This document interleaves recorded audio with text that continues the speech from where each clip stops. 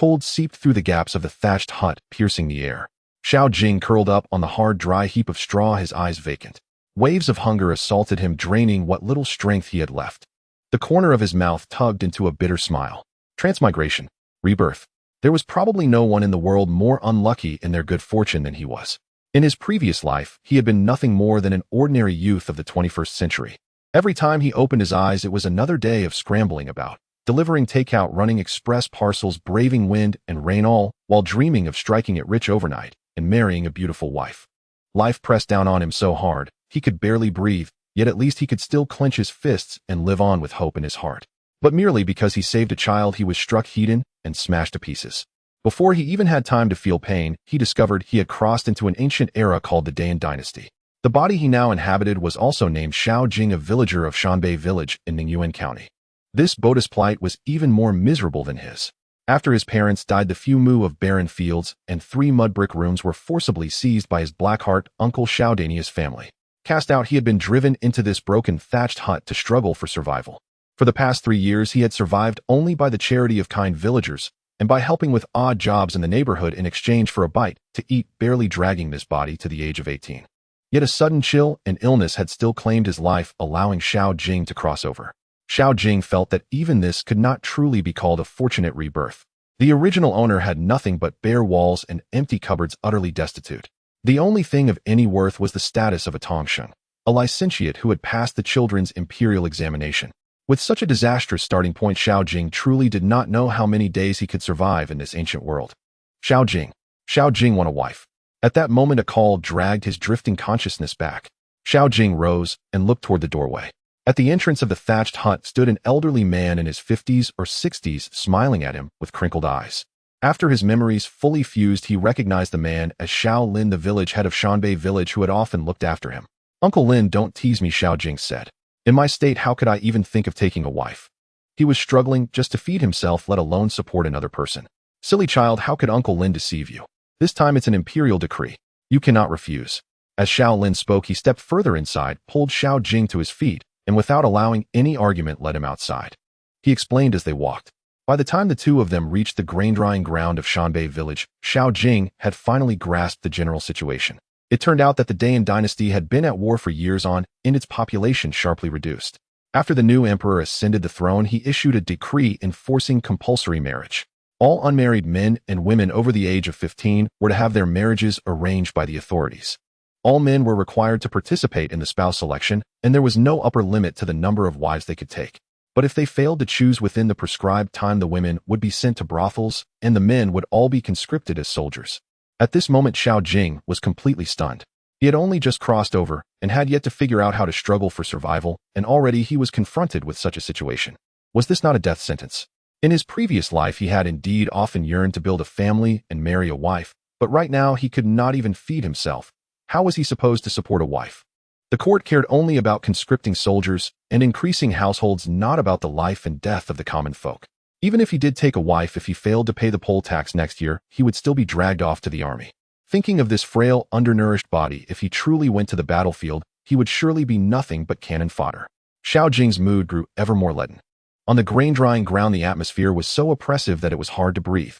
Dozens of women of various ages stood in ragged clothing, faces sallow and gaunt, their features filled with a desperate mix of anxiety and fear. They looked toward the men choosing spouses, silently begging to be selected. Everyone knew that those left unchosen would be sent to that place of painted pleasures. For a woman, that fate was even more wretched than conscription, a life worse than death. Low, stifled sobs spread through the crowd, adding yet another layer of panic-stricken misery. The eligible men of Shanbei village were likewise shrouded in gloom, torn with inner conflict. Their gazes roamed over the faces of the girls. "Her features are decent enough, but she's too thin. I fear she won't manage the work in the fields. Looks sturdy, can work, but her looks are lacking. A pretty one we can't afford to feed, and the one who can work." Someone muttered under his breath, voicing the thoughts in everyone's hearts. In these years, when even filling one's stomach was a struggle, beauty had become the most extravagant and useless of luxuries.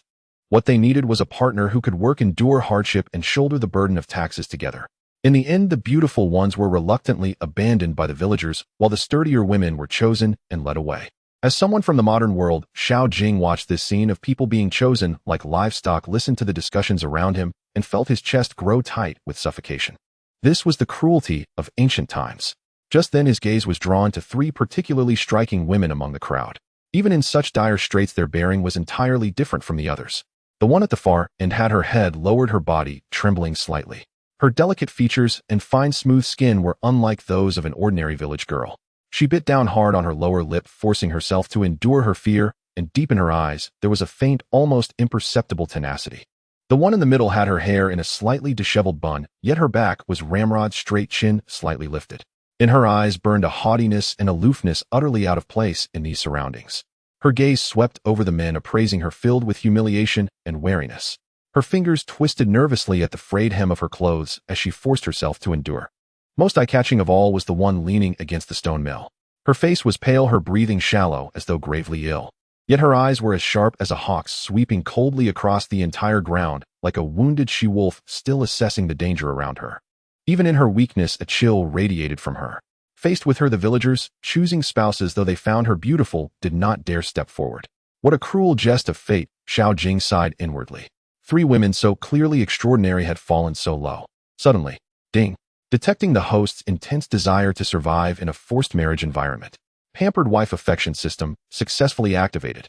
Core directive of this system: only when the wife thrives can the host truly thrive. Pamper your wives to grow stronger.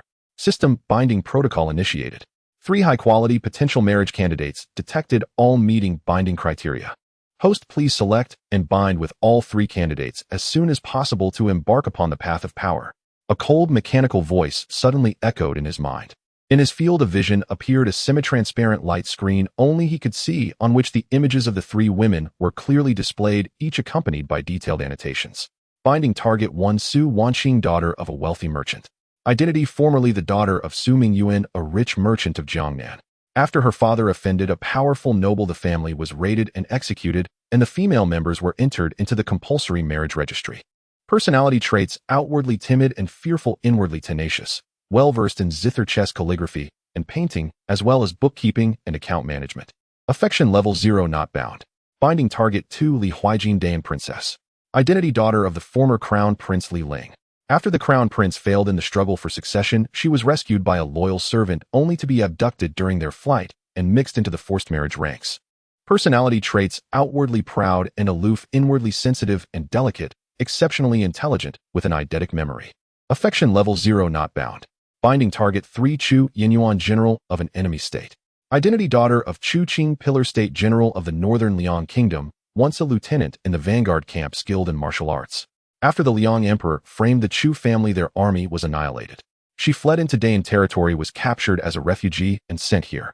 Personality traits: decisive and ruthless, iron-willed, thoroughly versed in military strategy and combat. Currently seeking an opportunity to escape her predicament. Affection level 10, harbors hostility toward her current situation and toward everyone, and not bound. Host is required to select and bind with all 3 targets. After binding, the host may obtain system rewards by increasing each wife's affection level, including, but not limited to, items, skills, physical enhancements, etc. The higher the affection level, the more generous the rewards.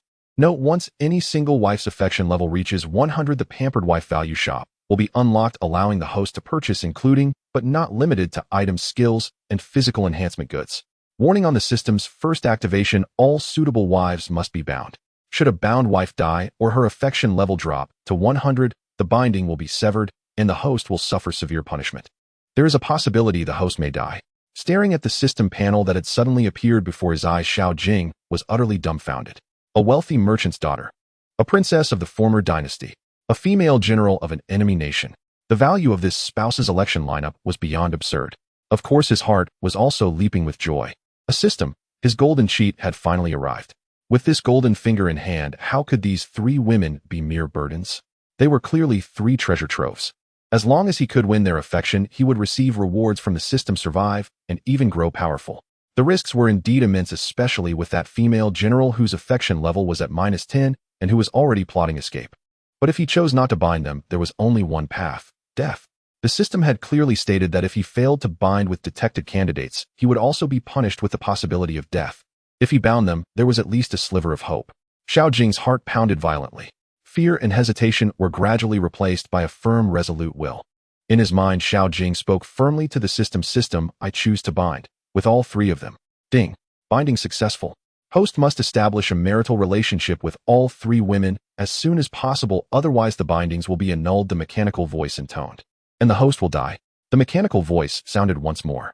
Xiao Jing's heart tightened, and he hurried forward with quick steps. If someone else sees them first, not only would he fail to gain favorability and wife pampering points, he would die. He had finally been reborn. To die again in such a stifling, humiliating way would be utterly not worth it. Only 5 women remained at the scene. 2 of them were burly and plain-looking, so no one paid them any attention. The remaining 3 women were strikingly beautiful, yet 2 appeared frail and delicate, while the last exuded a murderous aura from head to toe, leaving everyone too intimidated to choose her. Young man, you're the only one left. Hurry up and choose. The leading officer urged impatiently. All 5 women turned their gazes toward Xiao Jing. Though his clothing was ragged, his features were handsome, and a flicker stirred in each of their eyes. Yet Li Huijin and Chu Yinyuan quickly turned their faces away, disdain flashing in their eyes. Only in Su Wanqing's gaze did a trace of silent pleading flicker before it was swiftly drowned by despair. Everyone had chosen the sturdy ones.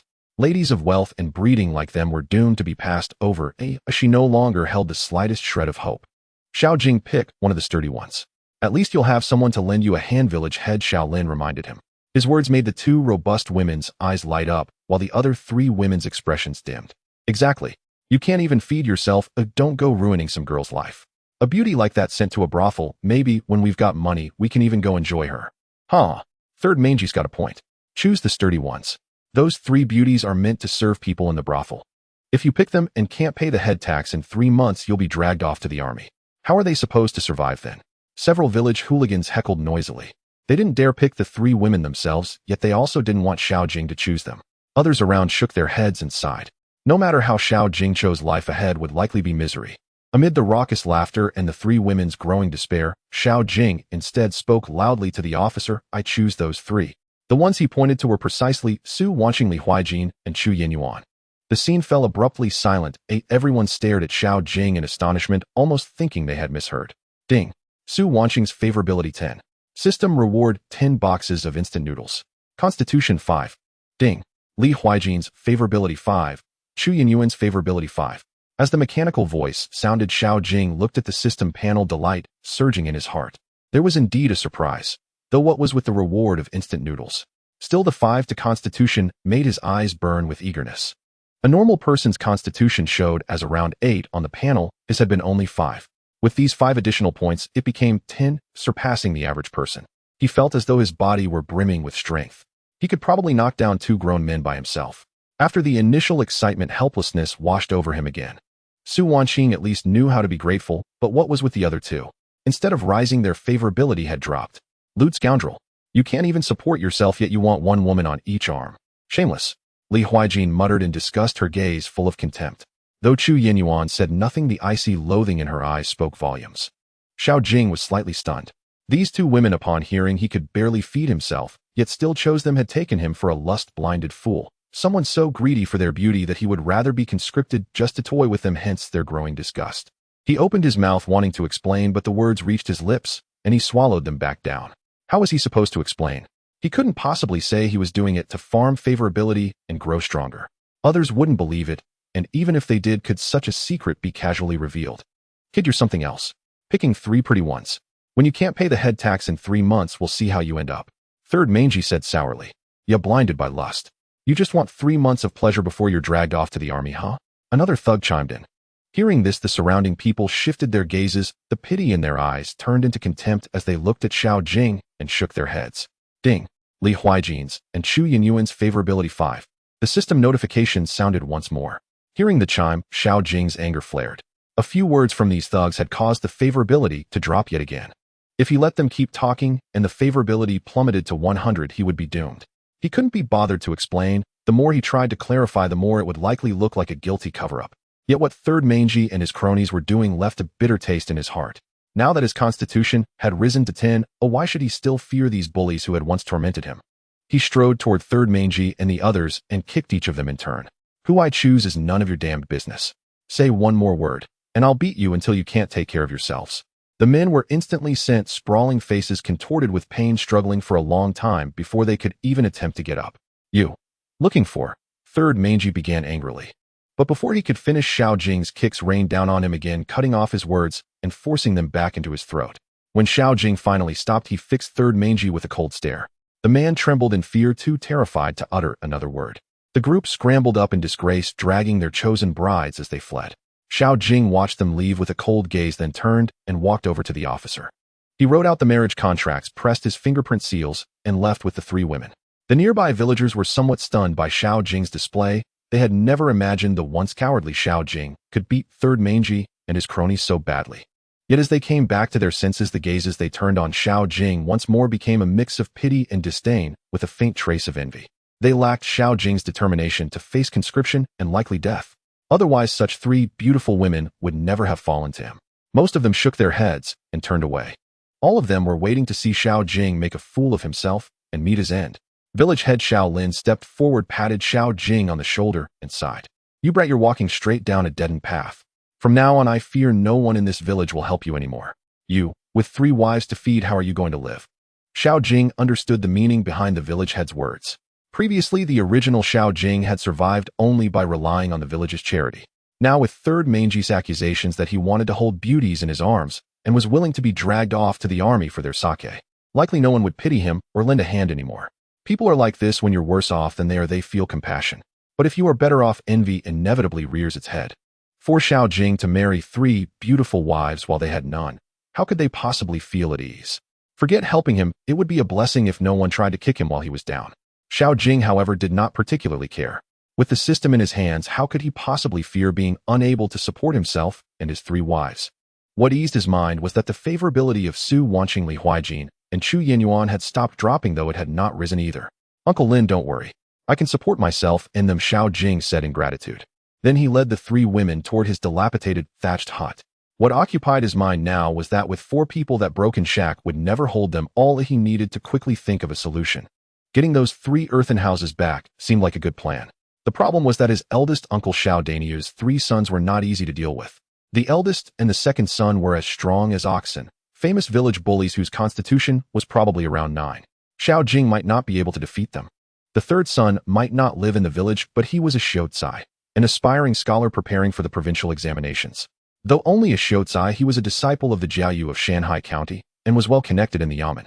Precisely because of this, when Xiao Jing's family property had been seized, no one in the village dared stand up for him. Thus, the possibility of taking the house back was vanishingly small. It seemed he would have to bide his time regarding reclaiming the house, but this grudge he had recorded on behalf of the original owner. As for his eldest uncle's entire family, he would find a way to destroy them all, though otherwise his thoughts would never be at peace. For now, the most important thing was to keep himself and the 3 women alive, and then earn enough to pay the head tax in 3 months. Otherwise, he would be dragged off to the army. By then, even with the system, it would probably be useless. It would still be a dead end. The group quickly returned to the thatched cottage. Upon seeing the dilapidated hut, which was leaking air from all sides, the 3 women behind him stood frozen in place. Ding! Li Huijin and Chu Yanyuan's affection 5. Hearing the system notification, Xiao Jing was stunned. Can one even have negative affection? However, he knew in his heart that Li Huijin and Chu Yenyuan must have recalled the words of the 3 lepers, truly believing that Xiao Jing was a lecherous rogue. On the contrary, the little girl Su Wanqing was innocent and had no such thoughts. Or rather, she held only gratitude towards Xiao Jing. At this moment, a rumbling sound came from the bellies of the 3 women. The expressions on the 3 women's faces varied. Su Wanqing looked ashamed, Li Huijin appeared awkward, and Chu Yenyuan maintained a stern face, showing no expression, yet a faint blush was clearly rising on her pale face. Li Huijin stepped forward, taking out 7 shiny copper coins from her pocket and handed them to Xiao Jing with a serious expression, saying stiffly, "This is my last bit of savings, take it to buy food." She averted her gaze, her demeanor slightly awkward. After a moment of hesitation, Chu Yenyuan also took out 8 copper coins from her sleeve and silently stuffed them into Xiao Jing's hand. Her face remained cold, seemingly indifferent, but her actions were brisk and decisive. At that moment, Su Wanqing took out a slightly darkened silver hairpin from her bosom, paused for a moment with her fingertip on it, and finally handed it to Xiao Jing, whispering this. "You can take it should be able to exchange for some food." Her eyes revealed a hint of reluctance, yet she firmly let go of her hand. Xiao Jing stared blankly at the warm items in his hand, momentarily speechless. The 3 women in front of him, despite 2 of them harboring negative feelings towards him, were still willing to give him their meager possessions. This gesture clearly showed that their nature was not bad, nor were they selfish individuals. Even with their prejudices against Xiao Jing, they had not concealed their generosity in a critical moment. One must understand that in this era where a load of rice only costs 8 coins, these copper coins and the silver hairpin might be their last resources for survival. The fact that they had quietly saved it until today undoubtedly meant they had endured hardships. Of course, they might also feel grateful for Xiao Jing's act of saving them. After all, if Xiao Jing hadn't intervened, they might have already been sold to a brothel. Regardless of the reason, knowing gratitude made Xiao Jing feel that saving them was not in vain. A complex emotion surged in Xiao Jing's heart. He intended to refuse their offer, but ultimately just solemnly accepted it, clutching their goodwill in his palm. Just then the sound of hunger came again from the 3 women's stomachs, making them even more embarrassed. Seeing this, Xiao Jing smiled slightly at them and said, "You're hungry, right? You all go inside and rest for a while, they'll cook for you." Although there wasn't a grain of rice in the thatched house, he had 10 boxes of instant noodles. 3 meals a day of instant noodles could last him 10 days. Upon hearing this, the 3 women exchanged glances at Xiao Jing with various expressions. "Husband, I'm not hungry." Su Wanqing repeatedly waved her hands. She quickly got into character, calling Xiao Jing husband without hesitation. However, a hint of fear flickered in her eyes. Xiao Jing understood, as she was afraid he might drive her away because of her behavior. For a woman to survive in this world is difficult, let alone a delicate young lady like her who cannot carry anything or lift anything. Li Huijin cast a faint glance at Xiao Jing, her face showing a hint of pride as she wordlessly walked into the thatched house. The princess remained as proud as ever.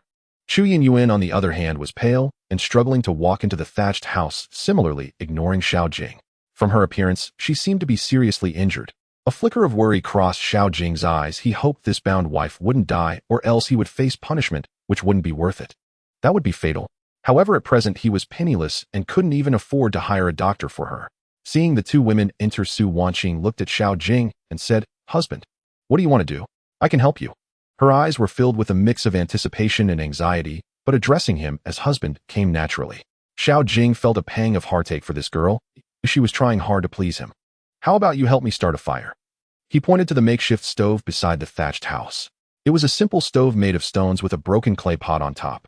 Xiao Jing handed the fire starter to Su Wanqing while he picked up a nearby broken wooden bucket and turned to walk towards a small stream not far away. The original owner had no well, but fortunately there was a small stream flowing down the mountain. Su Wanqing looked at the fire starter and then at the makeshift stove. She bit her lip and began to prepare to start a fire. Meanwhile, Xiao Jing took the opportunity while fetching water to pull out 4 buckets of instant noodles from the system space. When he returned to the front of the thatched cottage, he saw Su Wanqing struggling to ignite the fire, her face covered in ash, and couldn't help but chuckle. At that moment, Su Wanqing was sweating profusely, staring helplessly at a pile of damp firewood. These firewood were collected by the original owner from the mountain, and it had rained lightly yesterday, leaving the wood wet and difficult to ignite for a while. Inside the cottage, Chu Yinyuan was resting with her eyes closed, but she occasionally frowned, beads of cold sweat streaming down her forehead. Li Huijin appeared indifferent, but there was a hint of conflict in her eyes, as if she wanted to come out and help, but her proud nature wouldn't allow her to easily yield. Xiao Jing ignored the 2 women and walked over to Su Wanqing. He patted her shoulder and gently said, "The firewood is wet, you'll need to use kindling to ignite it. You rest, I'll handle it." Upon hearing this, Su Wanqing turned her head to look at Xiao Jing, feeling embarrassed and a bit flustered. Ding! Su Wanqing's affection 10, rewarding the host with basic traditional Chinese medicine skills. Xiao Jing was slightly taken aback and joy surged in his heart. This girl was truly a treasure. Both rewards had come from her. This reward was exactly what he needed. Chu Yinyuan was clearly seriously injured. If not treated soon, she might not survive in this ancient era. Although it was just basic traditional Chinese medicine skills, treating a wound shouldn't be too difficult. Xiao Jing suppressed his joy and walked into the thatched house to fetch some straw for kindling. The 2 women merely glanced at him when he entered. Xiao Jing looked at them in exasperation. These 2 women were truly difficult to deal with. It was indeed challenging to increase their affection.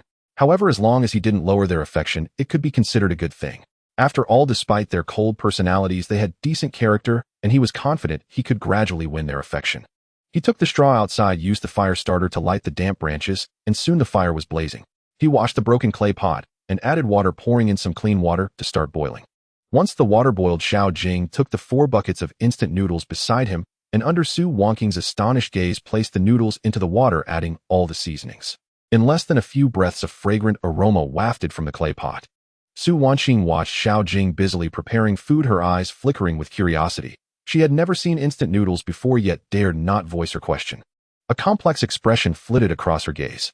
Xiao Jing ladled the cooked noodles into 4 plastic bowls, picked up 2 himself, and gestured for Su Wanqing to carry the remaining 2 as he turned and entered the hut.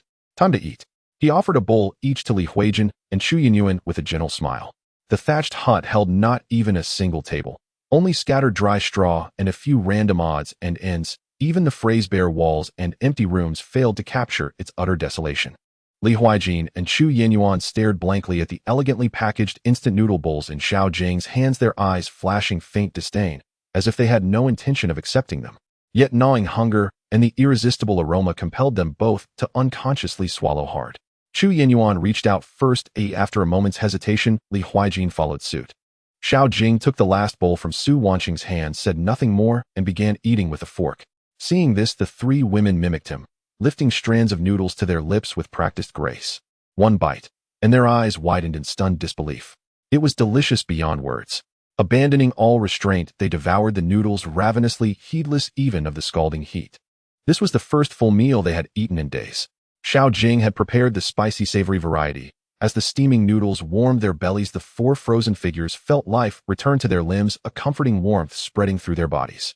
Their cheeks flushed rosy, accentuating their peerless beauty, so much so that Xiao Jing gazed upon them entranced. 3 wives like these. His life would be complete. He found himself eagerly anticipating the evening, when sleep would draw near. In the end, they drank every last drop of broth, leaving not a trace behind. After finishing, the 3 women wore expressions of deep embarrassment. Having surrendered so completely to hunger, they felt thoroughly ungraceful. Especially Su Wanqing, gazing at the empty bowl, her eyes filled with self-reproach and profound fear. Her demeanor betrayed a quiet dread that she had eaten too much and might now be deemed undesirable by Xiao Jing. Or perhaps she agonized over having consumed it all, leaving nothing for him. Witnessing her distress, Xiao Jing's heart ached with tender pity. At that very moment, a series of system chimes rang out. Ding.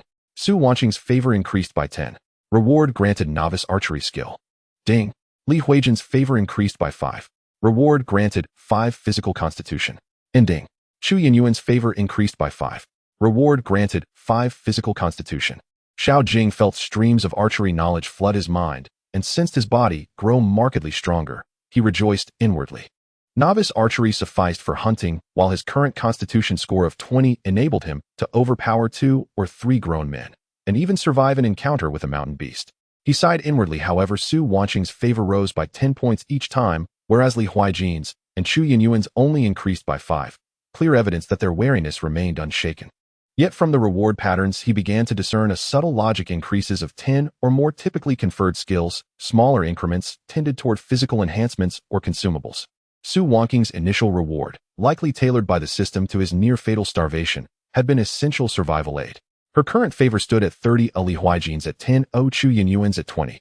Though the latter 2 remained in negative territory, the mere fact that their favor was rising signaled hope.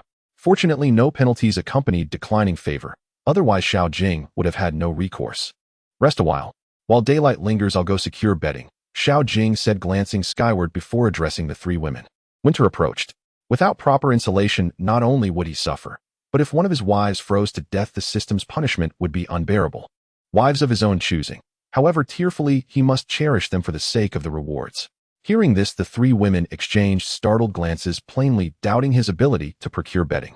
Husband, may I assist you? Su Wanqing asked softly, her eyes shimmering with quiet hope, not wishing to burden him, fearing abandonment above all. Li Huijin and Chu Yinyuan, though slightly less aloof, still turned away, refusing acknowledgement. Their pride made bowing, even for a bowl of noodles, unthinkable, nor did they believe he could fulfill his promise. Xiao Jing cast a wry glance at these 2 thorn-prickled wives, then gently stroked Su Wanqing's silken hair and murmured, "Rest well. I've left some noodles beside the stove outside. Help yourself if you grow hungry. You've already seen how to prepare them." He had long since retrieved 2 cartons of instant noodles from his system space and placed them outside. His plan was to borrow a bow from the village chief and hunt on the mountain. If successful, he'd trade the game in town for grain and bedding. The system could grant supplies, yet beyond the initial 10 cartons, it favored skill-based rewards. Survival here demanded more than divine assistance. It required his own resourcefulness and resolve. The 3 women stood speechless. Tears welled in Su Wanqing's eyes, and her gaze upon Xiao Jing deepened with layered emotion. Ding. Su Wanqing's favor increased by 20. Reward granted, intermediate Bajiquan skill. At the chime, Xiao Jing nearly swept her into his arms and kissed her. This obedient gentle girl was truly his blessing. Every pivotal skill he'd acquired stemmed from her, and one Bajiquan had already reached intermediate mastery. Now even facing 10 ordinary adults he could prevail effortlessly. Even conscription into the army held no terror. He was confident he would survive. Yet doing so before Li Huijin and Chu Yenyuan would surely shatter their fragile goodwill and cement his reputation as a lecherous rogue. "I'll take my leave now," Xiao Jing said, offering Su Wanqing a serene smile, before casting a brief glance at the two women who still refused to acknowledge him, and stepped out the door. The three women watched his retreating figure in silence. Su Wanqing snapped out of her daze and hurried after him, only to freeze at the sight of the 2 cartons of instant noodles beside the stove. Exquisitely crafted, vividly illustrated, the boxes bore lifelike images of noodles, fresh vegetables, and succulent meat. Tentatively opening one, she found it neatly packed with over a dozen bowls. She stood dumbfounded, and so did Li Huijin and Chu Yenyuan. Until now, despite having entrusted Xiao Jing with every coin they possessed, they'd feared one of 2 fates: slow starvation, or being sold to a brothel once he defaulted on taxes. That fear explained why even after eating they withheld kindness. Stubbornly, they believed Xiao Jing sought only their beauty, intending months of indulgence before conscription. But these dozen exquisitely packaged bowls unsettled their certainty. "Do you think he truly can sustain us? Not merely coveting us?" Li Huijin whispered to Chu Yenyuan. As a princess by birth, she recognized Chu Yenyuan's extraordinary bearing at a glance. Compared to the docile, guileless Su Wanqing, she instinctively turned to Chu Yenyuan when crisis loomed. Her own perilous predicament and lack of self-defense meant she had accompanied Xiao Jing solely to find temporary refuge. So long as he harmed her not, she vowed generous recompense upon escape. "Let us observe further. He does not strike me as malevolent. At least thus far he has done us no harm, nor let us starve." Chu Yenyuan replied coolly. She remained far more vigilant than Li Huijin. Had she not been grievously wounded, she would have fled long ago. For now Xiao Jing posed no threat, at least temporarily. If he harbored no ill intentions, she would gladly rest and recuperate here. Once her injuries healed, she would find a chance to repay him. But if Xiao Jing dared to act inappropriately, even at the cost of mutual destruction, she would never submit. "My husband is a good man, he will surely provide for us." Su Wanqing interjected softly with a tone of innocence. She had experienced too many malicious hearts. During various send-off ceremonies, the men had always coveted her beauty. Had she not been physically incapable, she might have already been chosen long ago. Xiao Jing was the only one whose gaze was clear and who had never looked down upon her. Even when she couldn't start a fire, he treated her patiently, never scolding her. She had witnessed other girls who had just finished their send-offs being brutally beaten for minor disobedience. Li Huijin and Chu Yenyuan looked at Su Wanqing with some pity, shaking their heads. They felt helpless about her naivety. This was just the beginning. How could one easily trust others? Meeting the gazes of the two women, Su Wanqing lowered her head weakly, not daring to say more. Xiao Jing went to the village chief, Xiao Lin's home, to borrow a longbow. Xiao Lin was initially very surprised and outright refused when he heard that Xiao Jing wanted to go hunting in the mountains. In his eyes, Xiao Jing was merely a frail scholar capable of reading and writing, but hunting was sheer nonsense. If it weren't for the harm caused by his uncle's family, Xiao Jing might have already been a scholar, living a much easier life. However, unable to resist Xiao Jing's repeated pleas, Xiao Lin eventually lent him the longbow. Xiao Jing carried the longbow and a backpack into the mountains, gathering herbs while observing the terrain and environment around him. These herbs were for Chu Yenyuan. He currently possessed a basic level of traditional Chinese medicine. While he couldn't be called a divine doctor, his skills were still quite good. However, given the current difficulty in acquiring skills, most were merely basic skills, and reaching higher levels might present some challenges. Yet with the system in hand, it was not entirely hopeless. As Xiao Jing gathered herbs, he kept an eye out for traces of prey, feeling a twinge of regret. If he could acquire hunting skills, even if only at a basic level, he should be able to track prey. However, to obtain hunting skills, he would need to increase his favorability with the 3 wives. After nearly an hour, he had collected quite a bit of medicinal herbs, including those useful for healing, and even caught a few wild chickens and rabbits. He couldn't help but marvel at the ancient forest ecosystem with its dense trees and abundant wildlife, far surpassing the modern world. Unfortunately, the meager prey and herbs he had were hardly enough to exchange for food and daily necessities, let alone bedding. Just as he was preparing to head down the mountain and think of a way to obtain more, he fortuitously spotted a herd of deer. He aimed for the largest one, and with the aid of his basic archery skills, shot an arrow straight into its heart. The deer struggled a few steps before collapsing. The rest of the herd scattered. Xiao Jing did not greedily try to take more, knowing he couldn't carry much more and shouldn't exploit the resources. This deer weighed over 200 pounds, but with his current physical strength of 20 points, carrying it was effortless. He hoisted the deer and made his way down the mountain. By the time he returned to the village, it was already noon and many villagers were chatting at their doorsteps. In November, with little farming to do, most people had nothing to occupy their time. Even those with odd jobs took a break. In ancient times, it was common to have 2 meals a day, and skipping lunch made the afternoon hard to endure. The villagers were dumbfounded to see Xiao Jing carrying a deer back. They were astonished that he could hunt a deer and couldn't believe that this frail scholar could carry such a heavy load without breaking a sweat. Some approached him with smiles, their eyes filled with envy and perhaps a hint of wanting to ask for some meat. Xiao Jing simply smiled in response, not agreeing. Although these people had been kind to him, he was still struggling himself, and any repayment would have to wait until later. This deer was meant to exchange for bedding for his 3 wives. Seeing that he showed no intention of sharing the meat, some walked away dissatisfied, while others wore complex expressions. Back home, Li Huijin and Chu Yinyuan were resting with their eyes closed in the thatched cottage, while Su Wanqing was tidying up the straw house. At first glance, the cottage looked much cleaner and had a touch of warmth.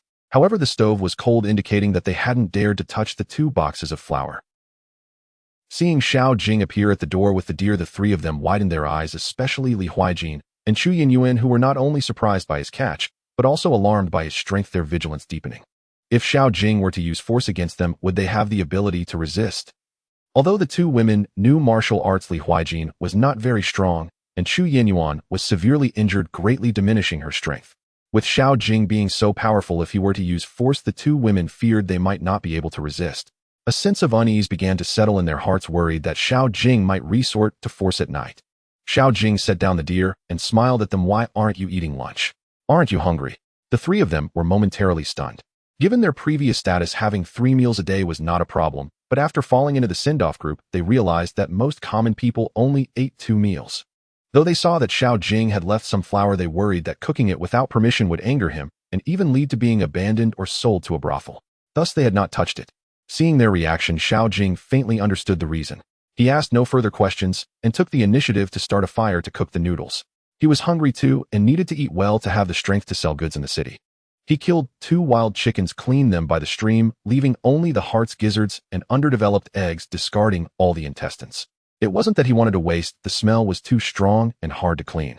Since he didn't have to worry about food for now, he didn't need to suffer through that. He exchanged half a chicken with Aunt Wang next door for some scallions, ginger, garlic, and lard, then cut the chicken into pieces, first frying them in oil to remove the blood, and then added water to stew the soup. The 3 women quietly watched Xiao Jing's skilled and busy figure, their gazes gradually becoming complex. He was serious and focused when he worked, somehow giving them a sense of reassurance. The aroma of the chicken soup quickly spread and neighbors peeked in, swallowing saliva, their eyes filled with envy and jealousy. However, no one came over to cause trouble. The 3 women were already famished, but could only watch eagerly. Su Wanqing initially wanted to help, but was gently declined by Xiao Jing. Once the soup was ready, he added the noodles to it, bringing the pot inside, and serving each of the 3 women a full bowl of chicken soup noodles. Looking at the substantial chicken in the bowls, the 3 women were stunned, their gazes growing more complex. "Eat, you need energy to be strong. Later I will go to the city to sell the deer, buy you new clothes and bedding, and purchase some food. Once I have money, I will replace this thatched cottage with a brick house." Hearing this, the 3 women had various expressions. Su Wanqing's eyes glistened with tears. Since her family's downfall, Xiao Jing was the first person to treat her so sincerely. During the days of being sent off, she had lived in constant fear, resigned to marrying a coarse village man. As long as she could survive, she would accept suffering and beatings.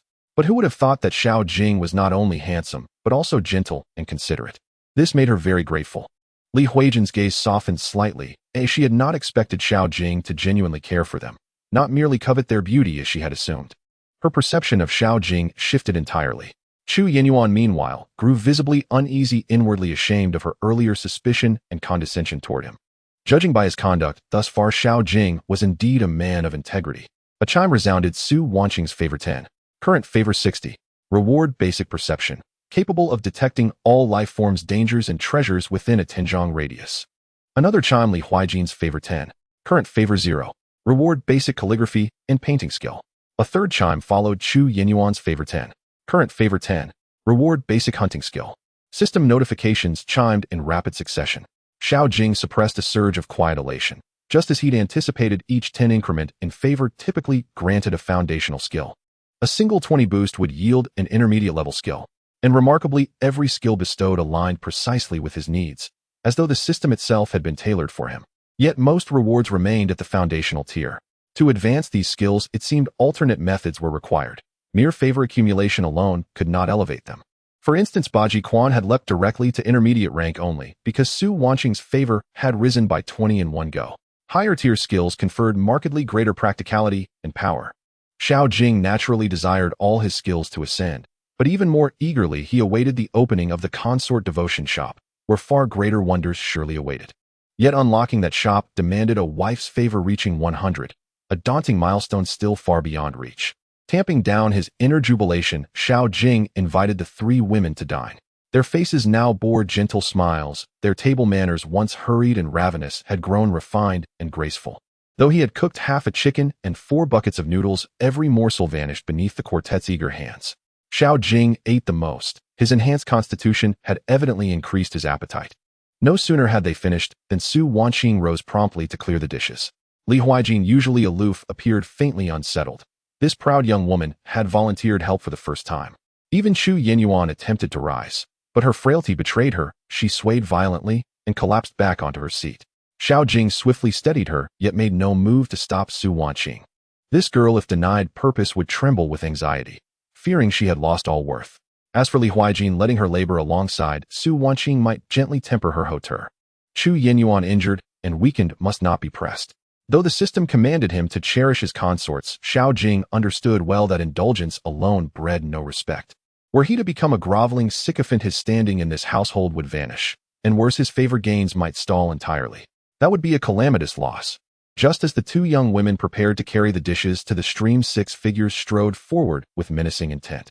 At the sound, Xiao Jing and the 3 women emerged as one, forming a line before the thatched cottage. At their head stood San Lazy. Flanking him were Xiao Jing's paternal cousins, Xiao Kuan and Xiao Gang, sons of his uncle Xiao Dinyo, followed by 3 local ruffians who clung to San Lazy like shadows. The moment the 6 drew near, their eyes locked onto the deer carcass lying on the ground, and greed flared instantly in their gazes. When they lifted their eyes to the 3 women standing behind Xiao Jing, lust blazed unmasked in their pupils, twisting their expressions into leers. Xiao Jing watched them coldly, especially the Xiao brothers, his heart roiling with murderous intent. Had this vile clan not schemed so treacherously, the original host would never have suffered such wretchedness, or death. That debt of vengeance he had already inscribed upon his soul. Their sudden arrival was almost certainly instigated by San Lazy. Most likely the man nursed resentment from his morning humiliation, and above all he lusted obsessively after Xiao Jing's 3 wives, eager to seize them for his own gratification. You little scoundrel, you've truly struck gold. Not only did you marry 3 beauties, but you even bagged a stag this massive. Xiao Kuan sneered at Xiao Jing, voice dripping with mockery. But what use is such fortune to a worthless worm like you? Hand over the deer, then let your 3 wives entertain us for a while. Today, Brother Kuan shall spare your hide. Otherwise you'll learn firsthand what true suffering means. And remember, a worm should behave like one. His gaze swept over the 3 women, raw and ravenous, as if he could devour them with his eyes alone. Xiao Gang openly ogled them, his stare brazen enough to strip away clothing. San Lazy stroked his chin, narrow eyes glinting with malice, while the other thugs erupted into coarse, lewd laughter. Su Wanqing trembled violently, instinctively shrinking behind Xiao Jing, her eyes wide with terror, despair, and desperate concern for him. Yet she clenched her teeth, stepped defiantly forward again. Her voice quavered, but her resolve held firm. Have you no regard for law or justice? In broad daylight, dare you commit robbery and assault? Li Huijin's expression froze into glacial severity, her fists tightened, silent, yet radiating unwavering readiness to fight to the death. Chu Yinyuan leaned against the doorframe, her eyes sharp with icy fury. Even wounded, she would lay down her life to shield Xiao Jing. If he fell, her last hope would vanish and her own survival would be forfeit. So what if we rob? What if we strike? Xiao Kuan scoffed, arrogance oozing from every syllable. My younger brother is a scholar. He dines with the county magistrate himself. Go ahead, file your complaint. Let's see whose neck ends up in chains. His words struck the 3 women like frost, and all 3 turned breath, held toward Xiao Jing. They sought to know his choice in this crucible. Logically surrendering the game and enduring humiliation might spare him harm. Most villagers facing such well-connected bullies would swallow their pride and submit. The thought of violation weighed heavier still upon their hearts. Li Huijin and Chu Yinyuan braced themselves for mortal combat. If honor could not be preserved, they would choose death. They had agreed to follow Xiao Jing only because they believed they could safeguard their virtue under his roof. And yet, as turmoil churned within them, Xiao Jing suddenly surged forward, voice ringing like iron striking stone. These women are mine.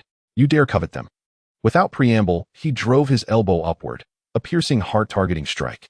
With a thunderous crack, Xiao Jing, caught utterly off guard, flew backward, blood erupting from his mouth before he struck the earth. Before the others could react, Xiao Jing absorbed a crushing shoulder charge, immediately followed by a relentless barrage of Beiji Quan's ferocious tiger climbs the mountain.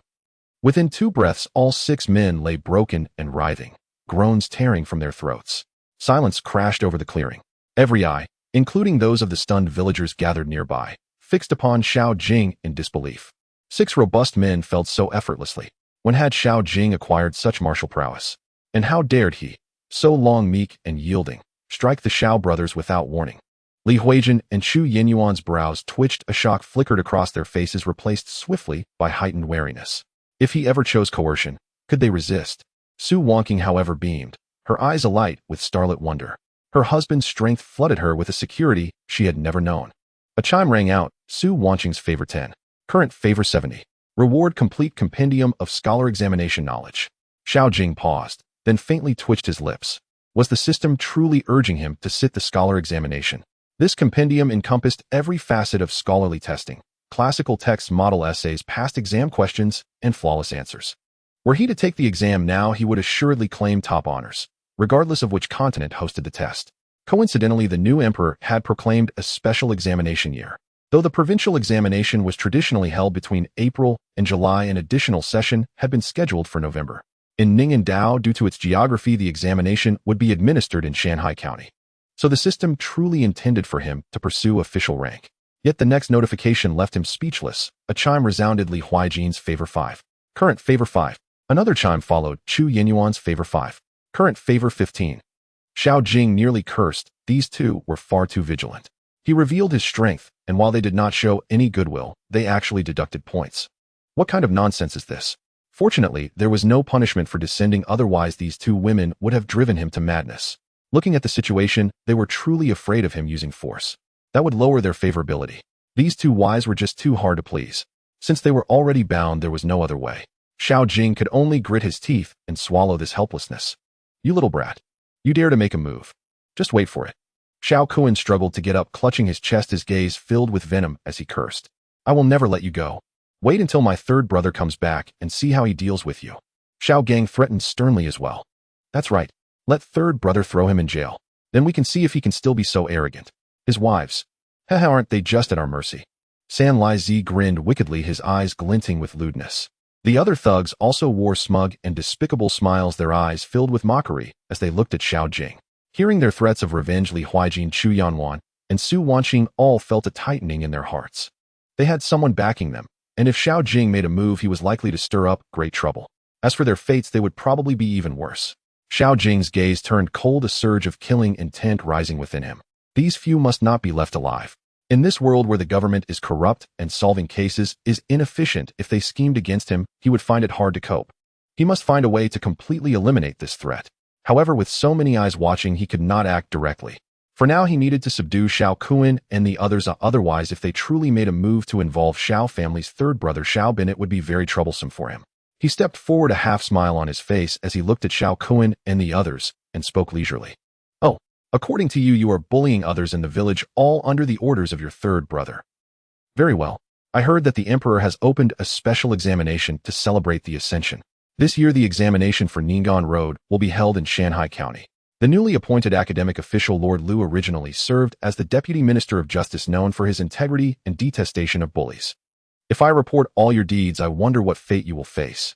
And what about your 3rd brother Xiao Bin, who is doing great things in the county office? Will he be implicated? Though the original owner lived a miserable life, he never gave up on his ambition for the imperial examinations. If it weren't for his uncle's family repeatedly sabotaging him, causing him to miss the examination, he would have already become a scholar.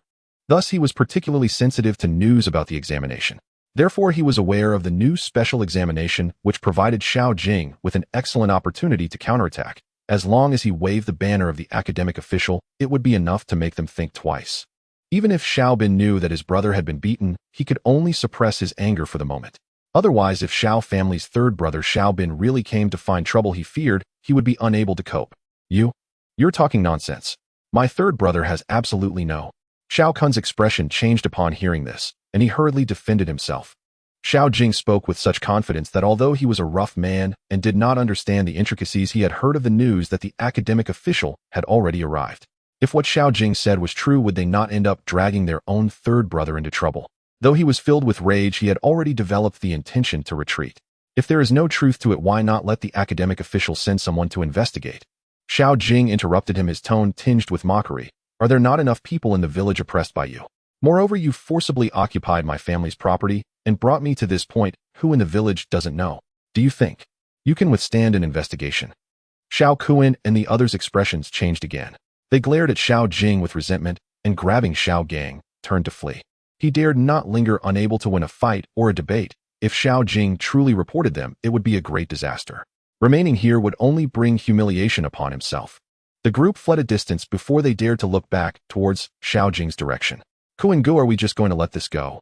Why don't we let third brother think of a way to throw that kid in jail, and then quietly? San-Lai-Zi suggested, unwilling to give up, lowering his voice. Shut the hell up. Do you want to get my third brother killed? Xiao Kuan slapped him on the head and kicked him down. Don't think I don't know what dirty thoughts you're hiding. San-Lai-Zi, don't play tricks here. Xiao Gang glanced coldly at him, his expression dark. The academic official has already arrived in Shanghai County at this critical moment. If any rumors spread, how can third brother enjoy a good outcome? San-Lai-Zi's heart trembled, but he still couldn't swallow this anger. He originally dared not deal with Xiao Jing himself and sought out the Xiao family brothers, yet unexpectedly, even these two village bullies had fallen into trouble. Kuan-gu, are you really going to endure this? He was not discouraged and continued to stir the pot. Endure. Xiao Kun's gaze was sinister, a cold light flashing. That little brat almost crippled me. This matter is far from over. What does Kuan-gu plan to do? San-Lai-Zi quickly asked. You send someone to keep an eye on them.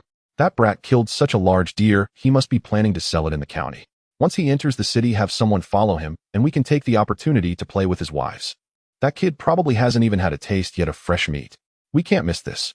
Once we're done having our fun, we can call more people and find a secluded spot on the road to deal with him. Rob him of the money he would have made selling the deer. At that time, we can disguise ourselves as mountain bandits and kill him. He'll die for nothing. San-Lai-Zi felt a chill down his spine, not expecting the Xiao family brothers to be so ruthless, disregarding even blood ties. But then he thought, since they could drive Xiao Jing out of the house and let him fend for himself, it was no surprise they would go so far now.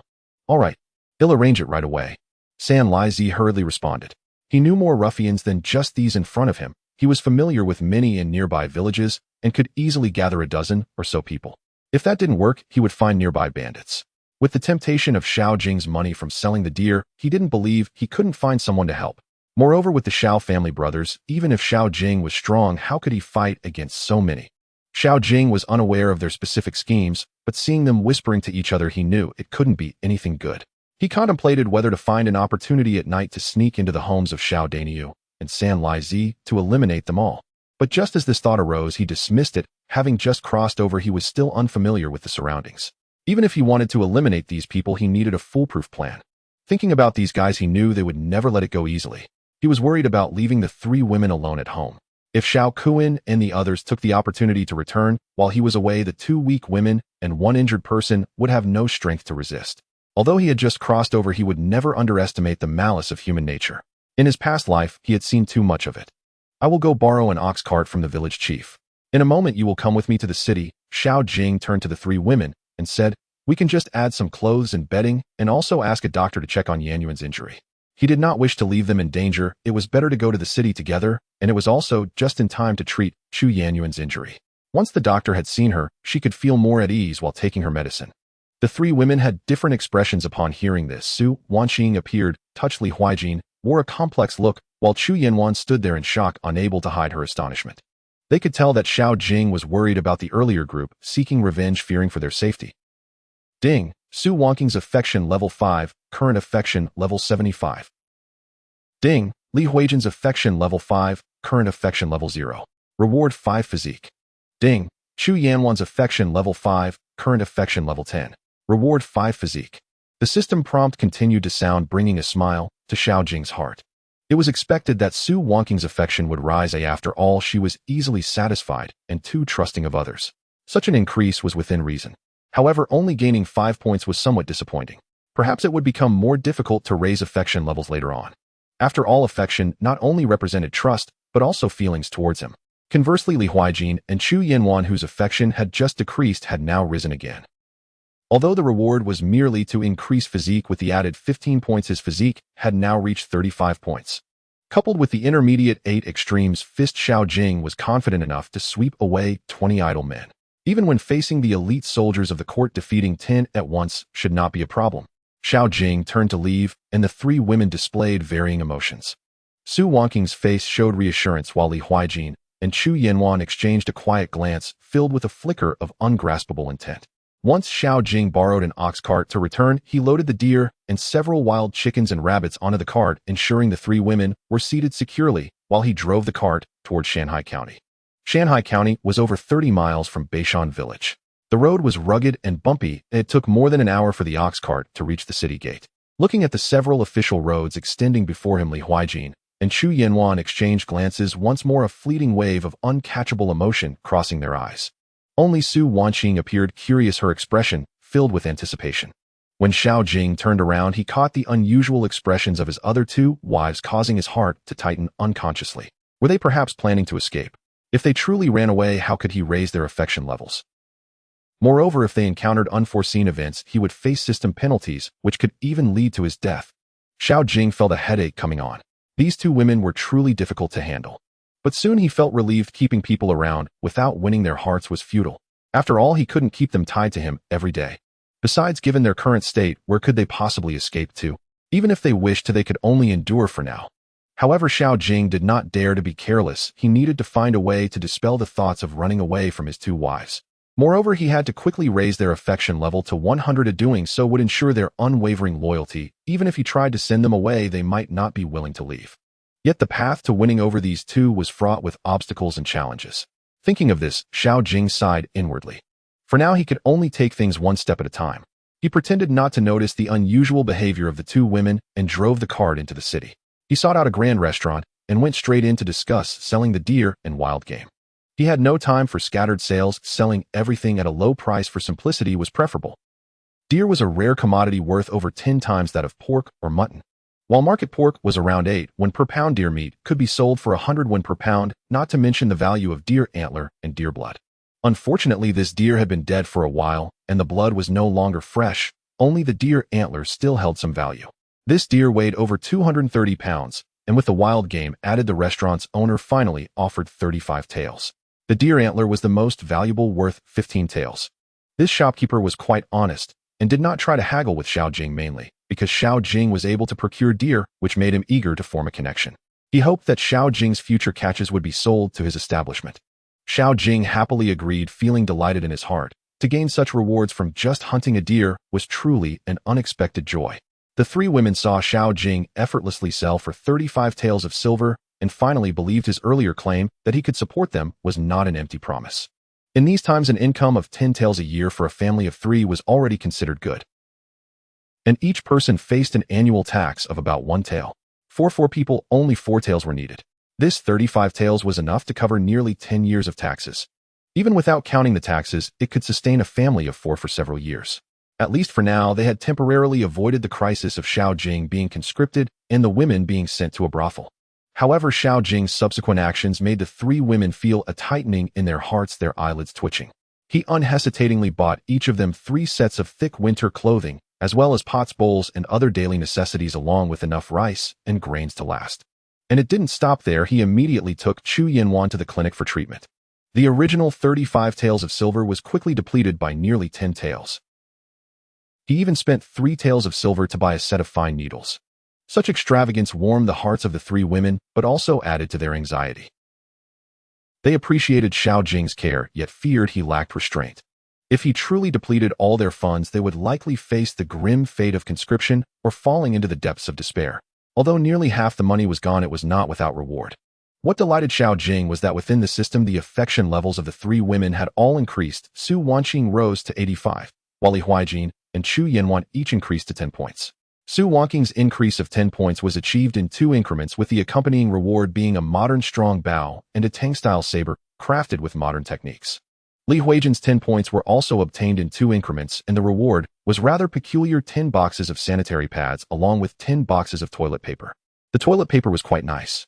Xiao Jing knew that in ancient times people used bamboo, wood, and leaves for sanitation. With these items, going to the toilet would be much more convenient. But what was up with the sanitary pads? Yet he quickly thought that the 3 women at home would experience a few days each month. They were indeed necessities and might even help to increase their affection. The increase in affection for Su Wanqing and Li Huijin stemmed from one instance of purchasing clothing and another from his insistence on treating Chu Yanwan's injuries. Chu Yanwan's affection changes were the most unexpected initially. It did not budge at all no matter what he did. Only after he took her to see a doctor and got the right medicine did her affection suddenly soar by 20 points, a veritable critical hit. This 20 points of affection earned him the skill of intermediate literary proficiency. Though this skill could not be said to instantly endow him with literary talent or originality, the poetry, songs, literary references, and renowned works accumulated from his past life were all vividly imprinted in his mind, easily accessible. Xiao Jing felt that this skill was of no use in his current struggle for survival. Surviving was already difficult, what use was there for literature? Composing poetry and verse could not provide sustenance, and it felt somewhat useless. Moreover, he had read and learned many of the pieces in his past life, though they were not as comprehensive as what the system provided. Just as he finished his purchases and planned to register for the scholar examination at the county office, a sudden commotion arose from the main street ahead, with someone loudly shouting, "Quick! The 100 Flavors Study is selling the new storybook by the talented Xiao Bin. If you arrive late, you might miss out. I heard that Master Xiao has also set up a couplet challenge. If you can respond correctly, not only will you receive the complete collection of storybooks for free, but there's also an extra reward of 10 taels of silver." Upon hearing this, Xiao Jing halted the ox cart, a flash of light gleaming in his eyes. Why hadn't he thought of this earlier? Writing and selling books was also a way to earn money. Intermediate literary proficiency was just what he needed at this moment. What he had stored in his mind was the literary essence of an entire world from his past life, the 4 great classics, classical legends, strange tales, and immortal hero narratives, all-encompassing. Moreover, the Xiao Bin mentioned by the crowd stirred his hatred. This 3rd member of the Xiao family shares the same disposition as the rest of the clan.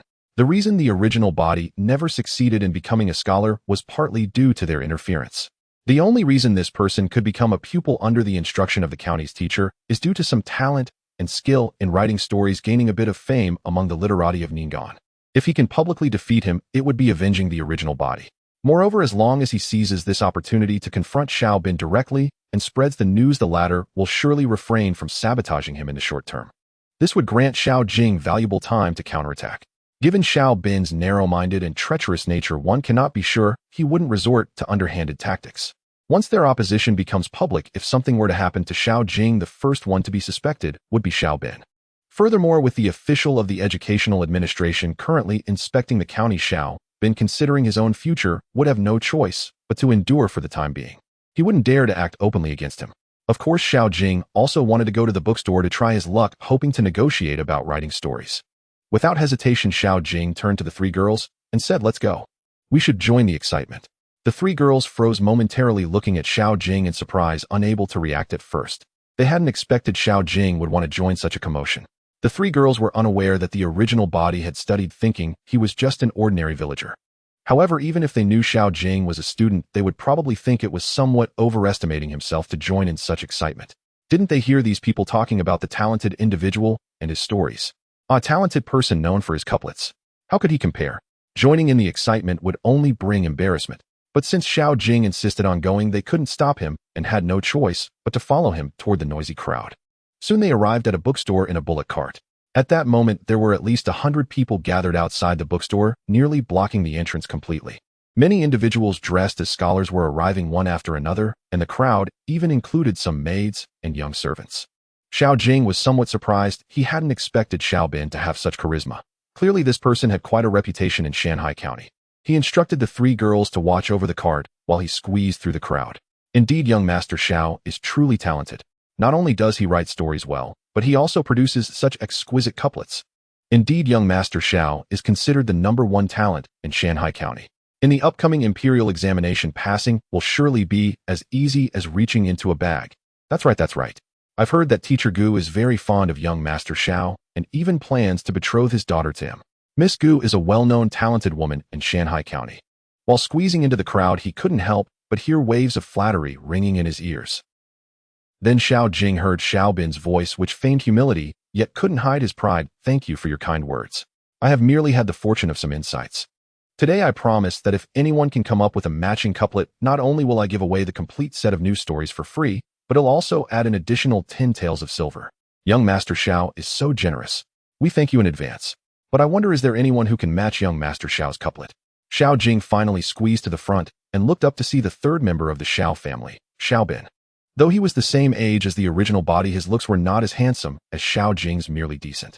Especially his pair of triangular eyes that smiled yet conveyed a chilling air combined with a hooked nose, giving him a distinctly villainous appearance.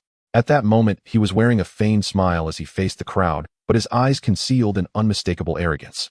Behind him stood two young men dressed in Shanghai Academy attire, holding a white banner that displayed the couplet, "This wood is firewood mountains, and mountains emerge." Xiao Jing was slightly taken aback. How could such a couplet be praised as exquisite by these people? In his past life, this line was practically a cliché, something anyone could come up with. However, on second thought, this was indeed a different world with limited cultural dissemination, unlike his previous life, filled with advanced information. Moreover, given that Shanghai County is located in a remote area, the level of literary culture is not particularly high, so such a scene is not surprising. Xiao Jing, is that you? What are you doing here? Suddenly, amidst his daze, a cold voice rang out. Xiao Jing looked up and met Xiao Bin's cold gaze. The latter wore a mocking smile, but a flash of malice flickered in his eyes. If the great talent of the Xiao family can be here, why can't I? Xiao Jing replied playfully, but a trace of murderous intent quietly swept through his eyes. At the moment their gazes met, the memories of the original body surged back. In the past at the academy, Xiao Bin often brought people to bully him. After his parents passed away, the harassment intensified, either drugging him or having others beat him, forcing the original body to stop attending the academy. Even on the way to the examination, people were sent to severely injure him, nearly leading to his death. Old grudges resurfaced, and Xiao Jing was suddenly overwhelmed by an uncontrollable wave of murderous intent. I am here because today marks the release of my new story. Xiao Bin's gaze flickered and a hint of pride seeped into his tone. You came here, could it be? You also want to buy my stories? Oh, by the way, you wouldn't want to try coming up with a matching couplet, would you? Want that 10 taels of silver? But unfortunately, my couplet is so exquisite that even if you rack your brain, you probably won't be able to match it. He was used to humiliating Xiao Jing, and at this moment he showed no regard for the occasion, mocking him as soon as they met. Laughter and jeers erupted from the crowd. Isn't that the Xiao Jing who is always ranked at the bottom of our academy? How dare he show his face here? He must be here to admire young Master Xiao's talent, specially coming to join the fun. With his disposition, does he even deserve to be associated with young Master Xiao? What a disgrace for young Master Xiao. Those seeking to curry favor with Xiao Bin, noticing the malice in his words, seized the opportunity to belittle Xiao Jing. Among them were some who had bullied Xiao Jing alongside Xiao Bin in the past at Shanghai Academy. In the back of the crowd, Su Wanqing looked worried while Li Huijin and Chu Yanwen exchanged glances, both shaking their heads. They had wanted to dissuade Xiao Jing, but he insisted on coming. Now had he invited trouble upon himself. Sigh, why does he have to do this? He's a talented individual, yet he insists on joining in. But that guy named Xiao Bin is indeed annoying. He clearly isn't a good person. Li Huijin sighed in exasperation, her gaze towards Xiao Bin filled with anger. Although Xiao Jing was overestimating himself by wanting to join in the excitement, it was indeed excessive for this guy to mock and disdain him right away. Xiao Jing hadn't provoked him after all. I want to twist his neck, Chu Yanwen said coldly, her gaze fixed on Xiao Bin, lightly uttering this sentence filled with intense murderous intent. Su Wanqing also glared at Xiao Bin, but she was frightened by Chu Yanwen's words and the murderous aura emanating from her. Nevertheless, she weakly said, my husband is definitely better than that guy. She harbored blind confidence in Xiao Jing, or rather this was the effect of her affection reaching 85. Beauty is in the eye of the beholder. Li Huijin and Chu Yinyuan couldn't help but glance at Su Wanqing, observing the little stars in her eyes as she gazed at Xiao Jing. The two women exchanged a knowing look, speechless. This foolish girl, has she fallen so quickly? What could possibly be good about that guy? They've barely spent a day together. Yet they had no idea about Su Wanqing's mindset, having experienced despair and helplessness.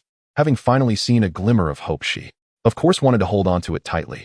At this moment, changes occurred in the scene. Jingdi.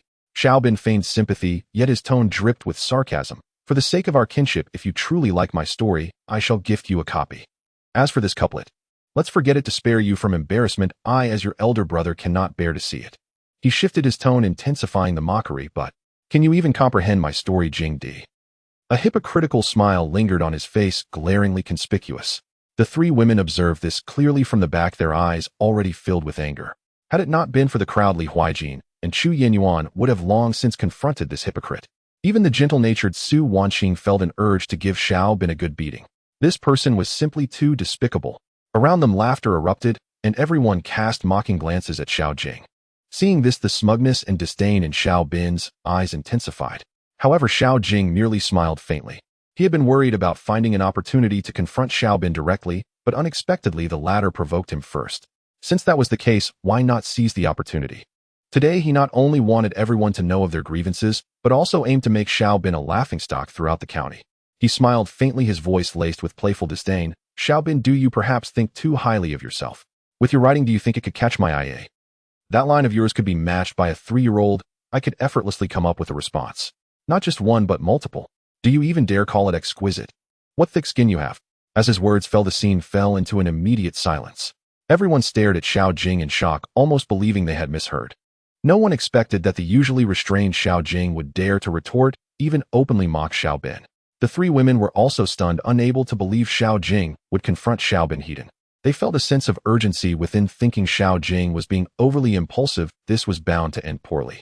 Even though Su Wanqing had blind confidence in Xiao Jing, she still felt he might not be a match for Xiao Bin. Not to mention Li Huijin and Chu Yinyuan, who already thought little of Xiao Jing's talents. Xiao Bin looked at Xiao Jing in disbelief. How could this person who had once allowed himself to be bullied without retort be so unusual today? Not only did he dare to talk back, but he even openly insulted him, calling him shameless. Xiao Jing, you dare to look down on me? Xiao Bin regained his composure, trembling with rage, his eyes ablaze. What if I do? Xiao Jing's lips curled slightly, his tone dismissive. You think you qualify to be called a talented person? Well, very well. Xiao Bin laughed coldly in anger, his gaze turned even more sinister. Since you are so confident, I shall test your so-called talent today. Why don't we have a competition? Xiao Jing shrugged, his expression calm. Why not? If you are unsatisfied, feel free to propose a challenge. I will gladly oblige. This will also allow everyone to see just how much weight this talented person truly carries. His tone was mocking with a hint of playful teasing. Everyone was left dumbfounded, almost thinking they had misheard. This Xiao Jing not only accepted the challenge, but also dared to be so arrogant. Where did he find his confidence? Xiao Bin was also taken aback, hardly able to believe it. The Xiao Jing who used to avoid him was now daring to confront him face to face. Could he be out of his mind? But soon a glint of coldness and pride flashed in his eyes. Xiao Jing was courting humiliation, playing right into his hands. He had always been confident in his literary skills. Crushing Xiao Jing would be as easy as picking a flower. Good. Then let's start with the couplet. Xiao Bin scoffed, since you boast that a 3-year-old could match my upper line and that you could easily provide a response. Then please. No rush. Xiao Jing shook his head, a playful smile forming on his lips. Everyone was startled, thinking he was backing down, while the smug expression on Xiao Bin's face only deepened. Even the 3 women behind couldn't help but exchange glances, shaking their heads, lamenting that Xiao Jing had overshot his bravado and was now looking for a way to back out. But it wouldn't be that easy. Would Xiao Bin let him off the hook? Just as the crowd's thoughts varied, they heard Xiao Jing leisurely continue. Since it's a competition, it would be dull without some stakes, wouldn't it? Why don't we wager, as some say, 10 taels? Having had his family's assets entirely seized by his uncle's family, Xiao Bin had set a trap, so he decided to collect some interest from this guy. Xiao Bin and the surrounding crowd were once again taken aback. No one expected that Xiao Jing would not only dare to compete, but also wager money. This guy was simply overestimating himself. Everyone thought he was deliberately trying to force Xiao Bin to back down, looking for an opportunity to slip away. Fine. If you want to add stakes, I shall accompany you. Xiao Bin scoffed. But do you even have any money? Before he could finish speaking, Xiao Jing had already produced over 20 taels of silver from his pocket, earned from selling deer. The 3 women felt a heaviness in their hearts, unable to suppress their disappointment. They had never anticipated Xiao Jing to be so reckless with gambling. If he lost, how would they live from then on? Yet the silver belonged to Xiao Jing. They had no way to stop him and could only worry silently. Seeing Xiao Jing truly take out silver, Xiao Bin was slightly surprised, but still coldly laughed as he pulled out 50 taels. He had made a decent profit from his writing. Now then, Xiao Bin said with a frosty tone, looking at Xiao Jing with mockery, please respond to my upper line. Xiao Jing smiled nonchalantly and responded clearly, from fire comes smoke evening after evening. White water becomes spring day after day. As soon as his words fell, the scene plunged into silence. Everyone stared at Xiao Jing, unable to believe their ears. He not only matched the lower line, but did so with 2 responses. How? Is this even possible? Xiao Bin, hand over the money. Xiao Jing beckoned at Xiao Bin without waiting for the crowd to regain their senses. Only then did the crowd snap back to reality, their gazes toward Xiao Jing laden with complexity, and for a moment no one dared to mock him further. Although Xiao Bin felt resentful, he couldn't deny it under everyone's watchful eyes and had to hand over 10 taels with a dark expression. He had just opened his mouth to speak when Xiao Jing raised a hand to stop him. Since it's a competition and you proposed the challenge, now it's my turn. Everyone was stunned again and then displayed disdainful expressions. Though they didn't know how Xiao Jing managed to respond to the lower line, no one believed he could come up with any exquisite upper line. Yet amidst these skeptical gazes, Xiao Jing slowly chanted, "Smoke locks the pond willows. Right, Xiao the great talent." As this couplet was spoken, the entire venue fell into a deathly silence once more. The three women were completely stunned, gazing at Xiao Jing in astonishment. They had thought Xiao Jing was merely an ordinary villager, never expecting him to not only effortlessly respond to the couplet, but also to throw out such an exquisite upper line. Even Chu Yen'er, who had slightly lesser literary skills, could perceive the hidden intricacies of the 5 elements within this upper line, let alone the shock felt by Li Huiqin and Su Wanqing. As for Xiao Bin and the other literati, they were already dumbfounded.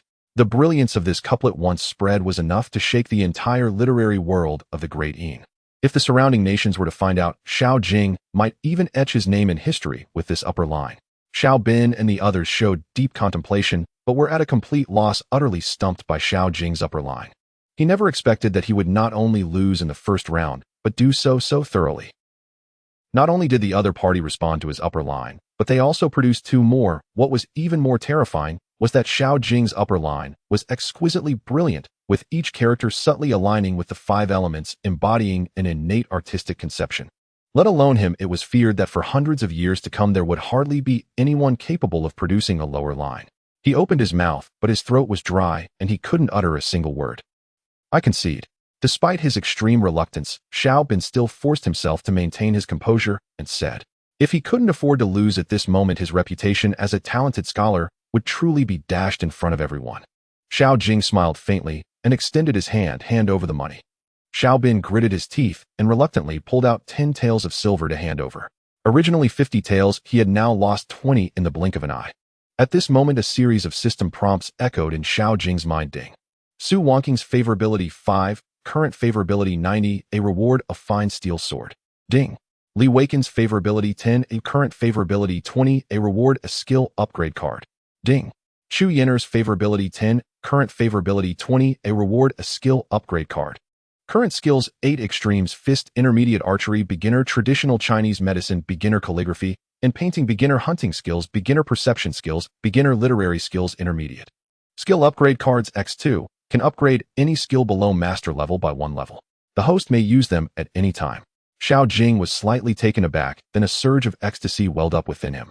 He never expected that by defeating Xiao Bin he would also gain the favor of 3 women and receive such generous rewards from the system.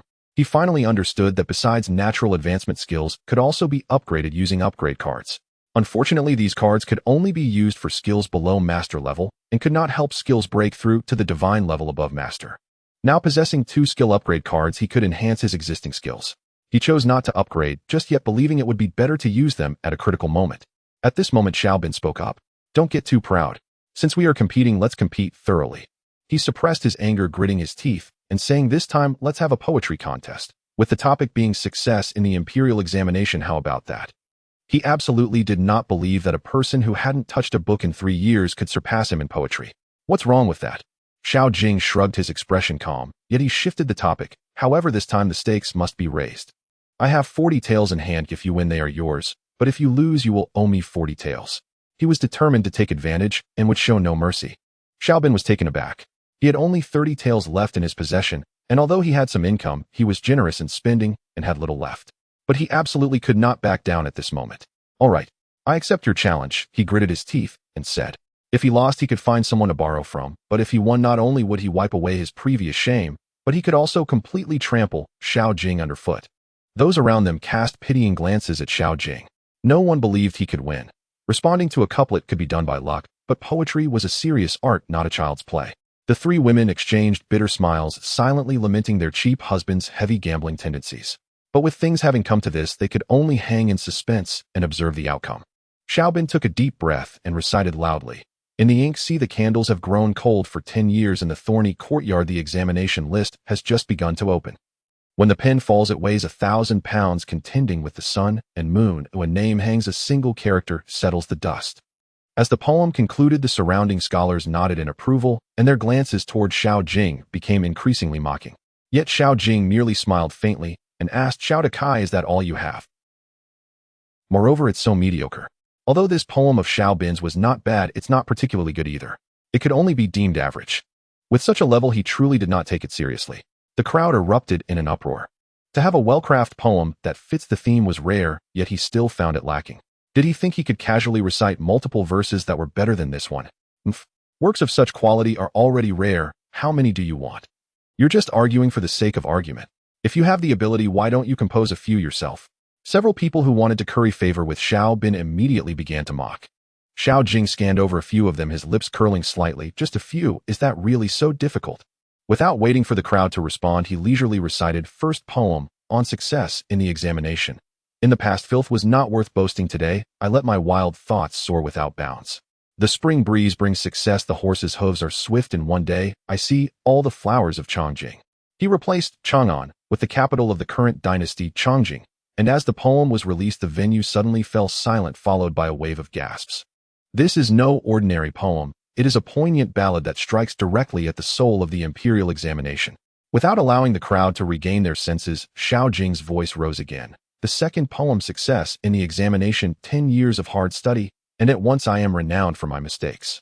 It is not the honor of being chosen that matters, but the pride of family that begins. The third poem, after the examination, the golden list hangs high, revealing my true name, clearly earning a branch of spring. Meeting celestial companions at Ping, reflecting on the fishermen in the rivers and seas. 3 poems, 3 states of mind. The first is of a young man achieving success, full of vigor. The second is of modesty and familial honor, calm and composed. The third is the dreamlike nature of success, never forgetting one's original intention. Each poem is exquisite with distinct meanings, yet none fail to knock directly at the heart. As he finished his final word, the entire street fell silent. Xiao Bin was completely frozen, in place his complexion as pale as paper. The people around gazed at Xiao Jing as if he were a deity, their eyes filled with shock and disbelief. The 3 women were also stunned, in place, their eyes bursting with uncontrollable joy and brilliance. Su Wan's clear eyes sparkled with starlight, overflowing with affection and love. Li Huijin's proud gaze truly reflected Xiao Jing for the first time, shining brilliantly. Even Chu Yanyuan's lips curled slightly, her gaze softened a little.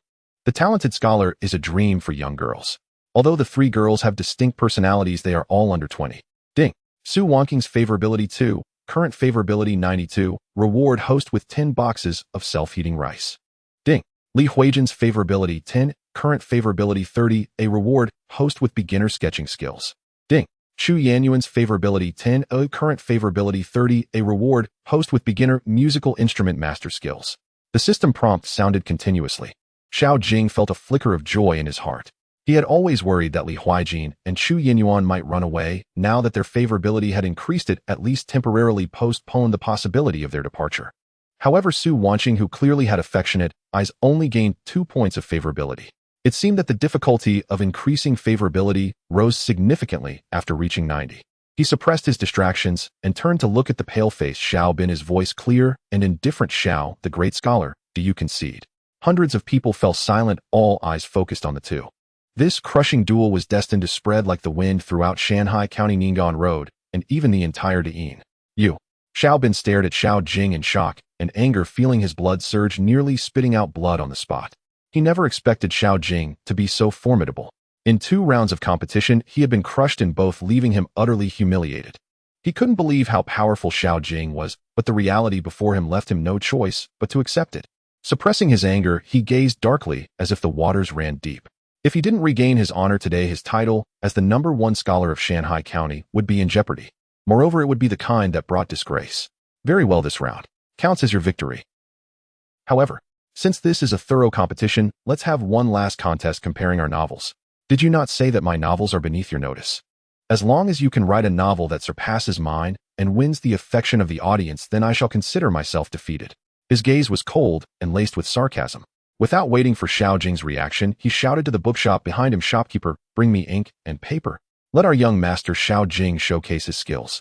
As soon as he spoke, everyone looked at Xiao Bin with strange expressions, a glint of ridicule in their eyes. It was evident to all that Xiao Bin was being somewhat shameless. His novels had long resonated with the populace, thus accumulating considerable popularity. To challenge Xiao Jing in this manner, especially asking him to write on the spot, seemed quite a bit of bullying. It also appeared rather undignified and petty. After all, for a novel to truly resonate, it requires exceptional literary skill and the ability to craft stories. Otherwise, writing on the spot would only lead to embarrassment.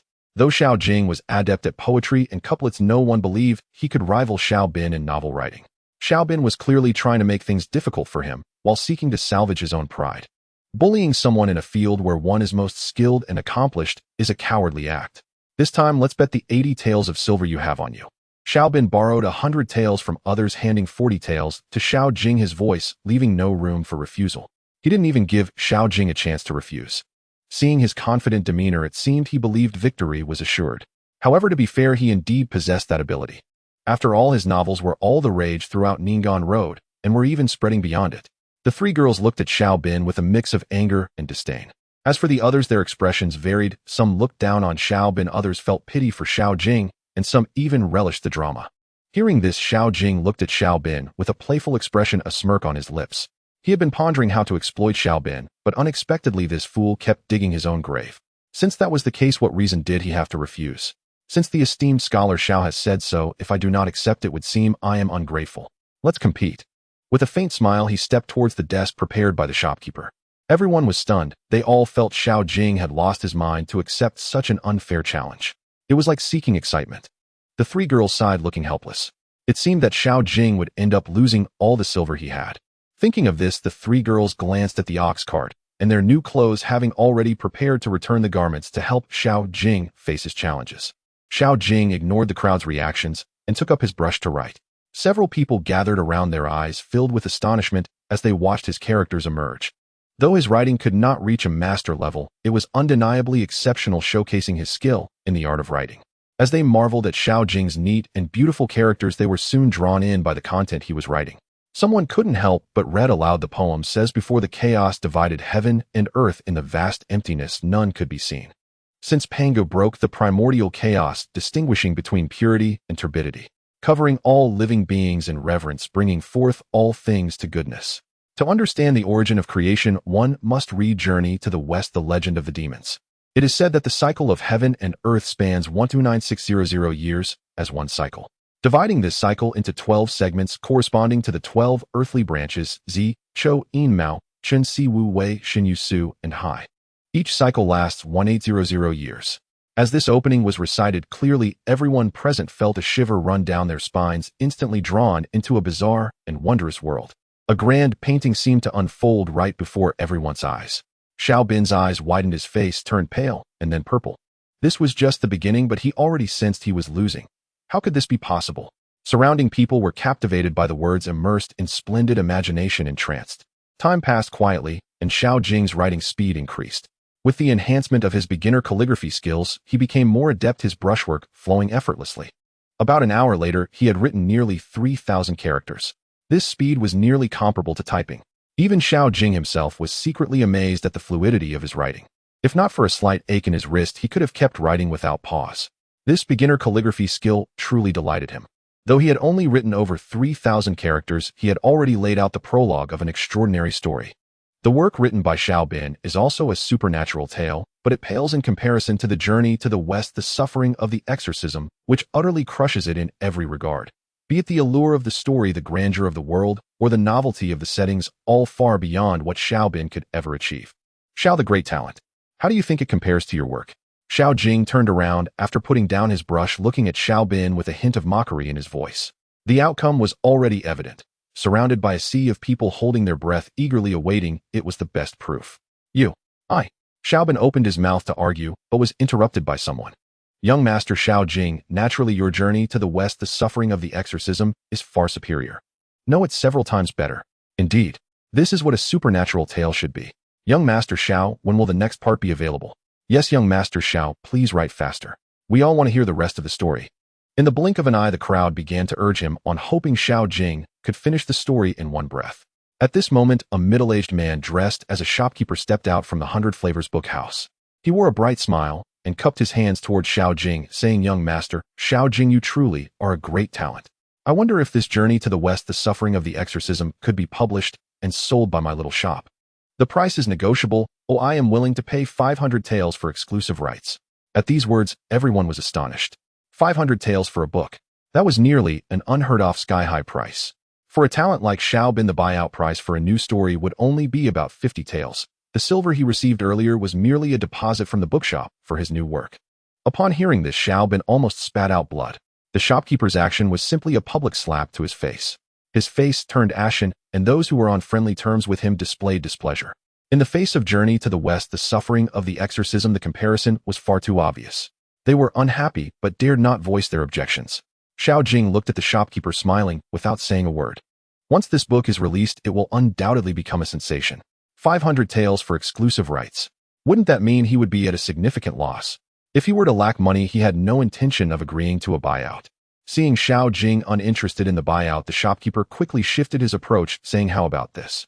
Young Master Xiao publishes the book and my shop will handle the printing and sales with profits. Split 50-50. What do you think?" A gasp resonated around them.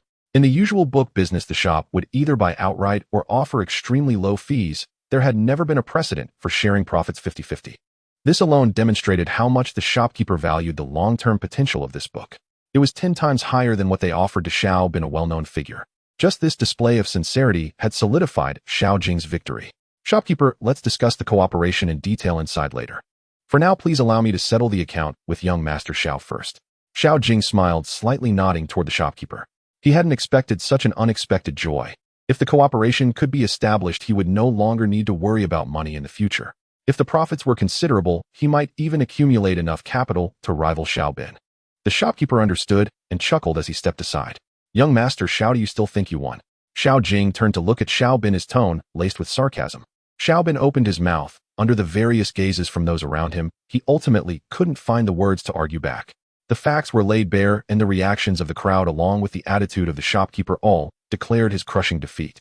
"Humph, don't get too proud. One day Xiao will reclaim everything." He snorted coldly and turned to leave. Just as he took a step, Xiao Jing's smiling voice rang out again.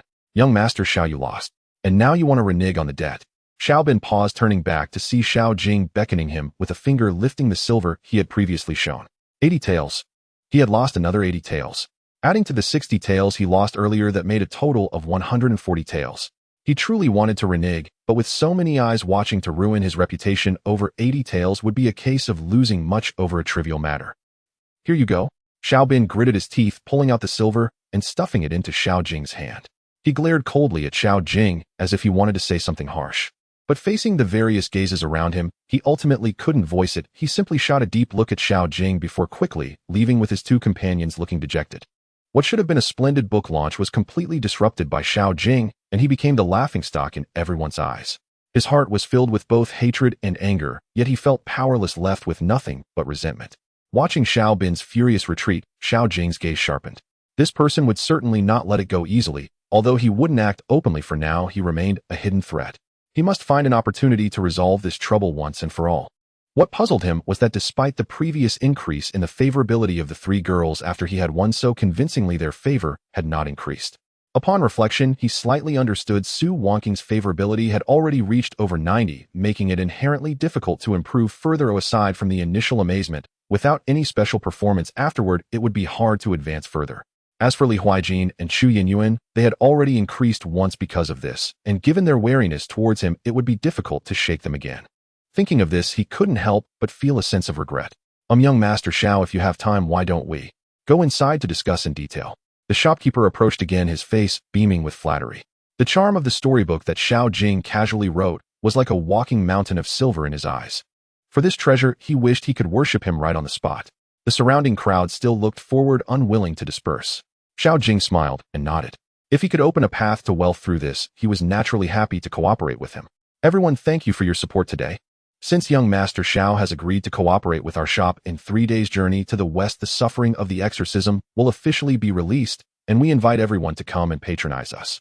Taking advantage of the moment, the shopkeeper promoted the book, and although the crowd still felt unsatisfied, they gradually dispersed content. Xiao Jing signaled the three girls and asked the shopkeeper to arrange for someone to guard the ox cart before leading them into the bookhouse. Seeing that 3 exceptionally graceful young ladies were following Xiao Jing, the shopkeeper couldn't help but think more highly of him even though he didn't know their relationship. Meanwhile, on the second floor of the tavern across the street, a strikingly beautiful woman quietly observed the scene below. Her gaze towards Xiao Jing was filled with a mix of scrutiny and confusion. Wasn't Xiao Jing dull and cowardly while in the academy? How could he be so impressive today? A delicate maid beside her asked in confusion. How do you know he isn't pretending? The woman's lips curved slightly, her eyes flashing with a hint of amusement. That's true. When he was in the academy, Xiaobin bullied him often. If he had revealed his talents back, then he would have likely faced an even worse fate. The maid nodded, her tone shifting to one of excitement. Then why doesn't the miss ask the master to recruit Xiao Jing as a son-in-law? This way you won't have to marry that despicable Xiaobin. Upon hearing this, the young girl's delicate face flushed with embarrassment. She glared at her clever maid and then shook her head. Silly girl, can't you see those three ladies beside him? He feared that he had already started a family. How could my father allow me to be a concubine? To dissuade my father from marrying me off to Xiaobin, I must deliberate for a long time. The woman let out a light sigh, her expression growing slightly somber. She gazed in the direction where Xiao Jing had vanished, her eyes glimmering as if deep in thought. This woman was none other than Gu Zhilan, the only daughter of the county magistrate Gu Yan and the most talented woman in Shanghai County. She had come here today to see if Xiaobin had any redeeming qualities to convince herself to accept her father's arrangements. However, she did not expect to witness Xiaobin being publicly humiliated and displaying a pitiful demeanor as well as his consistently vile character. Had Xiaobin not provoked Xiao Jing, perhaps he would not have fallen into such a humiliating situation. After this incident, Xiaobin lost all face, and perhaps her father would temporarily halt the marriage plans. But that was not certain. As for inviting Xiao Jing to be a son-in-law, just by observing the demeanor of those three ladies around him, one could tell their relationship was quite profound. Her father would never allow her to marry as a secondary wife. In this case, her father might settle for Xiaobin again, making it exceedingly difficult for her to escape her marriage to him. Inside the bookstore, Xiao Jing and the shop owner meticulously discussed and confirmed the cooperation. Afterward, he spent over 2 hours at his desk writing a total of 12,000 words in one go, aided by his basic skills in painting and advanced literary skills. The shop owner gladly prepaid 50 taels as remuneration. Now he had over 200 taels in cash. Though it wasn't a large sum, it temporarily solved his financial issues. Exiting the bookstore, Xiao Jing looked up at the sky. It was nearly the hour of Shun, and it would be dark in about an hour. He dared not delay further. It would take an hour and a half to return to the village, and by the time he got home it would likely already be dusk. He hurried to the deli to buy some marinated delicacies, and also purchased steaming meat buns for the three women to stave off their hunger, then drove the ox cart hurriedly towards Shanbei village. While discussing with the shop owner, he learned that the biggest cost of publishing the story was the labor of transcription. Xiao Jing couldn't help but feel emotional. If the era had movable type printing technology, the costs would be drastically reduced, and the story could be sold in greater quantities. It's a pity that in his previous life he was just an ordinary person. Even if he understood the principles of printing technology, he had no means to create it now. He mused that perhaps in the future his three wives could help him brush out such skills. After all, the system refresh skills seemed to be entirely applicable to him. Not long after Xiao Jing left the county, the competition at the 100 Flavors bookstore had already spread throughout Shanghai County like the wind. At this moment, in a private room of an inn in the city, two middle-aged men sat facing each other. One had a dignified appearance and a solemn demeanor, while the other exuded an elegant aura filled with the scent of books. The two were listening intently to the bustling discussions outside the window. You don't know that Xiao Jing was completely unremarkable during his time at the Shanghai Academy and was often bullied by that so-called #1 talented scholar Xiaobin. Xiaobin often treated him. Today is truly satisfying. Xiaobin thought he could humiliate him as before, but guess what happened? He ended up with a swollen face from defeat. You should have seen Xiaobin's face. It was purple with rage. He was utterly crushed. That couplet was simply exquisite. What of the couplet? Have you heard of the 3 poems he wrote that passed? That is true talent. If we're talking about literary skill, he should be the #1 scholar in Shanghai County. Not to mention, to call him the #1 scholar in Ningguan Road would not be an exaggeration. As for Xiaobin, with his character, how could he be compared to Xiao Jing? Humph. If you ask me, this is karma. Listening to the chatter outside, the man with the dignified appearance turned to his companion, a hint of a teasing smile on his lips. Brother Gu, it seems your judgment is not quite sharp, is it? The suitor you chose seems to lack a good reputation. His talents are unremarkable. The man referred to as Brother Gu looked embarrassed, a hint of shame evident. It's not settled yet, Brother Lu, please don't mock me. As for that Xiao Jing, I must admit I underestimated him before. Oh, what do you mean by that? The man referred to as Brother Lu immediately became interested. These two were none other than Gu Yin, the county magistrate of Shanghai County, and Lu Zhengfeng, the current vice minister of justice. They were once classmates and also both passed the imperial examination together. However, Gu Yin was demoted to teach in Shanghai County due to offending powerful figures, while Lu Zhengfeng's career was flourishing, having risen to the rank of third-tier vice minister. Back in the academy, he was dull and timid, often falling behind in his studies. Looking back now, there must be some hidden reason. Gu Yin shook his head and chuckled, speaking to Lu Zhengfeng. The discussions outside clearly detailed how Xiao Bin bullied Xiao Jing. Though he would not be biased, he had heard of this matter before. Initially, he thought someone was jealous of Xiao Bin, which led to these rumors. Now it seemed those events were likely true. Xiao Jing most likely did not want to be bullied by Xiao Bin and ultimately chose to hide his talents. A person who can write smoke locks the pond willows shouldn't be as ordinary as you described. This young man's character is resilient and exceptional. Lu would like to find an opportunity to meet him. Lu Zhengfeng lightly tapped his fingers on the table, his eyes revealing a hint of anticipation. Gu Yin nodded in agreement. Yes, it is indeed time to seek an opportunity to meet this young man. The 3 poems that passed. Even I feel ashamed in comparison. In this year's imperial examination, he deserves the top score. Since he has registered for this year's examination, let's see how he performs. If he truly excels, I would like to take him as a disciple, Lu Zhengfeng mused. Gu Yin smiled slightly at this and thought, this old fox clearly sees that this young man has extraordinary talent and a bright future. He wants to claim the title of master and disciple first. He thought further. However, he is the dean of Shanghai Academy and can be considered Xiao Jing's mentor. Perhaps he could get to him first. Moreover, if he were to marry his daughter to him, then. The more he thought, the further he drifted, and he secretly decided he must find an opportunity to meet Xiao Jing soon. Such great talent shouldn't be taken by others as a disciple. Xiao Jing hurriedly drove the ox cart towards Shanbei village. The cart, filled to the brim with thick, brand-new bedding that stood out, warming the hearts of the 3 women. He remembered that during the morning's division of wives his family had been destitute. Yet in less than a day he had not only earned over 200 taels of silver, but also fulfilled his promise by providing them with warm bedding, even preparing 3 sets of winter clothing for each.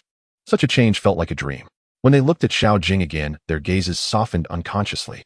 Xiao Jing noticed the subtle shift in their expressions and felt somewhat reassured.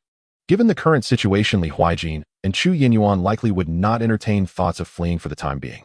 At least, they wouldn't leave easily until they found a better place. However, Xiao Jing's heart remained tense.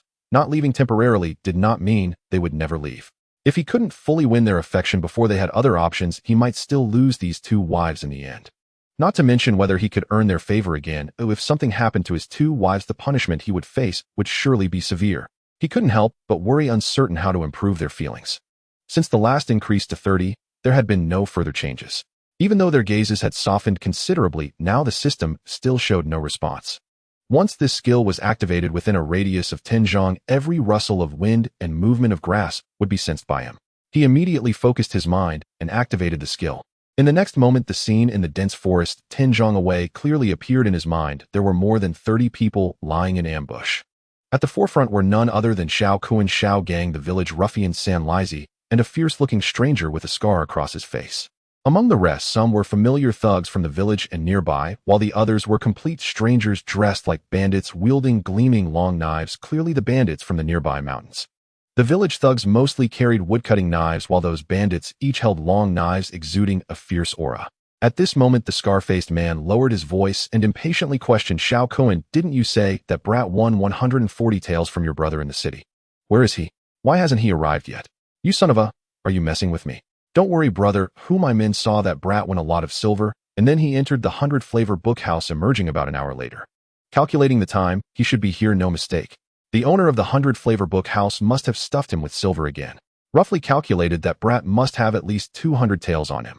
This deal will not be a loss for you, brother Hu. We can split the silver evenly. As for those 3 women, after we brothers have our fun, they will belong to you. How about that?" Xiao Kuan said, grinning at the other party, his eyes full of cold greed, but also flickering with a hint of unnoticeable regret.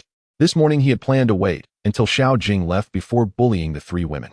Who would have thought that Xiao Jing would bring them into the city together? He had to send people to follow them, and hurriedly brought people here to set up an ambush. Initially, he only intended to bring a dozen thugs from the village to deal with Xiao Jing, but the more he thought about it, the more inappropriate it seemed. Xiao Jing's skills demonstrated that morning were simply extraordinarily strong. He knew that with his ragtag group, it would be impossible to take down Xiao Jing. Thus, he turned to collaborate with the bandits from Longshou Mountain. Naturally, the more important reason was that Xiao Jing had won 140 taels of silver from his brother. He was dead set on killing Xiao Jing to reclaim the silver. Even if he couldn't retrieve it all, as long as Xiao Jing died, it would be worth it. You better not pull any tricks otherwise. Even if your brother is a scholar and has some connections with the county magistrate, he'll still take your head. The scar-faced man snorted coldly, his gaze sharp as he warned fiercely.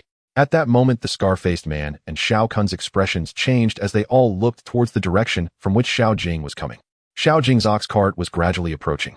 Although the sky had darkened, they could still recognize their target thanks to the remaining light. The group immediately held their breath, gripping their weapons tightly, ready to strike. Meanwhile, Xiao Jing felt a chill run down his spine. More than 30 people, indeed a bit tricky. With his current strength, the intermediate 8 extremes fist could handle a dozen or 20 people, but dealing with so many armed individuals was somewhat difficult. But it was not impossible to handle. The system had gifted him 3 weapons and 2 skill upgrade cards.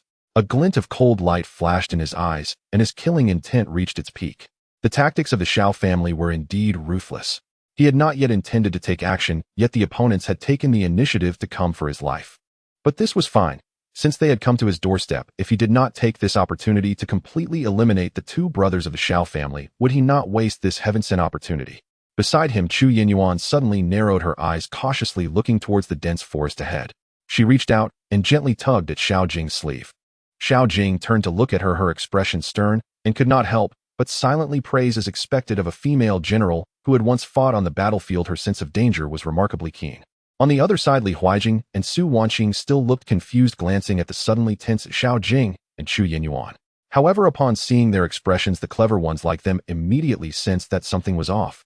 Su Wanqing's eyes flashed with a hint of panic, while Li Huijing frowned, a surge of worry and tension rising within her. Don't panic, act like you know nothing. Let's continue moving forward as usual. Xiao Jing gave a calming look, then fixed his gaze on Chu Yinyuan's face. His mind fluttered slightly as he quietly retrieved 3 weapons from the system space and placed them under the thick bedding. Then in front of the 3 women, he pulled them out. 1 tang broadsword, 1 fine steel long sword, and 1 powerful bow. He handed the broadsword to Chu Yinyuan, the long sword to Li Huijing, and kept the powerful bow for himself. You 2 protect Wanqing, you leave those to me. Su Wanqing was unskilled in martial arts, so Xiao Jing could only leave her to the 2 women. The 3 women stared in shock as he pulled weapons seemingly out of thin air from beneath the bedding, all with expressions of bewilderment. They could not remember when Xiao Jing had bought these. What was even more astonishing was the quality of the weapons. Chu Yinyuan and Li Huijing examined the sword and knife, closely feeling the extraordinary steel and the glinting cold light, involuntarily gasping in awe. The powerful bow was even more impressive, with well-formed sinews and deep strength, obviously not an ordinary item. What surprised them most was Xiao Jing's calmness at this moment. It seemed he had long anticipated the onset of danger, even sensing it earlier than the battle-hardened Chu Yinyuan. Chu Yinyuan was sensitive to killing intent due to years of military service, and having killed many. Li Huijing, noticing Chu Yinyuan's unusualness, instantly understood the perilous situation. But why was Xiao Jing, merely a commoner, able to remain so composed? It was as if he sensed the breath of crisis even earlier than all of them. For the first time, a sense of inexplicable mystery surged in the hearts of the 3 women regarding Xiao Jing. Since following him, this person had brought them too many surprises. Those uniquely packaged delicious noodles, astonishing hunting skills, and exceptional literary talent. Now he had conjured such exquisite weapons out of nowhere. Before they could inquire, suddenly figures sprang forth from the dense forest. 32 people leaped out, forming a semi-encirclement, lined up side by side, each fierce-looking, completely blocking the path. The faces of the 3 women changed instantly, their hearts tightening. There were more than 30 of them. This was troublesome. Even if Li Huijing and Chu Yinyuan were skilled, they knew they could hardly cope with such an ambush. Li Huijing, relying on the sharpness of her sword, could at most handle 4 people. Chu Yinyuan, though wielding the broadsword, was still recovering from an old injury, and battling 5 or 6 would be her limit. With more than 20 bandits remaining, even if Xiao Jing were extraordinary, he would still struggle against so many. This time, he was likely facing grave danger. Xiao Jing, let's see where you can run today. Xiao Kun stepped out from the crowd, his gaze arrogant and cold. Next year on this day will be your death anniversary. If it's about time to get rid of you, useless trash. Xiao Gang angrily interjected, flames of fury burning in his eyes, so that my younger brother's honor won't be tarnished by you. Today your life will pay for his humiliation. Ha ha. Kid, just go in peace. Sanlaizi licked his lips, his gaze lewdly roaming over the 3 women, wishing he could devour them alive. These 3 delicate wives of yours will be well taken care of by me, Sanlaizi. Blame yourself for being useless in this world. How can a waste like you protect beautiful women? The other bandits laughed coldly, their expressions excited as if Xiao Jing were already a dead man. Enough idle talk, the scar-faced leader snapped impatiently. Attack. Kill him, seize the silver, and take your pleasure with the women as you please. I still can't fathom why you brothers made such a fuss over this wretch, dragging me and a dozen men all the way here. Utterly wasteful. He seethed inwardly. Every extra man meant one more share of the spoils. The Xiao brothers' excessive caution toward such a feeble man was laughable. Before him stood 32 ruffians, and Xiao Jing's heart tightened instinctively. In his former life, he had been an ordinary man, never once exposed to such perilous confrontation. Yet he knew full well any flicker of hesitation or lack of ruthless resolve now would surely seal his fate. Here upon this blood-soaked ground, he steeled his mind in an instant, silently invoked the system, and deployed 2 skill enhancement cards. Baji Fist elevated to advanced level, Archery Mastery raised to intermediate.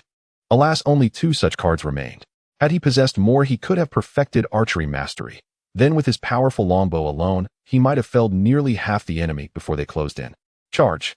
The scar-faced man bellowed, and instantly the bandits surged forward like wolves unleashed. Xiao Jing's gaze turned glacial. He drew his bow, nocked an arrow, and loosed it with a sharp shwoom, straight for Xiao Kuan's throat. The arrow flew like a falling star. Before anyone could react, it pierced Xiao Kuan's throat. His eyes bulged wide in disbelief as he stared at Xiao Jing. How could this scholarly-looking youth master archery so flawlessly? And where had that formidable bow been concealed? Xiao Jing suppressed the roiling nausea in his gut, and in the blink of an eye his second arrow sang from the string. Xiao Gang hadn't even regained his senses before the shaft pierced his heart, dropping him dead on the spot. Only then did San Lizi snap out of his stupor, terrified beyond reason, his murderous intent utterly shattered. He knew Xiao Jing hated them 3 above all others, and now his turn had come.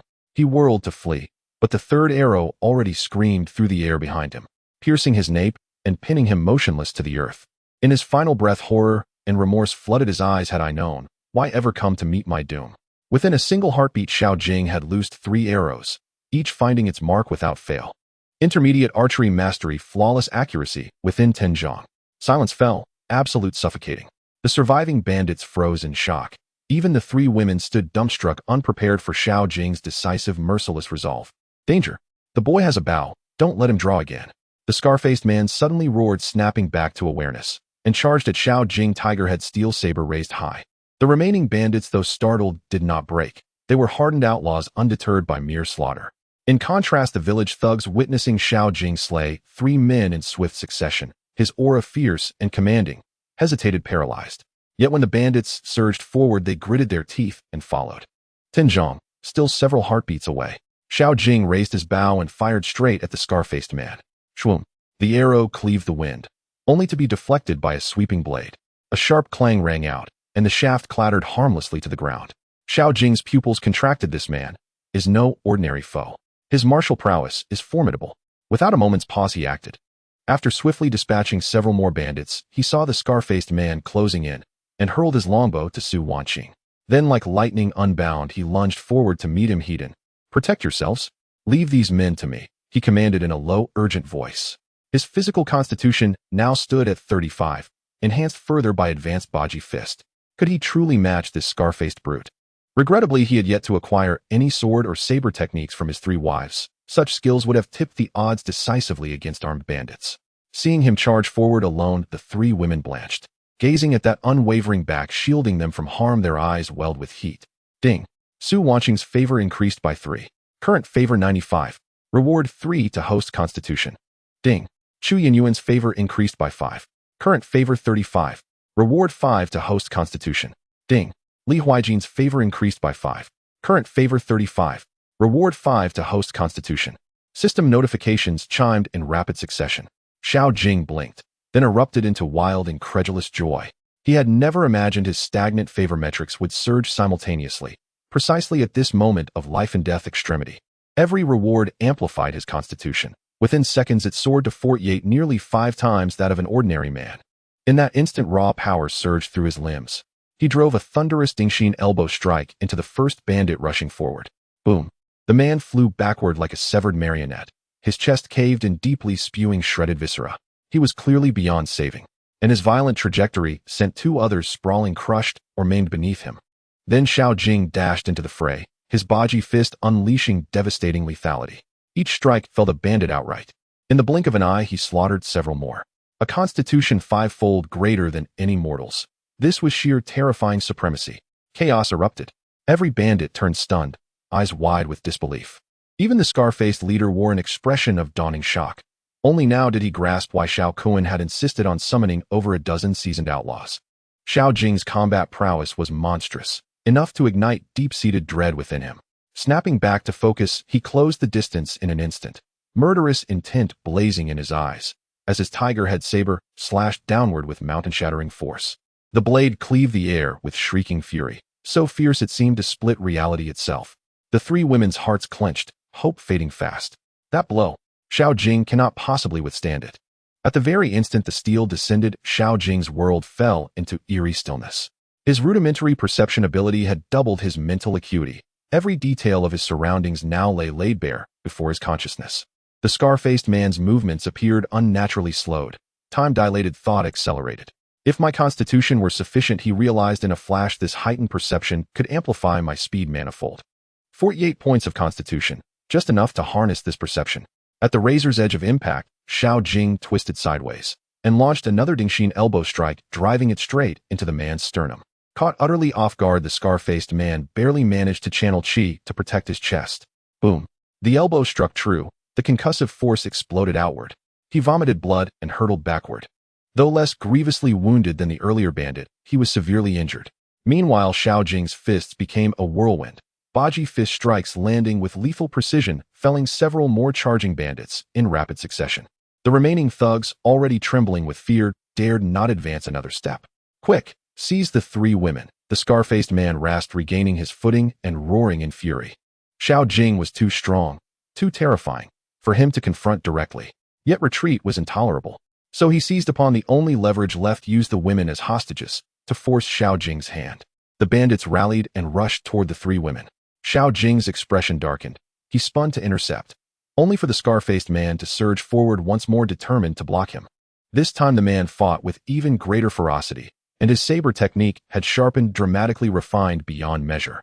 For a fleeting moment, Xiao Jing was caught off balance. His battlefield experience remained limited, though gifted with supreme martial skill and raw power by the system, mastery eluded him. Though weaker overall, the scar-faced man now held him in tense, grueling contention. Meanwhile, over a dozen bandits encircled the three women. Li Huijin and Chu Yenyuan exchanged a sharp glance, immediately stepping forward to shield Su Wanqing. Drawing their weapons, they met the onslaught, and battle erupted in an instant. The two women had only exchanged a few blows with the bandits when they found themselves in a perilous situation. One was somewhat weak and the other was already injured, yet they still had to protect Su Wanqing. Consequently, they quickly fell into a disadvantage. Xiao Jing was somewhat annoyed by the persistent scar-faced man, unable to break free for a moment. But soon he calmed down, knowing that if he remained this impulsive, it would only lead to the bandits succeeding in capturing the three women, and then he would truly be constrained in his actions. In that instant of regaining his composure, Xiao Jing felt his mind go blank. He sensed the changes around him as well as the transformations in his boxing technique. A peculiar sensation surged in his mind, as if his boxing style had merged with his body, granting him a tremendous boost in power.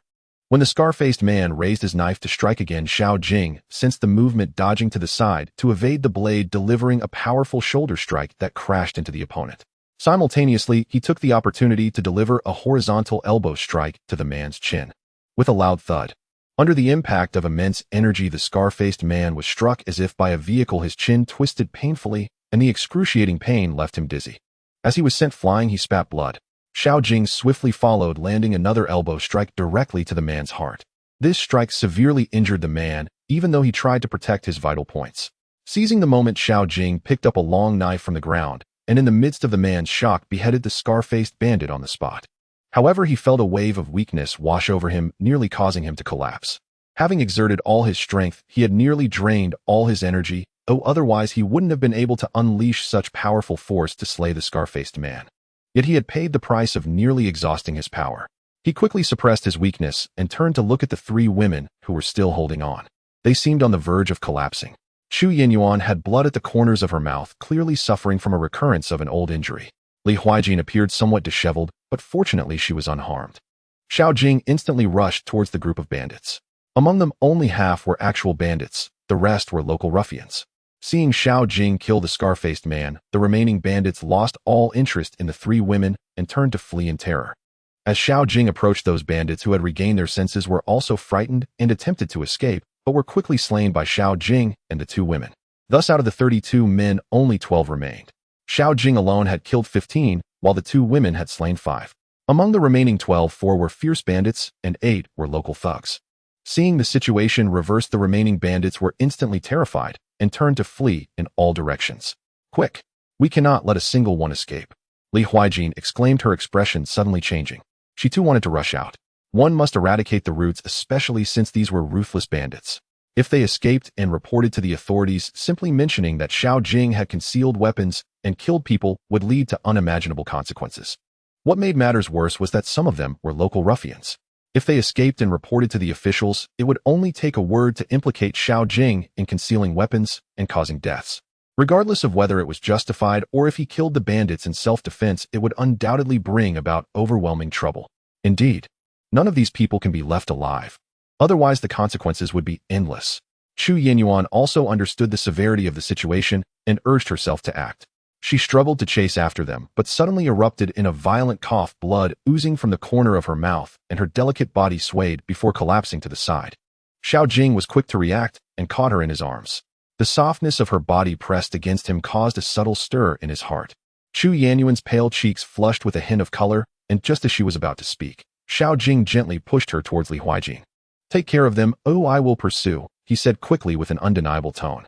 Chu Yinyuan watched his rapidly retreating figure, feeling a tide of complex emotions surge within her. Xiao Jing had no time for further words.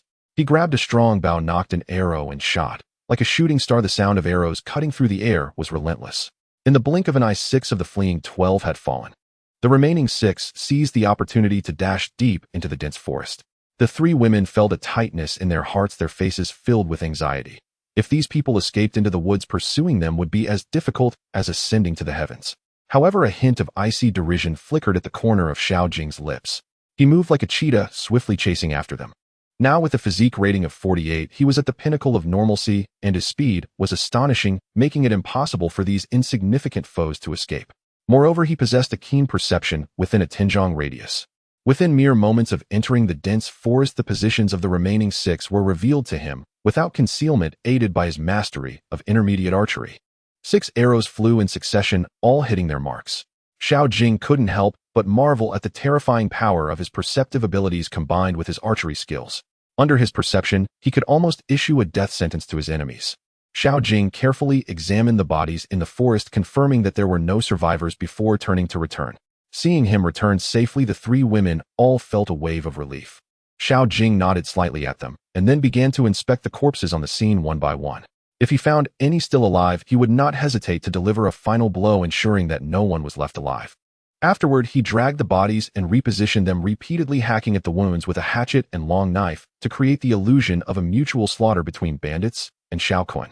At present, he had no time to deal with the corpses, and setting fire to cover his tracks would also attract attention. The sudden disappearance of so many people from the village would inevitably raise suspicions. It would be better to create the appearance of a conflict between the bandits and Xiao Kun. Once the disguise was completed, Xiao Jing returned to the ox cart. Although Su Wanqing still looked fearful, she had calmed down considerably. In contrast, Chu Yinyuan was now in a weak state, her complexion as pale as paper, caught in a half-conscious state. Li Huijin and Su Wanqing were anxiously surrounding her. Xiao Jing felt a heaviness in his heart and quickly stepped forward. Chu Yanyuan's old injuries had not yet healed, and the recent fierce battle had caused her meridians to become chaotic, her internal energy surging uncontrollably. Xiao Jing reached out and felt her pulse, only to find it shallow and erratic, sometimes rapid as rain on banana leaves, and at other times faint, as if it were almost non-existent. Clearly, her internal injuries had worsened drastically, affecting all her organs. If he did not provide aid soon, it was likely that the outcome would be dire. He hastily took out the silver needles he carried, and under the astonished gazes of Su Wanqing and Li Huijin, quickly and steadily administered acupuncture to Chu Yinyuan. In just a few breaths, Chu Yanyuan's breathing had noticeably stabilized. Though her complexion remained pale, her breathing had become more even and no longer as erratic as before. Su Wanqing and Li Huijin exchanged glances, seeing deep astonishment and confusion in each other's eyes. They had never imagined that Xiao Jing actually possessed medical skills, and observing his adept and precise technique, while administering acupuncture, it was likely that he surpassed the old doctor who had treated Chu Yinyuan earlier. Though Xiao Jing's medical skills were merely basic among ordinary doctors in this world, they were indeed exceptional. Unfortunately, with his current level of medical expertise, completely curing Chu Yinyuan's long-standing internal injuries would require at least advanced skills. For now, he could only stabilize her condition temporarily supplemented with herbal remedies. It would likely take several months for a full recovery. Let's go. It's time to head home. Seeing that Chu Yanwan had calmed down a bit, Xiao Jing stood up after putting away the needles and spoke softly to the two women. Li Huijin and Su Wanqing finally came back to their senses, glancing at the processed corpses in the distance and nodded silently. Xiao Jing hid his weapon back under the bedding. Taking advantage of the two women's inattention, he concentrated his thoughts and stored it back into the system space. He then urged the ox cart, remaining silent all the way back to the village. By the time they reached home, Chu Yanwan had already regained consciousness. As expected of a battlefield heroine, her physical constitution was still intact, despite the sudden onset of old injuries. After treatment, her formidable recovery ability showed some improvement. He let the three women wash up first, changing out of their blood-stained clothes, while he also went to the stream to take a cold bath and washed all his garments clean. Although he had faked the scene, it was difficult to ensure that everything was foolproof. Destroying the blood traces was indeed the best strategy. Once everything was properly handled, he returned the ox cart to the village chief's house. By now, it was already close to the hour of the pig. Back in the thatched cottage, he found the newly laid bedding soft and thick. The three women looked at him with varying expressions, causing Xiao Jing to hesitate. How should he arrange things for tonight?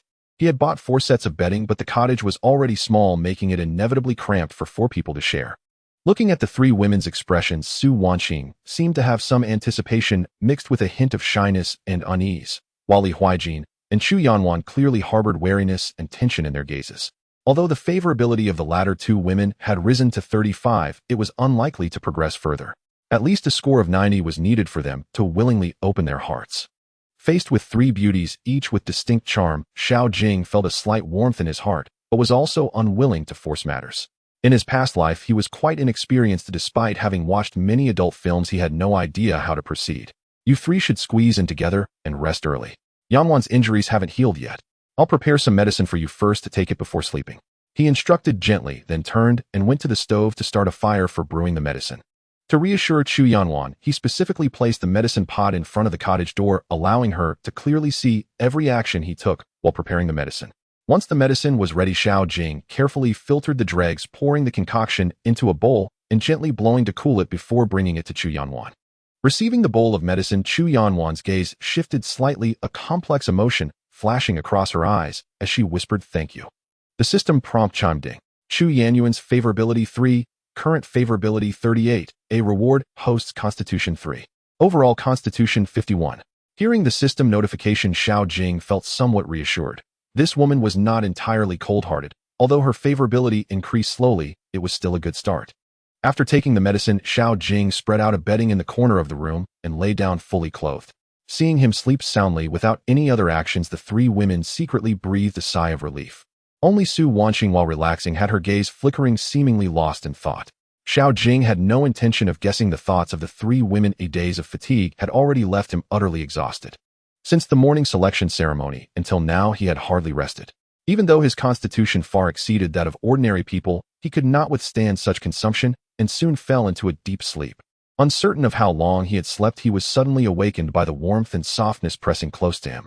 A delightful fragrance enveloped him, and he felt a tender warmth at his back. Xiao Jing's heart stirred. He knew it was one of the 3 women behind him. Judging by the favorability, it was most likely Su Wanqing. He turned around, illuminated by the moonlight, and indeed saw a charming, bashful face close at hand. It was Su Wanqing. Her cheeks were flushed, her eyes filled with a mix of determination and overwhelming shyness. Seeing Xiao Jing looking at her, she timidly reached out her hand, tentatively brushing against his belt. "Husband," she whispered, her voice soft like a mosquito, her warm breath brushing against Xiao Jing's ear. "Wanqing has nothing to repay you with, only this pure body. Willing to offer it to you, please. Please cherish me." Feeling her warm little hand moving across his abdomen, his blood surged, and he couldn't help but swallow hard, his breath becoming heated. Looking at the beautiful face before him, with its tender white skin and charming features, Xiao Jing found it hard to resist. He reached out to caress the little girl's face just as he was about to take further action. Ding! Li Huijin's favorability 1, current favorability 34. Ding. Chu Yanyuan's favorability 2, current favorability 36. Xiao Jing's outstretched hand froze in place. If not for the system notification, he would have thought both women were asleep. In front of the two women, engaging in intimate relations with Su Wanqing would likely result in the hard-earned favorability plummeting to 0 or even turning negative. Xiao Jing's passionate heart cooled at this moment. He ruffled Su Wanqing's hair gently and said softly, "You should sleep. Well, even if I want you, it must wait until I can hold a grand wedding for you all. Moreover, this thatched cottage is truly not suitable for our bridal chamber. Now that I have married you, I must provide you with a good life, allowing you to marry me in style. This is the greatest respect for you." With his words just finished, the system notification sounded again. Ding. Li Huijin's favorability 1, current favorability 35, reward 10 boxes of soda.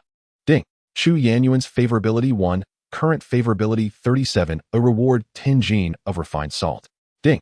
Su Wanqing's favorability 1, current favorability 96, reward 10 jin of white sugar. Hearing the notifications, Xiao Jing was somewhat speechless, but also felt that he could exploit the system's bug to rapidly accumulate rewards. After all, lowering favorability had no penalties, but raising it came with rewards. However, this thought was just formed when Xiao Jing quickly dismissed it. Rushing to increase favorability for random rewards was not as practical as skills. It was better not to take the risk. After all, if things went awry, it would be unprofitable. At that moment, Su Wanqing's soft voice rang in Xiao Jing's ear. "Husband, thank you. Meeting you is the greatest fortune of my life. Is it okay if I hold you like this while sleeping?" Her voice carried a deep sense of emotion, her eyes filled with shyness. Whether it was intentional or not, her entire delicate body nestled into Xiao Jing's embrace. Snuggling against Xiao Jing, he felt startled and instinctively arched his body. He looked at the innocent eyes of the little girl before him with a glimmer of cunning in her gaze. He felt a wave of helplessness in his heart. This girl was indeed tormenting. The warmth and softness in his arms were a temptation he could hardly withstand. He felt that she was doing it on purpose. She likely hoped he wouldn't be able to resist and would take her. Besides the fact that her favorability had reached over 90, leading her to be infatuated with Xiao Jing, it was also because she wanted to completely let go of her heart. She did not want to be abandoned again, nor to struggle for survival. Meeting a good man like Xiao Jing, who not only cherished her, but also respected her so much, how could she not willingly give everything? "Sleep now, don't move around. Holding you like this will keep us warmer," Xiao Jing whispered in the girl's ear. He truly feared that this girl would tempt him again, and if he couldn't hold back, the favorability of the other two wives would plummet, making it truly not worth it. "Tomorrow I will have someone come to build a new house. Once it is finished, I will grandly marry you all." Xiao Jing spoke softly. This was meant for Su Wanqing, but also for Li Huijin and Xu Yanwan to hear. Su Wanqing nestled tightly against Xiao Jing, her breathing gradually stabilizing. However, she did not sleep soundly, occasionally furrowing her brow, fine beads of cold sweat forming on her forehead.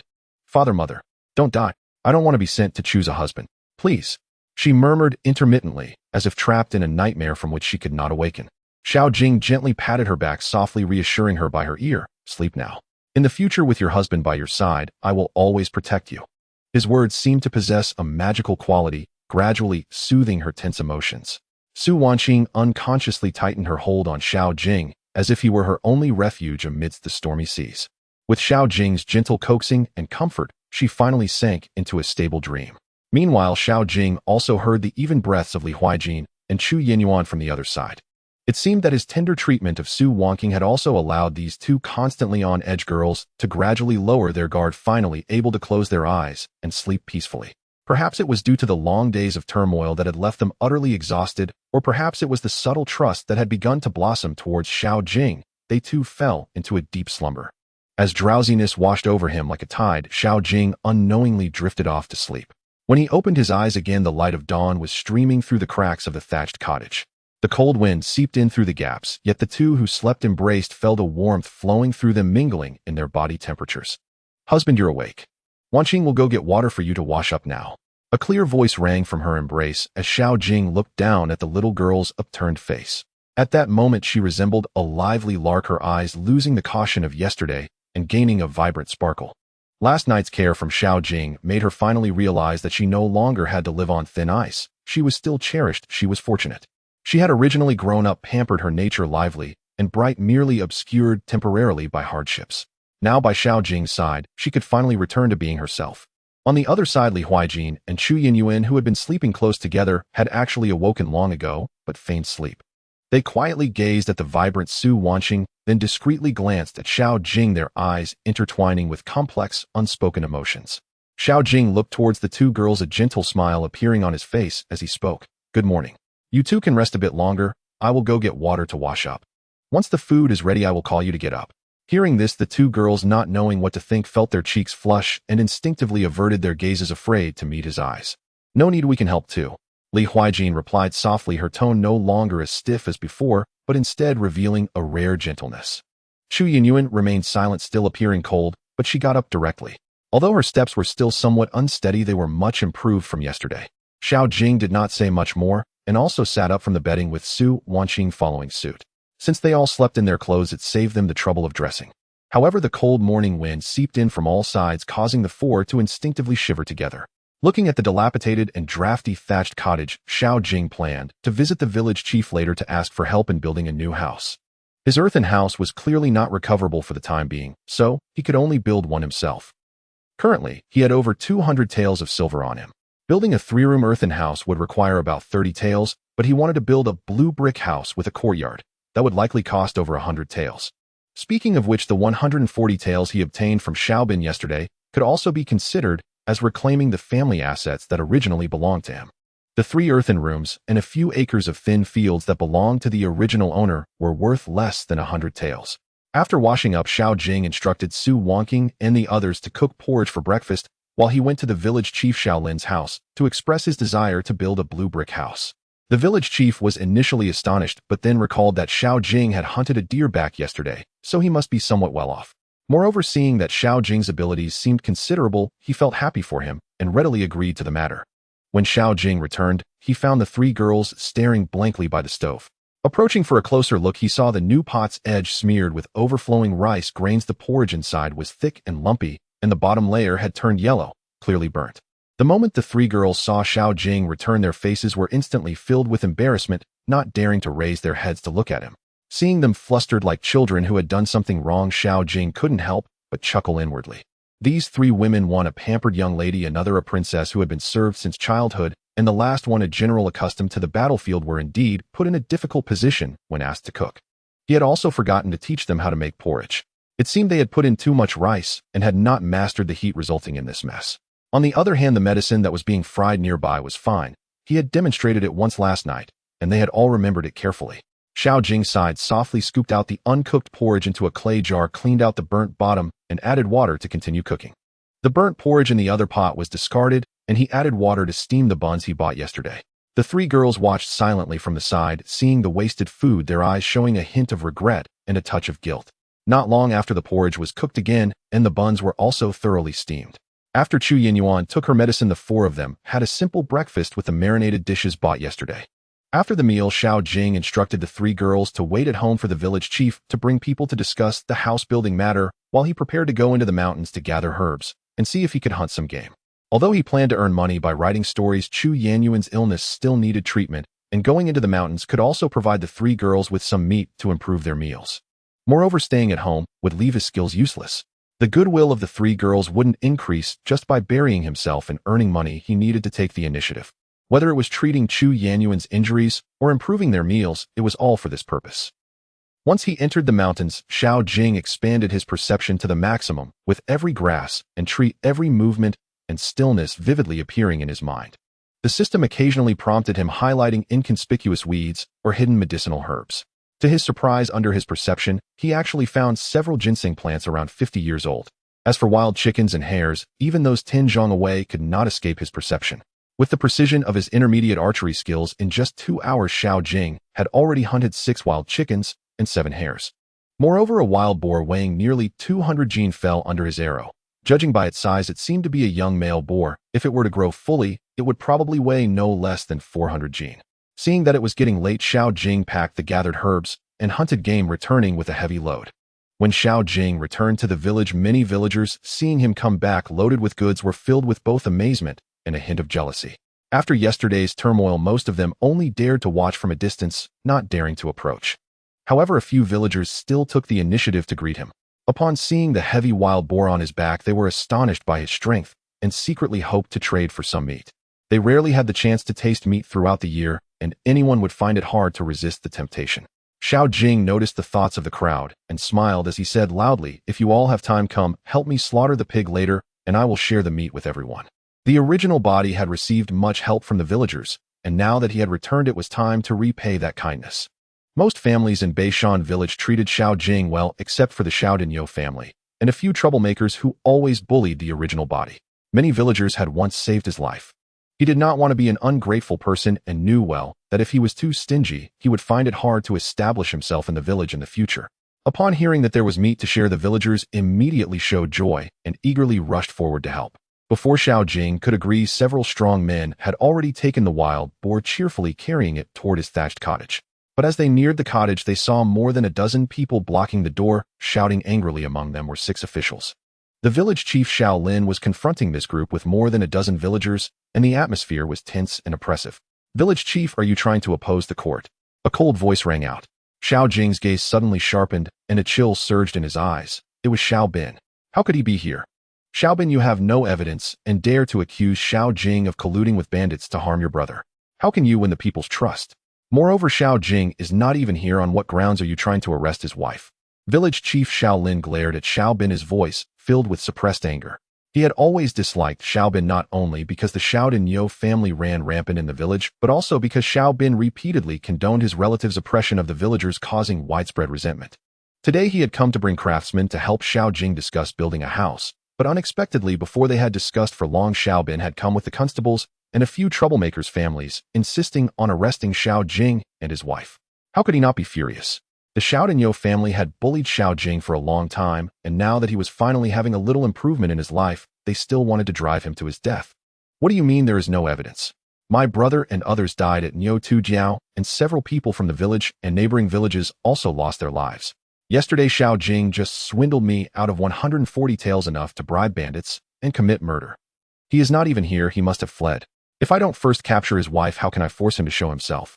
Xiao Bin's voice was icy, each word dripping with malice. Xiao Jing understood immediately. Xiao Bin was clearly aware of the matter of his 2 brothers ambushing him. Now that people were dead, even without solid evidence, he still wanted to pin the murder on Xiao Jing. Moreover, Xiao Bin could determine that it was indeed Xiao Jing who had killed them. Xiao Jing had not expected Xiao Bin's retaliation to come so swiftly. Last night, he had not had time to deal with the corpses, allowing Xiao Bin to seize the opportunity to strike. It was most likely that someone had discovered the bodies and reported to the authorities, and someone had informed Xiao Bin of the Xiao brothers' deaths, which enabled him to come so quickly to arrest people. However, Xiao Jing was not flustered. If Xiao Bin wanted to take advantage of the situation, he would need to present solid evidence. Not to mention whether he alone could kill 32 people. The accusation of colluding with bandits required concrete proof to support it. Moreover, since he had publicly embarrassed Xiao Bin yesterday, if the latter could not produce evidence and instead tried to pressure him with a lawsuit, Xiao Jing would not mind retaliating, making Xiao Bin suffer the consequences of his own actions. Otherwise, the plans from yesterday would have been in vain. Suddenly, Xiao Jing's Aunt Lin Ergu began to wail loudly, her voice piercing. "Village chief, my Kuner and Ganger died mysteriously. Yesterday, Xiao Jing only injured them. If he didn't kill them, who else could have done it? Are you trying to protect the murderer? Where is the justice in the heavens?" As she took the lead, the relatives of several troublemakers also began to cry out, insisting that it was indeed Xiao Jing who killed them. Behind village chief Xiao Lin, the 3 women looked tense. Su Wanqing, although showing signs of fear, still gripped her wooden stick tightly, her fingertips trembling, yet not retreating, like a mother lion poised to pounce. Li Huijin's gaze was cold as he stared directly at Xiao Bin, a hint of murderous intent flashing in his eyes. Chu Yanwan was fixated on Xiao Bin's neck, a trace of bloodlust flickering in her eyes. At this moment, the 3 women suddenly caught sight of the returning Xiao Jing, their faces initially lighting up with joy, only to quickly turn anxious as they repeatedly signaled him to leave quickly. Xiao Jing felt a warmth in his heart. These 3 wives were only concerned about his safety in times of crisis. The commotion attracted the attention of Xiao Bin and the others, who turned to look. Upon seeing Xiao Jing, Xiao Bin's eyes instantly turned blood red, filled with coldness and hatred. Xiao Denyo and his wife Lin Ergu charged at him like madmen, raising their hands to strike. "You damned bastard! How could you harm my son? I will fight you to the death." Lin Ergu's face twisted, looking as if she had gone mad. Xiao Denyo's eyes burned with intense hatred, as if he wanted to devour Xiao Jing alive. The relatives of the other troublemakers also angrily surrounded him. Seeing the crowd rushing in, a cold light suddenly flashed in Xiao Jing's eyes. The original body had long been bullied by Xiao Denyo's family. He had wanted to settle scores with them for a long time. The villagers accompanying him quickly dropped the wild boar and stepped in front of Xiao Jing, blocking the incoming crowd. Only Xiao Dinyo, being the strongest, broke through the obstruction and lunged at Xiao Jing. Everyone was worried that Xiao Jing would suffer a loss, but to their astonishment, he raised his leg and decisively kicked Xiao Dinyo several steps away, causing him to fall to the ground, unable to rise. The scene fell silent in an instant, everyone staring at Xiao Jing in disbelief. Xiao Bin regained his senses and hurriedly signaled to a constable beside him. The constable immediately walked towards Xiao Jing with handcuffs in hand, coldly saying, "Kid, I suspect you are related to the deaths of Xiao Kuan and others. Come back to the office for interrogation." Seeing the officers approaching, everyone could not help but feel anxious. If Xiao Jing was captured, Xiao Bin would definitely take the opportunity to harm him in prison. Just when everyone thought Xiao Jing was doomed, he suddenly spoke, "Constable-Right. You have no evidence, yet you come to arrest someone based solely on Xiao Bin's word. Don't you fear being implicated and losing your official position?" Xiao Jing recognized this constable. He was on good terms with Xiao Bin, so it was not surprising that he came to arrest him. But since he was prepared, how could he let himself be manipulated? You colluded with bandits and plotted against Xiao Kuan and others.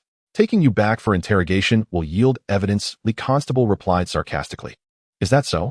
Xiao Jing remained calm, smiling nonchalantly. The constable must have heard about what happened at By Bookhouse yesterday, right? The scholar is currently in our county. If word gets out, talented scholar Xiao Bin, out of jealousy, was defeated by my hand and resorted to harming his own brother and framing me. What do you think will happen if the scholar knows about this? As soon as these words were spoken, the constable's expression changed drastically.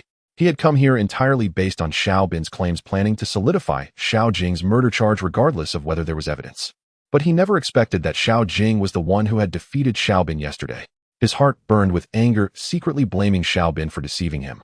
If he were to unjustly accuse Xiao Jing without evidence, and rumors spread that Xiao Bin was jealous of the talented and colluded with the constables to frame an innocent person, along with the strict scholar being present in the county, not only would his official position be at risk, but his life could also be in jeopardy. You. Stop spouting nonsense. How could Xiao not harm my brother to harm you? It's clearly. Xiao Bin hastily retorted, his expression slightly flustered. Clearly what? Xiao Jing smirked, slightly advancing step by step. Clearly your brother colluded with the bandits, intending to rob me of my wealth and take my life, only to be killed in turn by the bandits over a dispute in sharing the loot. Am I right? Nonsense. They clearly agreed. Xiao Bin, suddenly agitated, blurted out, realizing halfway through that he had misspoken. His face instantly turned pale as he looked at Xiao Jing in shock. Captain Li's expression turned cold at his words, glaring at Xiao Bin with anger. He didn't care what Xiao Kuan and his brother had done. He was furious that he had been used by Xiao Bin and almost dragged into this murky water with no way back. Xiao Bin's slip of the tongue was enough for him to piece together the truth. Xiao Kuan and his brother had colluded with the bandits, intending to kill Xiao Jing, who had just won 140 taels of silver. As for whether Xiao Jing fought back or there was infighting among the bandits, did it even matter? So many villagers had heard it. He had no concrete evidence to accuse Xiao Jing of murder, nor could he believe that Xiao Jing could kill 32 people alone with not a single one escaping. If he were to confront and arrest someone now, it would incite public outrage and lead to complaints to the county office. If the education officials got wind of it, his position as captain would be at risk. The surrounding villagers were now looking at Xiao Bin with strange expressions. Though this fellow had not made it clear, everyone had understood. Xiao Kuan and his brother had colluded with the bandits to harm Xiao Jing, yet for some reason, they had all ended up dead. Oh, so it was you and your brother who colluded with the bandits to plot against Xiao Jing. Su Wanqing suddenly exclaimed loudly. What a thief! Crying, "Stop, thief! Xiao the great scholar truly has a knack for manipulation." Li Huijin coldly chimed in. If Captain Li were to arrest my husband today, and this matter reached the education officials, someone surely wouldn't be able to bear the consequences. Chu Yinyuan took the opportunity to add fuel to the fire. With the three women speaking in succession, the villagers' gazes towards Xiao Bin were filled with mockery and derision. Xiao Daniyu and his wife turned ashen. If this matter escalated, their son would be utterly disgraced. Xiao Jing looked at his three wives with slight surprise, unable to help but smile inwardly. At this critical moment, they were indeed sharper than ever. Their earlier words, though unable to force Captain Li to arrest Xiao Bin, were enough to make the situation more complex and unpredictable, causing the officials to hesitate. You all are talking nonsense. I just spoke out of turn. It was merely a guess. Xiao Bin hastily defended himself, his tone clearly revealing his panic. Captain Li merely shot him a cold glance, snorted disdainfully, and turned to leave with his men. He did not want to act against Xiao Bin, but since Xiao Bin had deep connections in the county office and the education official valued him and intended to recruit him as a son-in-law, he naturally would not take action. As for Xiao Bin's earlier words, he considered them a farce, something to be dismissed. Captain Li, please wait. He is definitely the murderer. As long as we take him back to the office for strict interrogation, he won't be able to escape under severe punishment.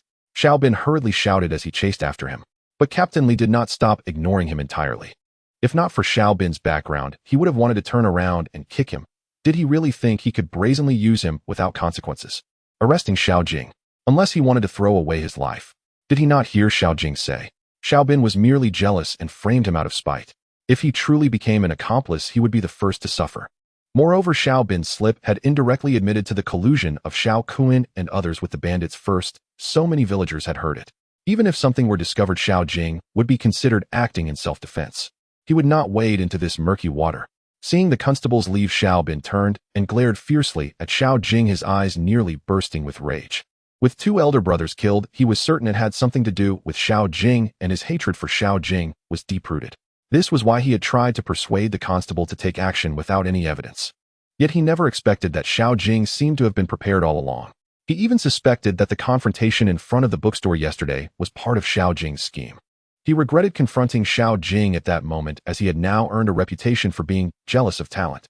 No matter what he did to Xiao Jing in the future, he would inevitably be seen as intentionally framing him. He couldn't swallow this anger, yet he had to. Xiao Jing noticed his fury and suddenly leaned close to his ear, whispering in a voice only the two of them could hear, "That's right, I killed your two brothers. Next it will be your parents, and you. None of the Xiao family will be spared." The grudge from the original owner's death could not simply be settled like this.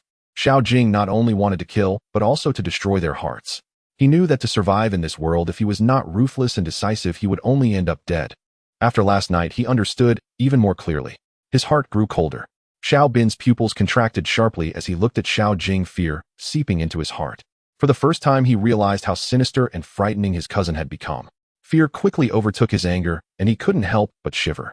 At this moment, he had no thoughts of revenge left. All that remained was fear of Xiao Jing's next move. Even if Xiao Jing admitted to murder, what could it change? If he spoke it out loud, who would believe him? For the first time, he felt that he had been completely played by Xiao Jing. That unfathomable scheming sent shivers down his spine. "Xiao Jing, give me back my son's life." Aunt Lin suddenly cried out loudly and rushed over. The constables ignored her, but she stubbornly believed her son was killed by Xiao Jing. "Today I will definitely kill you to avenge my son." Xiao Daniu also erupted in anger. They simply did not believe in any infighting among bandits. Their son had clearly gone to rob Xiao Jing, and now that he was dead, if it wasn't Xiao Jing who acted, then who else could it be? Although the families of the other ruffians thought the same, they dared not act rashly since the constables had already retreated. Only Xiao Daniu's family, backed by Xiao Bin, dared to take action against Xiao Jing. Xiao Jing naturally did not hold back. When the two approached, he swiftly struck with a close-range shoulder and then a sharp elbow to the heart, easily knocking Xiao Daniu and his wife to the ground. He did not kill them. It was not out of mercy, but because he did not want any complications. If he was to kill, he needed to find another opportunity. Killing in public would truly bring great trouble. "Xiao Jing, you are seeking death." Seeing this, Xiao Bin glared at Xiao Jing and shouted, "Xiao Bin, they attacked first. I was merely acting in self-defense. What do you want to pin another crime on me so you can harm me again? So many neighbors are watching." Xiao Jing looked at Xiao Bin, his tone mocking. Xiao Bin was immediately at a loss for words. What could he say? It was his parents who were at fault. If he continued to argue, he would only find himself wearing the label of jealous of talent again. What he feared most now was for this matter to escalate and reach the ears of the education officials. If his reputation were to be ruined, everything would be over. At this moment, he was already furious. After Xiao Jing's machinations yesterday, he feared that this curse of being jealous of talent would follow him for a lifetime, and Xiao Jing would use it against him forever. "You are truly impressive." Xiao Bin trembled with rage, forcing the words through clenched teeth before helping his wounded parents to their feet and turning away. The families of the other ruffians, seeing even Xiao Bin had gained no advantage, slunk away in humiliation. The three young women turned their gazes toward Xiao Jing, complex, unreadable. "You deliberately challenged Xiao Bin at the bookshop yesterday, wasn't it?" Li Huijin stepped forward, her eyes burning with intensity as she fixed them upon Xiao Jing. A hint of probing flickered in her gaze. "How meticulously you planned. Taking one step, yet calculating three ahead. Had yesterday's incident not occurred, you would surely have found yourself trapped today. I underestimated you entirely." Chu Yinyuan regarded Xiao Jing with a faint, enigmatic smile. Upon hearing this, Su Wanqing stared at Xiao Jing and the two women in stunned silence, momentarily unable to grasp the meaning behind their words. Yet soon comprehension dawned. and her eyes lit up with delight as she turned to Xiao Jing. Husband, did you truly provoke Xiao Bin at the bookshop yesterday on purpose? Did you foresee he'd come after you? You're extraordinary. Xiao Jing merely offered a faint, tranquil smile. No further explanation was needed. Let them know no justification was required. At that moment, Xiao Jing noticed their expressions. Su Wanqing gazed at him with unreserved adoration, her eyes shimmering as if studded with stars. Clearly, his flawless escape from such peril had captivated her utterly, his intellect and courage striking deep into her heart. Li Huijin's expression shifted subtly, thoughtful and inscrutable. Yet when her eyes met, Xiao Jing's admiration mingled with an indescribable quiet emotion. Xu Yinyuan's lips curved ever so slightly, her gaze equally unfathomable. Yet her appreciation shone more openly than Li Huijin's. Seeing the three women, thus Xiao Jing expected a surge of goodwill. Yet no system prompt materialized. A quiet sigh stirred within him. Su Wanqing's favor had already reached 96. Further elevation would be nearly impossible. As for the other two, wariness still lingered. Their regard remained admiration alone, not yet devotion. He turned his gaze toward the direction Xiao Bin had vanished, cold light flashing in his eyes. That entire family must not be allowed to live. Especially Xiao Bin. He must be eliminated, without delay. Yet haste would be fatal. Any strike must be executed with absolute precision, clean, silent, leaving no trace. No flaw could be exposed. Should suspicion fall upon him, his current standing offered no shield against the consequences. Still, he would sit for the scholar examination. Official rank would serve as a vital safeguard. Elsewhere, Xiao Bin escorted his parents home.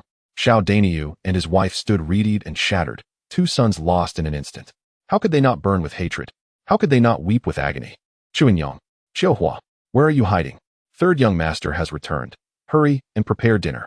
Lin Ergu had barely crossed the threshold before barking orders into the house. But no reply came, despite her repeated shouts. Seeing this, Xiao Dainiu's face darkened. He snatched a wooden club leaning by the door and stormed inside. Worthless, lazy sluts. I'll beat you to death today and send you straight down to keep my son company. With his son dead and both daughters-in-law barren, all his fury poured onto them. Even in daily life, the couple had subjected these daughters-in-law to relentless abuse. Life in the Xiao household was worse than that of swine or dogs. Even during pregnancy, they were forced into labor, beaten and cursed without mercy. Both had suffered miscarriages at the hands of this family. Surviving it all was nothing short of miraculous. Thus, neither of Xiao Dainiu's deceased sons left behind heir or offspring.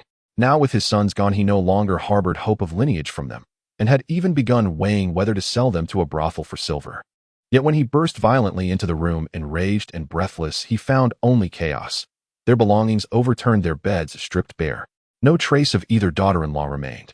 Xiao Dainiu froze mid-step, stunned into silence. Xiao Bin blinked once, then understood his two sisters-in-law had fled. Perhaps they had foreseen the fate awaiting them. They dared to run. I'll never forgive them. Xiao Dainiu raged, nearly unhinged. His son slaughtered, vengeance denied, and he himself nearly beaten to death by Xiao Jing. All he felt now was bitter regret. Why hadn't he killed Xiao Jing long ago? Then his family would never have been ruined. Xiao Jing, I swear I'll have your life. Just wait. Xiao Dainiu ground his teeth, murderous light blazing in his eyes. Lin Ergu's face twisted with venom, her gaze flickering with a chilling, suicidal resolve. Alarmed, Xiao Bin hurried to intervene. Father, mother, though elder brother and second brother are gone, I remain. Please do not act rashly. The academic supervisor is currently stationed here. If you move against Xiao Jing, the scandal will destroy my future. Even if we must confront him, it must wait until the supervisor departs. For now, we must endure. He truly feared his parents might charge headlong at Xiao Jing. Regardless of outcome, he would bear full blame. So, we simply let it go. Xiao Dainiu's face contorted with resentment. Never. Xiao Bin's eyes narrowed, cold and cruel. Once the scholar examination concludes and the supervisor leaves, I shall deal with him, my way. But what if he also sits for the exam? If he passes, how dare we touch him? Xiao Dainiu demanded anxiously.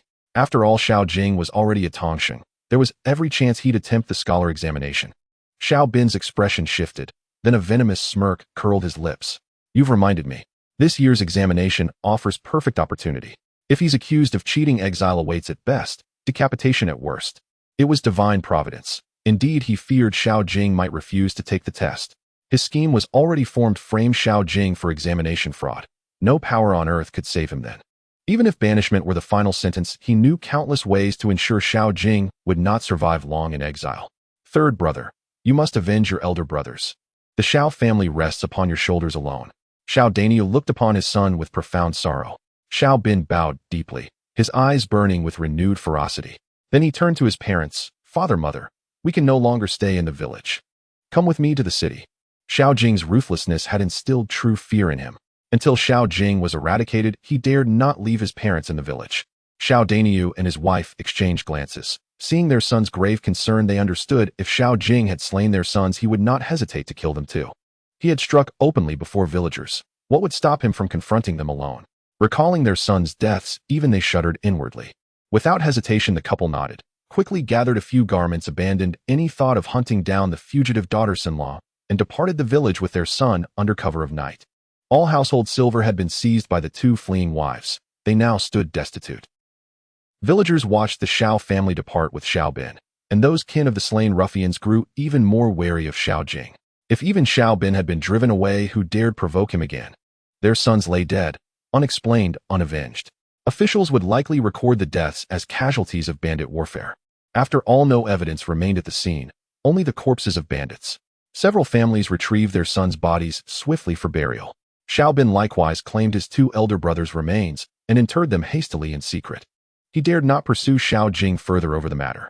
Xiao Jing's accusation of envying talent and fearing virtue had pinned him irrevocably, and worse, his brothers had conspired with bandits to eliminate Xiao Jing. That truth could not withstand scrutiny. Xiao Bin and his parents seethed with helpless fury, but could do nothing. Meanwhile, Xiao Jing hosted a boisterous pig-slaughtering banquet and discussed house construction plans with village chief Xiao Lin. He knew of Xiao Bin's departure and felt a sharp urgency rise within him. That family remained an existential threat, yet for now he could only bide his time. He could hardly march into the county seat to commit murder. Nor could he ignore the dozen bandits he had slain. News from the bandit stronghold remained unknown. Though Shanghai County, as a major garrison town, deterred open retaliation, vigilance was imperative. He would need to discreetly gather intelligence on the matter. Due to Xiao Jing's house construction, the previously quiet thatched cottage was now bustling with people and noise. The women in the village busily set up large pots to stew meat and cook dishes, while some men worked on the foundation, their busyness reflecting a lively atmosphere. Laughter and cheerful voices filled the air with the aroma of wine and meat wafting around. The three women exchanged glances, and a bright smile spread across Su Wangqing's face, making her appear much more vibrant. Since the upheaval in her family, she hadn't felt this genuinely happy in a long time. Li Huaiqin gazed at the busy scene before her with a complex expression, a faint smile unconsciously tugging at her lips. In her gaze towards Xiao Jing, there was an unspoken depth. Meanwhile, Chu Yinyuan quietly stood to the side, taking everything in. When her gaze swept past Xiao Jing, it softened unconsciously.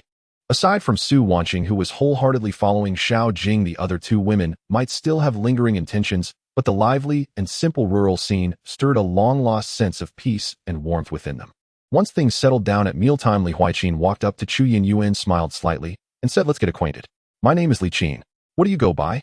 She always felt that Chu Yinyuan had an exceptional demeanor, and she vaguely guessed at the other's possible identity, but it was difficult to confirm.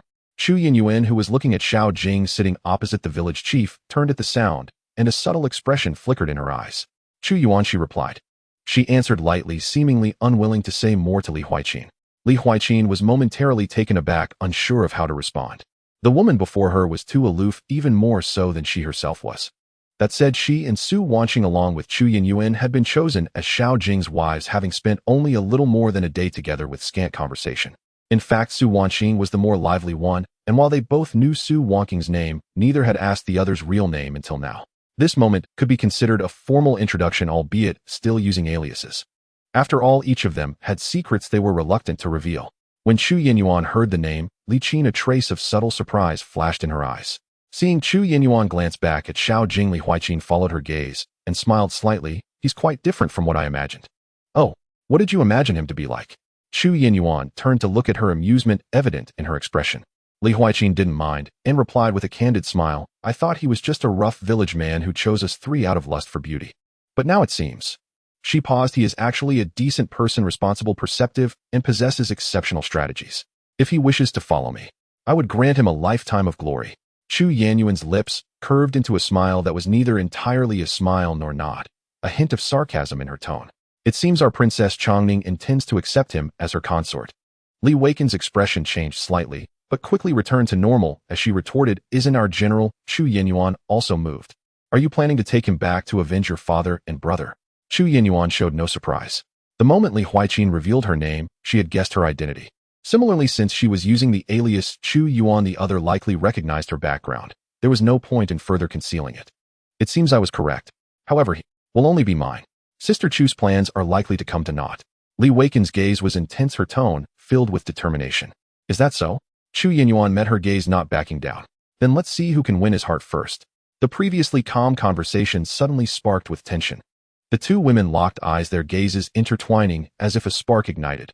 Over one man, the atmosphere between them grew tense, ready to erupt. Not far away, the crowd preparing for dinner suddenly felt the air around them grow colder. Someone noticed the two women glaring at each other and was momentarily stunned, confused about what had transpired. At that moment, Li Huiqin unexpectedly broke into a smile, filled with hidden meaning, and turned to walk towards Xiao Jing. Under the astonished gazes of everyone, she sat beside Xiao Jing, wrapping her arms around his arm, her soft chest pressed tightly against his side. Darling, do you want to eat a meat sandwich? I have some here for you. Before she finished speaking, Li Huiqin had already picked up a meat sandwich from the table and directly held it to Xiao Jing's mouth. Xiao Jing nearly lost his composure at that moment. What does this woman want to do? Although a meat sandwich is a common food, the way she said it felt suggestive. Moreover, she had previously ignored him completely, her favorability only at 35. Why did she suddenly come to act spoiled? A dignified princess behaving like this? He couldn't help but look up, surveying the puzzled villagers who had stopped working, and glanced at the village chief across from him, who was also unsure whether to drink or not, feeling as if everything was a dream. At that moment, he suddenly felt two icy gazes piercing through him. Chu Yinyuan was looking at him, her eyes carrying a hint of coldness. Su Wanqing pouted, her pink lips, jealousy evident on her face, and couldn't help but shoot a fierce glare at Li Huiqin before quickly running to the other side of Xiao Jing. Darling, if you want to eat a meat sandwich, I can also give you one. The little girl looked at Li Huiqin angrily, her voice soft yet challenging. She was not one to like competing, but seeing Li Huiqin's cutesy demeanor instantly made her feel a sense of crisis, fearing Xiao Jing might no longer favor her, and a competitive spirit quietly arose. To others her words seemed innocent, but to Xiao Jing they made his heart race. He couldn't help but glance at Su Wanqing's lovely face, his gaze inadvertently sweeping over her curves, and his throat moved slightly. A meat sandwich. It must be delicious. He felt like he was about to lose control. What was wrong with these two girls today, both coming to act spoiled for his affection? Darling, their meat sandwiches can't be as good as mine. Come, let me feed you. At that moment, Chu Yinyuan stepped forward, calmly picked up one of the meat sandwiches and directly offered it to Xiao Jing. It seemed she also wanted to compete with the other two women for his attention. The surrounding villagers watched this scene with envy, especially the men. Three stunning beauties vying for Xiao Jing's affection made them unable to help but fantasize about being that person. Xiao Jing's heart raced, leaving him only to exclaim in astonishment, damn. Even you were joining in. If it weren't for the fact that he hadn't heard the system's notification, he would have thought these three women genuinely had developed feelings for him and wanted to feed him meat sandwiches. Looking at the current situation with the three women, it was clear they were competing for his affection. This was just the beginning, and such a scene had already unfolded. If they were to live together long-term, would he ever have a moment of peace? However, he couldn't just let these three women lead him around by the nose. Xiao Jing looked at the three women meaningfully, a smile curling at the corners of his lips as he asked, "Are you all truly certain about wanting to give me a meat sandwich?" The three women were taken aback, while the village chief and the surrounding villagers wore perplexed expressions, unable to comprehend the hidden meaning behind his eloquent words. However, Chu Yanwan and Li Huiqin pondered for a moment and seemed to understand something. Instantly, both blushed, unable to help but shoot a glare at Xiao Jing, softly hissing, "Womanizer! How dare you think so highly of yourself?" Li Huiqin's cheeks flushed, and after saying this, she turned and left, nearly fleeing in panic. As a noble princess at 18, had it not been for her father's failed bid for the throne, she would have likely been married off by now. Naturally, she could discern the underlying meaning in Xiao Jing's words. Chu Yanwan, having spent years in the military camp, and now 19, though she usually maintained her purity, was not completely oblivious to matters of relations between men and women. She too detected the impropriety in his words. "Lecher, how dare you think so highly of yourself?" Even though she usually bore herself boldly, she was still a girl at heart. Her pretty face turned beet red as she huffed softly and turned away with a cold expression. Seeing the two leave one after another, Su Wanqing wore a confused expression.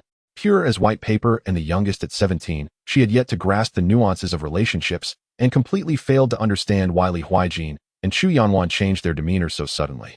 "Husband, didn't they say they were going to give you meat sandwiches? Why are they suddenly angry?" She looked at Xiao Jing with an innocent expression, her naive and pure demeanor oddly alluring. Xiao Jing's breath quickened, and he hastily took a sip from his wine cup to mask his embarrassment and the heat rising within him. If they won't give you any Wanqing will. The little girl, still unaware of the tension, cheerily spoke to Xiao Jing. Exactly. Xiao Jing, why are your two wives so moody? If they won't share, then they shouldn't start scolding people. The village chief Xiao Lin chimed in, saying, Here, old man will give you some, while handing over his own meat sandwich to Xiao Jing. The other village elders nodded in agreement. Just as Xiao Jing had a mouthful of wine, he spluttered it all out, hitting Xiao Lin squarely in the face. He sighed inwardly. Uncle Lin, maybe you should. Just forget it. He hurriedly waved his hand to decline, though he secretly felt relieved. After teasing Li Huijin and Chu Yanwan earlier, he regretted it, fearing that the hard-won goodwill would be wiped out. If that were to happen, it would be even harder to build it up again. Fortunately, the system did not indicate any decrease in the goodwill of the two women, suggesting they had finally accepted him to some extent. Even with his light-hearted remarks, they could manage to tolerate it. This could be considered a good start. He glanced at the two women hiding aside, seemingly sulking, and shook his head with a chuckle. He didn't call the two women to eat. Going over now would likely be awkward and might even decrease goodwill. It was better to let them be. Other villagers intended to invite the two women to eat, but seeing Xiao Jing's inaction, they felt hesitant to take the initiative. After all, if the new wives dared to give their husband a cold shoulder, it was something to be corrected. Xiao Jing was the one to teach his wives. If they intervened, wouldn't that be slapping Xiao Jing's face? Everyone ate their own meals, and the atmosphere was lively. Su Wanqing, though wanting to step in and ease the tension for the two women, felt awkward since Xiao Jing remained unmoved.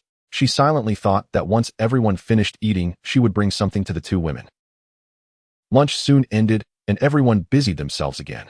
Thanks to the dozens of strong villagers and village women helping out, along with the presence of food and drink.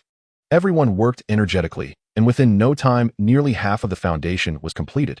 At this rate, by nightfall, they would be able to build the yard Xiao Jing wanted, which was a 5-own structure.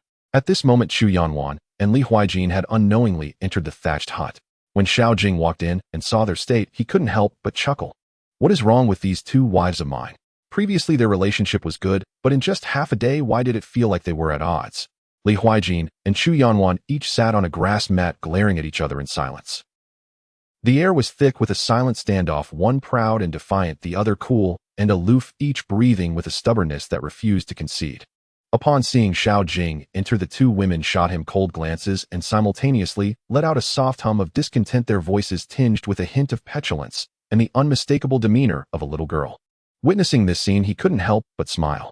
He had anticipated their reaction and chose not to break the ice, merely smiling faintly as he retrieved 2 portions of self-heating rice from his system space. These two girls, still sulking, hadn't eaten anything yet. Even if one was proud and the other cool, they were still both under 20 and needed to be coaxed.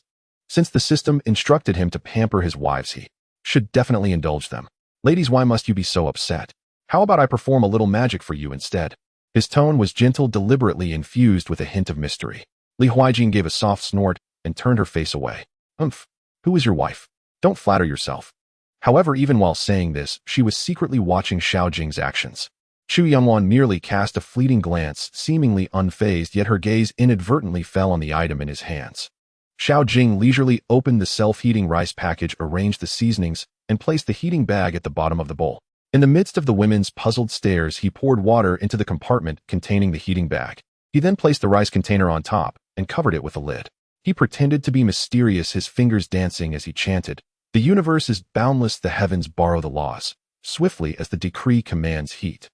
As he pointed his hand towards the rice container, within moments thick white steam burst forth with a hiss, accompanied by a soft bubbling sound. As the rice container began to heat itself, the aroma gradually wafting out. The two women who had been sulking froze simultaneously, their eyes widening in unison. Having never seen such a thing in their ancient times, they were momentarily dumbfounded, looking at Xiao Jing with expressions full of astonishment and curiosity, even tinged with a hint of awe. The two women clearly saw that Xiao Jing had poured in cold water, yet in the blink of an eye the water was steaming and bubbling. They unconsciously leaned closer, reaching out to touch the rising steam. The heat was so intense that they quickly withdrew their hands, their astonishment deepening. Li Huijin forgot her composure, leaning slightly forward, exclaiming, What is this? How can it heat itself to cook rice?" She had witnessed Xiao Jing put in plain rice. What was happening was beyond mere cooking. Chu Yanwan didn't speak, but the surprise was evident in her cool gaze, locking onto the steam-emitting rice container as if she were witnessing some incredible magic. Xiao Jing looked mysteriously at the two women's inquisitive gazes, a smirk playing on his lips as he said this. Is my magical power. What do you think? Impressive, right? This time the two women did not dwell too much on how Xiao Jing addressed them. I don't believe it. If you don't want to say, then don't. Li Huiqing pouted. She feigned indifference, but the curiosity hidden in her eyes betrayed her. It's just a trivial matter. If you want say, then forget it. Chu Yanwan remained as cold as ever, yet the flicker in her gaze clearly contradicted her words. Xiao Jing paid no mind to these two women who spoke differently from their hearts. He merely gazed at the self-heating rice with a smile, remaining silent. Though the two women were curious, seeing that Xiao Jing wouldn't speak, they could only endure and watch the steaming rice together with him. The three of them stared at the self-heating rice pot, their expressions locked in a peculiar standoff.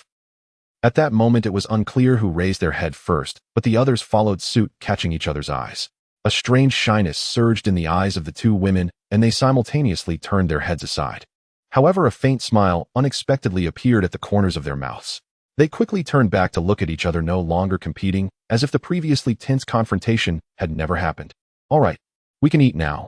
Seeing the steam dissipate, Xiao Jing hurriedly smiled at the two women. He lifted the lid, presenting the fragrant rice before them. The two women gazed at the steaming, aromatic rice in the bowl, their eyes filled with astonishment and a gentle warmth. Ding. Chu Yanyuan's affinity 3, current affinity 40, a reward, a Tang Hung sword. Ding. Li Waken's affinity 3, current affinity 38, a reward, 10 boxes of self-heating hot pot. The system's notification chimes rang out consecutively. Xiao Jing was taken aback. He hadn't expected that just by trying to ease the relationship between the two women, there would be unexpected rewards.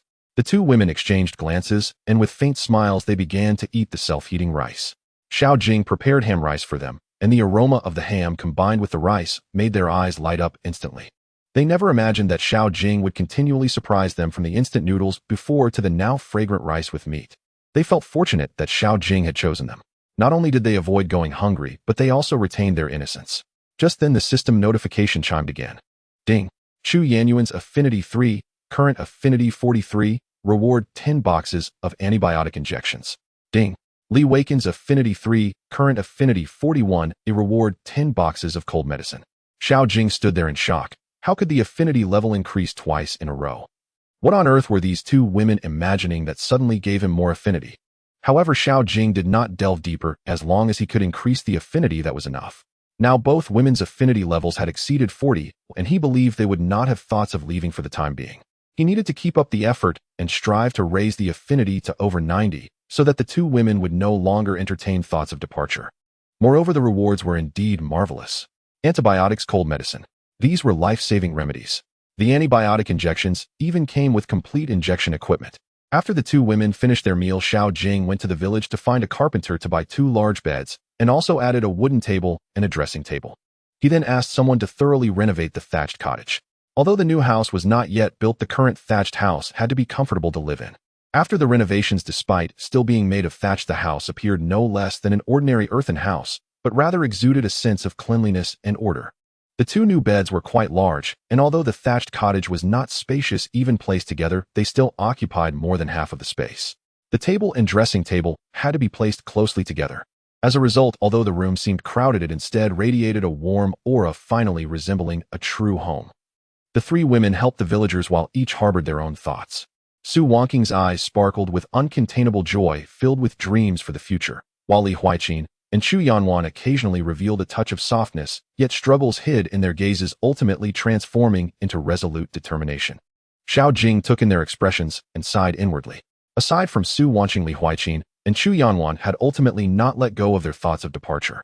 They were burdened with a deep blood feud, consumed by a desire for revenge. Even the warmth here could hardly sway their determination.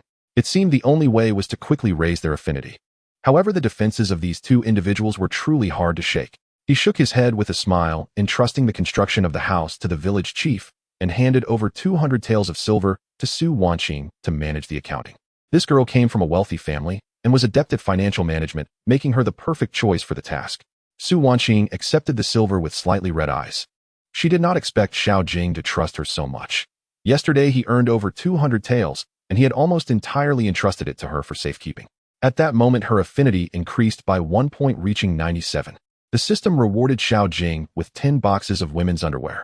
As Xiao Jing had anticipated, after exceeding an affinity of 90, each additional point became extremely difficult to attain. Had it not been for his display of complete trust, it was likely that even this 1 point would have been hard to achieve. Just 3 points short of reaching 100. Xiao Jing couldn't help but feel excited. When Su Wanqing's affinity reached 100 and the pet wife value shop opened, what kind of scene would unfold? However, to this day, he still had not seen the pet wife value appear.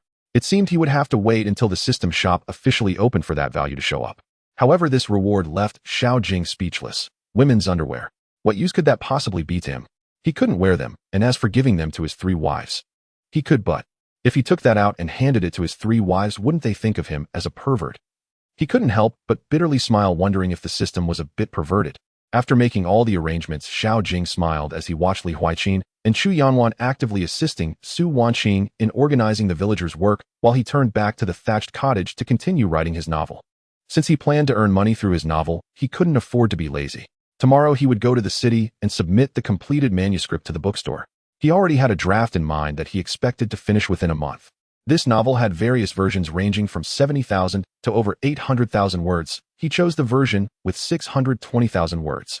With his current beginner calligraphy skill, he could write 4,000 words in an hour, and by dedicating several hours each day, he would definitely complete it within a month. The skills granted by this system were indeed remarkable. Even at the beginner level, it felt as if he were divinely inspired while writing. If he were to elevate to intermediate, advanced, or even master and god level in the future, who knows what kind of realm he would reach. As darkness fell, the villagers finished their dinner and gradually dispersed. Su Wanqing, as agreed with Xiao Jing and the village chief, calculated the wages for everyone. Every face was beaming with smiles. Working for Xiao Jing not only ensured 3 meals a day, but also provided wages. How could they not be delighted and satisfied? As the night deepened and the villagers gradually left, the 3 women finished washing up and looked at the 2 newly placed large beds in the room, momentarily at a loss. Last night, they could still sleep separately on the thatched mat, but tonight the 2 large beds were pushed together, and once they lay down, it would be no different from sharing a bed with Xiao Jing. Su Wanqing was surprisingly unbothered. She had fallen asleep nestled in Xiao Jing's embrace last night, and that sense of security and warmth left her longing for more.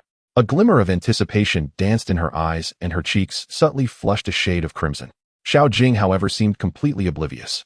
Aside from the time he spent washing up and allowing them to clean the room, he was entirely focused on his writing, unaware of the subtle expressions on the faces of the 3 women. The 3 exchanged glances, feeling somewhat awkward. An unspoken tension filled the air in the thatched cottage. Yet Xiao Jing remained engrossed in his work, his pen flying across the paper. Seeing him like this, Su Wanqing couldn't help but pout, a hint of resentment flickering in her eyes. Even Li Huaiqin and Chu Yanwan shook their heads slightly, feeling that he was truly like a block of wood, surrounded by 3 beautiful women, yet he only knew how to write, utterly oblivious to romance. Although Li Huaiqin and Chu Yanwan secretly worried about Xiao Jing's potential intentions, seeing him treat them as if they were invisible stirred an uncomfortable feeling within them. Did that not mean they had no charm? The thoughts of women can be so contradictory at times. Amidst their melancholy, the 3 women unconsciously walked behind Xiao Jing, quietly watching him write. Their curiosity gradually piqued. When they finally saw the neat and rapid strokes on the paper, their eyes widened in shock. Such speed, yet the characters remained orderly and vigorous, truly admirable. They couldn't help but feel a doubt creeping in. Was Xiao Jing really just a simple country bumpkin? With such literary talent, exquisite handwriting, medical knowledge, strategy, and even martial arts skills, how could someone like him be obscure in a village?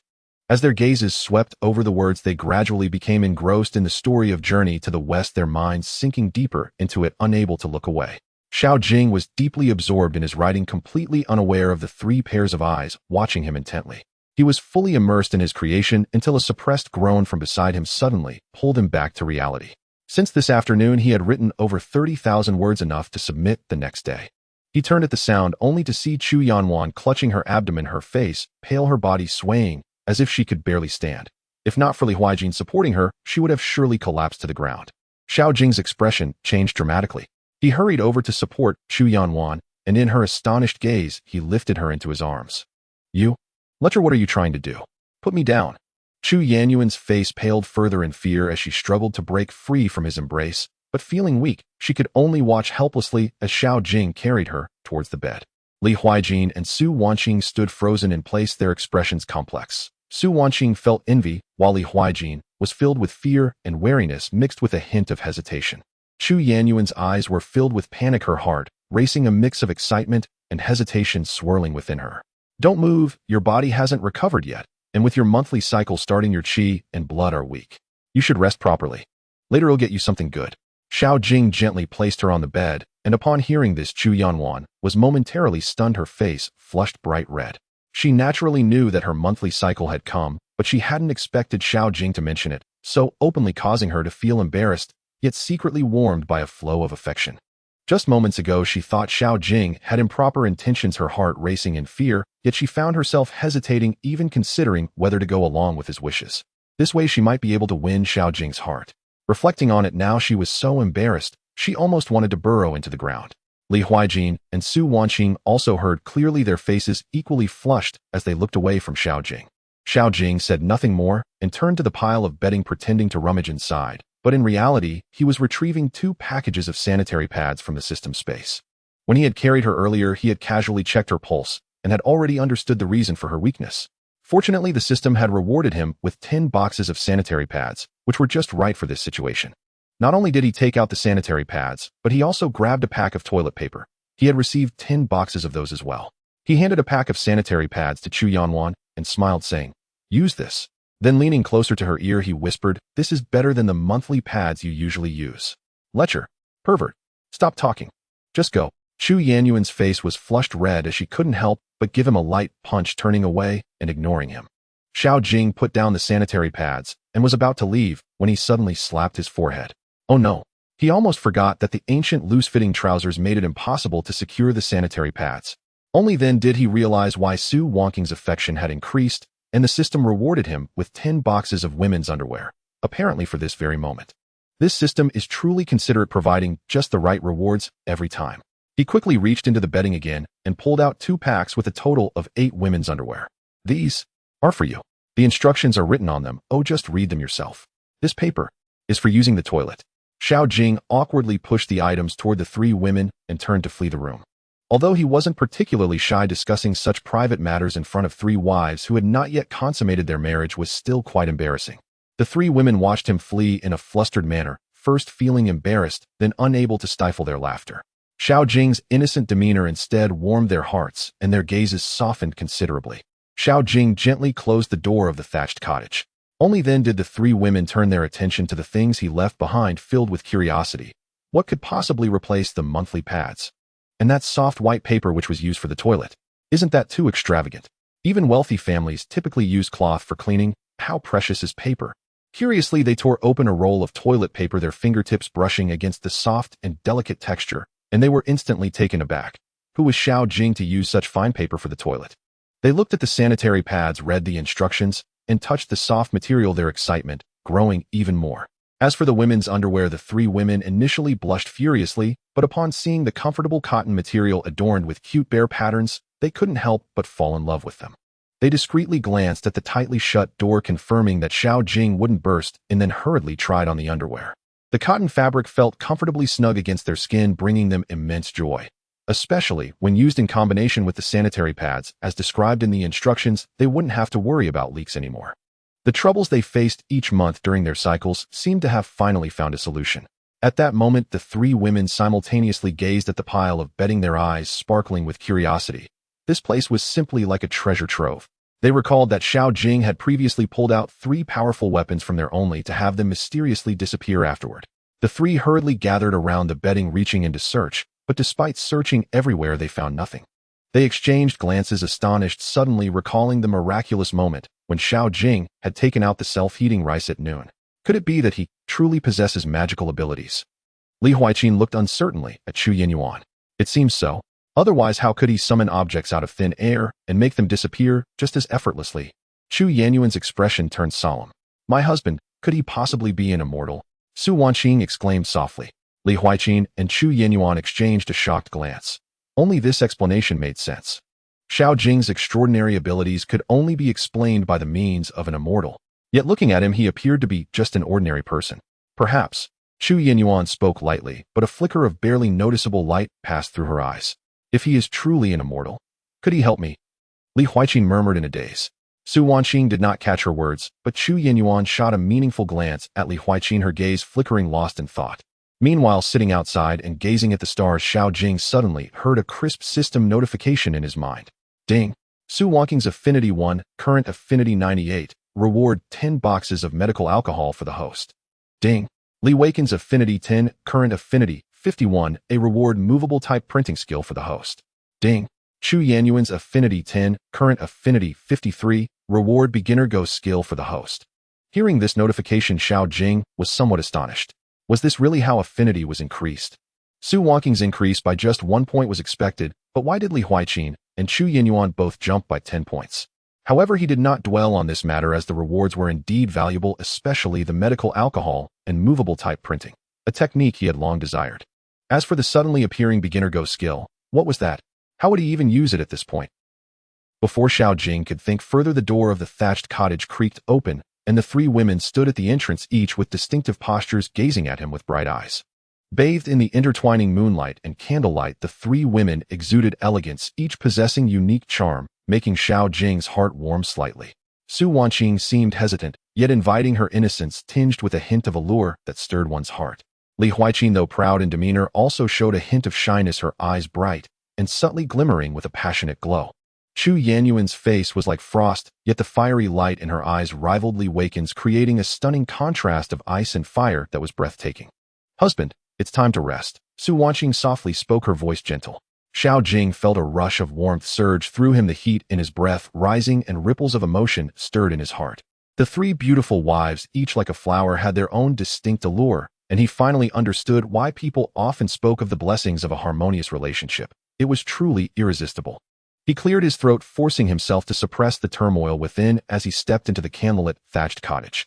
The dim, warm light enveloped the room, creating an ambience that was both cozy and filled with a subtle hint of intimacy. Li Huaiqin let out a soft huff, her cheeks flushed, quickly moving to the other side of the bed. She shyly shed her outer garments, wearing only a slip, before swiftly diving under the covers. Chu Yinyuan, however, cast a meaningful glance at Xiao Jing.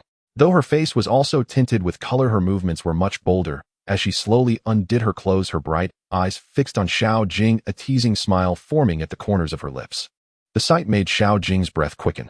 She deliberately slowed her movements, her graceful figure flickering in the candlelight, especially her alluring silhouette, which was breathtaking and nearly shattered Xiao Jing's last shred of composure. All 3 women were stunning beauties, each excelling in their own right, and their graceful figures were equally mesmerizing.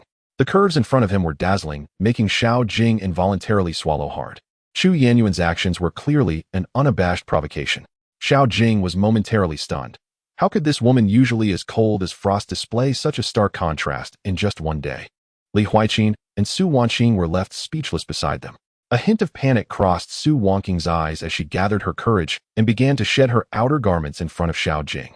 She even slightly pushed out her chest, refusing to be outdone, casting a defiant glance at Chu Yinyuan. Li Huaiqin was even more dumbfounded, secretly chiding these 2 old sixes are both playing tricks on her.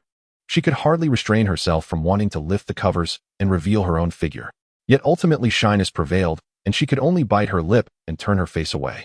At this moment, Chu Yinyuan also slipped under the covers. Though bold in demeanor, she still felt a twinge of fear within her heart, a mix of shyness and regret. What was happening to her? Why had she started to seduce Xiao Jing? Suppressing her inner turmoil, she lay down on the bed beside Li Huaiqin, deliberately leaving the other side empty. Su Wangqing, however, was even bolder, directly approaching to help Xiao Jing remove his clothes. Xiao Jing's body tensed slightly as he quickly grasped her hand, halting her actions. "I'll do it myself," he smiled at her, his tone somewhat awkward. Upon hearing this, Su Wangqing's cheeks flushed, instantly feeling a bit embarrassed. Earlier, she had acted impulsively, fearing that Xiao Jing might shift his affections away from her. Now, coming to her senses, she felt a wave of timidity wash over her. Especially thinking about what might happen next made her heart race. But when she caught a glimpse of the meaningful looks in Li Weiken's and Chu Yanyuan's eyes, she bit her lip and steeled her resolve. She quickly dove under the covers, and Xiao Jing, watching the 3 of them lying on the bed, clearly tense, couldn't help but chuckle, yet a wave of heat quietly surged within him. He removed his outer garments and walked to the candlestick to extinguish the flame, then lay down beside Su Wangqing. The thatched cottage fell into silence, with only the clear sounds of the 4 breaths echoing in the darkness. 3 women's breathing was noticeably rapid and disordered. Even Xiao Jing's own breath was somewhat unsteady. The 4 lay quietly unmoving. Moonlight spilled through the gaps in the thatched roof, creating an ambience of tranquility tinged with subtle intimacy.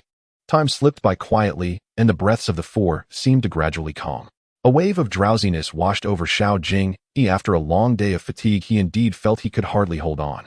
Just as he was half asleep, suddenly a delicate trembling hand reached toward his waist, warm fingers attempting to untie his belt. Xiao Jing abruptly awakened, gripping that hand tightly, turning to meet Su Wangqing's fiery, yearning gaze. In her eyes were pleading anxiety, fear, and a hint of a fragile search for support. At that moment, she resembled an abandoned little beast desperately needing to grasp onto something solid. Seeing the sorrowful and aggrieved look in her eyes, Xiao Jing felt his heart soften, pulling her into his embrace and gently kissing her hair.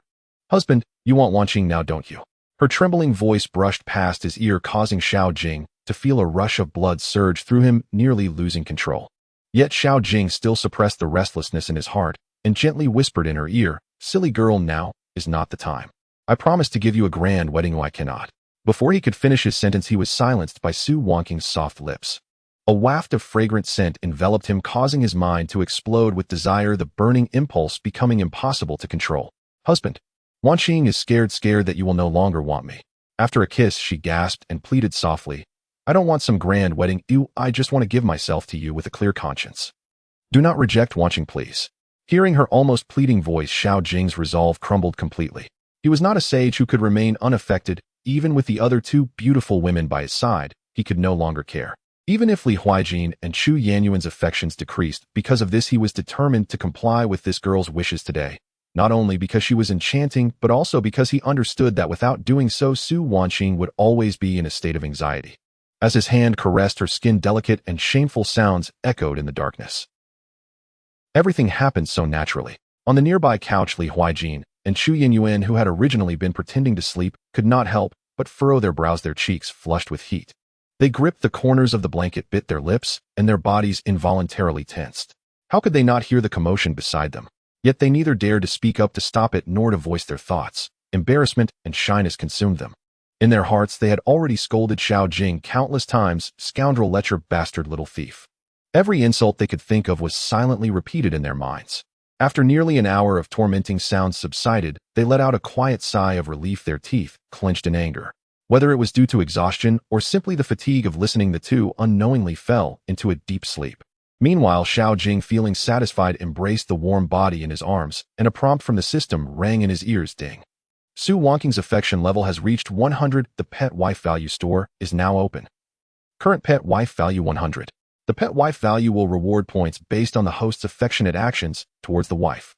Hearing the prompt, Xiao Jing was overwhelmed with joy. Finally, the pet wife value store was open, which was quite a feat. He had not expected that uniting with Su Wangqing would directly fill the affection meter. Although it only increased by 2 points, he understood how difficult those last 2 points were to achieve. And the quickest method turned out to be this. He browsed through the items listed in the store, which were dazzling and plentiful. In fact, as long as Xiao Jing searched in the store, he could find anything he could think of. There was nothing he couldn't buy, only things he hadn't thought of.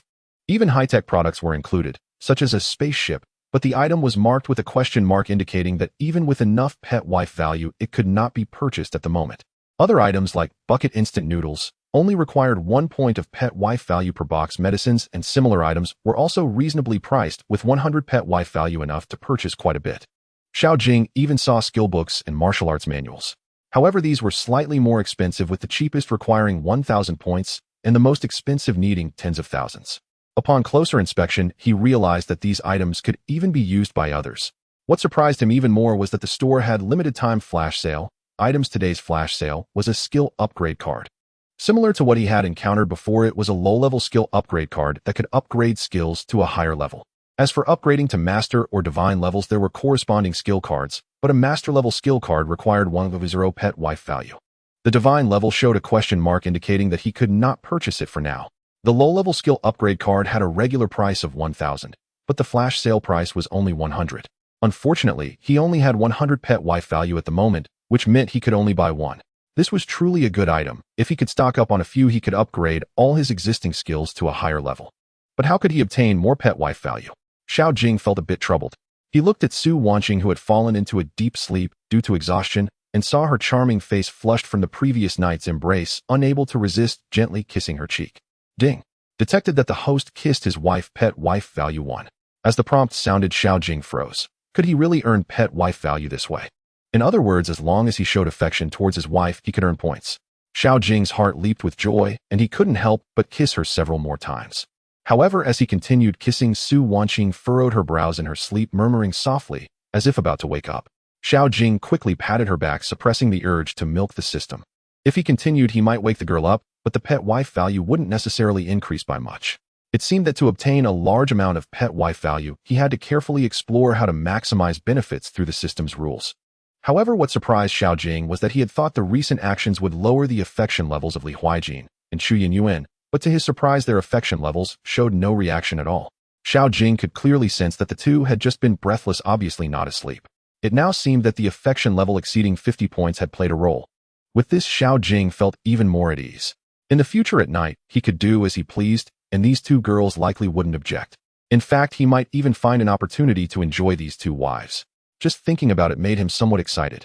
At this moment, fatigue surged over him again, and Xiao Jing finally could no longer hold on, falling into a deep sleep. The next morning, Xiao Jing was awakened by the noisy voices outside, as the villagers had already begun to enthusiastically build houses.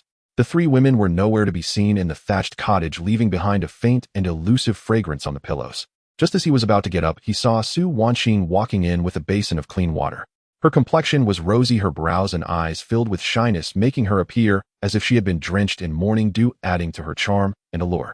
Seeing Xiao Jing awake, a hint of joy spread across her eyes, which was quickly suppressed by shyness. "Husband, you are awake. Wanqing has prepared water for washing. Please freshen up first, breakfast will be ready soon." Her voice was as gentle as water, serving Xiao Jing like a considerate wife.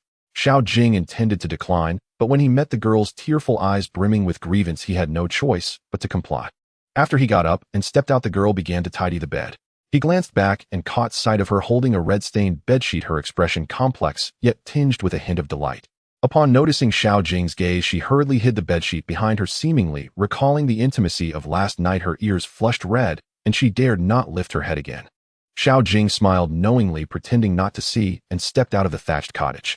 At that moment, Li Huijin and Xu Yinyuan, who were busy preparing breakfast at the stove, just raised their heads. Their eyes met, and Li Huijin's face instantly turned crimson, giving a soft huff and muttering, "Scoundrel.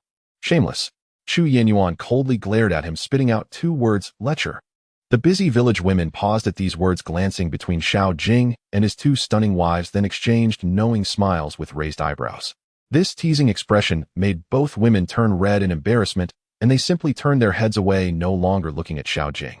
Seeing their demeanor, if it weren't for the system not indicating a decrease in favorability, Xiao Jing would almost think they truly disliked him. These two girls were venting their dissatisfaction towards him over last night's incident. Their appearance was even more endearing.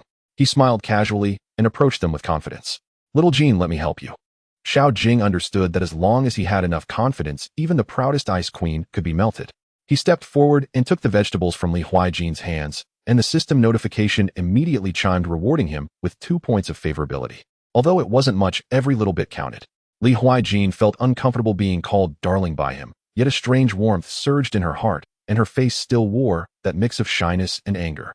She huffed softly and turned to leave. After helping Li Huijin, Xiao Jing approached Xu Yinyuan without missing a beat, took the kitchen knife from her hands, and casually said, "Little Yuan, let your husband handle this rough work." Xu Yinyuan was stunned in place, her cheeks flushed, her heart also stirred by his endearment, yet she merely huffed again and turned away, ignoring him. For the time that followed, Xiao Jing tried various ways to extract favorability points from the two girls, causing them to be restless, while that strange feeling in their hearts became increasingly evident. They could hardly maintain their expressions, showing annoyance towards Xiao Jing multiple times. Their hearts were filled with both embarrassment and irritation, yet they held a hint of anticipation. If they hadn't contributed 3 points of favorability to Xiao Jing during this time, he would have almost thought they were genuinely angry with him. This showed that these two women were indeed speaking one way and feeling another, prideful to the core.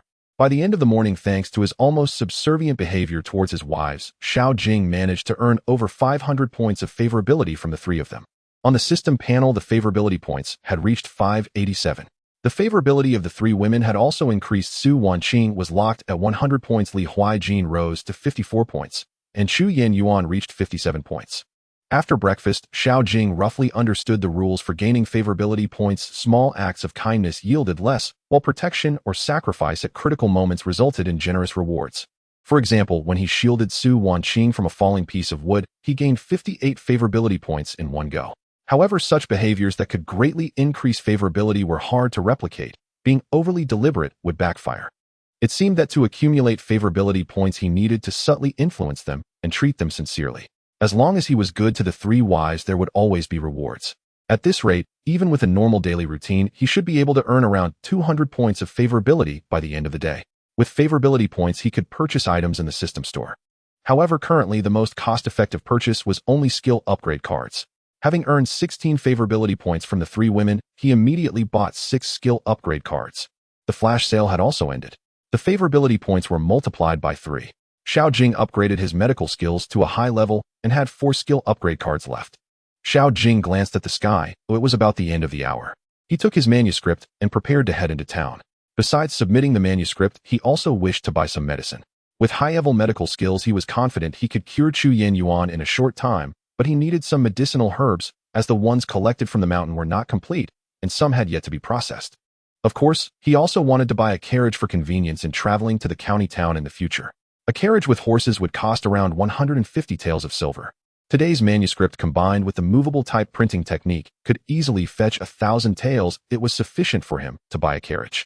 He initially planned to negotiate with the bookstore owner about the movable type printing business, but then thought better of it. If mishandled, it could bring endless trouble. Now, without power or influence, he might not be able to protect this technology. Forget it, he didn't lack silver at the moment. For the carriage purchase, he should have enough with the silver earned from the manuscript and the money from selling 3 ginseng that were over 50 years old. As for the movable type printing, he would have to wait for a suitable opportunity to bring it up. Xiao Jing initially wanted to take the 3 women with him to the county town, but reconsidered that it would be too ostentatious. Previously, he was concerned about Xiao Kuan and his brothers being a threat to the 3 women. Now that those 3 were gone with the village chief and several villagers helping at home, the 3 women's safety should be assured. He decided to leave the 3 women at home and took the village's ox cart into town, bringing the manuscript with him. Meanwhile, in front of the 100 Flavors bookstore, the crowd was already bustling. Some people were shaking their heads at the upper portion of the hanging couplet on the left, while others craned their necks to listen to the noisy crowd ahead, eager to know the outcome. Boss, is there a copy of Journey to the West yet? Yes, I heard that the owner had someone transcribe it overnight. How much did they manage to copy? Please sell it to us. The owner can name any price, we are all willing to buy. Everyone was there for the Journey to the West, written by Xiao Jing. Over 12,000 characters he wrote yesterday were copied overnight by the bookstore owner Li Qingyang. As news spread, many people arrived to wait before dawn. Among the crowd, there were many servants dressed as maids and young men, as well as scholars in long robes. Although Shanghai County was a small border town, it had a population of over 30,000, making it a medium-sized county. If compared to modern times, it might not even rank among the 5th-tier cities, but in ancient times it was quite considerable. Otherwise, this year's special examination wouldn't have been set here. Just over 100 miles from the county town stood the majestic Shanghai Pass, directly facing the northern Jin territory. As Shanghai County served as a logistics hub for the garrison, its dense population was self-evident. Moreover, many northern scholars gathered here, hoping to excel in the military and gain recognition from the garrison commander with their talents. With the special examination approaching, even more scholars were arriving from northern counties. Now, there were at least over 30,000 scholars in Shanghai County. This does not include the wealthy families and the literate individuals in the city. If counted accurately, the literate population might account for half. Thus, as soon as the news of Xiao Jing's Journey to the West spread, it quickly circulated among the literary circles. Before it was officially released, it had already become a sensation in the city, even showing signs of spreading to surrounding counties. Everyone, I sincerely apologize, but the number of copies we have is limited. I hope you can be understanding. How about we extend a few more days? Once young Master Xiao's follow-up manuscript arrives, I will definitely expedite the production of the books and then invite everyone to come and purchase. All right. The owner of the 100 Flavors bookstore, Li Qingyang, hurriedly apologized to the crowd at the door, but his eyes could not hide his delight. He was secretly amazed at Xiao Jing's extraordinary methods. The book had not yet been sold, but was already a hit, which promised a grand scene upon its release. Upon hearing this, everyone showed disappointment. It was clear that Li Qingyang had no intention of selling books, and they could only disperse regretfully. Li Qingyang watched the crowd gradually disperse, his face filled with joy as he returned to the store. On the second floor of the tavern across the street, Gu Yan and Lu Zhengfeng sat, facing each other, observing the lively scene in front of the bookstore with surprise. Brother Gu, is Journey to the West really that appealing? Do you know how it starts? Lu Zhengfeng looked at Gu Yan, his eyes filled with curiosity. Brother Lu, I feel ashamed to say that I also acquired this draft of over 3,000 words by chance from someone else. Look, just this rough draft copied by others is already being priced at 1 tael of silver. Brother Lu, do tell, what is this book really about? Gu Yan smiled, his expression calm as he took out a stack of pages from his sleeve and gently pushed them towards Lu Zhengfeng. Lu Zhengfeng took the manuscript, and after reading just a few lines of the opening, he was astounded by the grand worldview and the imposing momentum of the beginning, his eyes revealing a mix of astonishment and admiration. Marvelous, truly exquisite. What a masterpiece. Journey to the West. No wonder it has captivated so many. He could not help but applaud in admiration. Then his gaze shifted to the couplet. Smoke locks the pond, willows droop. Hanging on the left wall of the bookshop, one hand gently stroking his long beard, he fell into deep contemplation, silent. After a moment, he sighed sincerely, absolutely brilliant. Truly peerless. Each character's radical subtly corresponds to one of the 5 elements. The parallelism is flawless, the imagery profound. Such ingenuity is rare indeed. Even this single upper couplet alone would stump countless scholars. Yet I wonder, does the young master who posed it already have a matching lower line? Gu Yan nodded faintly in quiet agreement upon hearing this. Indeed, who would have thought that youth, once deemed dull and unremarkable at the academy, harbors such extraordinary literary talent? Consider the 3 poems he composed yesterday. As he spoke, he gestured toward the wooden plaque on the left wall of the shop. In my view, each merits immortality. Indeed, Lu Zhengfeng murmured, gazing intently at the 3 verses, his tone brimming with anticipation. Yet I wonder, will this young master seize the top honor in the upcoming imperial examination? I, for one, eagerly await the outcome. Winning first place in an imperial examination is no simple feat. His talent for vernacular fiction, poetry, and couplets is undeniable, but such examinations test far more than mere literary flair. Gu Yan frowned and shook his head. Lu Zhengfeng, after a thoughtful pause, likewise nodded. Though this examination was only the county-level scholar selection, its scope extended well beyond a single genre. Beyond the prescribed verse exam, 4 additional subjects awaited candidates. Proficiency in literature alone would not suffice. The 2 men exchanged a wry smile and turned their attention elsewhere, no longer dwelling upon the matter. Xiao Jing possessed remarkable talent, yet not enough, to compel them to seek his acquaintance at all costs. At least not yet had his displayed brilliance moved them to act. Ultimately, the 2 had merely come to observe the spectacle. Should Xiao Jing claim the top rank in the scholar selection, however, they might just consider taking him as a disciple. Meanwhile, before the Byway bookstore, 3 young men and 1 young woman appeared quietly. The maiden, about 16 years old, bore delicate willow leaf eyebrows, almond-shaped eyes, a refined nose, and rosy lips. Her face, so exquisitely crafted it seemed plucked from a celestial painting. Her presence stilled the very air. Passers-by instinctively held their breath and paused, utterly transfixed by her ethereal beauty. The 3 men accompanying her wore brocaded scholars' robes, each radiating elegance and poise. Such a gathering of outstanding talents and peerless grace instantly stirred a quiet ripple through the bustling street. Keen-eyed onlookers quickly recognized the quartet. The leading maiden was none other than Gu Zhilan, hailed as the most beautiful woman in Shanghai County. Behind her walked the 3 most renowned scholars of Shanghai Academy, Xiao Bin the top-ranked, Hu Fangming second, and Lu Yang third. All 3 were courting Gu Zhilan. Her father Gu Yan found them all acceptable, and yet remained undecided.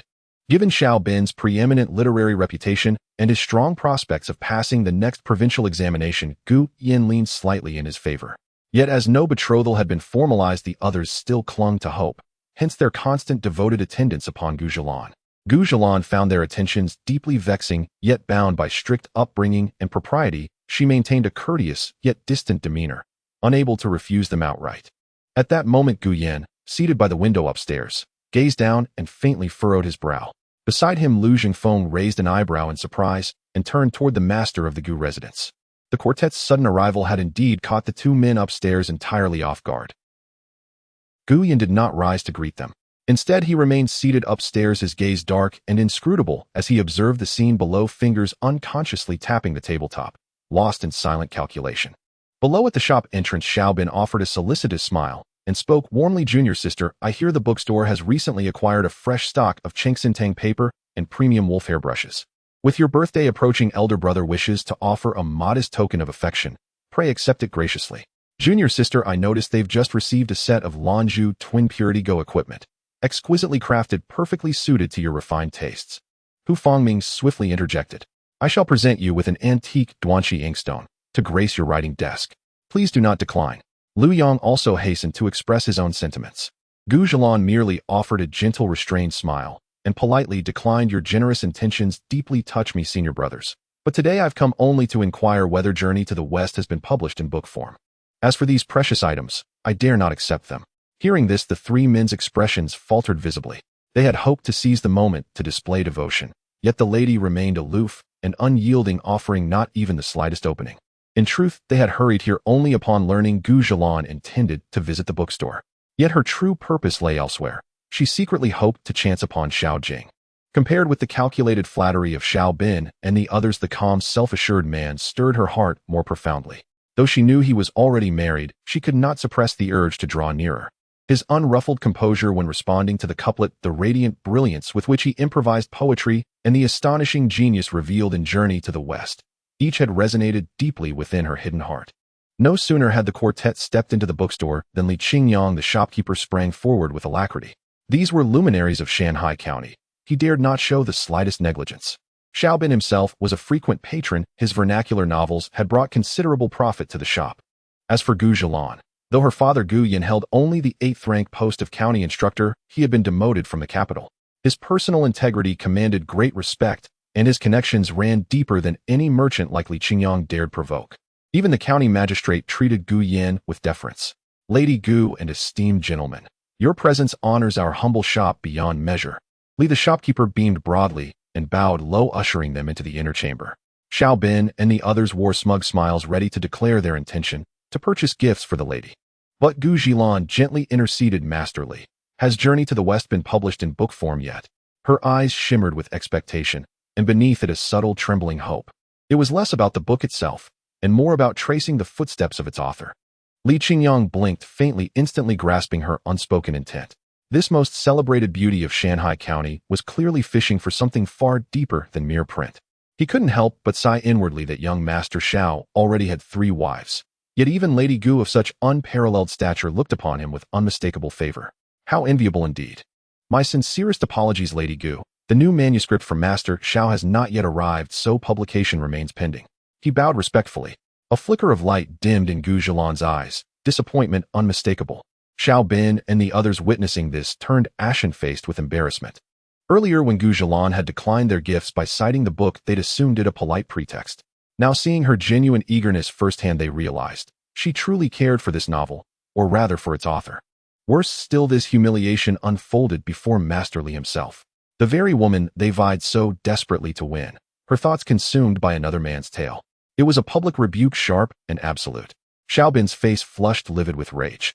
His own vernacular novels had never earned Gu Zhilan's approval. Even widespread acclaim failed to sway her. She always declined with the same excuse, I do not care for tales of gods and demons. Yet now she had come in person, asking specifically about Xiao Jing's Journey to the West. It was nothing short of a slap across his pride. Compounding his fury was a long-standing grudge against Xiao Jing, and now to see his betrothed fixated on his rival.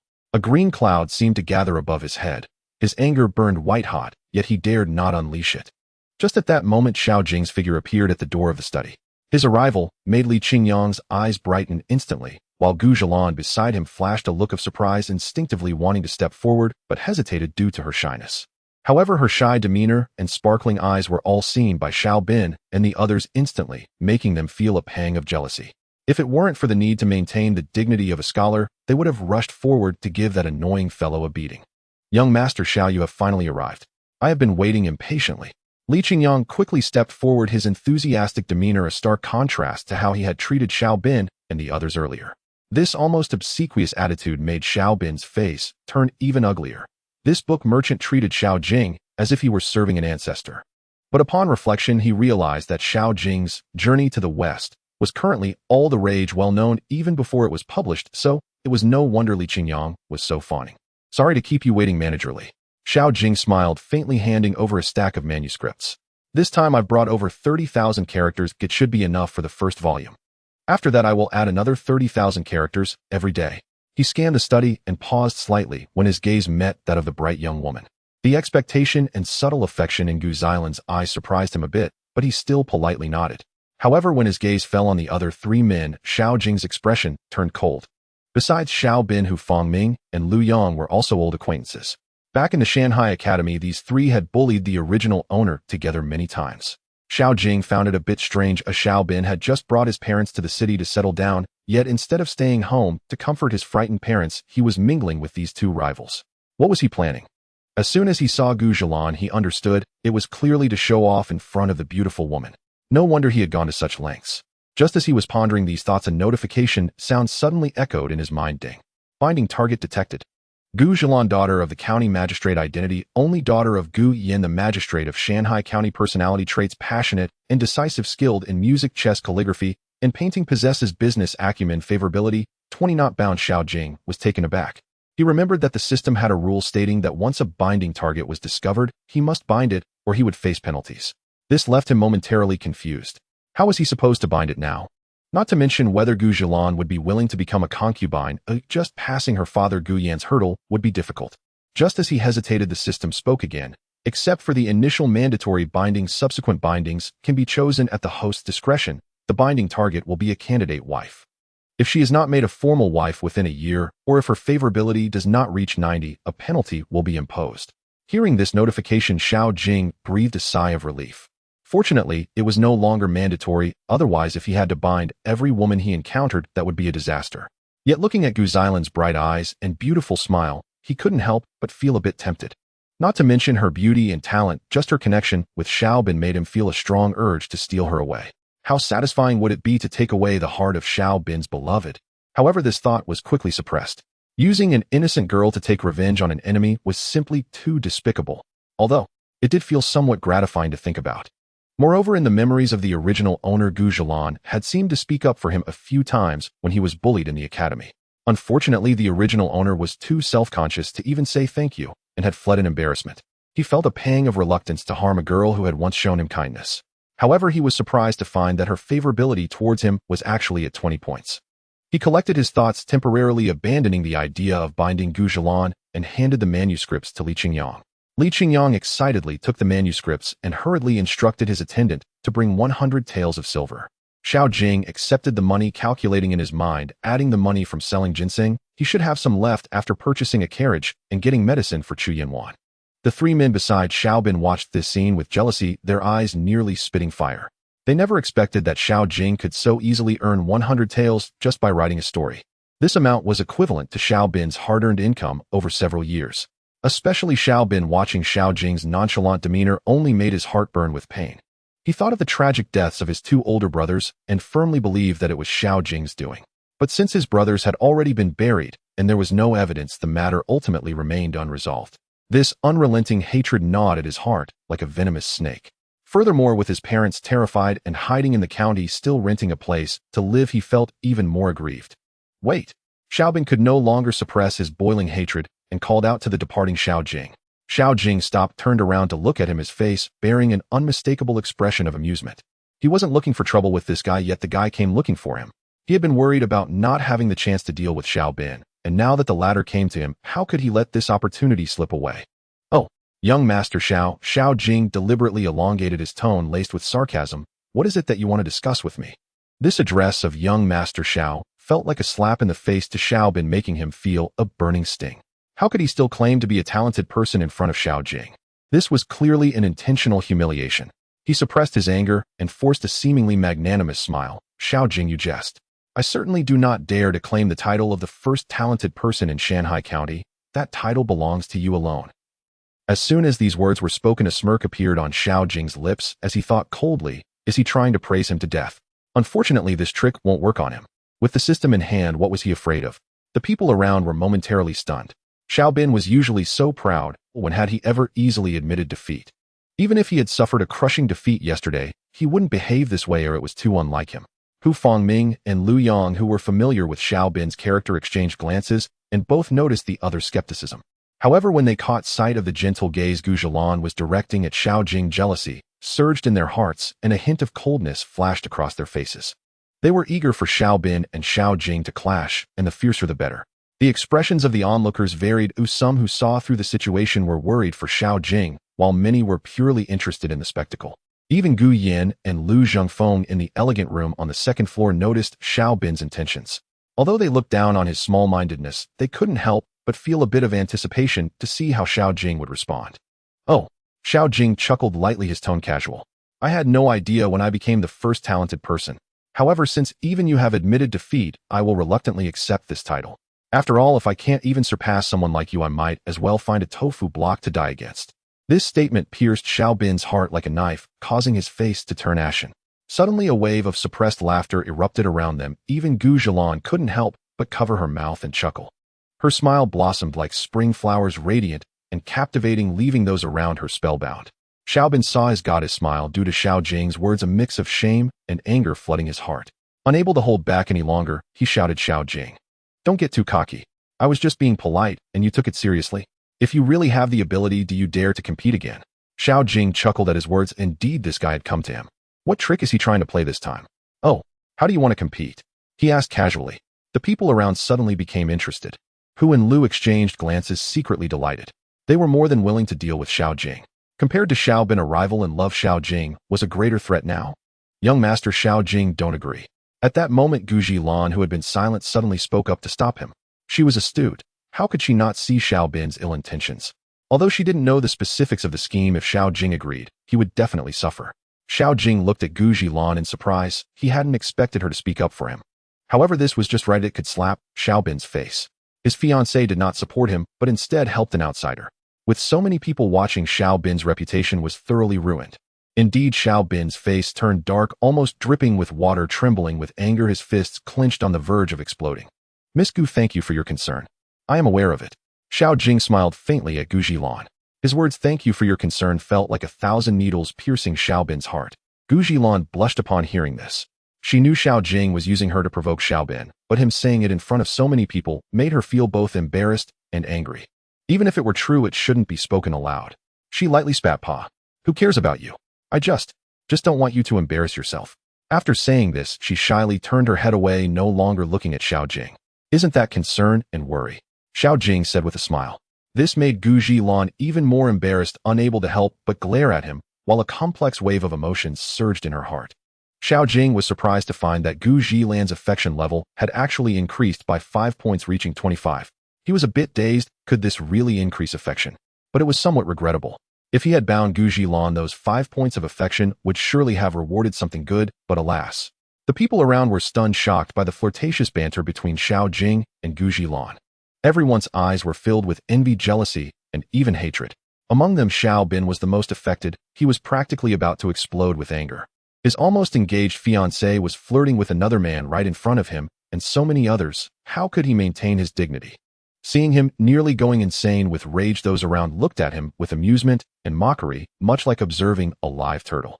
Gu Zhilan cast a meaningful glance at Xiao Bin, a hint of mockery flashing in her eyes. Xiao Jing happened to catch that glance, his heart startled. This woman is truly extraordinary. Does she want to use my hand to disrupt her engagement with Xiao Bin? It seems she is not satisfied with him either.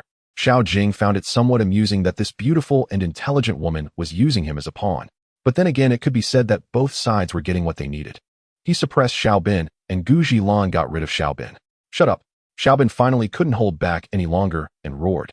At that moment, his expression was grotesque, and he seemed on the verge of going berserk. Xiao Jing, since you consider yourself the #1 talent, you must possess the skills that a talent should have.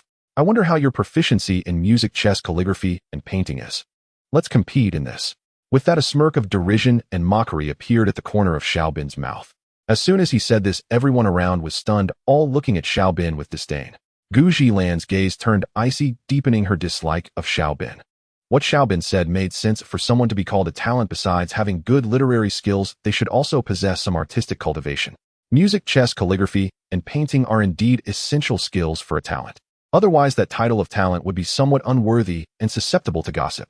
Xiao Bin clearly targeted Xiao Jing's weakness, hoping to make him look foolish and ruin his reputation. As for Xiao Jing's abilities in music, chess, calligraphy, and painting, Gu Zhilan didn't even know how to assess them.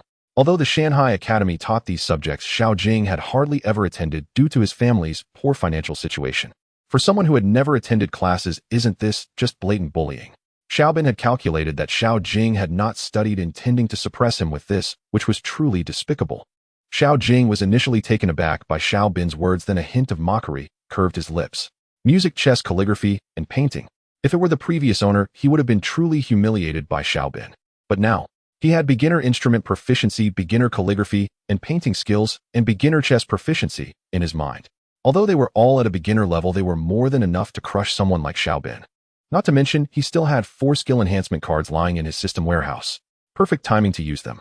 With a thought, Xiao Jing instantly raised his proficiency in instrument mastery and calligraphy to intermediate and his chess skill directly to advanced.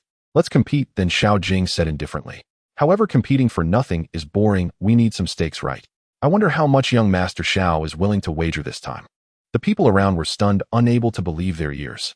Xiao Jing actually dared to accept the challenge. From the tone, it seemed like he wanted to play for high stakes. Has he gone mad? Especially the students from Shanghai Academy, who didn't know that Xiao Jing used to be so poor he couldn't even afford elective courses. Gu Jilan was both anxious and angry, feeling that Xiao Jing was too impulsive and overestimating himself. But now that the words were out, she could only sigh and give him a helpless glare. Xiao Bin, Hu Fangming, and Lu Yang exchanged glances, their hearts filled with ecstasy. They hadn't expected Xiao Jing to bite so easily. Good. You want stakes, huh? Xiao Bin said proudly. 100 taels per game. 1 game for calligraphy, and painting, 1 for music, and 1 for chess. How about it? Xiao Jing looked at him as if he were a pauper. Do you really have that much money? Don't forget you still owe a mountain of debt from yesterday. His words pierced Xiao Bin's heart like a knife, instantly darkening his expression. Xiao Jing was clearly exposing his wounds. Thinking about losing 140 taels yesterday, and now having lost the 50 taels he just received, still owing 90 taels, made him feel as if his heart were bleeding. Even worse, because of this, his 2 older brothers were killed by Xiao Jing. You don't need to worry about it. If I don't have money, you'll borrow it. I guarantee you'll give you every single tael. Xiao Bin gritted his teeth, saying, I just fear you won't have the ability to win. Oh, then go borrow it, and come back, Xiao Jing replied lightly. Xiao Bin was immediately left speechless. He had been confident of victory, which was why he dared to gamble so much, but Xiao Jing didn't even give him the chance to pull a fast one.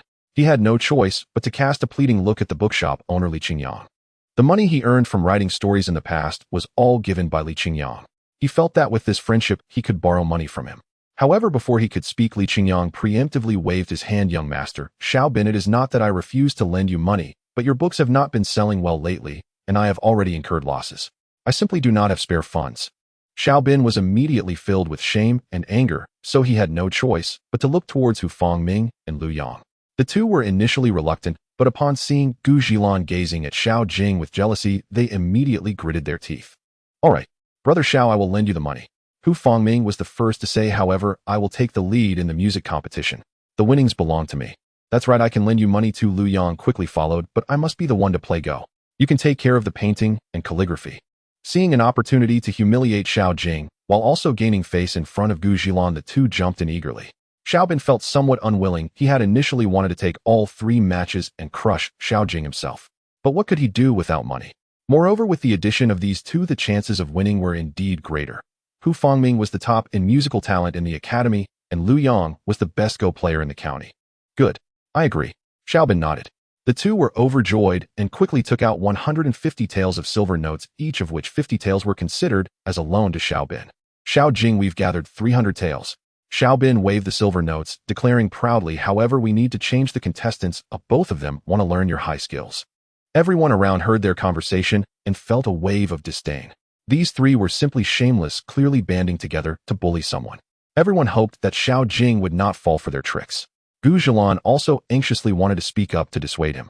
But before she could say anything, Xiao Jing shrugged and casually said, how about this? Let's keep the stakes the same, but all 3 of you come at me together. With that statement, the entire crowd was shocked. Everyone wondered if Xiao Jing had gone mad. Even Onianon was precarious. He wanted to take on 3. That was simply an outrageous display of arrogance.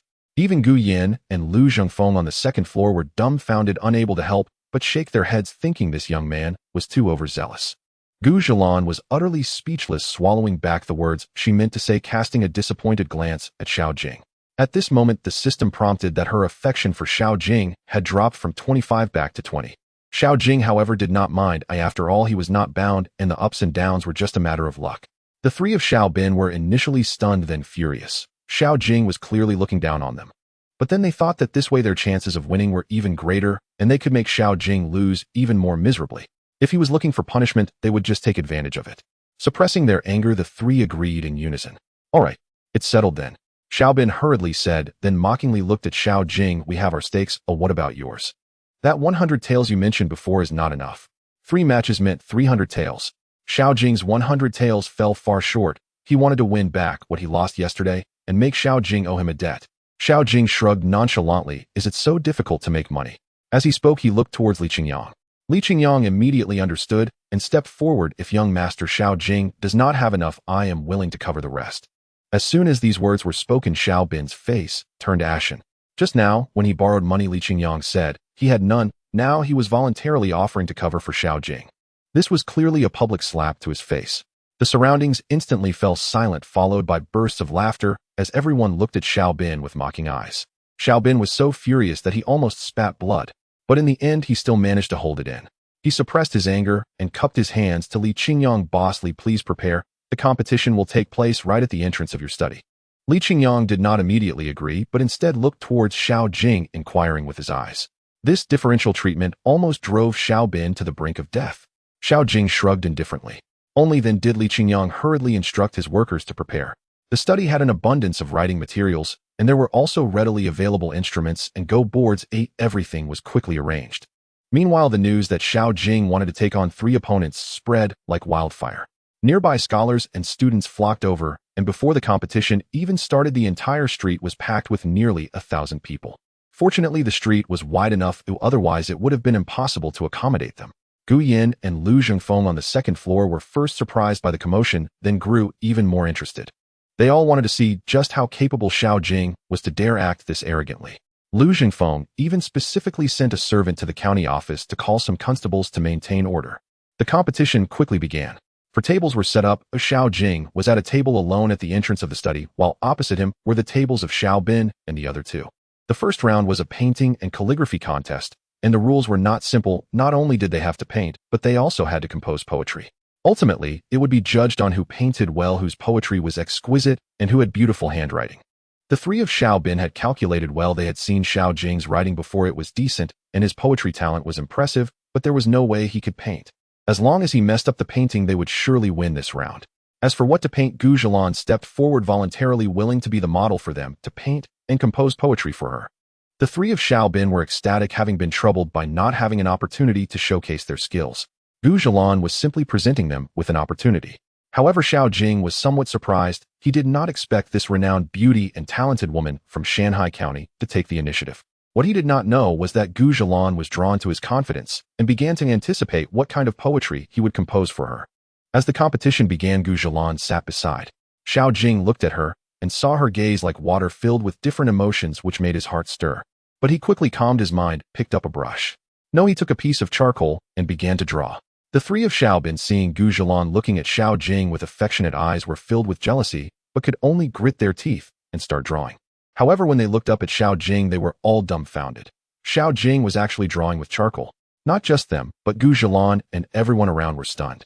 Li Qingyang was even more astounded. He only now understood why Xiao Jing had asked him to find charcoal earlier. But could this thing really be used to draw? Wasn't this a joke? The 3 of Xiao Bin snapped back to reality, their faces showing mockery and smugness as they hurriedly focused back on their own drawings. Gu Yin and Lu Zhengfeng on the second floor were also bewildered, but more curious, wanting to see what Xiao Jing could create with charcoal. Gu Zhilan sighed inwardly. Using charcoal, this round was probably going to be lost.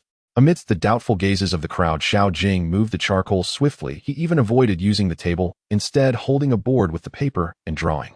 This strange posture elicited another round of head shaking. However, the only one who could see the drawing paper behind Xiao Jing was Li Qingyang, and as the drawing gradually took shape, his eyes grew wider and wider. With his intermediate painting and calligraphy skills, Xiao Jing was able to sketch with ease. In less than half an hour, Gu Zhilan's appearance was vividly replicated on the paper, serene and charming, breathtakingly beautiful. Li Qingyang looked up at the 3 opposite, who were still busy, a mocking smile appearing at the corner of his mouth. The outcome is already determined. He had never seen anyone paint a person so lifelike. Just this alone is enough to crush all competition. In his heart, he felt immense admiration for Xiao Jing. At that moment, Xiao Jing picked up a brush and began to inscribe a poem on the painting. Li Qingyang couldn't help but read it aloud. Clouds think of garments, flowers think of beauty, the spring breeze brushes the railing, the dew is thick with splendor. If not seen atop the Chuanyu mountain, would one meet under the moon at the Yao Terrace. As the poem was recited, the once noisy venue fell silent, and everyone turned in shock. On the second floor, Gu Yin and Lu Zhengfeng stood up abruptly, their faces filled with horror. It was unclear who first shouted good poem, but the crowd erupted. Gasps of amazement filled the air. Xiao Bin and his two companions were so astonished that their brushes almost slipped from their hands, fear and disbelief surging within them. Forget about the painting, just this poem had nearly crushed them. This round is likely to be lost, unless Xiao Jing's painting is terrible beyond belief. The three could only comfort themselves with this thought. Xiao Jing had never studied painting, surely it would be unwatchable. Meanwhile, Gu Zhilan, who was seated, was also shocked, and stood up first in disbelief, then joy overflowing on her face, her gaze towards Xiao Jing almost dripping with sweetness. Xiao Jing noticed that the system indicated Gu Xilan's affection level had soared from 20 to 50 in an instant. He was taken aback for a moment, then felt a pang of heartache.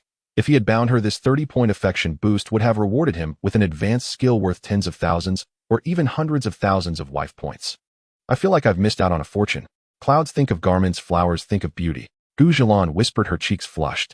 She envisioned herself becoming immortalized by this poem, perhaps even creating a beautiful legend. The more she thought, the more her gaze became tender as water. Those around her were driven mad with jealousy, while Xiao Bin and his companions were furious, about to explode. They had intended to torment Xiao Jing only to be utterly humiliated by a single poem. And it made Gu Zhilan favor Xiao Jing even more. Yet the three were not ready to give up, gritting their teeth and holding on. What good is a beautiful poem? It's about painting. If your artwork is unpresentable, you'll still lose. Xiao Bin said defiantly. Exactly. A single poem cannot determine the outcome. Hu Fangming echoed. Do you think you can win with your painting skills? Dream on. Lu Yang also asserted. Li Qingyang sneered at their words. Seeing Xiao Jing nod, he eagerly took the painting, turned to face the crowd, and raised it high for all to see. At the moment the artwork was revealed, the entire venue fell silent. Everyone's eyes widened in disbelief. The charcoal had managed to create such a lifelike portrait, as if it were a true reproduction. And the characters inscribed were bold and powerful. Even from a distance on the second floor, Gu Yin and Lu Zhengfeng could tell the painting was extraordinary, stunned beyond words. Gu Xilan's eyes were filled with admiration, her affection level soaring to 60. She had not anticipated that Xiao Jing possessed such astonishing skills, painting her as if looking into a mirror. Xiao Bin, Hu Fangming, and Lu Yang were utterly dumbfounded. Their paintings were still incomplete, and not a single word had been written for their poems, while Xiao Jing had already submitted a masterpiece along with a timeless poem. They had lost completely. You three, do you admit defeat in this round? Xiao Jing taunted, looking at them. The three opened their mouths, but could not bring themselves to utter a word of denial. With thousands of eyes watching, Xiao Jing's painting, poem, and calligraphy were all-encompassing in their dominance. If they dared to refuse acknowledgement, their reputations would be ruined instantly. We concede. The three gritted their teeth and almost squeezed the words out between clenched jaws. Especially Xiao Bin, who was covered in cold sweat, despair flooding his heart. After this loss, he owed another 100 taels along with the 50 taels he previously owed Hu and Lu, bringing his total debt to 190 taels. Now he was directly bankrupt. A mountain of debt, how could he repay it? His book series was targeted by Xiao Jing, and he was out of money to earn. Don't celebrate too early, there's still the second round. Bring the qin. Hu Fangming coldly scoffed, his face full of pride. This remark instantly invigorated Xiao Bin and his companions. Xiao Jing was skilled in painting and calligraphy, but could his qin skills also be extraordinary? He probably hadn't even touched a qin before. Unable to afford one, how could he compete? Come on, the second round, let's see if you can still laugh in the end. A country bumpkin who has never even touched a qin dares to compete with us in qin skills. Overestimating himself. Lu Yang mocked. A chorus of boos erupted around them. The shamelessness of these three had truly reached a new low. Such brazen words, they actually dared to say them. In the elegant room on the second floor, Gu Yin and Lu Zhengfeng shook their heads repeatedly. Gu Yin felt a burning shame on his face, filled with both anger and regret. How had he been blind enough to consider such a person as a candidate for a son-in-law? Looking at Xiao Jing again, he truly became more pleasing to the eye, his character and talent overwhelming. What a pity he had heard this kid had married 3 wives. Gu Yin felt a heartache that was almost unbearable. Downstairs, Xiao Jing shrugged nonchalantly, then "I'll let you go first." He casually rested his hand on the qin, his fingertips lightly tapping its surface. Gu Zhilan watched this with worry. Xiao Jing truly had never had a chance to learn the qin. This round seemed perilous.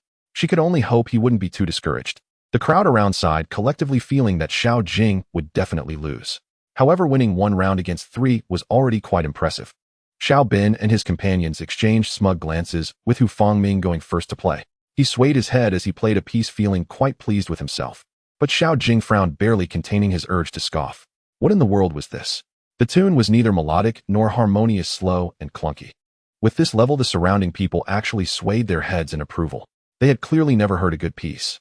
Seeing Xiao Jing's disdainful smile, Hu Fangming's face turned green with anger, while Xiao Bin and his companions secretly vowed they would make sure this kid lost so badly he'd not know which way was up.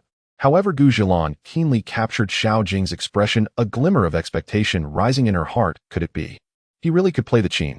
Soon Hu Fangming finished his piece and a round of applause erupted around. He proudly bowed to the crowd, not forgetting to throw a provocative glance back at Xiao Jing. Next, Xiao Bin and Lu Yang also played in turn. To Xiao Jing's ears, their skills were equally mediocre and indistinguishable. Yet the onlookers were still respectful and applauded. Even Gu Yan and Lu Zhengfeng upstairs nodded in acknowledgement. Great talent, it's your turn. Xiao Bin took the lead to challenge. His tone was mocking. Don't lose too embarrassingly. Hu Fangming looked smug. You would not even know how to play, would you? Lu Yang added sarcastically. As soon as the three finished speaking, Xiao Jing's fingertips moved and a rapid-fire cascade of notes suddenly erupted. A piece titled Sword and Saber like a dream poured forth from his fingertips, the fast-paced melody exploding like thunder in everyone's minds. The climax of the chorus stirred the blood, then the melody shifted, returning to calm, yet harboring an undercurrent of tension. Everyone felt their scalps tingle, lost in ecstasy.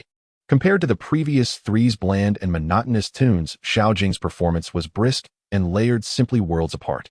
Wonderful piece. Before he even finished playing, someone shouted excitedly. Following that, thunderous applause erupted and continued without end. As the music concluded, the applause persisted. Xiao Bin and his companions' faces turned ashen, feeling as though they had been slapped. Gu Zilan's gaze towards Xiao Jing was filled with shock and admiration, her affection level skyrocketing to 65. Yet Xiao Jing felt a pang in his heart. All this was a reward. Unfortunately, it had nothing to do with him. Gu Zilan's affection was rising too quickly, almost catching up to his own wife. On the second floor, Gu Yan and Lu Zhengfeng exchanged glances, both seeing the shock and admiration in each other's eyes. With such superb qin skills and exceptional artistic talent, this kid was simply a treasure. If it weren't for the inappropriateness of the occasion, they would have wanted to rush down and take him as their disciple immediately. Three of you, do you concede or not? Xiao Jing lazily asked, his tone laced with mockery. I won't concede. We simply won't concede. Hu Fangming shouted, straining his neck. What kind of nonsense are you playing? Strumming aimlessly on the strings is a complete insult to the art of music. Xiao Bin quickly retorted. In their hearts, they actually felt that Xiao Jing's performance was stunning, but out of pride, they absolutely refused to admit defeat and could only find such a pathetic excuse. The people around furrowed their brows. Although they found the three too shameless, most of them were not well-versed in music theory, accustomed to slow and languid melodies, and couldn't come up with a strong rebuttal, merely shaking their heads in helplessness. Gu Zhilan trembled with anger. She didn't expect these three to be so shameless and immediately spoke up for Xiao Jing. Do you still have any shame left? The depth of music theory is not something you can casually judge. Whether it's a fast piece or a slow one, as long as it can draw people in and stir their hearts, it is excellent. Her words immediately garnered the agreement of many others. Xiao Bin and the others looked even more sullen. They had intended to brush it off, but found themselves at a loss for words thanks to Gu Zilan's support. Just when they wanted to argue back, Xiao Jing sneered. By your reasoning is the battle song that inspires morale on the battlefield, also just random strumming. If you can't take a loss, just say so. Why resort to such ridiculous excuses? Truly mistaking shamelessness for skill. This statement made everyone's eyes light up. Indeed, the battle song is also an impassioned fast piece, and Xiao Jing's melody equally ignites the blood. How can it be deemed a bad piece? Seeing this, Hu Fangming simply resorted to being unreasonable. The battle song is the battle song. How can your piece even compare? In any case, we refuse to concede, so this round counts as your loss. Exactly. We won't recognize it. What can you do about it? They were aware that the competition in music was intangible with no clear standards, and they could stubbornly refuse to accept it without anyone being able to do anything to them. The onlookers were dumbfounded. These three truly had shameless written all over their foreheads. Xiao Jing was so angry, he almost laughed. Just as he was about to greet the thickness of their faces again, a cold voice unexpectedly came from the second floor opposite. The talented individuals from Shanghai County, so this is your character.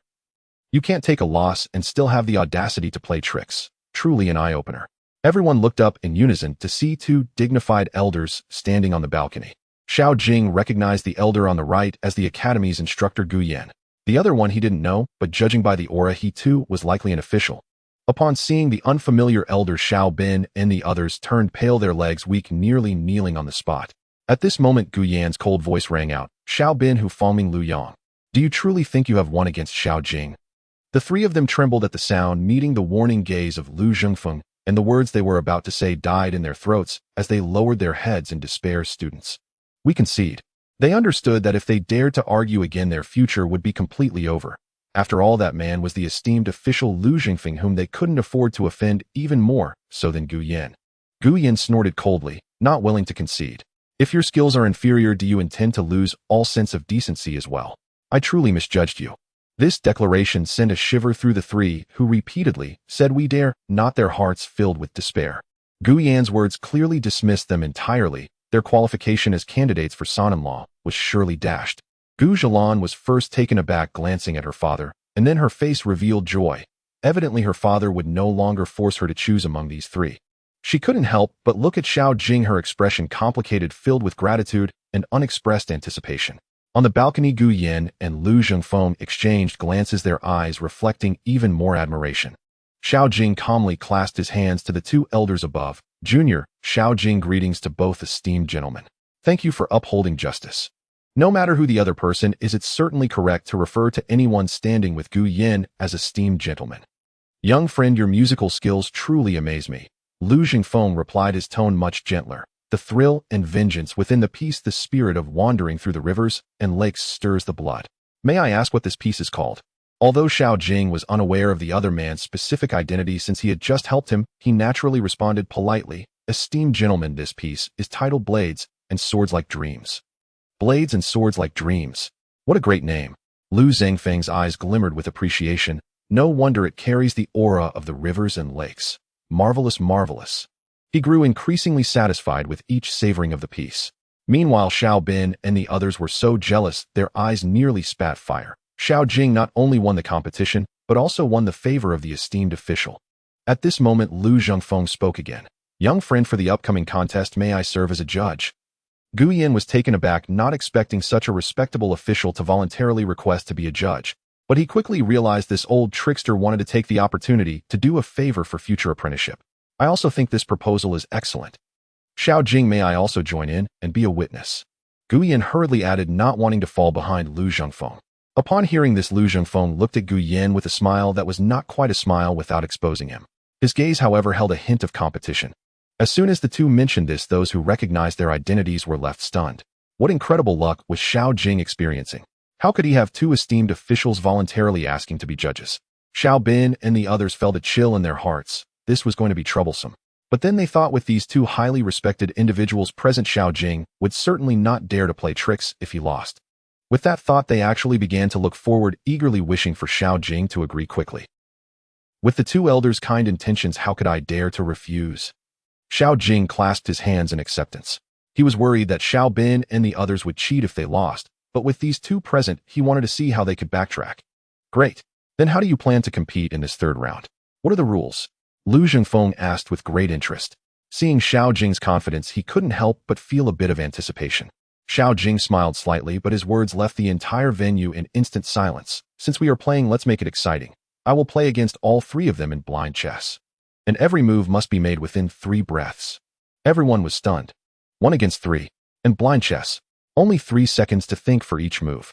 This is insane. In a duel between Go masters, taking a long time to think is normal, yet he dares to make a move within 3 seconds. 1 against 3.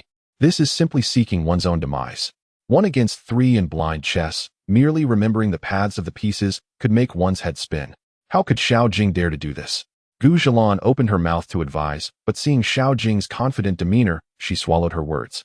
All she could do was sigh, hoping Xiao Jing was not being overly ambitious. Xiao Bin and his companions were momentarily stunned. Then they revealed mocking expressions. Since you insist on humiliating yourself, I shall accompany you to the end. Xiao Bin said with a cold snort. Today let me show you what it means to be the #1 chess player in Shanghai County. Lu Yang said confidently. You are unaware of your own limitations. Let's see how you will end up. Hu Fangming showed no mercy either. The shameless trio's challenge drew a chorus of boos from the onlookers. Ignoring their taunts, Xiao Jing turned to Gu Zhilan and smiled. Miss Gu, could you do me the honor of holding the pieces for me? Gu Zhilan was slightly taken aback, her charming face flushed, and she softly replied, I would be delighted to. Their intimate interaction left the crowd envious, and Xiao Bin's group was infuriated. How could the goddess they desperately pursued be so easily taken by Xiao Jing? From upstairs, Gu Yan watched the scene with a complex expression, his gaze flickering as if deep in thought. Soon 3 chessboards were set up in front of Xiao Bin and his companions. In accordance with the shameless demands of Xiao Bin and the others, the trio took the black pieces and went first. Xiao Bin exchanged a sinister glance with the other two, then placed a piece at the center position of the board, the Tianyuan. This move was extremely insulting, clearly intending to give Xiao Jing a handicap, demonstrating how much he looked down on Xiao Jing. Seeing this, Hu Fangming coldly placed a piece at the Mawei position. Lu Yang chose the high point. The 3 began with different openings, but each move was aggressive, clearly intending to disrupt Xiao Jing's formation from the start, making it difficult for him to keep track of the 3 games. However, they never expected how powerful the advanced chess skills bestowed by the system were. Xiao Jing could not only clearly remember each move of the 3 games in his mind, but could also analyze and respond at an astonishing speed, as precise as an artificial intelligence. Upper right 3-4, Xiao Jing said softly with closed eyes. Gu Zhilan, upon hearing this, accurately placed a white piece at the 3-4 position on Xiao Bin's board. This move seemed plain, but effectively restricted the development of the black pieces. Lower left 5-3, Xiao Jing continued, announcing the second move. Gu Zhilan quickly placed a piece on Hu Fangming's board. Lower right 4-5, the third instruction followed in quick succession. Seeing this, Xiao Bin and his companions' expressions changed drastically, a wave of astonishment washing over them. They could hardly believe that Xiao Jing, with his back to them, could respond so quickly and so precisely to the moves they announced. Coming back to their senses, the 3 hurriedly began to respond with their moves. However, as soon as their pieces were placed, Xiao Jing could counter with incredible speed. Xiao Jing's speed of announcing moves increased, and Gu Zhilan could barely keep up with his rhythm. The 3 games progressed simultaneously, yet Xiao Jing didn't even need to open his eyes. The onlookers stared in awe, and Gu Yan and Lu Zhengfeng were also left speechless. What kind of memory is this? This is incredible memory. To play 3 games of blind chess simultaneously and remain so composed. Xiao Bin and his companions began to sweat. They had thought Xiao Jing would be flustered, but instead he appeared so at ease. It was they who were flustered. Don't panic, Xiao Bin whispered. He must be bluffing. Yet the ensuing developments left them utterly despairing. Each of Xiao Jing's moves was precise and ruthless, launching a fierce attack on all 3 games simultaneously. His white pieces surged like 3 dragon-like beings, wreaking havoc in the territory of the black pieces. Upper left 6-7 cut, Xiao Jing's voice remained calm. After Gu Zhilan placed her piece, Xiao Bin's face turned pale. This cut severed the connection of his 2 major dragons. Impossible. How could he see so far ahead? Xiao Bin exclaimed. At the same time, Hu Fangming and Lu Yang were also embroiled in a bitter struggle. Xiao Jing's white pieces rampaged through their territory, with every move striking at their weak points. Center 8-5 fly. Xiao Jing's voice was like a death knell. After Gu Zhilan placed her piece, Lu Yang's entire dragon was completely sealed off, with no escape route left. I concede, Lu Yang said dejectedly, dropping his black piece to the ground. Almost simultaneously, Xiao Jing announced the last 2 moves, lower left 7-2 turn. Upper right 5-8 stick. Hu Fangming and Xiao Bin looked at the chessboard, their expressions ashen. These 2 moves completely locked in victory. Their major dragon was slaughtered and defeat was assured. I concede, Hu Fangming said with difficulty. Xiao Bin stared intensely at the chessboard, desperately trying to find a chance for a comeback, but no matter how he calculated, he could not find a glimmer of hope. Xiao the great talent, do you still need to continue? Xiao Jing slowly opened his eyes, looking at him with a smile that was not quite a smile.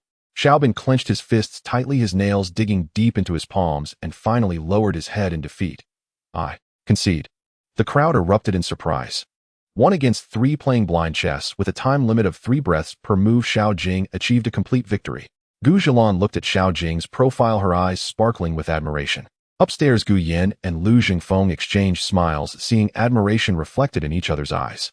Xiao Jing stood up and smiled slightly at the 3 ashen-faced individuals. You 3 I appreciate it.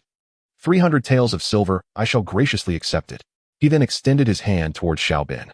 Xiao Bin looked at the 300 taels of silver notes in his hand, filled with reluctance and unwillingness.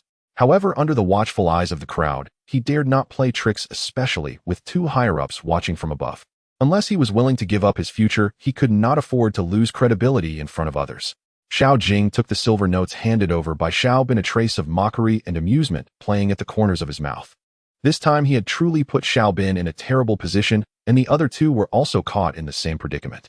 With these 300 taels plus the 100 taels he already had, he now possessed 400 taels of silver, enough to buy a carriage and enjoy a leisurely time for a while. The people around looked at him with envy and admiration. Initially they had looked down on Xiao Jing, but who would have thought he would be so formidable? Today's contest was likely even more exciting than the previous match between Xiao Bin and Xiao Jing. Spreading far and wide, Xiao Jing's name would surely echo throughout Ningguang Road. Even throughout the great Yin dynasty. Xiao Bin cast a cold glance at Xiao Jing running away with the other two, his heart filled with bitterness. Now he owed 190 taels, the novel had been targeted by Xiao Jing, and with no money to earn, how would he pay it back? Xiao, young friend, I wonder if you have time for a chat upstairs. Lu Zhengfeng looked down at Xiao Jing, smiling faintly. Previously, he had merely admired Xiao Jing's talents, but now he had developed a genuine appreciation for the young talent. Without even mentioning Xiao Jing's literary talent, his skills in music, chess, calligraphy, and painting were also worthy of his respect. Upon hearing this, Xiao Jing hesitated slightly. He still needed to buy a carriage and help Chu Yanwan gather medicine, so time might be tight. Xiao Jing's mind raced. The two individuals upstairs are significant figures in Shanghai County, especially the one who can stand shoulder to shoulder with Gu Yinping. Their identity is undoubtedly extraordinary. Since they have taken the initiative to invite him, it is a perfect opportunity to make connections and also put some restraint on Xiao Bin and his group.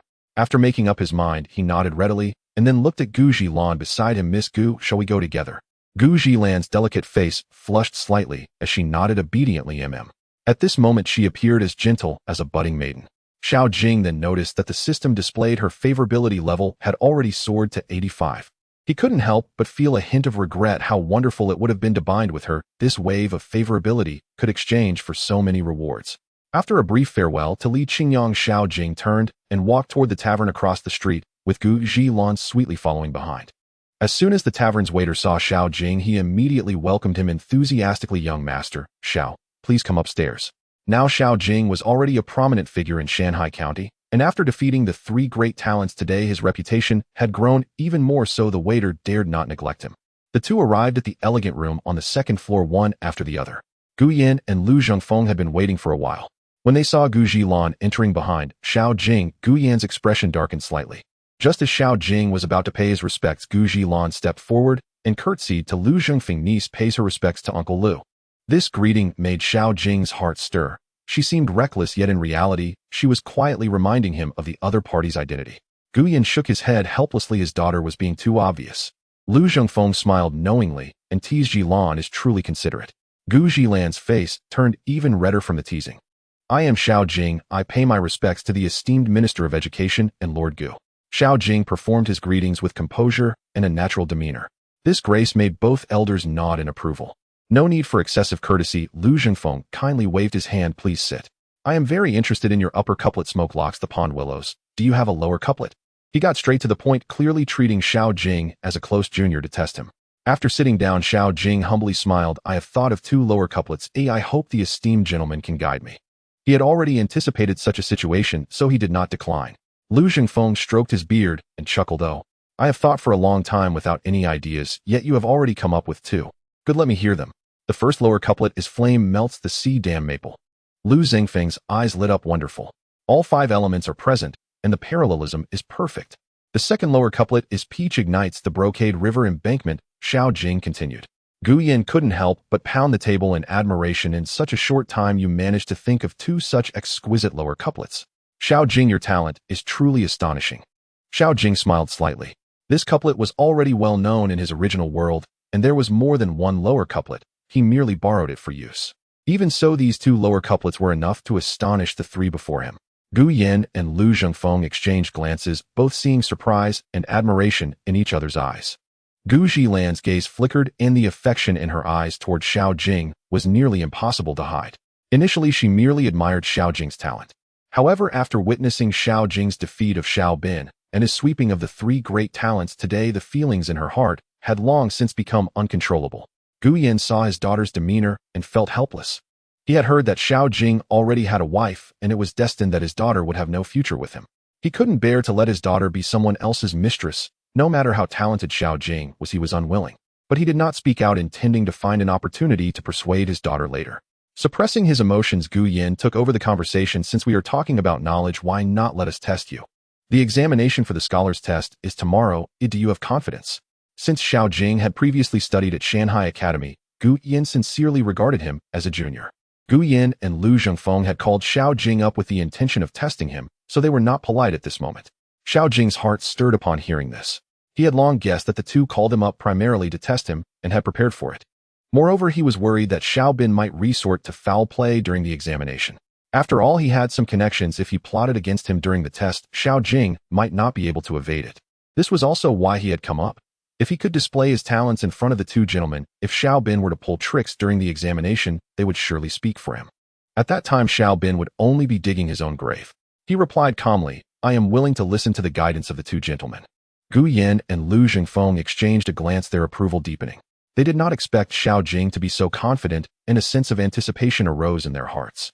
Gu Yan was the first to pose a question, with Lu Zhengfeng promptly following suit.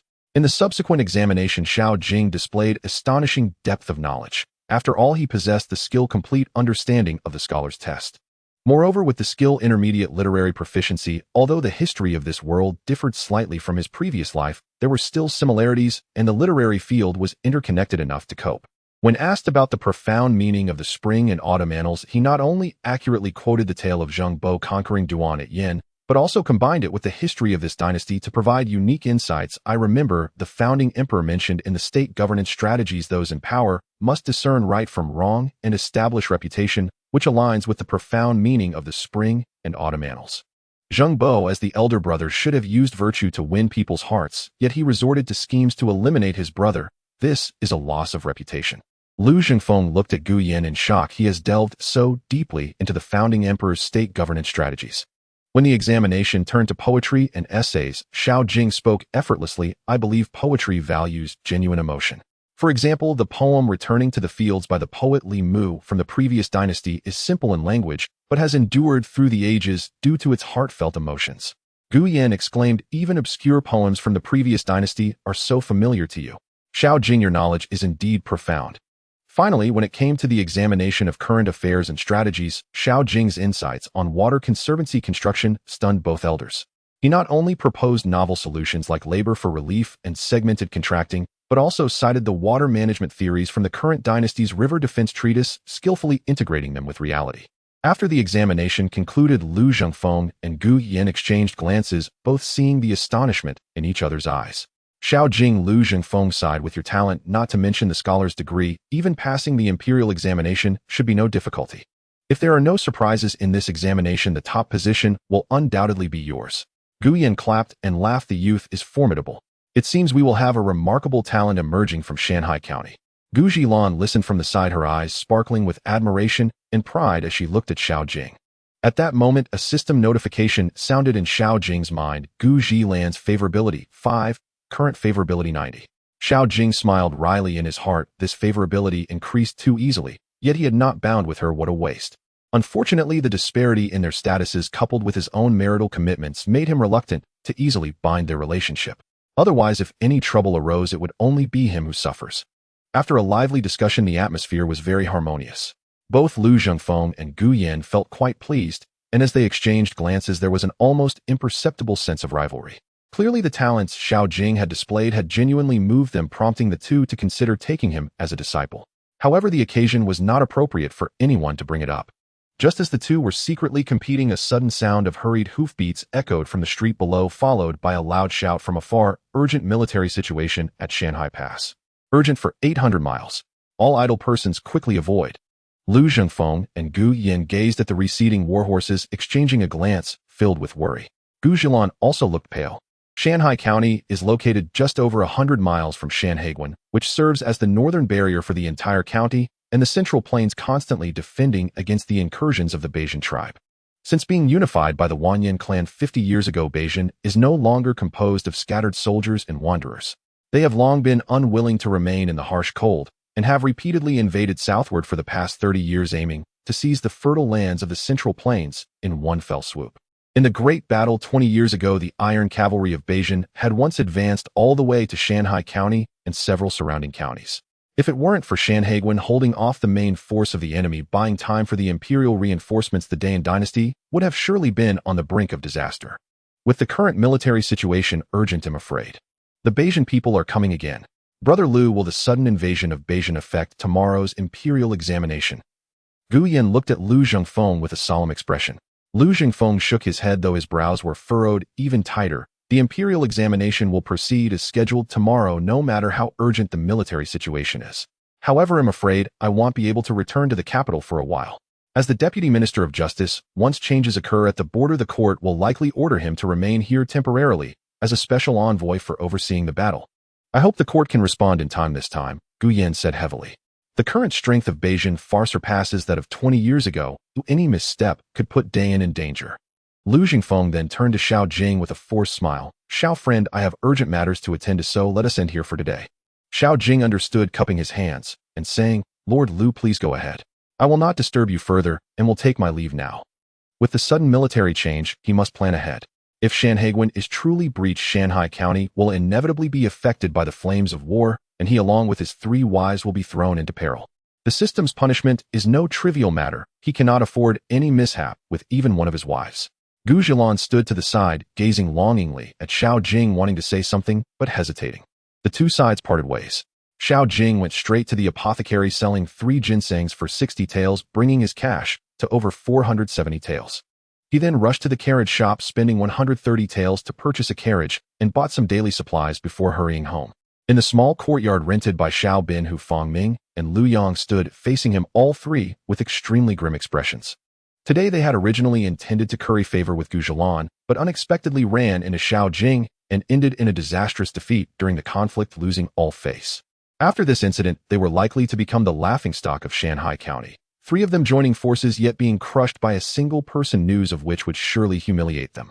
Biner, the food and wine are ready. Please invite the guests to take their seats. Xiao's mother Lin and Yang called from inside the house.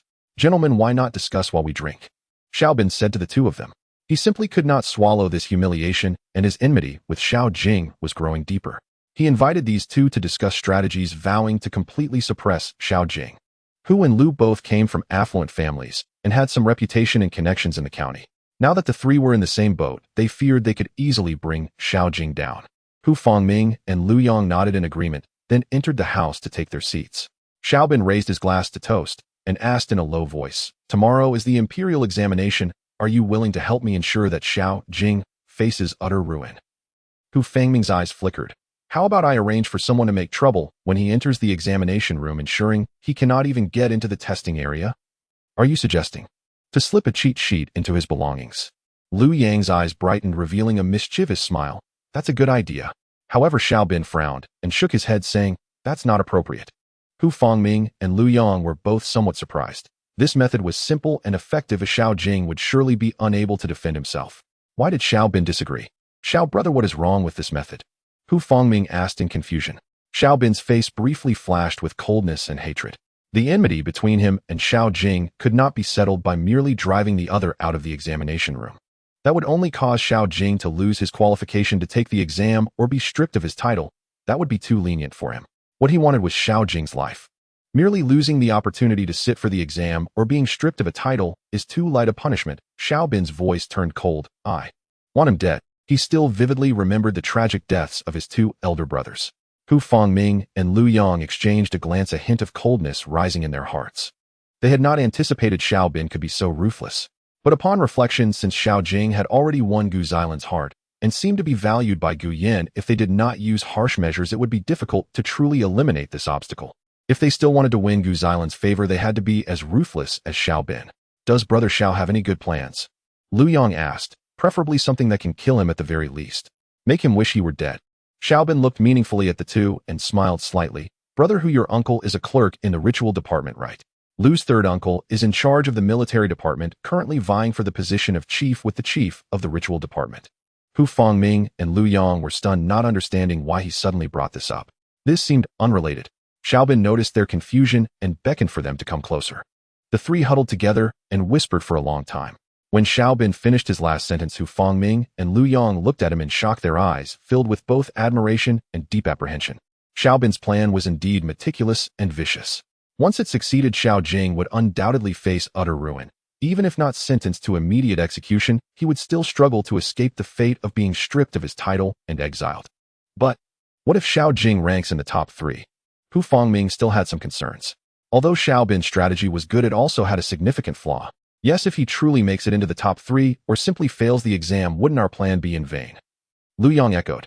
If he made it into the top 3, it would be assessed by Lu Zhengfeng, the chief examiner, making it impossible to manipulate.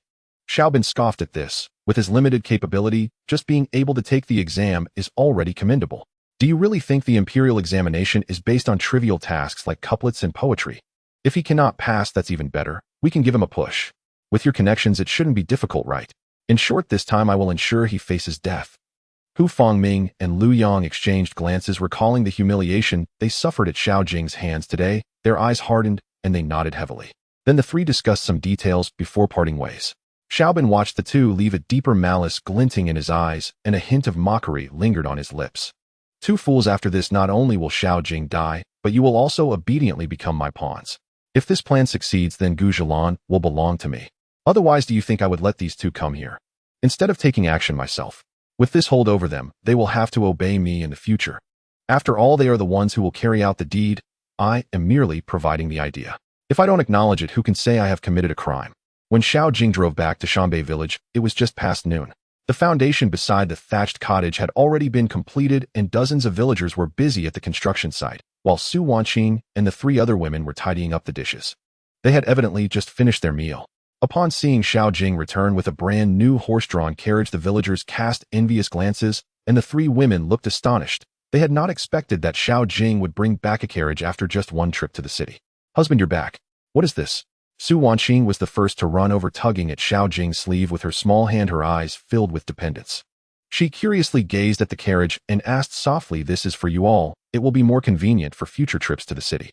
Xiao Jing gently pinched her little face, his gaze filled with affection.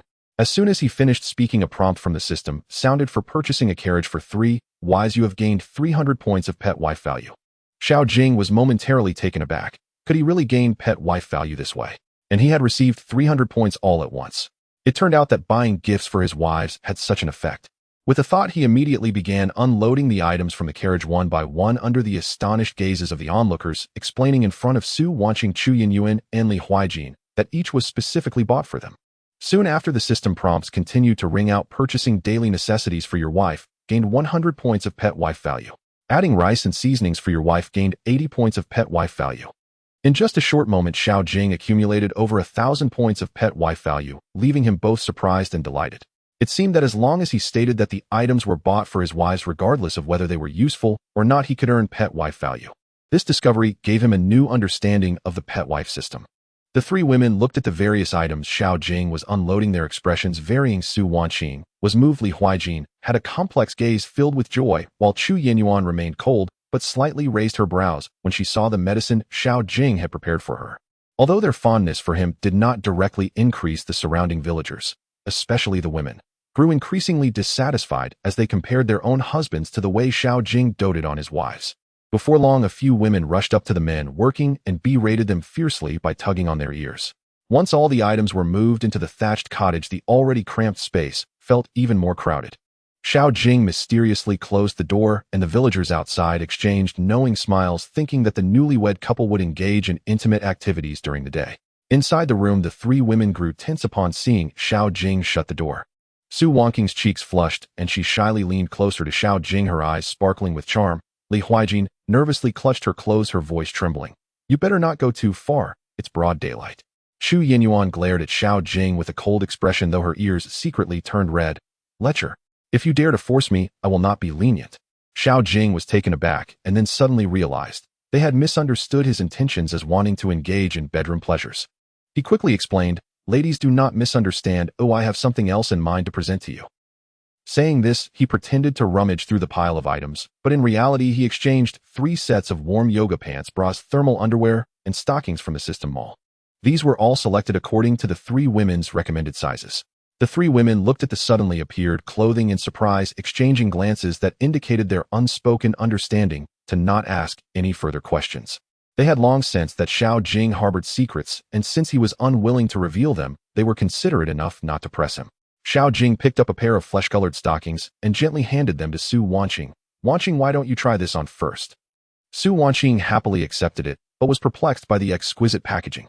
Xiao Jing leaned closer to her ear and whispered an explanation, causing the girl to blush deeply. However, seeing her husband's eager eyes, she obediently walked to the corner and slowly began to remove her lower garments under the astonished gazes of Li Huijin and Chu Yinyuan. Shameless. Li Huijin scoffed lightly and turned her face away while Chu Yinyuan also glared at Xiao Jing with a cold expression, although the redness of her ears betrayed her embarrassment. Su Wanqing's long and fair legs gleamed like beautiful jade in the dimly lit, thatched cottage. Feeling Xiao Jing's burning gaze upon her, she curled her lips into a mischievous smile and intentionally slowed her movements in putting on the stockings. As the stockings slowly wrapped around her legs, her graceful curves were perfectly outlined, and the flesh-colored material made her skin appear even more radiant. Husband, these clothes are both snug and warm. Su Wanqing lifted her skirt to show off her legs, appearing even longer under the stockings. They are lightweight and comfortable, much better than heavy cotton pants.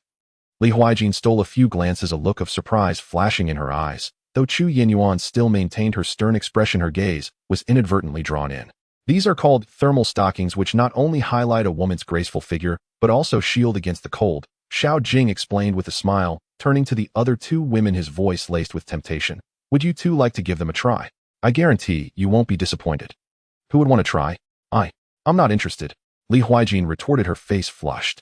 However, the furtive glances she cast at Su Wanqing's legs gave away her true feelings. If I'll try to, I'm not afraid of you. Chu Yinyuan snatched the stockings Xiao Jing offered, but upon seeing his intense gaze, her ears immediately turned hot. You. Turn around. No peeking. Xiao Jing found it amusing, but didn't want to anger this warrior woman, so he obediently turned around. Li Huijin, seeing this, felt a flash of regret in her eyes, but still turned her face away haughtily, unable to resist stealing glances in that direction. Chu Yinyuan, noticing Xiao Jing had turned, bit her lip and swiftly removed her cotton pants, her gaze firmly fixed on Xiao Jing's back. She moved quickly, her long jade-like legs flashing past, leaving Xiao Jing no chance to sneak a peek. The moment the stockings were on, her eyes brightened. The warmth and snugness made her exclaim, "Indeed, they are warm and fitting. This is truly a wonderful item." Li Huijin, upon hearing this, clearly felt tempted. Just then Xiao Jing turned his head and caught her expression, leaning closer with a mischievous grin. "Huijin, why don't you try them?" The term baby made Li Huijin shiver, her cheeks flushing. "Pa? Who is your baby? I'm not trying it. Really not going to try. You might regret it." Xiao Jing teased, shaking the stockings in his hand. Li Huijin, feeling embarrassed and angry, knew her thoughts had been seen through, so she had to find a way out. "Humph. I will try it, or I want to see if it's that amazing." She snatched the stockings from him, glaring at Xiao Jing. "Pervert. Turn around, no looking." Xiao Jing chuckled and turned around. Li Huijin hurriedly took off her cotton pants, revealing a pair of elegant and slender white legs. However, the more flustered she became, the more chaotic her movements were, and she couldn't get the stockings on. "Ah!" She cried out in surprise, losing her balance and falling towards the bed. Xiao Jing quickly turned around at the sound, only to be met with the dazzling sight of her fair legs, the delicate skin making it hard to look away, especially the spot where a hint of pink adorned with a bear pattern lay beneath. Xiao Jing suddenly felt a warmth in his nose, almost causing him to bleed. "Oh, you lecher, don't look." Li Huijin, flustered and embarrassed, hurriedly pulled the blanket to cover her lower body. Xiao Jing turned around regretfully, secretly sighing, "This girl is too alluring. I must find an opportunity to win her over soon." After confirming he had turned, Li Huijin finally felt at ease to put on her stockings. The soft sensation caught her attention, and she couldn't help but sneak a glance at Xiao Jing's back, her lips curling up slightly. Okay. You can turn back now." Her voice softened a few degrees. When Xiao Jing turned back, he saw her bashfully lifting her skirt, revealing a pair of long, delicate legs wrapped in stockings. Xiao Jing's breath caught, struggling to suppress the urge to reach out and touch. He then looked at Chu Yinyuan. This girl practiced martial arts regularly. Her legs were even more toned, and wearing stockings would surely have a unique charm. Unfortunately, Chu Yinyuan only glared at him with a flushed face, refusing to show off. Xiao Jing secretly vowed, "Once I get my hands on this girl, I will definitely enjoy those beautiful legs." Li Huijin saw Xiao Jing's attention shift, and unwilling to be outdone, stretched out her leg. Chu Yinyuan, seeing this, smiled slyly, deliberately lifting her skirt to reveal half of her stockings-clad leg, only to quickly put it down when Xiao Jing looked over, her eyes full of mischief. Xiao Jing was teased by these two wives, unable to resist the urge, and turned to the most obedient Su Wanqing. "Wanqing, let your husband see if it fits." Su Wanqing understood and lifted her skirt, revealing her legs and stockings. Xiao Jing was so moved, he almost cried. This wife is the most considerate. He couldn't help but reach out to caress the delicate touch, making his heart flutter. Su Wanqing let out a soft hum, her cheeks flushed, her eyes nearly overflowing with affection. At that moment, a system notification chimed repeatedly. "Gift your wife warm stockings to earn 30 affection points." Xiao Jing was delighted to discover that purchasing items from the system store for his wife could yield a tenfold return on affection points. This was simply a cheat for earning affection points. However, after he bought several pairs of stockings and thermal underwear, he found that each item only had 3 chances to return affection points, and afterward no more points would be returned. It seems this cheat could not be exploited infinitely. There were indeed limitations, but having 3 chances for each item was still quite good. What frustrated Xiao Jing was that he couldn't just buy a pile of things for all 3 women at once. Not to mention that he couldn't explain where the items came from. Would the 3 girls be scared? That was a problem. Suppressing his helplessness, he kissed Su Wanqing. My Wanqing understands me the best. Su Wanqing buried her face in his embrace, shyly, while Chu Yinyuan and Li Huijin both rolled their eyes in unison. However, Xiao Jing noticed that although the 2 girls appeared to be disdainful, there was a hint of interest in their eyes. It seemed that once their favorability reached 50, even if he acted a bit intimately, they wouldn't truly mind. These 2 noble girls with their different upbringing and education were indeed harder to pursue than the more simple Su Wanqing. Yet Xiao Jing secretly laughed. No matter how proud you are, you can't escape my grasp. With the system in hand, he was not afraid of not being able to win over these 2 girls. But the premise was that he had to win them over before they wanted to leave. At that moment, Xiao Jing picked up a bra and grinned at the 3 girls. This is a good item. Wearing it is much more comfortable than what you are currently using. As he spoke, he gestured at his own chest, his mischievous demeanor instantly causing the 3 girls to blush. Su Wanqing pouted playfully and turned her head while Chu Yinyuan and Li Huijin lightly scoffed, but their eyes sparkled with curiosity. After all, the items Xiao Jing had previously revealed had indeed delighted them. Su Wanqing was the first to take the bra, but blushed as she pushed Xiao Jing outside. Husband, please go out. Wait until tonight, then I'll show you. Xiao Jing was gently pushed away, and his mind already conjured up the enchanting curves of the little girl in the bra, stirring his heart, almost turning him into a wolf. However, before he could react, he found himself locked outside the door. Sigh, my skin isn't thick enough. He regretfully shook his head, only able to glare at the tightly shut door. Inside the room, the 3 girls sighed in relief after Xiao Jing left. They curiously tried on the bras and thermal underwear, and once they put them on, their eyes lit up. Not only were they snug and comfortable, but the warmth was surprisingly effective. Thinking back to the recent hardships and despair, they reflected on how their situation had changed since following Xiao Jing. Now they wouldn't have to suffer from the cold this winter, and were living so well. A wave of warmth surged in their hearts, deepening their gratitude towards Xiao Jing. At that moment, system notifications rang in Xiao Jing's mind. Su Wanqing feels grateful towards the host. Affection points 188. Li Huijin favorability 5, current favorability 59, reward basic skill enhancement card 1. Chu Yinyuan favorability 3, current favorability 60, a reward constitution 5. Xiao Jing was both surprised and delighted. Changing clothes can yield rewards. His constitution had been raised to 53 points, and he felt his strength had significantly increased. Should he encounter another ambush like that night, he wouldn't be in such dire straits. What made him most joyful was that he had also gained a skill card worth 1,000 affection points for free. However, this joy was soon tempered by reality. Recalling the urgent military situation at Shanhaiguan, he couldn't help but furrow his brows. If the Northern True Army invaded this small mountain village, would be powerless to resist. The best choice would be to migrate to the Central Plains, but not to mention the dangers along the way. Just settling down would require a large sum of money. For someone like him, a border resident, it was impossible to settle in the Central Plains without sufficient financial resources. In fact, due to household registration issues, he might not even be able to establish a residence. If he had to settle for second best, moving to the county town of Shanhai would be feasible. The county town had walls and guards, which was better than being left in the village to be slaughtered. However, even a regular courtyard in the county town would cost at least 100 taels, and daily expenses would also be considerable. Moreover, he would have to give up the newly built house, which was truly heart-wrenching. Moreover, even if he moved to the town, could it really guarantee safety? What if the Northern True Army besieged Shanhai County? It could lead to a path of no return. Looks like I need to earn money quickly. I also need to obtain a scholar status. With this identity, I can settle anywhere in the Central Plains easily. Xiao Jing murmured to himself. Now earning money and passing the imperial examinations were his must-follow paths. Only by doing so could he ensure the survival of himself and his 3 wives. To make money aside from writing novels, the printing technology, rewarded by the system, should also be put to use. This way the speed of earning money would increase.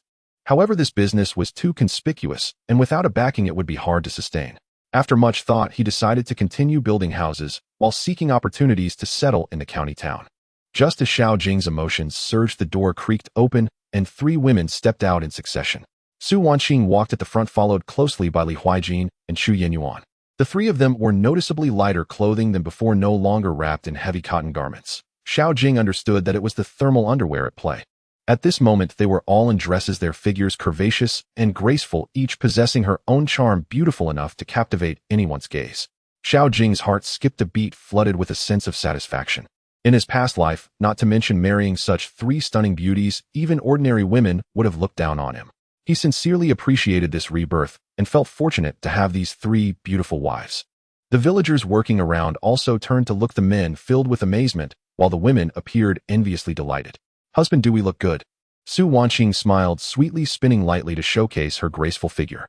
She knew that the thermal underwear accentuated her curves, and she wanted her husband to admire her. "You look great, Wanqing, my darling," Xiao Jing replied gently, his heart swelling with pride. Behind him, Xu Yenyuan and Li Huijin exchanged glances, their expressions filled with discontent. Xiao Jing's words had clearly offended them. "Both of you beauties look great too." Realizing he had misspoken, Xiao Jing hurriedly tried to amend his words. Women are sensitive to comparisons. Praising one in front of them was just asking for trouble. Wanqing is definitely prettier than you." Li Huijin huffed, her tone laced with jealousy. "Who's your darling? So shameless." Xu Yenyuan spat, turning her head away from Xiao Jing. Xiao Jing felt distressed. This love battlefield is truly hard to navigate. However, the two women's jealousy secretly pleased him. At least it indicated that the hope of winning their affection was growing. "All of you look great. It was my mistake to say otherwise."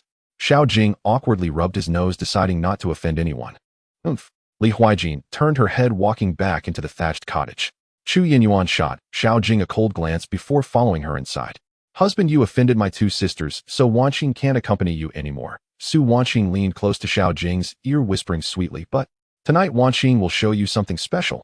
After saying this, she quickly pecked him on the cheek and blushed as she ran back inside. Xiao Jing felt a rush of warmth throughout his body, nearly nosebleeding. What would she show him tonight? He grinned at the thought. Just imagining that scene made his blood boil. With a gentle smile, he followed her inside, only to find Su Wanqing, Li Huijin, and Xu Yenyuan huddled together, examining the sleeves of the thermal underwear, chatting and laughing, completely oblivious to the earlier conflict. Seeing the three women getting along, Xiao Jing was initially taken aback, but then he felt relieved. A love battlefield is a love battlefield. If they truly began to quarrel, that would give him a headache. The three women's circumstances were similar, having endured hardships together, so they naturally would not let such trivial matters create any rift. When they saw Xiao Jing enter, Li Huijin pretended not to notice, while Xu Yenyuan immediately fell silent, returning to her icy demeanor. Su Wanqing mischievously winked at Xiao Jing, making a helpless expression. Watching this little girl's proud demeanor, Xiao Jing truly wanted to pull her over and spank her. His gaze swept over the two women, a grin spreading across his face as a plan formed in his mind. He walked straight to the desk, laid out paper and pen, and began to write a novel. At first, he deliberately read the content aloud in a soft voice, ensuring all three women could hear. But before long, he fell silent and focused intently on writing. Yet his attention remained on the three women. He had read aloud intentionally to pique their curiosity. After all, they were already captivated by the story of Journey to the West. Could they really resist the urge to listen and watch? Sure enough, it wasn't long before Xiao Jing heard the sound of soft footsteps behind him, accompanied by a familiar fragrance drifting closer. Without looking back, he knew it was Su Wanqing. Soon after, two other distinct scents quietly approached as well. Li Huijin and Xu Yenyuan ultimately couldn't resist the temptation of the story and quietly moved closer behind him. Xiao Jing feigned ignorance, his pen moving steadily and quickly, ensuring that all three women could see every word clearly. He wrote for a good half an hour, immersed in creation, while the three women were engrossed in the story, and the room was filled with tranquility. Suddenly, Xiao Jing halted his writing, reaching out to pull the soft figure beside him into his embrace. "Ah!" A delicate cry rang out. Before the person in his arms could react, Xiao Jing had already lowered his head and lightly kissed her lips, parting as soon as they touched. Li Huijin was utterly stunned, her beautiful eyes wide open, staring blankly at Xiao Jing as if still in shock from the sudden kiss. The next moment, she forcefully broke free from Xiao Jing's embrace, her cheeks flushed a deep red. "You scoundrel! How dare you? How dare you kiss me? I. She was so furious, she stuttered, yet for a long time she couldn't utter a single harsh word. Su Wanqing beside them covered her mouth, stifling a laugh, while Xu Yenyuan was initially shocked, her eyes flashing with a trace of relief, quickly followed by an almost imperceptible hint of disappointment before she regained her usual cold demeanor. "You are my legally wedded wife, oh, what's wrong with a kiss?" Xiao Jing grinned at her. "How about you come to my bed tonight?" Dream on. This young lady won't. Just keep dreaming. Li Huijin spat lightly, her face red enough to bleed, her eyes filled with more shyness than anger. Xiao Jing felt secretly delighted. His sudden assault was intended to test Li Huijin's reaction. If she had fiercely resisted, he would have eased up. If she was half-hearted, he could consider moving quickly to secure her. After all, she and Chu Yinyuan could leave at any time. He needed to hasten his pursuit. From the looks of it, while Li Huijin didn't resist fiercely to take it a step further, he would probably need to wait until her affection level exceeded 80. Xiao Jing ceased teasing her, turning to see Chu Yinyuan retreating far away, and sighed softly in his heart. This female general would likely be even harder to conquer than Li Huijin. He smiled slightly and picked up the pen again to write. This time the three women no longer dared to come closer, clearly startled by his earlier surprise attack.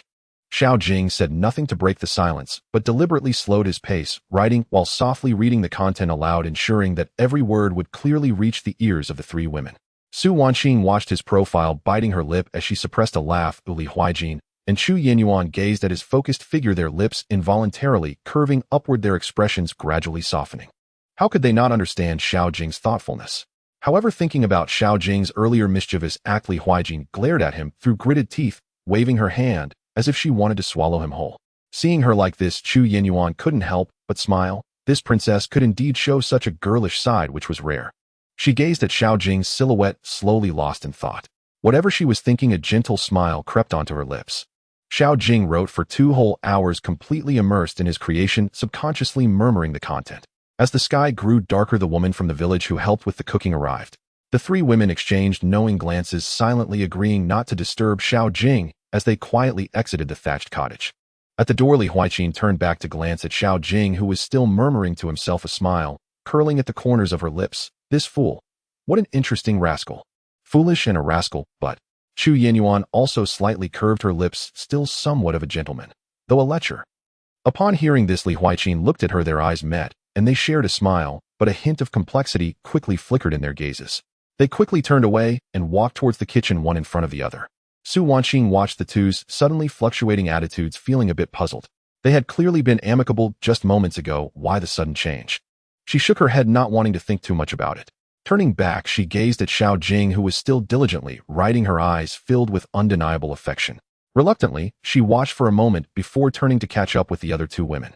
Just then, a system notification suddenly rang in Xiao Jing's mind. Li Wakens affection 3, current affection 62, reward 10 boxes of drinks. Chu Yanyuan's affection 3, current affection 64, reward 10 boxes of fever-reducing medicine. Su Wanqing has developed feelings for the host, reward 388 points of wife value. Xiao Jing abruptly woke from his creative state, bewildered, as he turned back only to find the room already empty, with the faint sounds of the three women and the village woman chatting coming from the kitchen. He looked confused. Everyone had left, so how did his affection increase? Although he couldn't understand it, he was not overly troubled. After all, it was not easy to increase the affection of the two women. Gaining 3 points each was already quite rare, and the rewards were quite practical. He glanced out the window, a knowing smile appearing on his face, then buried himself back into his writing. He needed to finish Journey to the West as soon as possible. As long as the word count was sufficient, he could use movable type printing for mass production and make a fortune. Alternatively, it could help resolve the predicament brought by Beijing. However, one thing was worth celebrating. Xiao Jing discovered that earning wife value was not as difficult as he had imagined. Once the affection reached its peak, interactions with his wife would yield emotional gains, and the wife value gained could be quite substantial. Currently, his wife value had already reached 3,688 points. The wife value was mainly gained through interactions with the three women, especially Su Wanqing, from whom he received the most wife value.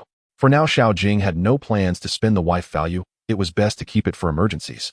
During dinner, it was Su Wanqing who came into the room to call Xiao Jing.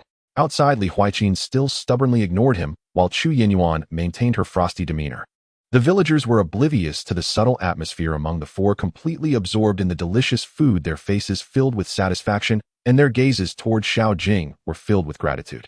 These villagers were simple-hearted. Had it not been for their assistance back, then the original host likely would not have survived to this day. Looking at the smiles on their faces, Xiao Jing felt a heaviness in his heart.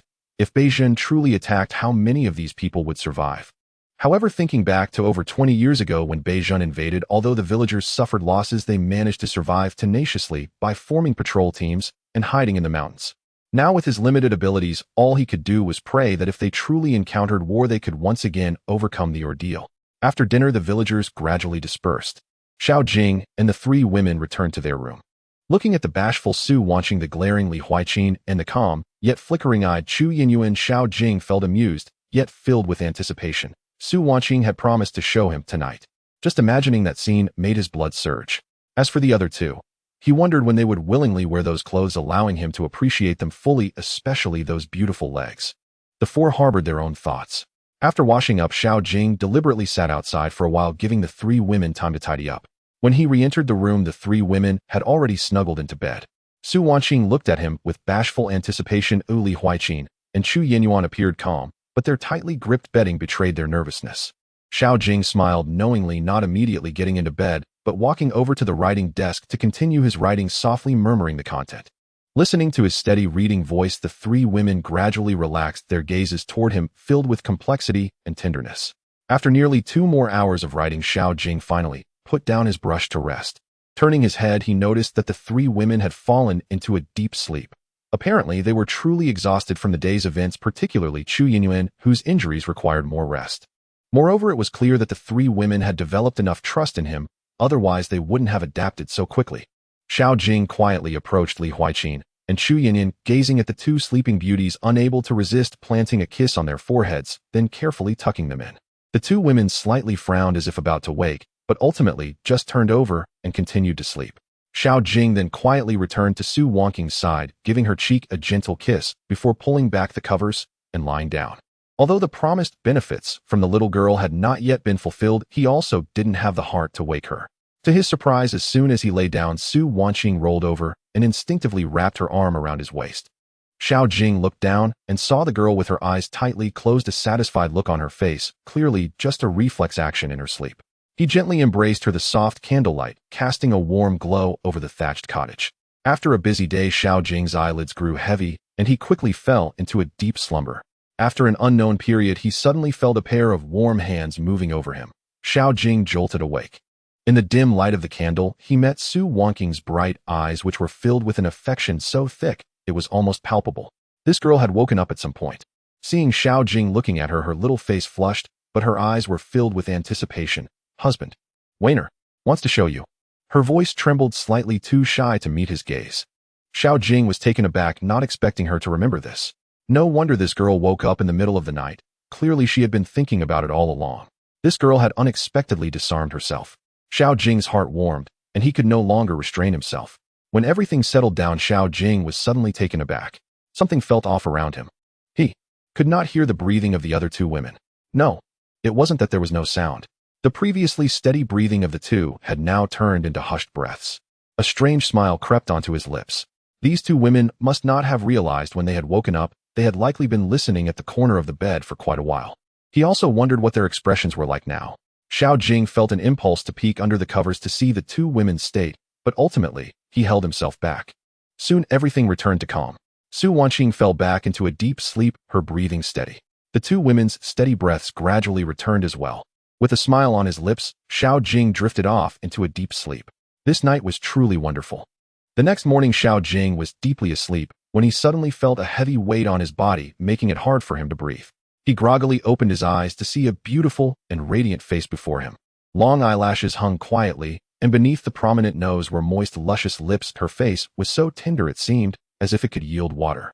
This picturesque sleeping beauty softened Xiao Jing's heart, yet he couldn't help but feel a surge of blood rushing up, wishing he could kiss that delicate cheek.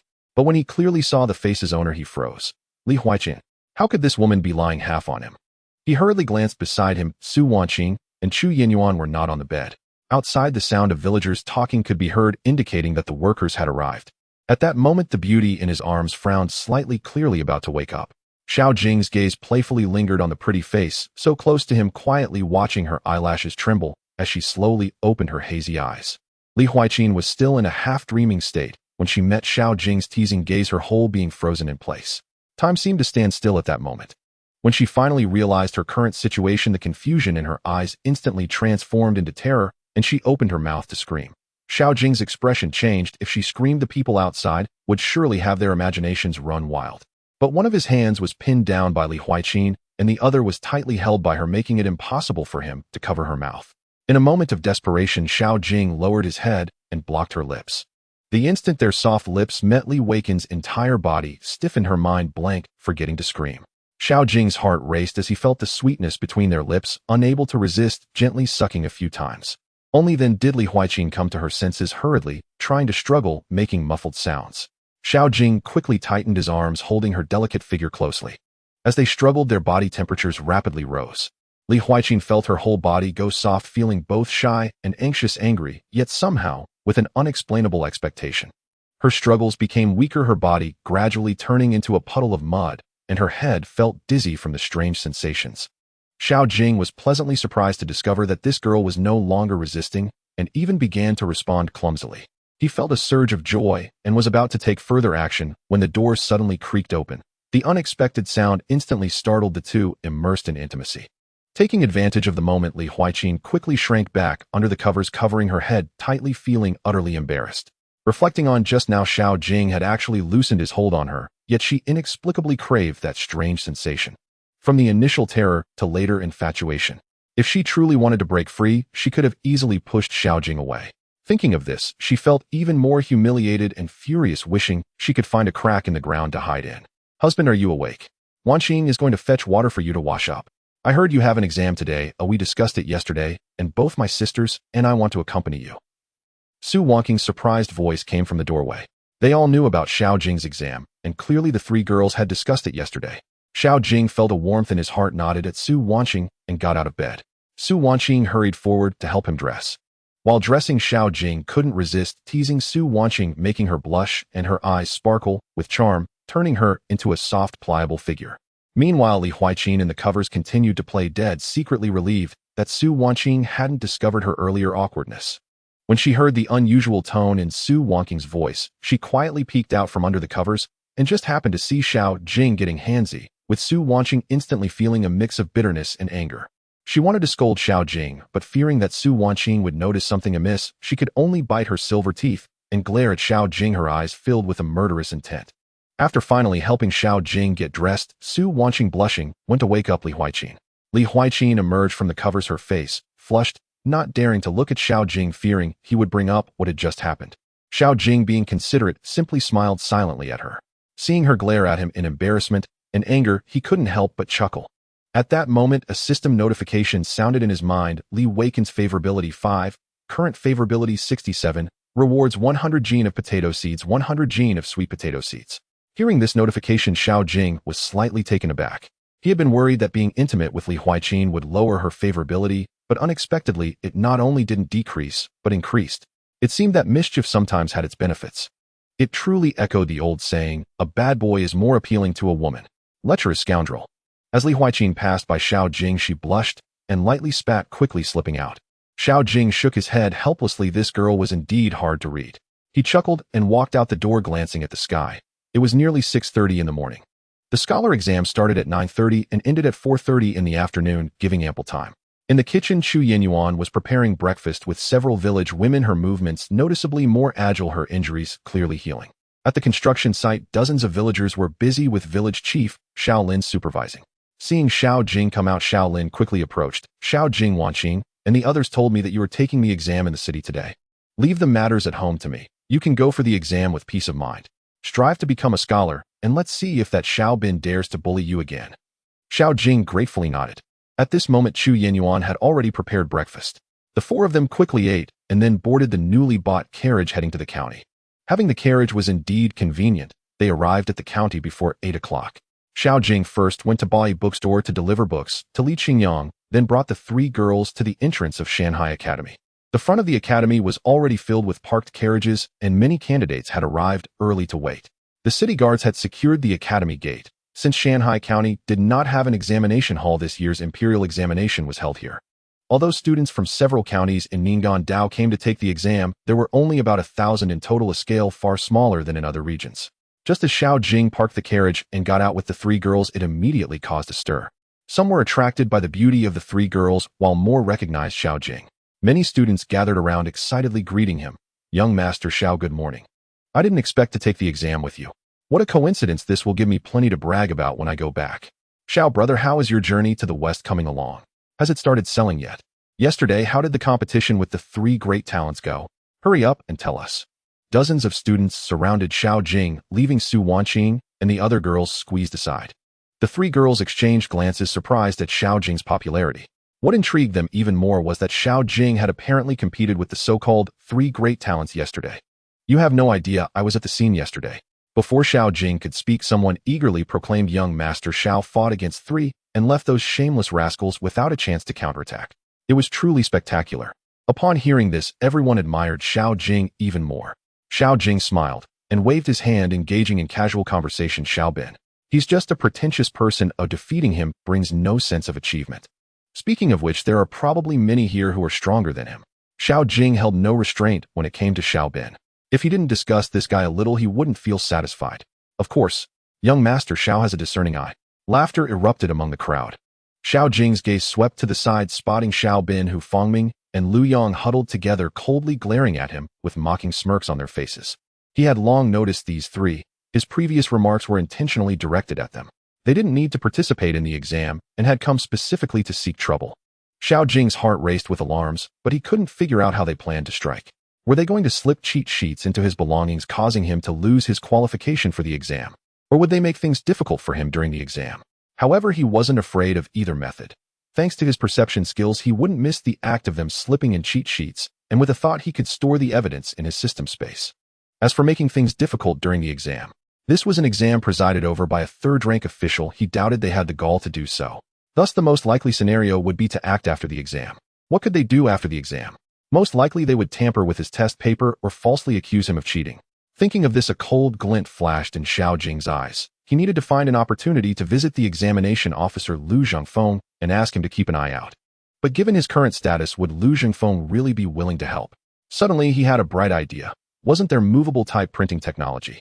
Offering this technology would be a great merit for Lu Zhengfeng. Using it to counter Xiao Bin shouldn't be difficult.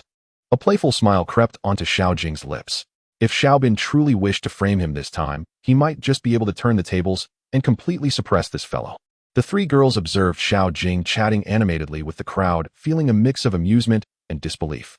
They hadn't expected Xiao Jing to have such a mischievous and carefree side, especially when they heard Xiao Jing engaging in increasingly absurd topics with a group of students, starting from "Why is the wall of the Wang widow's house on East Street particularly smooth?"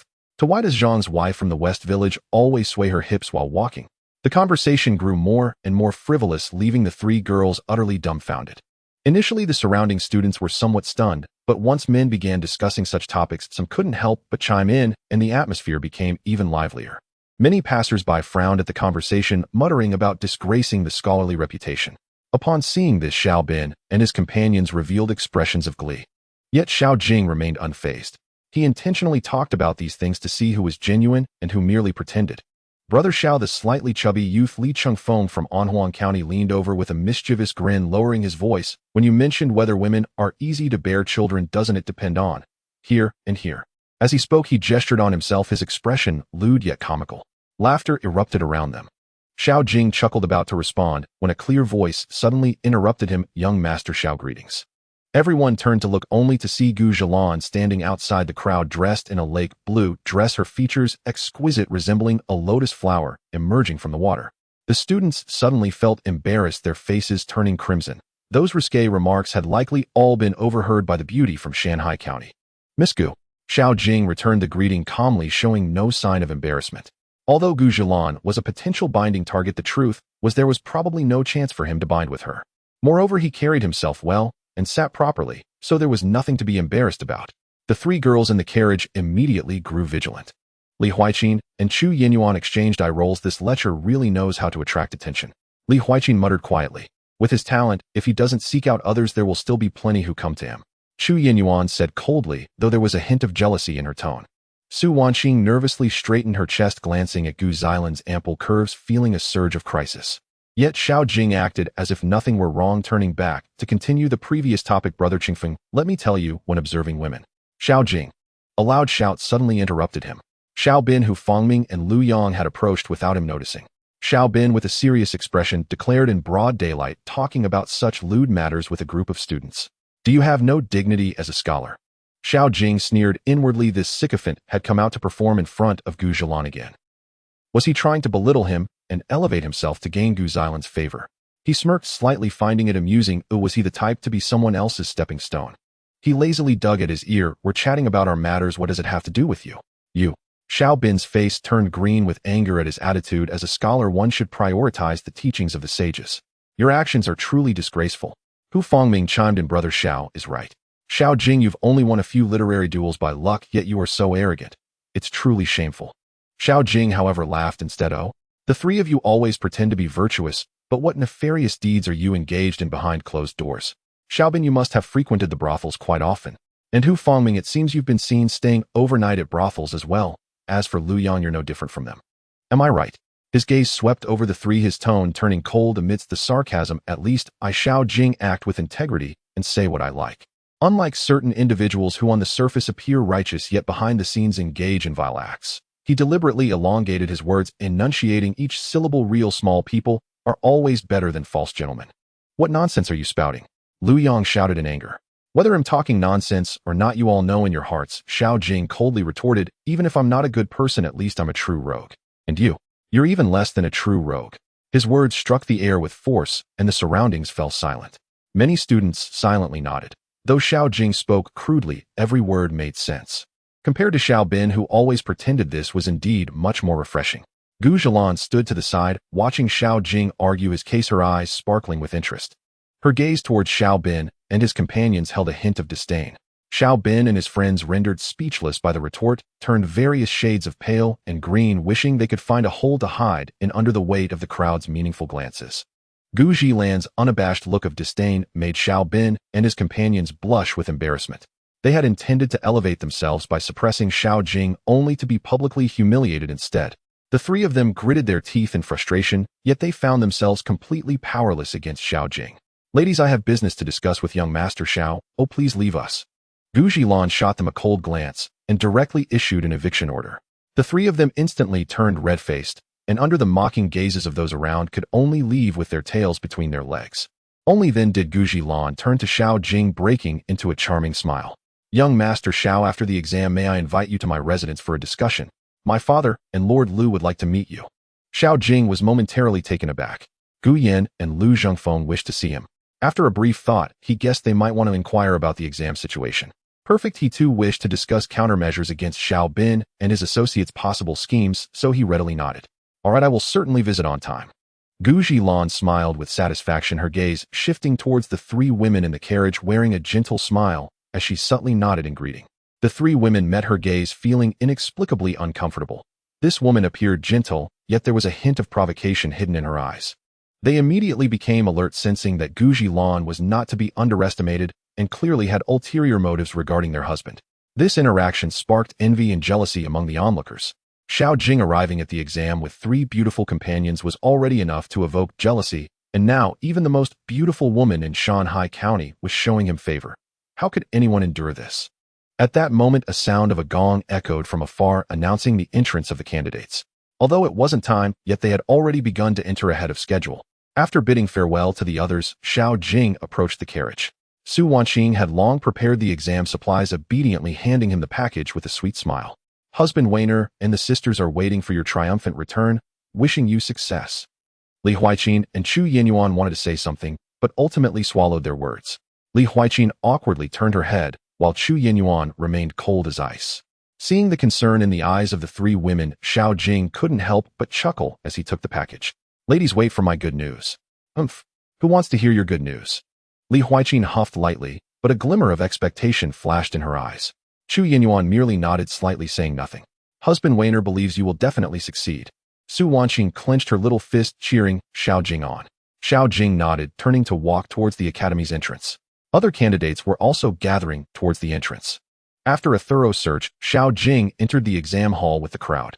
The spacious courtyard was neatly arranged with hundreds of small examination rooms, each accommodating only one person.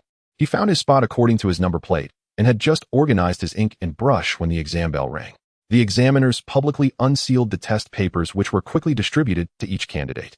The first exam was on Confucianism, requiring an analysis of the phrase "the gentleman harmonizes but does not conform" from the Analects. For Xiao Jing, who possessed intermediate literary skills, this was a piece of cake. After a brief contemplation, he picked up the brush and wrote "the gentleman values righteousness, thus has differences, The petty person values profit, thus cannot harmonize. His thoughts flowed like a spring, and soon he completed an innovative and rigorously argued masterpiece. The second exam was on poetry with the topic Ode to Snow. Xiao Jing recalled a famous poem about snow he had read in his previous life, made slight modifications, and created a masterpiece: 1 flake, 2 flakes, 3 4 flakes, 5 flakes, 6 flakes, 7 8 flakes, flying into the plum blossoms never to be seen. It was both simple and profound. The final exam was on current affairs strategy with the topic closely tied to the current situation on the strategies for border defense. This was precisely in line with Xiao Jing's expertise. He combined the military situation at Shanghai Pass and proposed 3 strategies: reinforce city defenses, train local militia, and cultivate land to support the troops, articulating his arguments sharply, causing the supervising examiner beside him to nod frequently. As the bell signaling the end of the exam rang, Xiao Jing had already completed all the questions and was calmly packing his ink and brush. Watching the surrounding candidates still scribbling furiously, a confident smile crept across his lips. This exam was a sure thing. When Xiao Jing submitted his paper early and exited the exam hall, it immediately drew astonished gazes. Those who knew him looked on with admiration. After all, it was no surprise that someone who could crush the 3 literary geniuses would submit early. Those who didn't know him, however, looked disdainful, thinking he must have given up on the exam. Xiao Jing ignored the murmurs of the crowd and walked straight out of the academy. The family members waiting outside were all left dumbfounded when they saw him come out so early. Some mocked him, others were curious, but more believed he must have failed the exam. The 3 women by the carriage were also stunned. It had barely been half the time from entering to exiting. How was that possible? It was only just past noon, precisely the most critical time of the exam. The 3 women exchanged glances, feeling anxious. Surely their husband hadn't given up on the exam, had he? Husband, you. Su Wanqing stepped forward, hesitant to speak. Li Huaiqin and Chu Yenyuan also pursed their lips, their eyes filled with worry. What do you all think? I didn't do well on the exam. Xiao Jing chuckled as he looked at them, lightly pinching Su Wanqing's nose. Don't worry, even if I can't secure the top spot, the top 10 is definitely no problem. Seeing his confidence, although the 3 women were somewhat skeptical, they felt a bit more at ease, recalling Xiao Jing's talents. Xiao Jing didn't say much more about the exam, driving the carriage to find an inn. After the exam, he still needed to meet Lu Zhengfeng and Gu Yan.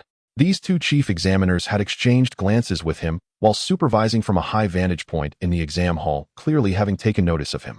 It would be inconvenient to bring the 3 women to visit Gus' residence, especially since Li Huaiqin was the former princess. If recognized, it would be troublesome. Moreover, they certainly couldn't make it back to Shanbei village today and would need to stay in the city for a night. Xiao Jing chose the largest inn in the city. He currently had over 300 taels of silver, and Su Wanqing had a few dozen taels on her, so there was no need to be frugal. He booked 2 top-tier rooms, one for Li Huaiqin and Chu Yenyuan, and one for himself and Su Wanqing. Upon hearing this arrangement, Su Wanqing's pretty face flushed, her eyes filled with anticipation. Finally able to be alone with her husband, she wouldn't have to suppress herself any longer. Li Huaiqin and Chu Yenyuan couldn't help but roll their eyes at Xiao Jing, letting out soft huffs, a hint of sourness flashing in their eyes.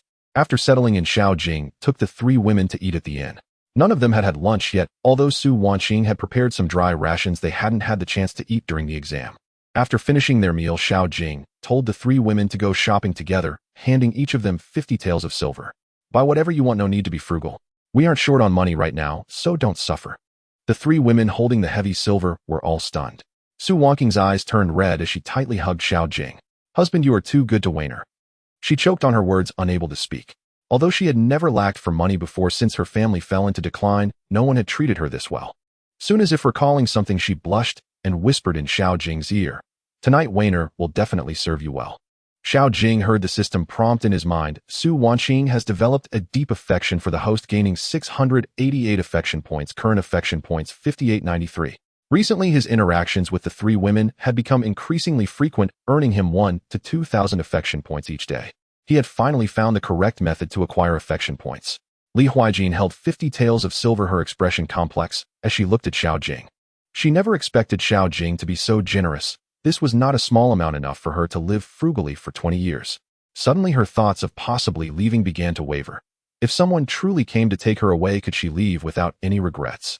Li Huaiqin's affection level 5, current affection level 72, reward beginner cooking skill. Xiao Jing was overjoyed. His affection level had broken through 70.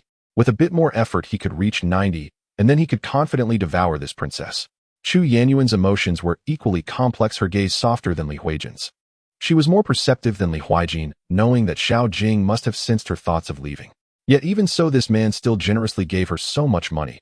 Was he not afraid she would take the money and run? Chu Yanyuan's affection level 10, a current affection level 74, reward beginner brewing skill. Xiao Jing met her complicated gaze with a slight smile, his heart brimming with joy. He never expected this girl to be so effective, directly increasing his affection by 10 points and granting him a brewing skill. He had originally just wanted to treat his wives well, but he did not expect such unexpected gains. As for whether Li Huijin and Chu Yanyuan would take the money and run, Xiao Jing was not worried. Besides the fact that their affection levels were both over 60, they had nowhere else to go. Without him, even with money, they would find it difficult to move an inch. Unless he was truly unfortunate enough for the two girls to encounter someone familiar here and then leave with them. But even if they encountered companions, the two girls probably would not leave. An affection level above 60 is not just a cold number, it represents their feelings toward him. Xiao Jing watched the three women leave, then returned to his room in the inn. He had the attendant bring him pen and ink, preparing to document the technique of movable type printing to present to Lu Zhengfeng. In addition to wanting Lu Zhengfeng's help against Xiao Bin, Xiao Jing also wanted to establish a connection with Lu Zhengfeng.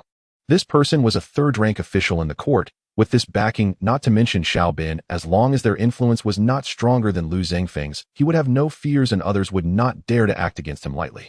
There was no choice who asked him to have 3 beautiful wives. It was impossible not to be envied. He had to plan ahead.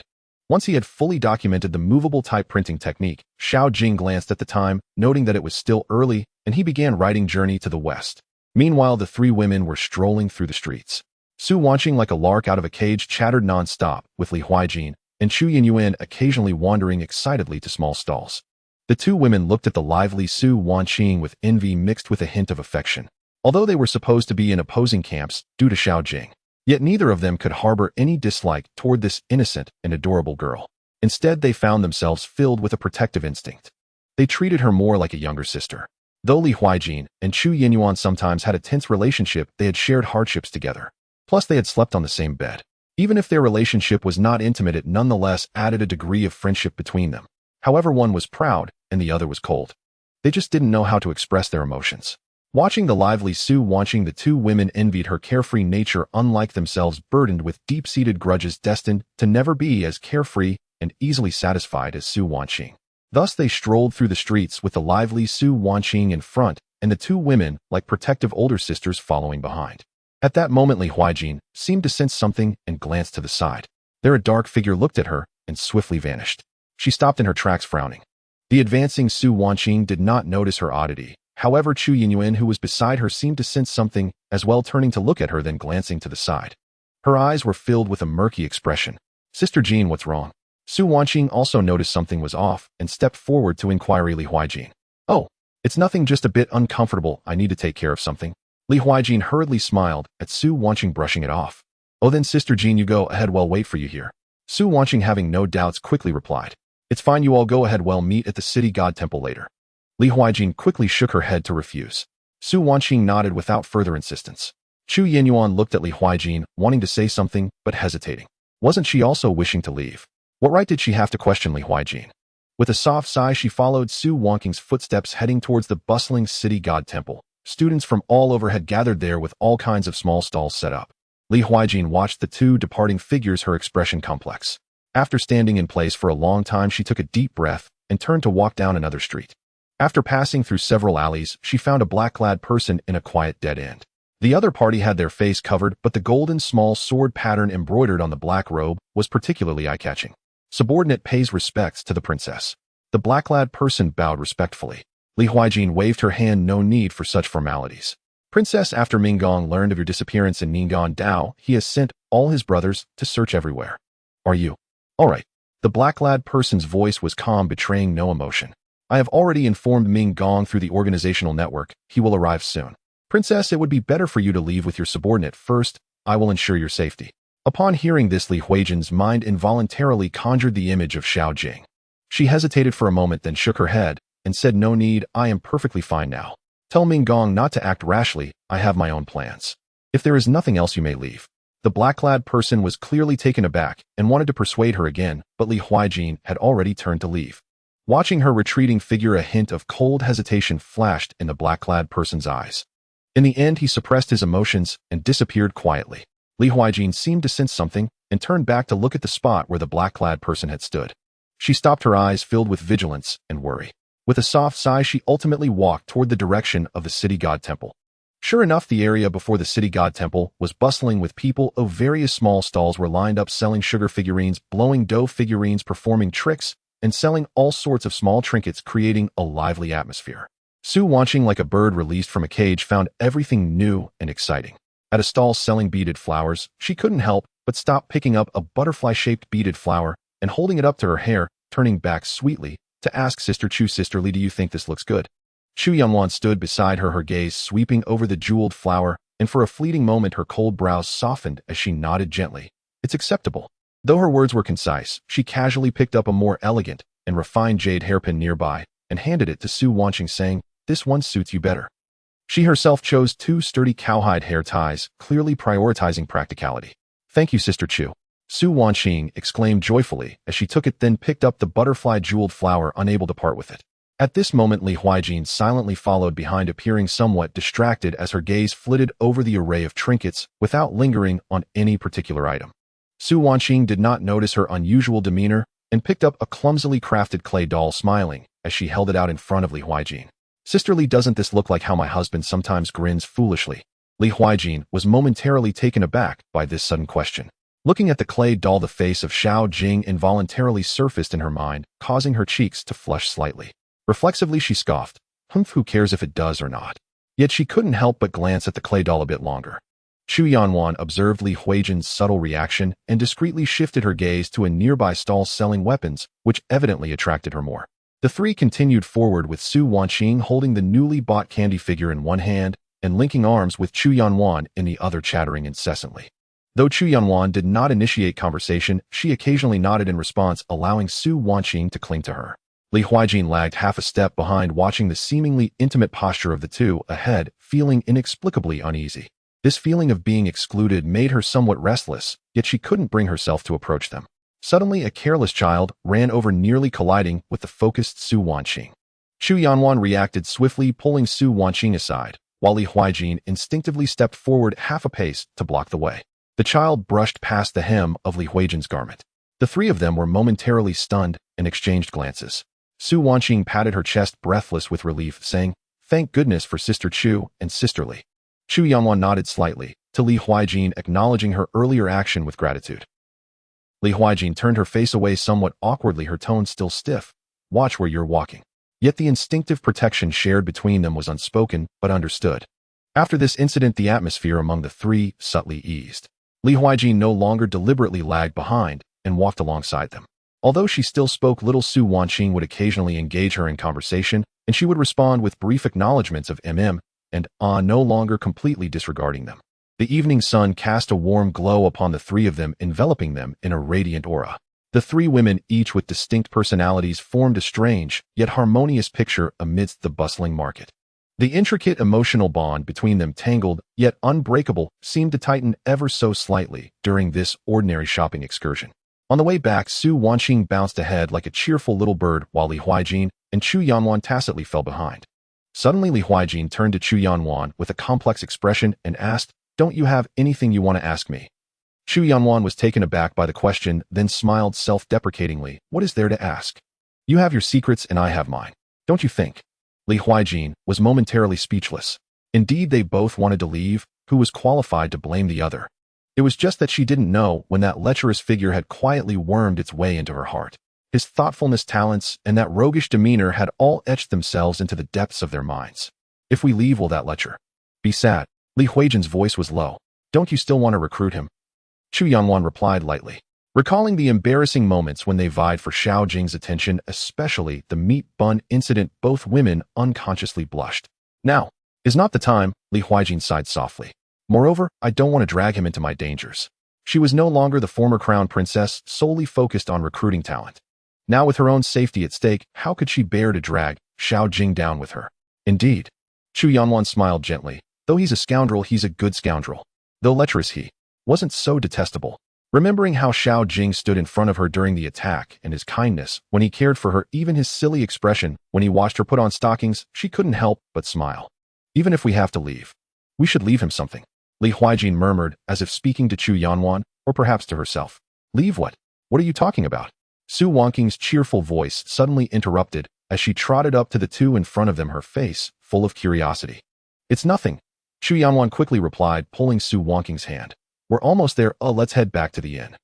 Su Wangqing was indeed distracted, eagerly looking towards the inn, her heart already flying to Xiao Jing's side. Li Huijin's gaze flickered, seemingly lost in thought, but a gentle smile unconsciously crept onto her lips. She quickened her pace to catch up with the two ahead. When the three women returned to the inn, Xiao Jing was still bent over his desk, writing furiously. Hearing the noise, he looked up and smiled at them, tired from shopping. Rest for a bit, and once I finish this section, I'll call for food. If I return late, you don't have to wait for me. Su Wangqing felt a pang of sympathy as she quietly approached the desk and placed a box of freshly bought pastries down. If you're hungry, have a bite first, don't overexert yourself. She thoughtfully poured Xiao Jing a cup of water before stepping back. Chu Yanwan and Li Huijin exchanged glances and saw the same concern reflected in each other's eyes. Xiao Jing worked hard to provide them with a good life, suffering alone to right while they were out enjoying themselves. Reflecting on her previous wariness towards Xiao Jing, now enveloped in his care, both women felt a mix of guilt and reluctance. At that moment, a system notification echoed in Xiao Jing's mind. Su Wangqing is concerned for the host-wife pampering, value 388. This notification was something he had grown accustomed to. However, the subsequent notification left him stunned. Li Huijin's favorability 5, current favorability 77, a reward basic agriculture skill. Chu Yanyuan's favorability 5, a current favorability 79, reward blueprint for a third-generation textile machine 1. Xiao Jing was ecstatic. How could their favorability have increased again? Was it simply from letting them shop more? Yet he also understood that it wasn't that simple, it was likely because his thoughtfulness and trust had touched them. What excited him even more were these two rewards. While the basic agriculture skill was merely foundational, it far surpassed the agricultural knowledge of this era, and it could be upgraded in the future. The blueprint for the third-generation textile machine, however, was a treasure that could revolutionize the entire textile industry of Dayan. Though it was still a wooden structure, its efficiency would exceed the current textile machines by an unimaginable number of times. Xiao Jing could almost see the gleaming silver beckoning him. Moreover, compared to the 10-point increase in favorability from Su Wangqing that only granted a skill, the rewards from the favorability increases of Li Huijin and Chu Yanwan seemed to have broken that pattern. But no matter what, having rewards was a good thing. Xiao Jing wrote fervently for a quarter of an hour before finally putting down his brush. He called the waiter to arrange dinner for the three ladies and then got up to head to the Gu residence. The inn was not far from the Gu residence, so Xiao Jing chose to walk there. As he arrived at the entrance, he saw Gu Zhilan anxiously pacing with her maid, looking helpless behind her. Upon seeing Xiao Jing, Gu Zilan's eyes brightened, and she rushed over without regard for her appearance. However, her foot stumbled, and she was about to fall forward. Xiao Jing's expression changed slightly. They were several zhang apart, and an ordinary person would not be able to save her in time. But with his impressive physique of 53 points and exceptional perception, everything around him seemed to slow down. In an instant, he flashed forward, arriving in front of Gu Zhilan just as she was about to fall, and he steadied her with a firm grip. The warm and soft figure in his embrace made Xiao Jing's heart race. The girl's delicate touch and faint fragrance left him momentarily breathless. The maid stood frozen in place, staring at Xiao Jing in shock. Could this young master Xiao be a martial arts expert? Gu Zhilan gazed up at Xiao Jing in a daze, a wave of inexplicable safety washing over her. At that moment, Xiao Jing noticed her favorability rating had skyrocketed to 95. Miss Gu, are you all right? He asked with a smile, suppressing his wandering thoughts. 2M fine. Gu Zilan's pretty face flushed red as she quickly straightened up, forcing herself to calm down. Brother Xiao, my father, and Uncle Lu are waiting for you. Please follow me.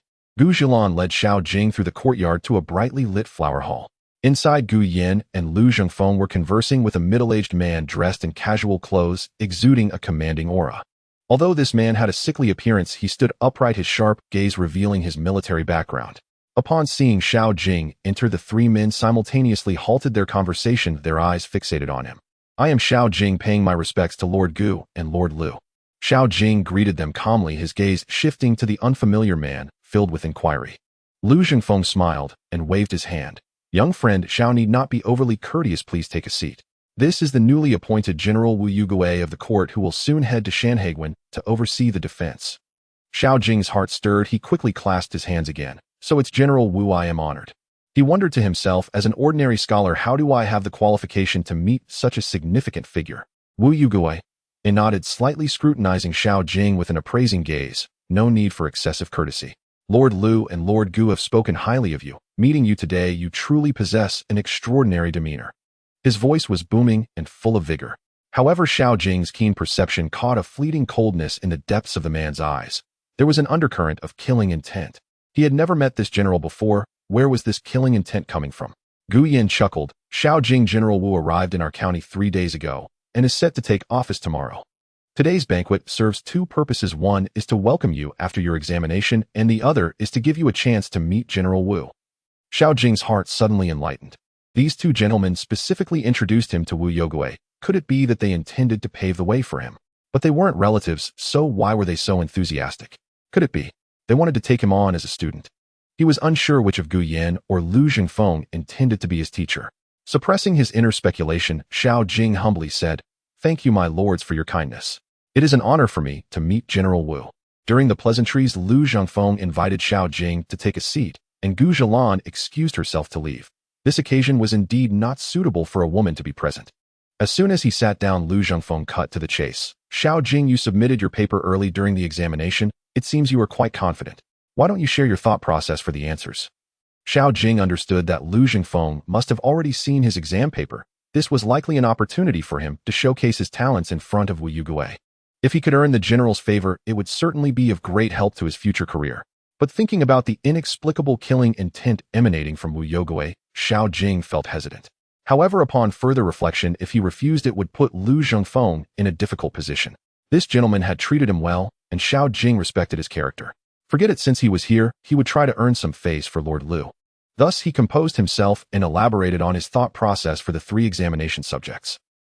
Particularly when discussing the strategies for border defense, his innovative insights on military-civilian integration and intelligence early warning surprised all 3 men present. Gu Yan and Lu Zhengfeng nodded frequently, their expressions increasingly filled with appreciation. Wu Yugui initially listened calmly, but later unconsciously straightened his posture, a complex glint flashing in his sharp eyes. There was both admiration and a hint of wariness. Wonderful. What a clever concept of bright scouts and hidden spies combining movement and stillness. Wu Yugui clapped in admiration. Young friend Xiao, though you are not from the military, your insights are truly remarkable. Hearing this, Lu Zhengfeng and Gu Yan showed pride on their faces, as if Xiao Jing were their esteemed disciple. Only Xiao Jing felt alarm bells ringing in his heart. The admiration and wariness in the man's eyes did not escape his keen perception. Yet he truly could not understand why, upon their first meeting, this general would harbor killing intent and wariness towards him. Not wanting to dwell on the confusion, Xiao Jing resolved firmly he would try to keep his distance from this person in the future, ideally never to see him again. Otherwise, it would surely lead to danger. At that moment, a servant came to invite everyone to take their seats. During the banquet, they chatted about casual matters and political affairs, but did not mention the military situation at Shanhaiguan. Xiao Jing simply listened quietly, rarely interjecting. Lu Zhengfeng and Gu Yan noticed his silence. Although puzzled, they did not press him. Occasionally, they would ask Xiao Jing for his opinion, giving him enough face and not ignoring him. Wu Yugi's demeanor toward Xiao Jing was neither warm nor cold, seemingly unaffected by his impressive performance. This made Gu Yan and Lu Zhengfeng's eyes flash with a hint of disappointment. Seeing this scene, Xiao Jing suddenly understood Lu Zhengfeng had introduced him to Wu Yugui, not just for a simple introduction, but perhaps with the intention of having him achieve merit in the military. After all, the military situation at Shanhaiguan was urgent, making it an excellent opportunity for him to achieve merit. If his strategies were validated, he could establish military achievements, ensuring a smooth career ahead. However, Wu Yugi's demeanor clearly indicated he had no intention of recruiting him into the army. Lu Zhengfeng and Gu Yan also could not bring it up again, as their relationship with Xiao Jing had not yet reached that level. Xiao Jing felt a sigh of relief in his heart. If he really entered the army with Wu Yugi's killing intent towards him, that would be the real danger. The banquet lasted for more than an hour before concluding. Gu Yan and Lu Zhengfeng asked Xiao Jing to wait personally, escorting Wu Yugui out of the gate. Upon returning, they brought Xiao Jing to Gu Yan's study. As they entered the study, the expressions of both men grew serious. They took their seats, their gazes fixed on Xiao Jing. Lu Zhengfeng spoke first. "Xiao Jing, do you wish to enter my tutelage and become my disciple? With me paving the way for you, I cannot guarantee a smooth ascent, but it will certainly not be lacking." Upon hearing this, Xiao Jing had anticipated it, but still could not help but hesitate. In truth, he did not wish to step into the officialdom, not only because he disliked courtly strife, but also because he worried that Li Huijin's identity as a princess would be exposed. If anything happened to Li Huijin, his life would be in danger.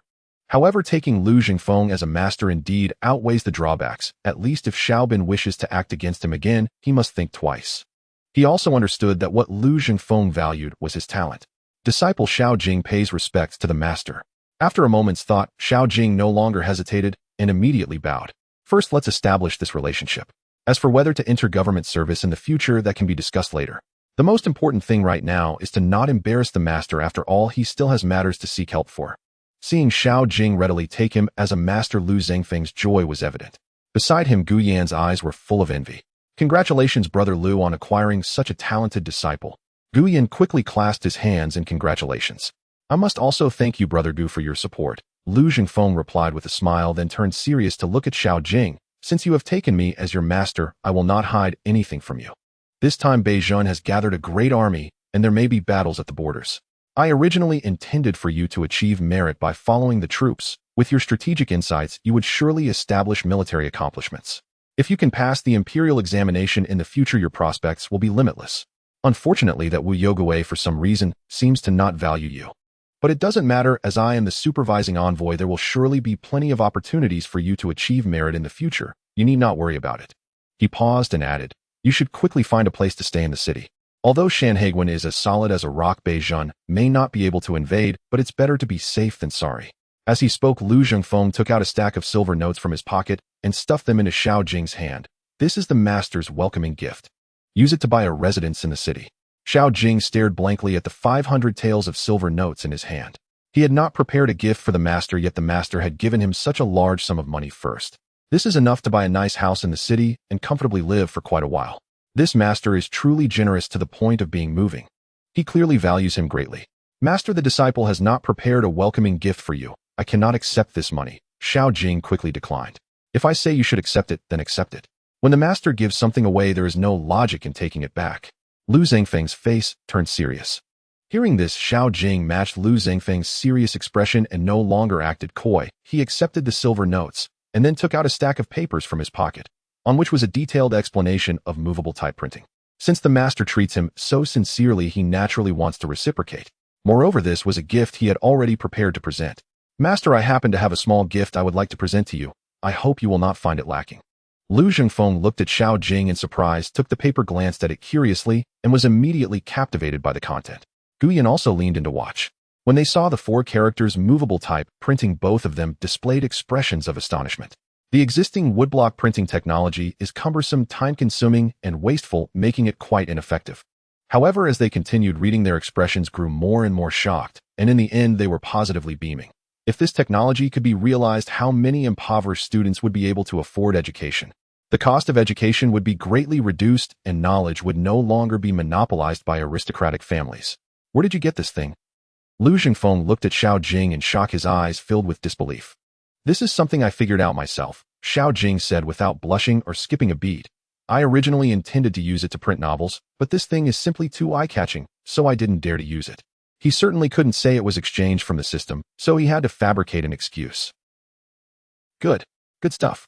Truly good stuff. Lu Jingfeng exclaimed excitedly, his hand holding the paper trembling slightly. If this technology were to be presented, it would be a tremendous benefit to the country and the people. He never expected that Xiao Jing would give him such a great gift. Compared to the few silver notes he gave, Xiao Jing's gift was indeed far too valuable. Guyan, who was beside them, watched with envy and felt a bit regretful. Had he known Xiao Jing had such talent, he should have paid more attention to him back then, instead of nurturing someone like Xiao Bin. Master, I truly feel unworthy of this. Lu Jingfeng looked at Xiao Jing, his tone full of emotion, his gaze becoming warmer and more appreciative. After pondering for a moment, he said solemnly, Xiao Jing, do you have something you wish to discuss with me? Feel free to speak. As long as I can help, I will not decline. With his position as a third-rank minister, Lu Zhengfeng's mind was naturally sharp. Xiao Jing's gift was clearly not impulsive, but rather well-prepared, indicating he must have a request. As expected, I cannot hide anything from the master. Xiao Jing smiled and did not beat around the bush. The master should know about the feud between me and Xiao Bin. Yesterday I offended Hu Fangming and Lu Yang again, and I am worried they will take advantage of this opportunity to act against me. So, I would like to ask the master to help investigate if anyone is plotting behind my back.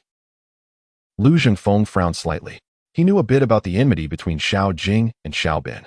Xiao Bin had lost face to Xiao Jing twice. It was only a matter of time before he sought revenge. Now with Hu Fangming and Liu Yang joining in, the three of them together could indeed cause trouble. I have noted this matter, Lu Zhengfeng nodded. You can rest assured if they truly dare to harm you, I will not let them off easily.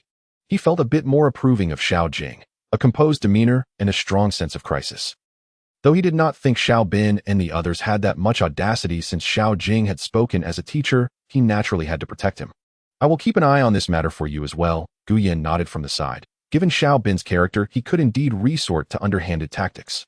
He had previously investigated Xiao Bin and knew that though he appeared gentle and refined on the surface, he was truly a petty person behind the scenes. Now that Xiao Jing said this, he completely believed it. If he truly has malicious intent towards you, what do you plan to do? Lu Zhengfeng suddenly asked. Xiao Jing pondered for a moment, his expression turning serious. Then I will ask the master to help him reap what he has sown. Good. Lu Zhengfeng patted his shoulder appreciatively. That's how it should be. Acting decisively is the hallmark of a true man. If he dares to strike without you saying anything, I will be the first to not let him off. Xiao Jing cupped his hands in salute. Thank you, master. I shall take my leave now. The two sent Xiao Jing to the gate, but Lu Zhengfeng did not hurry to leave. Instead, he turned to Gu Yan and said, Brother Gu, what do you think their course of action will be? Gu Yan pondered for a moment and replied, Hu Fangming and Liu Yang both have relatives in the county office, and they are related to this imperial examination. If they want to harm Xiao Jing, they will likely act through those connections. You should send someone to keep a close watch on their relatives. You will definitely uncover something. As for Xiao Bin, he might seek the county magistrate or the secretary. However, given his current capabilities, it is likely he cannot afford to hire anyone to take risks for him. Good, I will send someone to investigate right away. You keep an eye on it too. A glint of cold light flashed in Lu Zhengfeng's eyes. If they truly dare to harm my disciple, I will make them regret coming to this world. As night fell, Xiao Jing walked alone on his way back to the inn. He politely declined the offer of a send-off from Gu Yan's men, not realizing that this would become his most thrilling decision of the night. The streets grew quieter with fewer and fewer pedestrians. Xiao Jing suddenly halted, his gaze sharpening like a blade. He sensed it. Up ahead to the left and right there were 8 faint yet bloodthirsty auras lurking in the shadows like venomous snakes. Assassins. A chill ran through Xiao Jing's heart. These individuals were clearly after him. Aside from the few clowns led by Xiao Bin, who else wanted his life? In a flash of insight, a face appeared in his mind. General Wu Yugue of the North. Only he possessed the capability to deploy such 8 men. But he had no enmity with him. Unable to comprehend, he decided to cast the thought aside. Come out, you lurking rats. Xiao Jing shouted coldly, his killing intent surging. His muscles tensed, not daring to let his guard down. The pressure from these 8 men was far greater than the bandits he had previously faced. From the darkness ahead, a chilling voice echoed. Tisk, a frail scholar. Your perception is quite sharp, but unfortunately you won't survive tonight. Before the words fell, 8 dark figures flashed like ghosts, encircling him in a half circle, completely sealing off his retreat. Who sent you? Xiao Jing fixed his gaze on the leader of the black-clad men. Go ask the king of hell. You should blame yourself for touching what you shouldn't have. The leader of the black-clad men grinned viciously and waved his hand. Attack, make it quick. 7 assassins immediately sprang into action, unleashing deadly techniques, with ruthless precision, clearly intent on a one-strike kill. Come at me. A cold light shot from Xiao Jing's eyes as he instantly maximized his perception, and with his advanced 8 extremes fist and an abnormal physique rated at 53 points, he erupted into action. His figure flickered like a phantom, leaving behind afterimages in his wake. In the next moment, he appeared before one of the assassins, his elbow driving forward with a violent gust, aiming straight for the opponent's heart. What a... The assassin's pupils constricted in shock as he hurriedly raised his knife to block. Yet Xiao Jing's other hand, like an iron clamp, seized the blade, pulling with force. As the weapons changed hands, the elbow struck solidly into the assassin's chest. With a resounding crash accompanied by the sickening sound of bones cracking, the assassin flew backward like a broken sack, his chest caving in, blood spraying everywhere, and he was killed on the spot. Silence. An eerie stillness enveloped the scene. The remaining 7 assassins were stunned, their eyes filled with disbelief, wondering, this is impossible. Where was the frail scholar they had been promised? This was more ferocious than a master. Concentrate your attacks, flank him. The leader of the black-clad men shouted hoarsely. However, with his phantom mode activated, Xiao Jing moved among them, as if he were strolling in a garden, evading their attacks without a scratch. Instead, with every punch, kick, or wielding of the long knife he had just seized, one assassin fell to his demise with each strike. In just a few breaths, 4 out of the 8 assassins had already fallen, all horrifically dead, their numbers halved. The remaining 4 huddled together, gazing at Xiao Jing, who stood there with a knife, his clothes stained with blood, filled with both shock and fear. They hadn't expected Xiao Jing to be so formidable, his strikes being so ruthless and decisive. For a moment, the four felt the urge to retreat. But when they noticed Xiao Jing's heavy breathing, their hopes reignited. He's running out of steam. Kill him. They charged in once more, only to be outsmarted again. Just moments ago, Xiao Jing had seemed out of breath, but now he was as vigorous as ever, cutting down two more with ease. The leader of the black-clad men finally reacted, his scalp tingling. Not good. He was pretending to be weak. Retreat. We must inform the master. This man is terrifying. He exchanged a glance with his remaining companions, and they fled in different directions. Now you want to run? Too late. Xiao Jing scoffed coldly, his figure shooting out, moving so fast he left afterimages in his wake. He suddenly found himself holding a gleaming Tang-hung knife crafted by the system, a guaranteed premium item. With a clang, he caught up to one of them and swung the knife down, breaking the opponent's weapon in an instant. The assassin looked incredulously at his broken knife. Die. With a flash of the blade, a head flew into the air. Xiao Jing did not slow down, charging straight for the second-rate leader, his speed far exceeding that of his opponent. The leader of the black-clad men sensed a fierce wind approaching from behind, and in despair, turned to block. Clang. With a clash of blades, his palm cracked, and his long knife was left with a massive gash. He looked at the Tang-hung knife in Xiao Jing's hands in horror, a glimmer of greed flashing in his eyes. What kind of divine weapon is this? So powerful. But soon as he saw Xiao Jing charging towards him again, his expression tightened, and he yelled in a fearful tone, "Kid, let me go, or you'll face consequences that you can't bear." Upon hearing this, Xiao Jing smirked. "You all came to kill me, and now you want to leave. Am I foolish?" However, the opponent's words did stir something in him, and his gaze flickered. "Oh, is General Wu planning to not let me go?" "That is natural." The leader of the black-clad men instinctively replied, but halfway through he suddenly became alert and raged. "You little bastard, how dare you deceive me?" Knowing there was no way out, he crazily swung his knife for one last strike. Xiao Jing stood firm with his knife, his gaze icy, as if looking at a dead man. In Xiao Jing's perception, the leader's movements were like slow motion. As the knife came slashing down, Xiao Jing met it head-on with his Tang-hung knife. Clang! The opponent's long knife shattered. How could a blade forged with modern techniques compare to ordinary iron? Xiao Jing flicked his wrist, and the knife swept horizontally.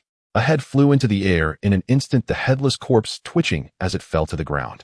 Though it wasn't his first time taking a life, Xiao Jing still felt a pang of discomfort. He adjusted his racing heart and quickly confirmed that there were no more ambushes around. Then Xiao Jing stowed the Tang-hung knife back into the system's space and vanished into the night.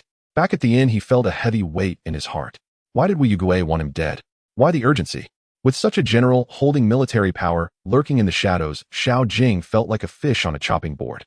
The only thing he could be certain of was that the opponent had some reservations and didn't dare to make a move openly, otherwise they wouldn't have sent assassins. However, the overwhelming sense of crisis could not be shaken off. As a mere scholar, even with some fame, he was utterly incapable of contending with a general guarding the borders. As for the teacher, he had just recognized Lu Jingfeng. Xiao Jing didn't dare to trust him completely. Who could guarantee that Wu Yugi's actions had no connection to this teacher? What was their relationship like? Would the former turn against Wu Yugui because of him? I must leave Shanghai County as soon as possible, he firmly resolved. This place was too close to Shanghai Pass. Remaining on Wu Yugi's territory was akin to being a fish on a chopping board. Only by fleeing far away could he have a glimmer of hope. But fleeing required money, a new identity, and a place to settle. These were all challenges.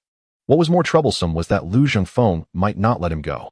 This teacher still hoped for him to achieve military merit amid the crisis at Shanghai Pass, and might even want to take him as an aide. With this thought, Xiao Jing felt a headache coming on. The road ahead was fraught with danger, and every step had to be taken with caution. When Xiao Jing returned to the inn, only a young attendant was dozing behind the counter in the lobby. Upon seeing him enter, the attendant merely cast a lazy glance, and then resumed his sleepy state. Xiao Jing paid no mind, and went straight up to the third floor. Just as he reached the stairway, his steps paused. There stood a slender figure, quietly waiting ahead. "Little Jean, are you waiting for your husband?" Xiao Jing's eyes brightened as he laughed, and approached, naturally taking the cool hand of Li Huijin in his own. Who is waiting for you?" Li Huijin's face flushed, and she tried to pull her hand back, but Xiao Jing held it tightly. She struggled symbolically a couple of times before surrendering, saying, "I just can't sleep, so I came out for a walk." Xiao Jing found it amusing. It was nearly 10 o'clock, the weather was cold, and who would take a stroll in the corridor? Yet he played along, saying, yes, my little Jean is not specifically waiting for me." As he spoke, he took off his cotton coat and gently draped it over her shoulders. "So can this restless little treasure go back now?" Li Huijin's lips subtly curved up, her eyes shimmering with warmth. She enjoyed this tenderness, but deliberately huffed, "Mind your own business." After saying that, she suddenly turned back and grabbed Xiao Jing, pulling him deeper into the corridor. Hey, aren't we going the wrong way? Xiao Jing noticed they were passing by their respective rooms and couldn't help but remind her. Don't talk. Li Huijin glared at him, her ears burning. Just follow me. Xiao Jing raised an eyebrow, curious about what she planned to do, and followed with a smile. At the very end of the corridor, Li Huijin pushed open a door and quickly closed it behind her. Under the candlelight, her cheeks were flushed, her gaze evasive, too shy to meet Xiao Jing's eyes. Seeing her like this, Xiao Jing's heart skipped a beat and his breath quickened. Could it be that this girl was thinking of? What are you looking at, pervert? Li Huijin felt uneasy under his burning gaze, scolding him, while her heart fluttered sweetly. My little Jean is beautiful. Ooh, I can't help but gaze at her. Xiao Jing's eyes were intense as he genuinely praised her. Li Huijin felt delighted, but feigned calmness, pushing him towards the screen. Stop talking nonsense. Go take a bath. Behind the screen, a large tub was steaming. Xiao Jing was taken aback. She had even prepared hot water. Seeing her waiting in the corridor, she must have been there for a long time, repeatedly changing the water to keep it warm. She had even booked another room. Her attentiveness left Xiao Jing lost in thought. But soon he felt puzzled. Although her affection level was at 77, it couldn't be that she would willingly offer herself so soon. What could her intentions be? His heart, once filled with desire, suddenly sank, a hint of unease rising within him. This girl, usually proud and aloof, was exceptionally proactive today, even not refuting the affectionate title of Little Jean. Could it be? She found a companion and wanted to give herself to him before leaving. Xiao Jing was startled. If she truly left, it would be a small matter of losing one wife for the pet wife system, but what if she encountered danger outside? He could be erased by the system. As his mind spiraled in chaos, a pair of trembling hands had already reached toward his waist. Instinctively, he grasped those hands and looked up at their owner. Li Huijin was too shy to look up, her body slightly trembling, her cheeks alluringly flushed. Just as Xiao Jing was about to speak, a delicate finger pressed gently against his lips. Li Huijin raised her head, her gaze watery, filled with determination, yet laced with allure, as she softly said, Pervert, haven't you always wanted to consummate our marriage? Tonight, I will grant you that. Just as Xiao Jing was lost in thought, the system's prompt chimed cheerfully in his mind. Ding. Li Huijin's affection level 10, current affection level 87. Reward perfume making skill. Xiao Jing was taken aback. How could her affection level increase so much? It seemed this girl truly had feelings. Yet this further confirmed his suspicions. She was indeed planning to leave, wanting to leave no regrets before parting. Xiao Jing was suddenly torn. Should he proceed or refrain? If he proceeded, she might not stay, and it could drive her away. If he refrained, she would leave anyway. From her demeanor tonight, her mind seemed made up. What to do? I'm anxious. Waiting online. Xiao Jing internally lamented never having been this conflicted. Watching Li Huijin's trembling hands unfasten his belt, Xiao Jing gently caressed her flushed cheeks. This blush was too enticing. He simply couldn't withstand it. Forget it. Resolute, Xiao Jing made up his mind. I'll just go for it. If the affection level maxes out, perhaps I can keep her. Even if I can't keep her, at least I won't regret it. He then casually shed his upper clothing, revealing his muscular torso, and took Li Huijin's hand, gazing fervently at her treasure. Let's bathe together. Without waiting for her response, Xiao Jing swiftly helped her out of her clothes. Li Huijin gasped hurriedly, covering her mouth, her body soft with embarrassment, only able to blush as she allowed him to assist. The two soon submerged in the warm water. Xiao Jing's hands were misbehaving, causing Li Huijin to gasp repeatedly, and fearing being overheard, she could only bite her lip and endure, her charming face growing increasingly flushed. After they finished bathing, Li Huijin had already melted into a puddle of spring water, dazed as Xiao Jing carried her to bed. The candlelight extinguished, leaving only the sounds that made one blush and pulse. When everything returned to calm, the system prompt chimed again. Ding.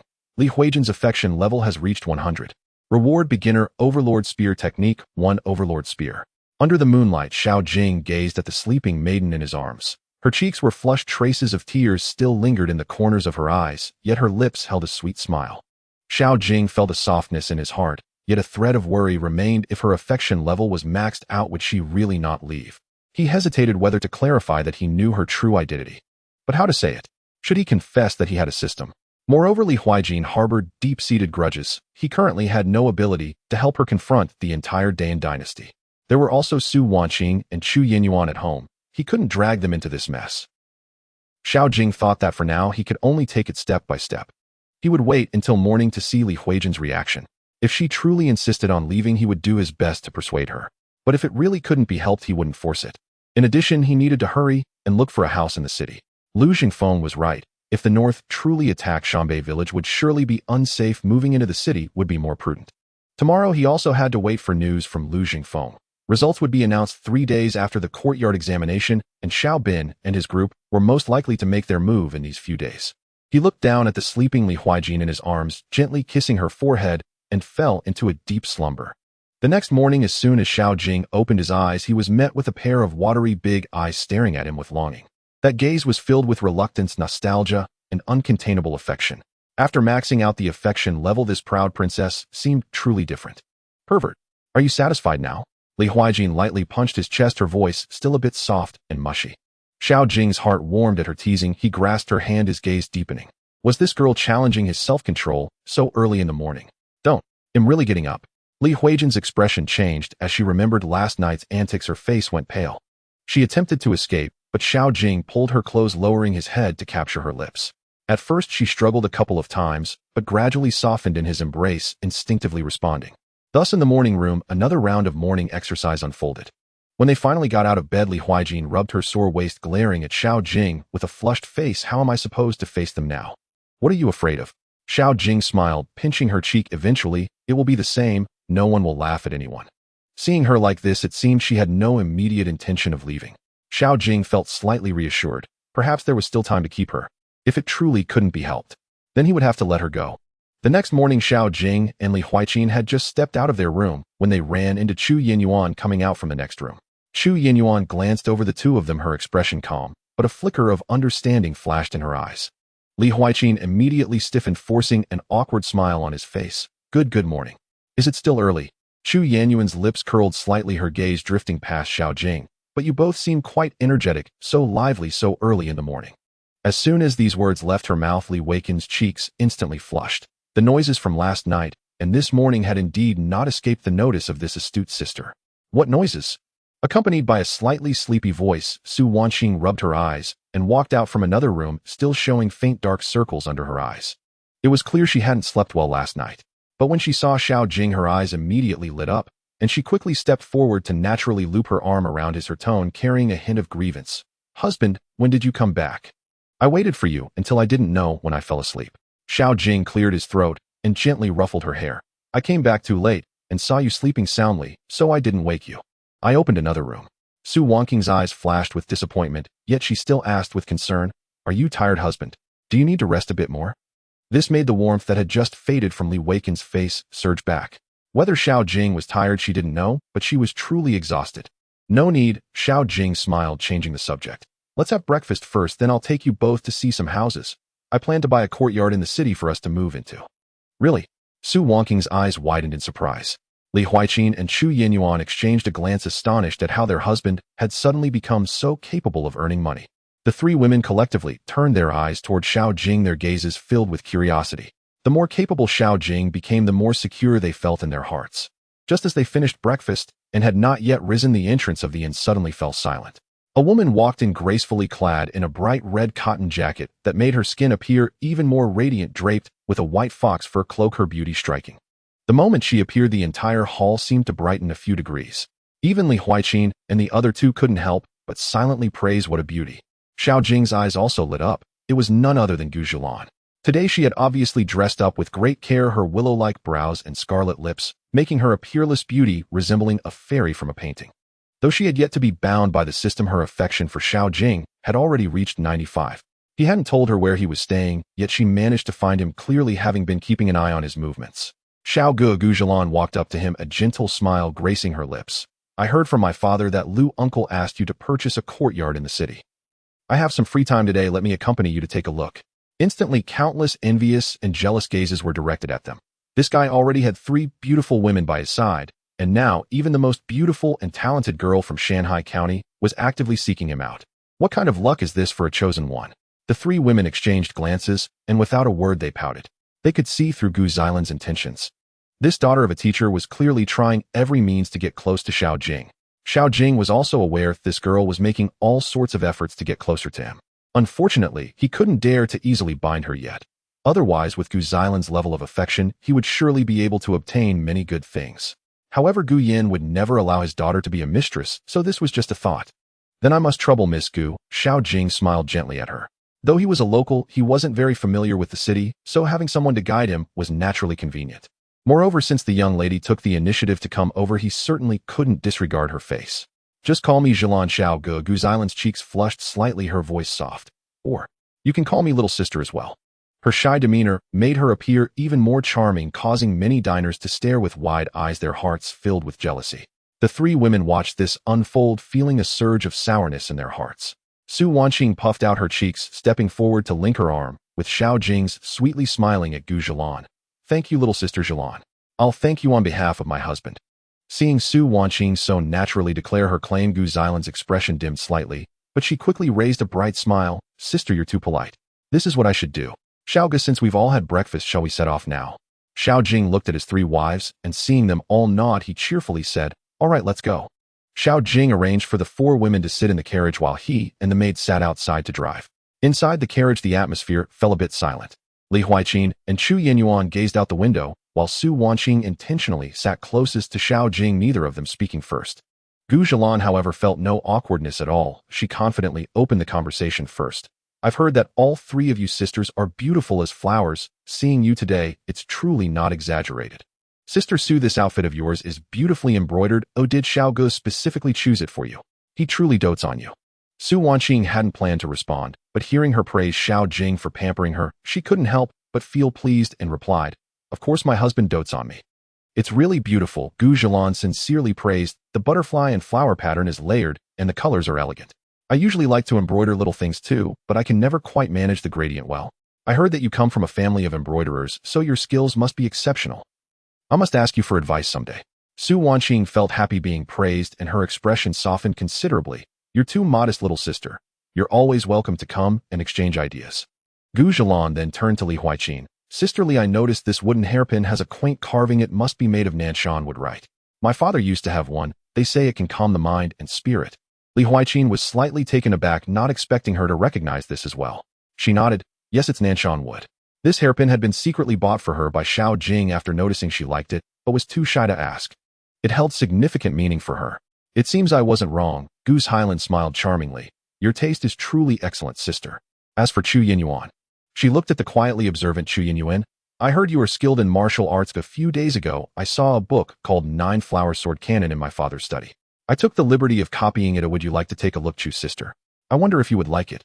Chu Yinyuan, who had been wary of her, immediately brightened at her words, her gaze fixed intently on the sword cannon. Gu Zhilan was offering her breathing quickening. This sword cannon was said to be a treasure of the martial world, a coveted manual for all who practiced martial arts. She never expected Gu Zhilan would be willing to use this to befriend her.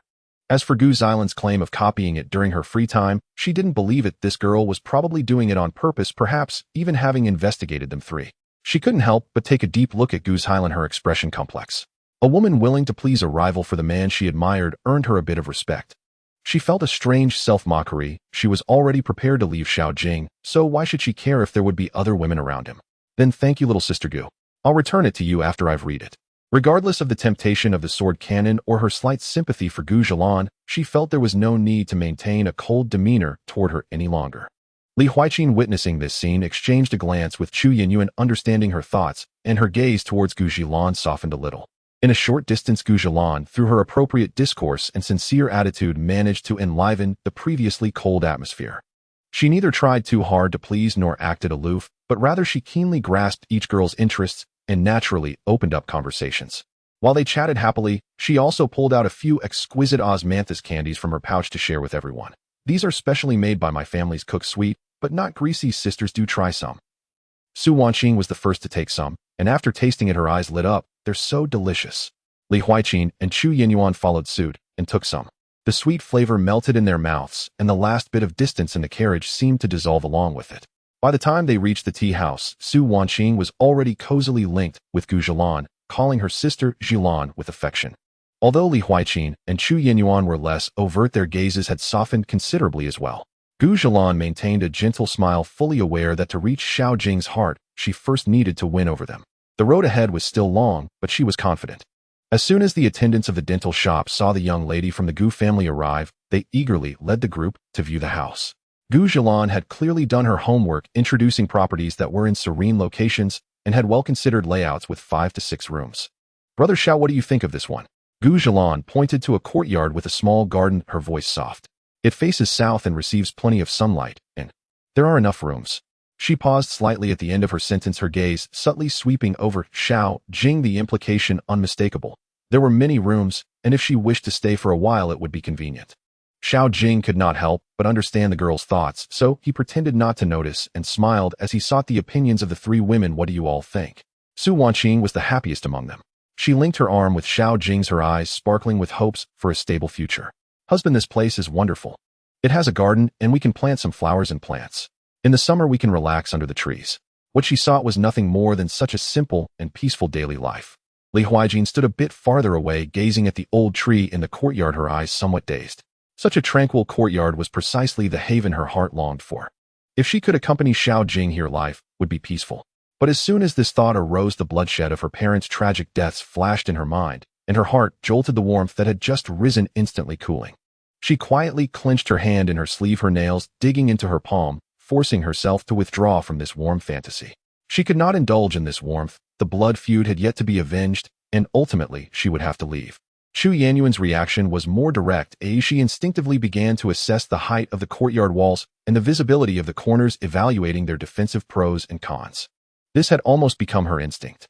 When she heard Su Wanqing painting a picture of a future spent sipping tea and admiring flowers in the courtyard, a barely noticeable bitter smile tugged at her lips.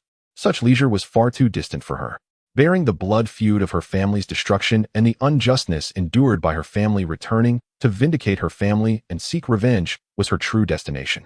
This seemingly perfect home might just be a brief stopover for her. Xiao Jing keenly noticed Li Huijin's momentary distraction and Chu Yanyuan's habitual defensive posture, understanding their sentiments. He did not point it out, but walked over to Li Huijin's side, naturally holding her slightly cold hand, and gently asked Huijin, "Darling, do you like it here?"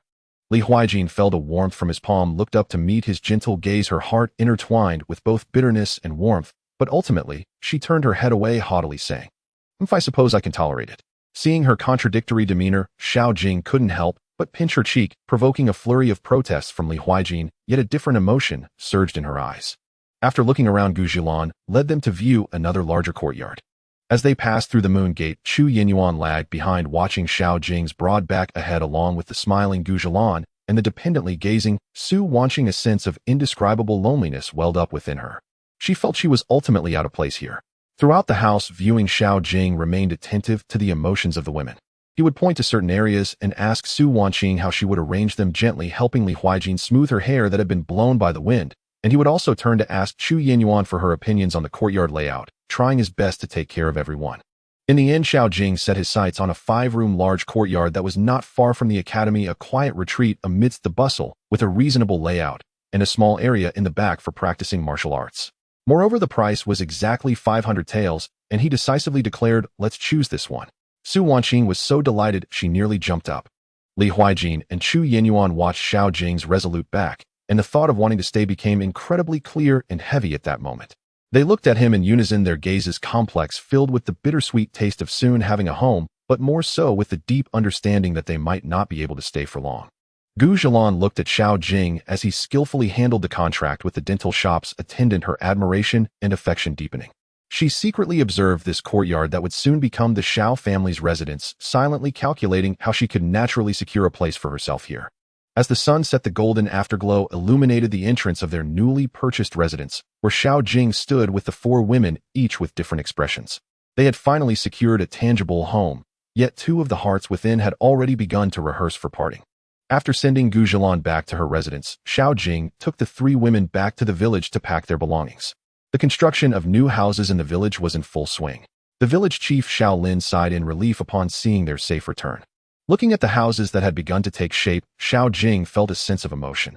Just a few days had passed since his crossing over, and he had gone from barely scraping by to marrying 3 beautiful wives. Now he owned properties both in town and countryside. A life was truly looking up.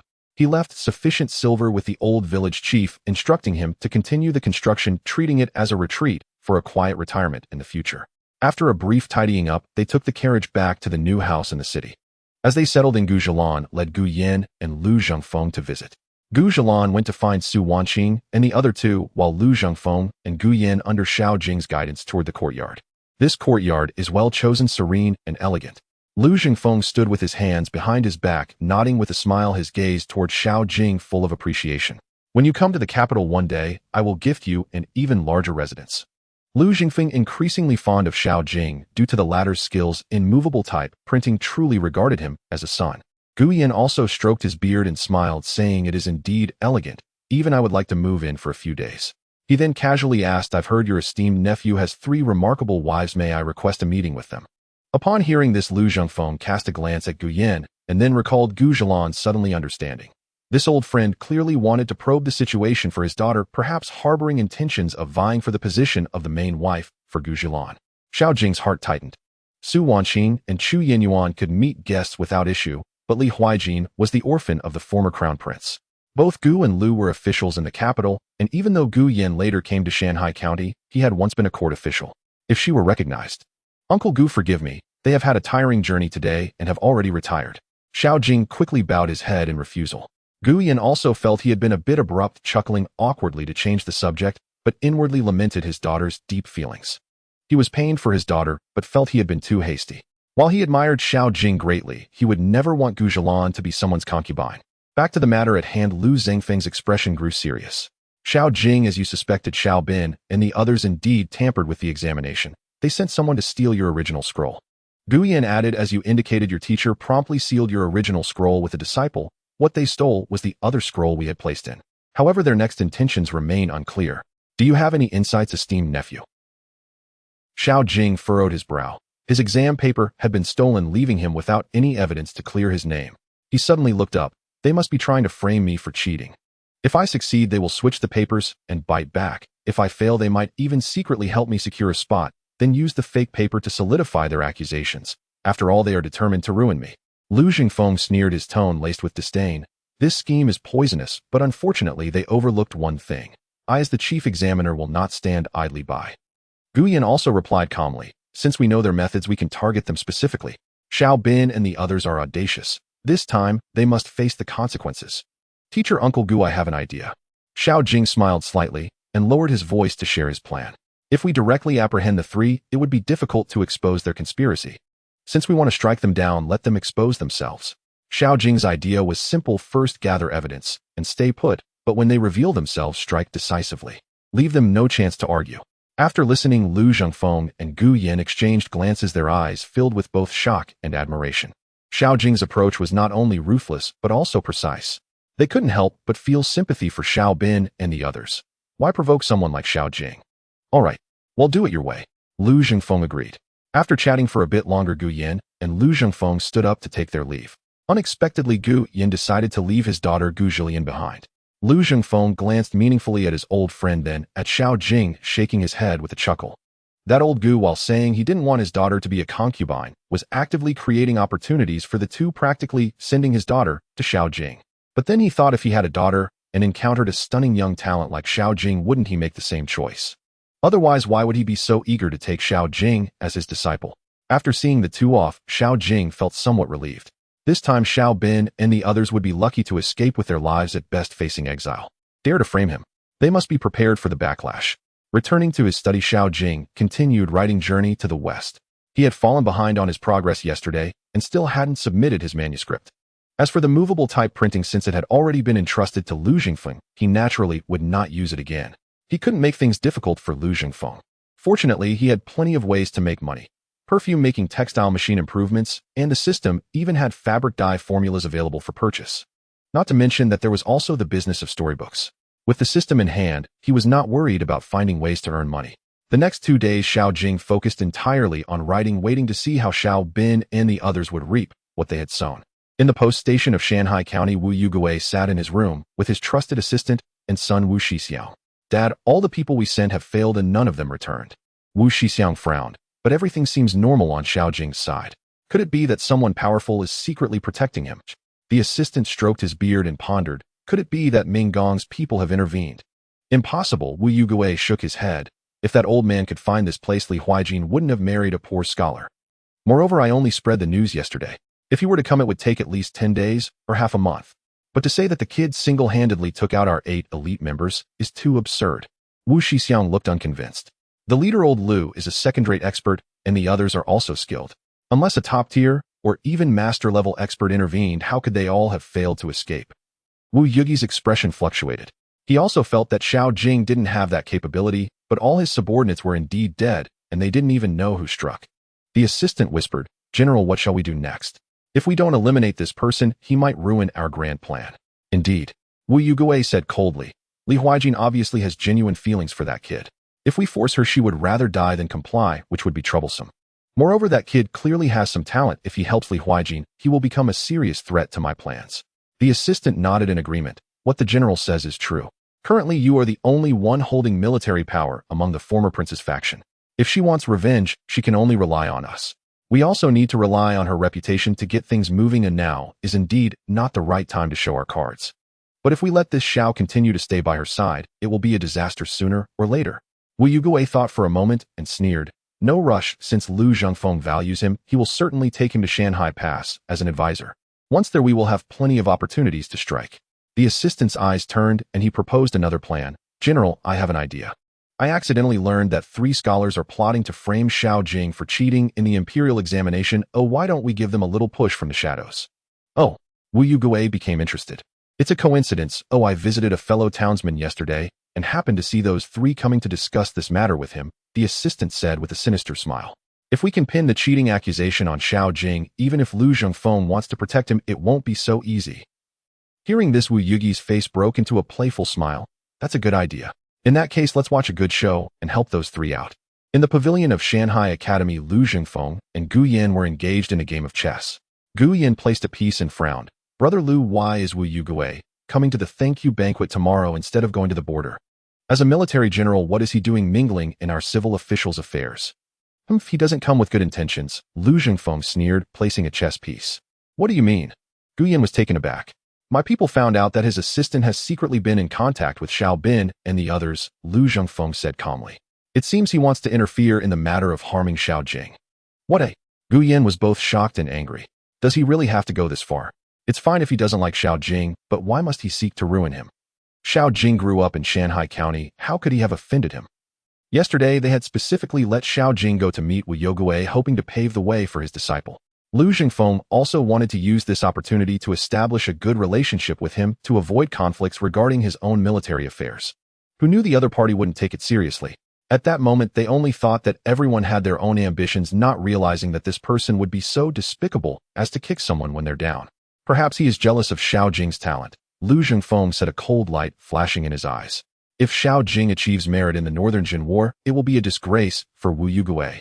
It was already heard that this person was narrow-minded and vengeful. He shouldn't have let Xiao Jing meet him yesterday. He slammed the chessboard heavily. However, if he wants to target my disciple, he must first ask for my permission. Tomorrow I want to see what tricks he can play. Indeed. Gu Yan was also fired up.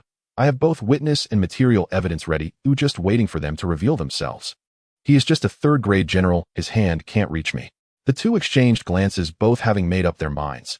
At tomorrow's thank you banquet, they must protect Xiao Jing at all costs. In the blink of an eye, 3 days had passed, and Xiao Jing had already completed half of his journey to the west, which was officially on sale. Now the entire county was fervently discussing this book, especially the segment about the havoc in heaven, which was particularly popular, and one could hear excited gestures being made wherever they went. Boss Li of the study smiled so broadly that his teeth were almost invisible, as if he could already hear the clinking sound of silver coins falling into his pocket. Unfortunately, movable type printing was temporarily unavailable, otherwise relying solely on this novel Xiao Jing would have made a fortune. This day was the announcement of the courtyard exam results. Early in the morning, the entrance of the Shanghai Academy was crowded with people. Xiao Jing, accompanied by his 3 stunningly beautiful wives, and Gu Zhilan, arrived a bit late and was blocked at the edge of the crowd. Coincidentally, Xiao Bin, Hu Fangming, and Lu Yang also arrived. Upon seeing Xiao Jing surrounded by 4 extraordinarily beautiful women, especially the way Gu Zhilan gazed at Xiao Jing with such tenderness that it seemed she could draw water from it, the 3 instantly turned green with jealousy. Oh, I thought who was making such a big fuss? That turns out to be our great talent. Xiao Bin said sarcastically, his eyes gliding over the girls. Bringing so many girls to see the results must be to avoid being alone if you fail right. I heard someone claims to be the first scholar of a Ning Dao. If their name isn't on the list, it would be laughable. Although they had secretly maneuvered to ensure Xiao Jing made the list, that did not stop them from indulging in their verbal jabs. It was just too painful to see so many beauties around Xiao Jing. Before Xiao Jing could respond, Su Wanqing was so furious she wanted to rush forward, but was gently held back by him. He merely glanced at the three, too lazy to engage. Why should he bite back at a dog that bit him? Engaging in a verbal spar with these three idiots would only demean him. Just then the academy's gate creaked open and the officials began to post the results. The crowd buzzed with excitement, pushing forward in a frenzy. Xiao Jing looked up at the list, scanning from the 20th place to the 100th, and did not find his name at all. This exam had 1,000 participants, but only 100 would be admitted. The ancient imperial examination was indeed this brutal. However, Xiao Jing was not at all anxious. Instead, he felt assured, because teacher Lu Zhengfeng had discreetly told him earlier he was the top scorer of this exam. When Lu Zhengfeng and the other examiners were grading papers, they unanimously agreed that Xiao Jing should take first place. As for why Xiao Jing's test paper was sealed separately, Lu Zhengfeng had already coordinated with the other examiners. Though Lu Zhengfeng was the chief examiner, he could not have absolute power. Furthermore, to deal with Xiao Bin and the others who wanted to frame him, he needed the testimony of other examiners, otherwise others would certainly not accept it. In fact, based solely on the evidence he had now, Lu Zhengfeng could have arrested Xiao Bin and the others, but the charges were too light and not Xiao Jing's ultimate goal. Xiao Jing thought of a more brilliant idea: lure the snake out of its hole. Fishing for evidence. Let them jump out themselves to complete the framing, and then catch them red-handed, leaving them no room for argument. As for having already secured first place, would Xiao Bin and the others still dare to act? Xiao Jing had thought of this long ago. He had Lu Zhengfeng deliberately leak the news, pretending that Lu Zhengfeng had not participated in the grading, and the other examiners were all in agreement. Once Xiao Bin and the others heard that Lu Zhengfeng had not looked at the papers, they must have thought the opportunity had come. They believed they had long since stolen Xiao Jing's original exam paper, and without the original they could avoid being caught. Moreover, with the impartial and fair Lu Zhengfeng not participating in the grading, they had no worries that he would support Xiao Jing. What pleased them even more was, they had secretly replaced Xiao Jing's answer sheet. How could Xiao Jing still take first place like this? Either the other examiners were too incompetent, or even the heavens were helping them execute their plan. Having prepared for so long, how could Xiao Bin and the others possibly give up at the last moment? Besides, they still had Wu Yugui backing them up. Xiao Jing was confident these three fools would definitely take the bait. Meanwhile, Xiao Bin and his group were craning their necks, searching for Xiao Jing's name on the list for a long time, only to find that it was completely missing, leaving them stunned. They had clearly spent money to arrange a low ranking for Xiao Jing. How could he possibly fail to make the list? Could it be he made it into the top 20? The thought just emerged and was quickly extinguished by themselves. Given Xiao Jing's level, absolutely impossible. Lu Yang instantly became energized, shouting mockingly, "Oh my! Isn't this our Ning Dao's famously renowned first scholar? How could he not even pass as a scholar? Has the talent of Jiang Lang run dry?" Hu Fangming quickly followed up with a jab. Perhaps he wrote too many of those worthless novels and forgot all the sage's teachings. Although Xiao Jing not making the list might affect their subsequent plan, given the chance to trample on Xiao Jing, now they could not possibly let it slip by. The onlookers around, upon hearing this, wore expressions of various sorts. Some shook their heads in pity, some laughed along, while others purely enjoyed the spectacle without fear of the consequences. The discussions in the crowd were endless, with all sorts of comments, but most were focused on watching Xiao Jing's misfortune. It was no wonder a Xiao Jing was talented and, accompanied by beauties, and jealousy towards him had grown among many. Now that there was a chance, they naturally aimed to take a shot. Su Wanqing, Li Huaijin, and Chu Yenyuan were all shocked and doubtful, while Gu Zhilan also wore a puzzled expression. Given Xiao Jing's talent, wasn't it almost a certainty that he would pass as a scholar? The four girls could only watch Xiao Jing with concern, silently supporting him with their eyes. Su Wanqing held his hand tightly, her eyes filled with worry, not knowing what to say. They glared angrily at Xiao Bin and the others, wanting to retort, but were gently silenced by Xiao Jing's gaze. Don't rush, let these three clowns enjoy their moment a little longer. When the final list of the top 20 was posted, they would see where to hide their faces. Seeing that Xiao Jing showed no reaction, Xiao Bin and the others felt as if they had punched cotton, both angry and frustrated. Just as they were about to say something more, the officials banged the gong and posted the list of the top 20. All eyes were instantly drawn to it. Some people jumped up excitedly upon seeing their names, while those who still couldn't find theirs until the end either cried on the spot or looked despondent, their faces filled with despair. Suddenly, someone pointed at the top position and exclaimed in disbelief, "The top scorer. It's Xiao Jing. How is this possible?"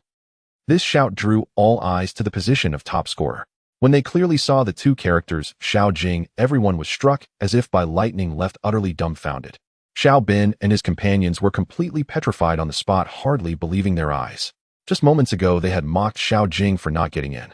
Yet in the blink of an eye, Xiao Jing had indeed become the top scorer. The three of them felt their faces burn with pain. Those who had just mocked them now shrank back, wishing they could find a crack in the ground to hide in. "Humph, weren't you just shouting loudly earlier? Why are you silent now? My husband is the top candidate. He is 100 times stronger than any of you." Seeing this, Su Wanqing raised her brows in satisfaction and turned to mock Xiao Bin and his companions with a proud tone. Her words struck like invisible slaps, leaving their faces flushed. The onlookers burst into laughter at Su Wanqing's words filled with mockery. The laughter made Xiao Bin and his friends wish they could vanish on the spot. They glared at Xiao Jing with resentment and unwillingness, tucking their tails between their legs as they fled. In a deserted area, Hu Fangming began to panic. What do we do now? He's already the top candidate. Do we still need to accuse him of cheating? Has Lu Suejin personally reviewed his original exam paper? Xiao Bin, however, forced himself to remain calm and scoffed. What are we afraid of?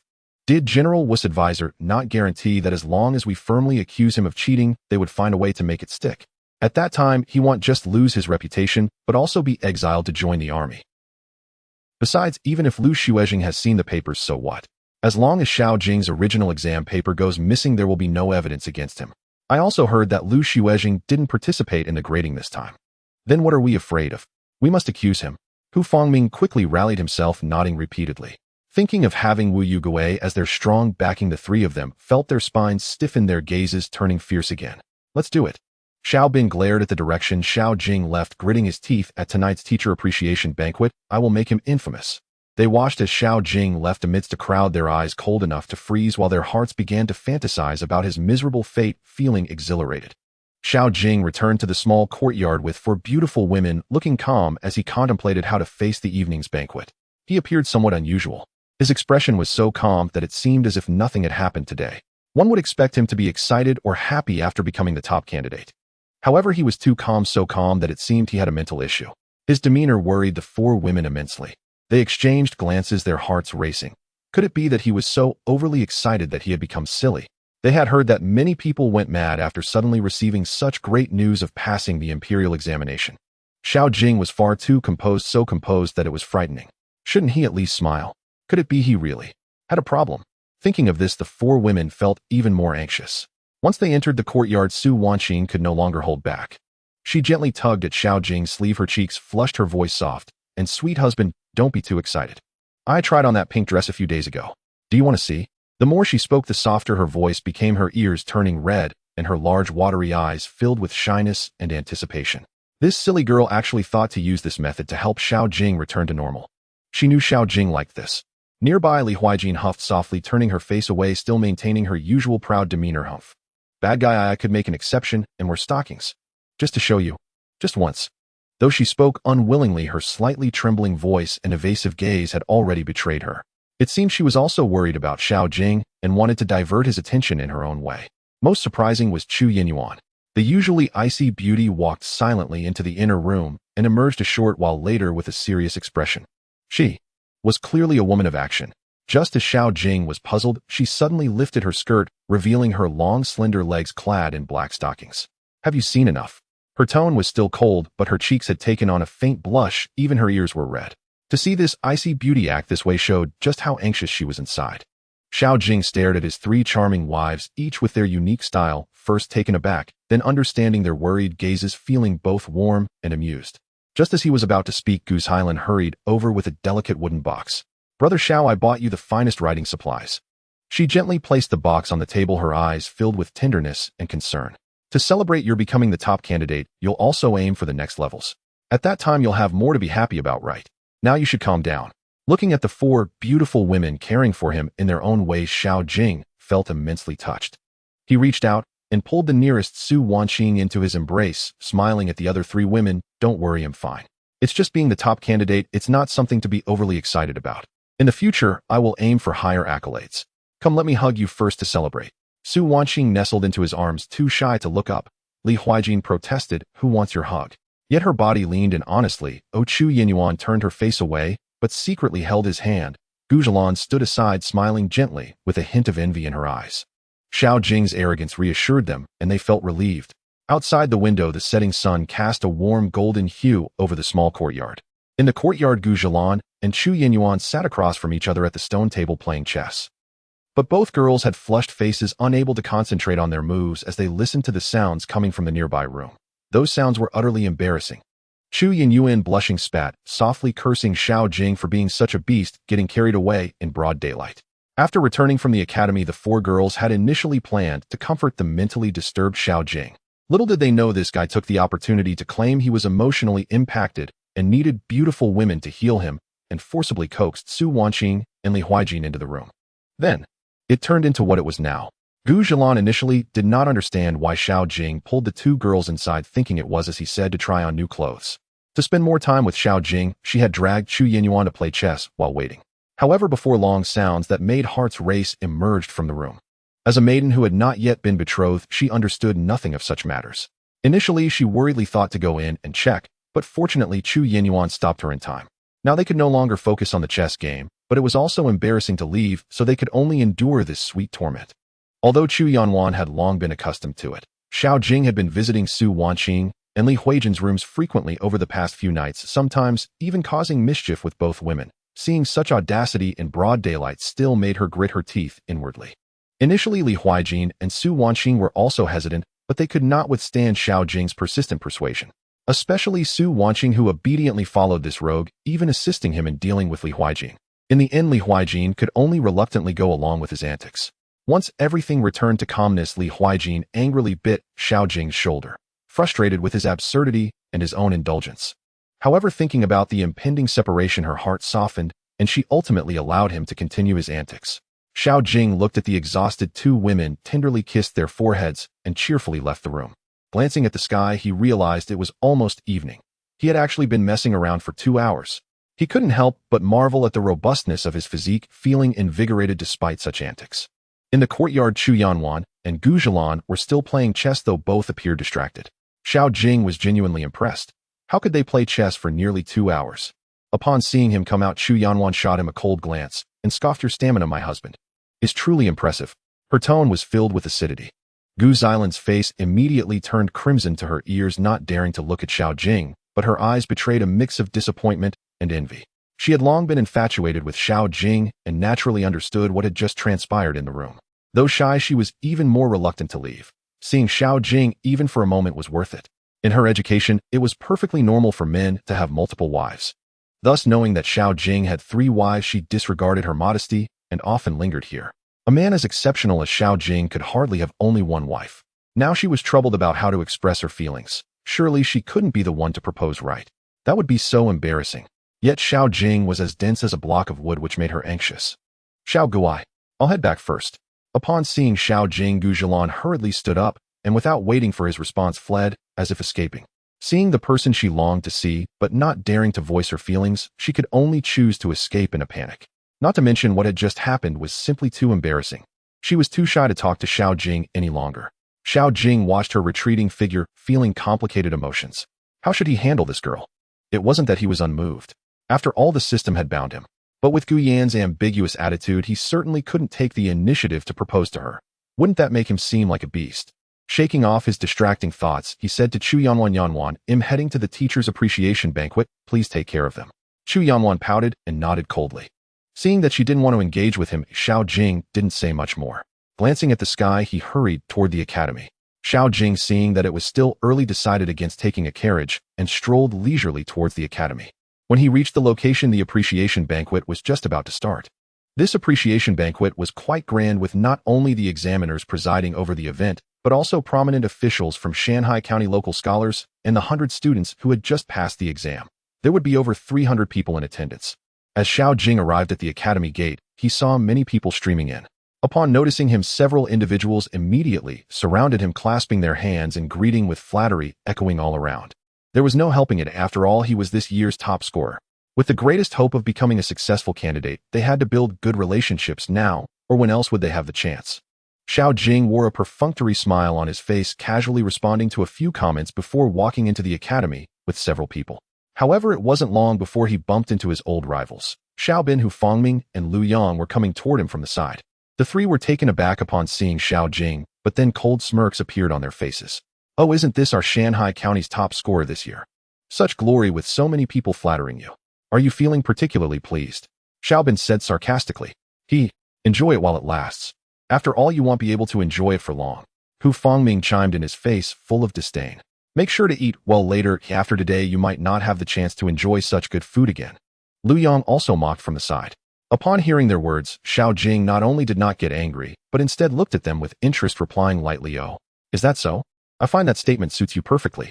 You guys should also remember to eat well later, otherwise you might not have another opportunity. Enjoy your moment of pride while you can ooze soon. You might not be able to smile at all." After saying that, Xiao Jing couldn't be bothered to pay any more attention to the three flabbergasted individuals and simply walked away. What? What does he mean by that? Hu Fangming pointed at Xiao Jing's back, feeling both shamed and angry as he looked at the other two, a wave of unease rising within him. Could it be that he knows something? Lu Yang also felt a bit panicked, nervously glancing at Xiaobin. So what if he knows something? He can't turn the tides. Xiaobin pretended to be calm, his face full of disdain. They have everything prepared with General Wu Yugui backing them up. General Wu would also be attending the appreciation banquet tonight. They didn't believe Xiao Jing could turn the tables. That's right. That brat is just a grasshopper after autumn. He can't hop around for much longer. Let him be arrogant for a while longer. The three exchanged glances, their minds calming down slightly, and followed into the academy, heading toward the courtyard where the appreciation banquet was held. Xiao Jing sat down at his place, his gaze sweeping across the entire banquet hall. At this time, the setting sun cast its slanting rays. The courtyard was adorned with colorful lights. Nearly 100 tables were filled to the brim, and over 300 guests were chatting and laughing, creating a lively atmosphere. As Lu Zhengfeng and Wu Yugui entered, the entire venue immediately quieted down, and everyone stood to pay their respects. Once the main guests were seated, Lu Zhengfeng offered a few encouraging words, and the banquet officially commenced. After 3 rounds of drinks, the atmosphere gradually warmed up. According to tradition, such appreciation banquets could not lack poetry recitation and literary exchanges. Soon someone stood up to toast the examiners and spontaneously recited a poem, earning a round of applause. Xiaobin, Hu Fangming, and Lu Yang exchanged glances, knowing the moment had come. Hu Fangming was the first to rise, bowing toward the examiner's table, and said loudly, "Today's success in the exam is entirely thanks to the cultivation of you gentlemen. I am a humble student willing to throw out a brick to attract jade. I have a couplet to request your guidance. The moon beneath the water is the moon above the sky. I wonder if there is a corresponding line."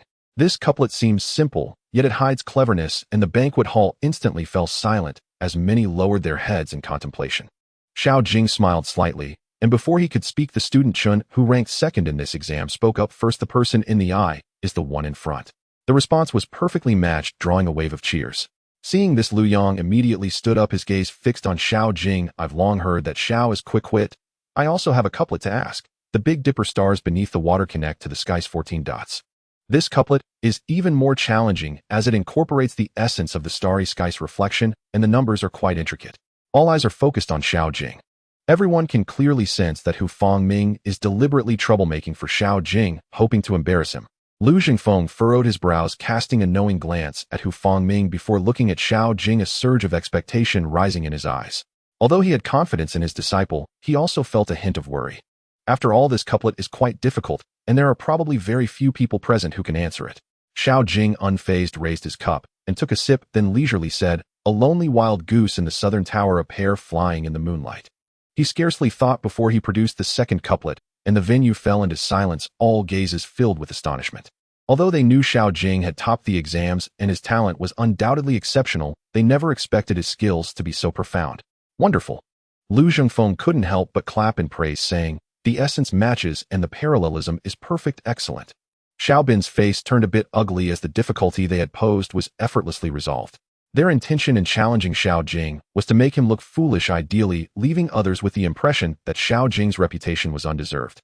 In this way, their allegations of Xiao Jing cheating would carry more weight, but who would have thought that Xiao Jing was even more formidable than they imagined?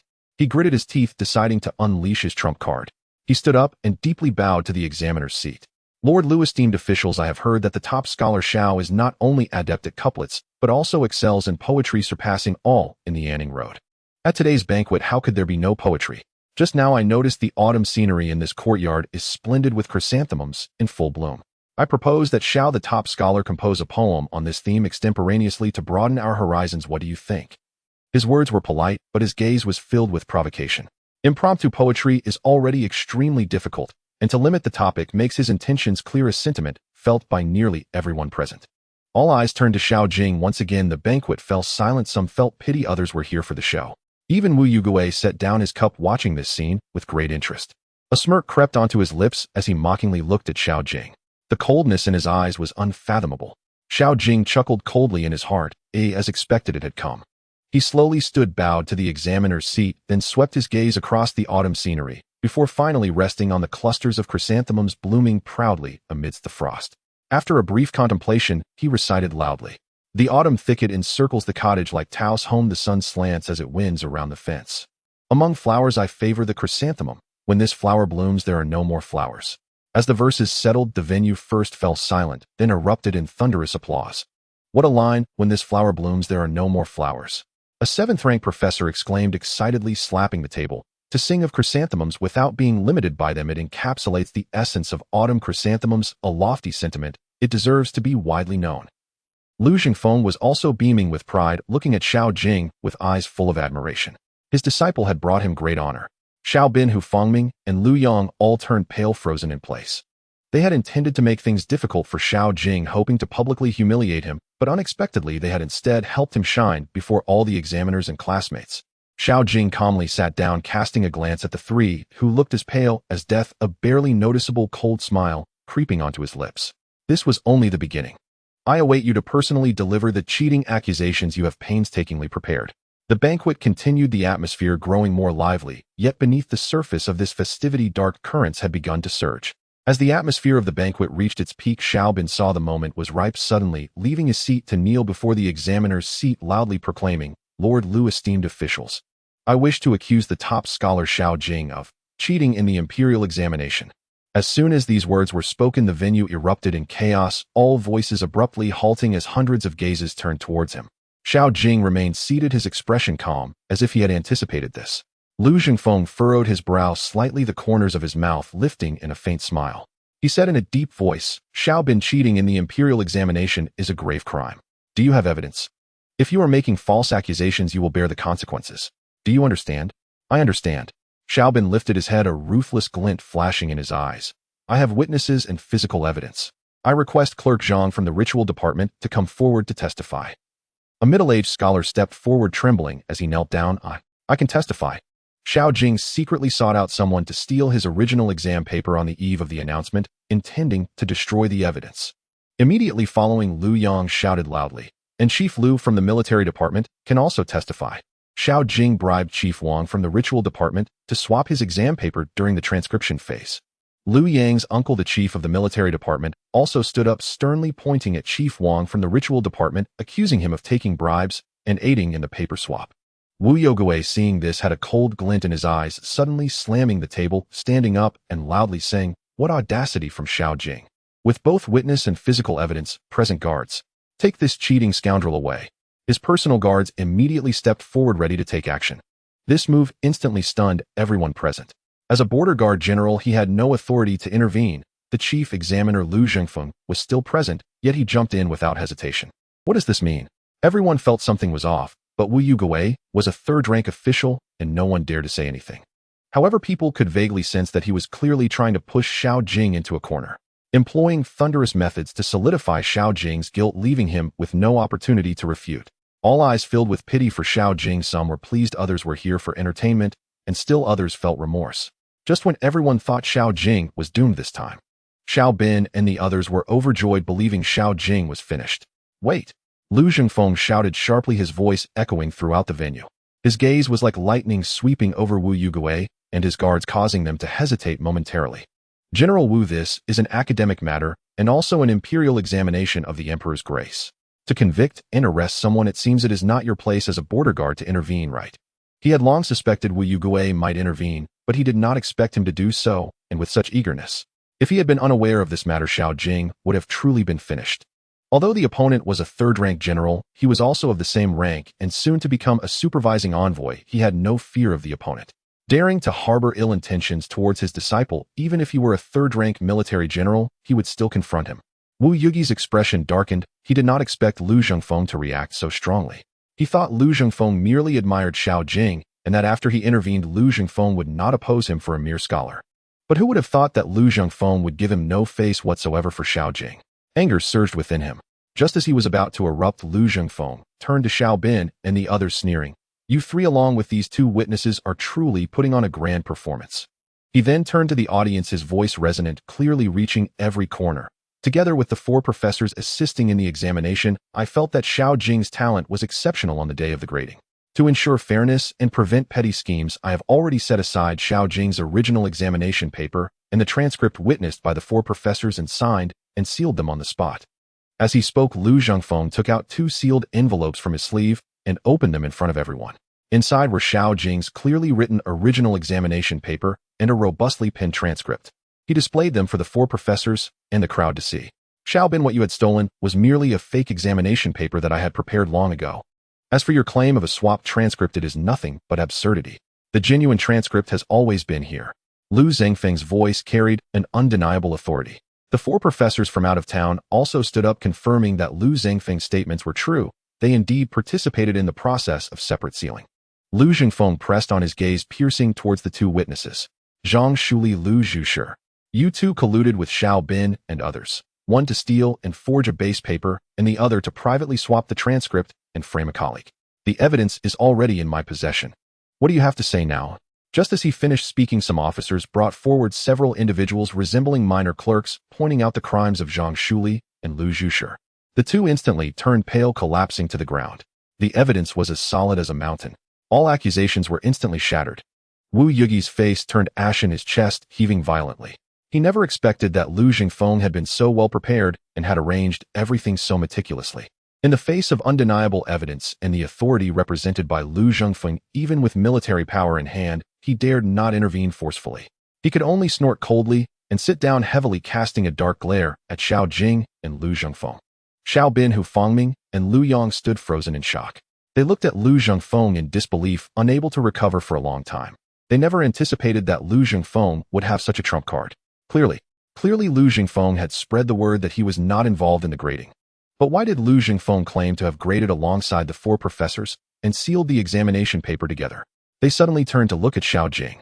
Xiao Jing regarded the 3 with a playful and mocking expression, a hint of derision at the corners of his mouth, while a chilling light in his eyes instantly sent a wave of coldness through them. They recalled Xiao Jing's retorts outside the academy, realizing why. Xiao Jing had known their intention to frame him all along and had prepared a trap waiting for them. Their earlier unease turned out to be real. A wave of regret surged in their hearts. They opened their mouths, wanting to plead for mercy and defend themselves. But Lu Zhengfeng did not give them the chance. Xiao Bin, Hu Fangming, Lu Yang. Lu Zhengfeng's voice was icy. You 3 conspired against the examination, disrupted the imperial examination process, and the evidence is irrefutable. According to the laws of Dayan, you shall have your academic titles revoked, be exiled 3,000 miles, and sent to the military frontier. Guards, take these 3 criminals away. Upon hearing this, the 3 of them immediately slumped to the ground. Despair surged in their eyes. The officers immediately moved forward, restraining the 3 who were lifeless and pale. The surrounding crowd had yet to react when they saw the 3 being taken away. Their expressions varied. Just moments ago, they had been gloating over Xiao Jing's downfall, but who would have thought it would end up like this? The crowd now regarded Xiao Jing with both respect and fear. It was evident to everyone that Lu Zhengfeng was protecting Xiao Jing. Would they dare to provoke such a person? Wu Yugue cast a deep glance at the composed Xiao Jing, feeling equally shocked. From Lu Zhengfeng's words, he had vaguely guessed that the reason for Xiao Bin and the others' failure was undoubtedly due to Xiao Jing's manipulation behind the scenes. Xiao Jing and Lu Zhengfeng had clearly grasped the evidence of their crimes, but chose to remain silent. However, once Xiao Bin and the others acted, they struck back with thunderous force.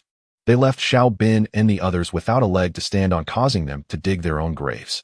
This level of cunning was terrifying enough to make him wary and fearful.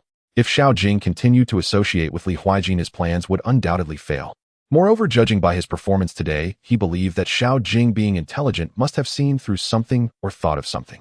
The murderous intent in Wu Yugi's heart grew stronger. Xiao Jing had to be eliminated, otherwise he would become a significant threat. Looking at the 3 who were about to be taken away, Wu Yugi's eyes flickered slightly. Although these 3 were quite useless, they also bore a grudge against Xiao Jing. He could not confront Xiao Jing directly, but that did not mean he could not cultivate others to act on his behalf. Wu Yugue looked towards Lu Zhengfeng, speaking ominously. Lord Lu, since they have been sentenced to military service, my position at Shanhai Pass is currently understaffed. Let these 3 criminals serve in my army. Lu Zhengfeng frowned slightly, knowing that this was Wu Yugi's attempt to take control of the 3, but the location for military service was designated by the station commander, which was within regulations.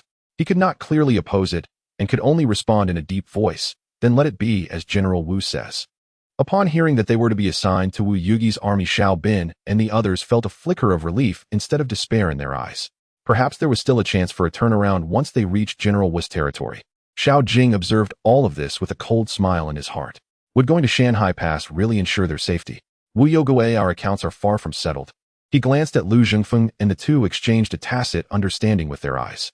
This banquet of gratitude for the teacher ended with a farcical accusation and a complete reversal. Xiao Jing's talents and innocence were vindicated while a new storm seemed to have quietly sown its seeds with the exile of the three. After the storm of the teacher's banquet finally passed, as Xiao Jing stepped out of the academy, he felt a cold gaze fixed on him from behind. Without needing to turn around, he knew it was definitely that guy Wu Yugi. He did not linger and was soon led to the room where Lu Zhengfeng and Gu Yan were. As soon as he entered, Lu Zhengfeng's expression turned serious. "Xiao Jing, tell your teacher honestly, did you offend Wu Yugi somewhere before? His demeanor today clearly indicates he is targeting you." Xiao Jing was equally puzzled and smiled bitterly. "Teacher, I have never met this General Wu before, let alone have enmity with him. I am also quite confused about this." Gu Yan pondered for a moment before interjecting. "Brother Lu, I fear that Wu Yugi is narrow-minded and envious of talents. If the border strategy proposed by Xiao Jing were adopted by the court, wouldn't it make him the commanding general look incompetent? Moreover, since you have repeatedly recommended Xiao Jing for military training and achievements, he must be worried that one day Xiao Jing may threaten his position." Lu Zhengfeng's eyes flashed with insight as he slowly nodded. "What Brother Gu says is indeed accurate. It seems to be this reason." He then turned to Xiao Jing, his eyes full of concern, but his tone carried a hint of regret. "Xiao Jing, I originally planned to take you with me to the border and secure a future for you in the army, taking advantage of the current invasion by Beijing to achieve some merit. But now it seems, since Wu Yugi has already set his sights on you, going to the border with me would be akin to walking into a tiger's den. Oh, it is far too dangerous. This matter must be put on hold for the time being."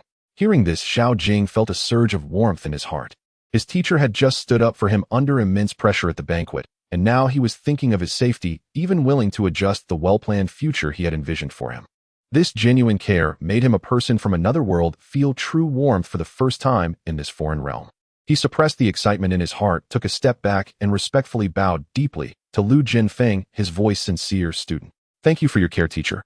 The kindness you have shown me is as heavy as a mountain, and I will remember this debt in my heart. If you ever require anything in the future, I will certainly go through fire and water without hesitation." Lu Zhengfeng looked at the earnest young man before him, a smile of satisfaction appearing on his face. He patted Xiao Jing's shoulder firmly. Good. With your words, I am fully content." Beside them, Gu Yan also stroked his beard with a smile, observing the affectionate bond between the teacher and student, his eyes filled with approval. In that small room, the warm and genuine bond of teacher and student filled the air. As dawn broke, a military convoy of around 100 soldiers silently advanced along the official road leading from Shanhai County to Shanhaiguan.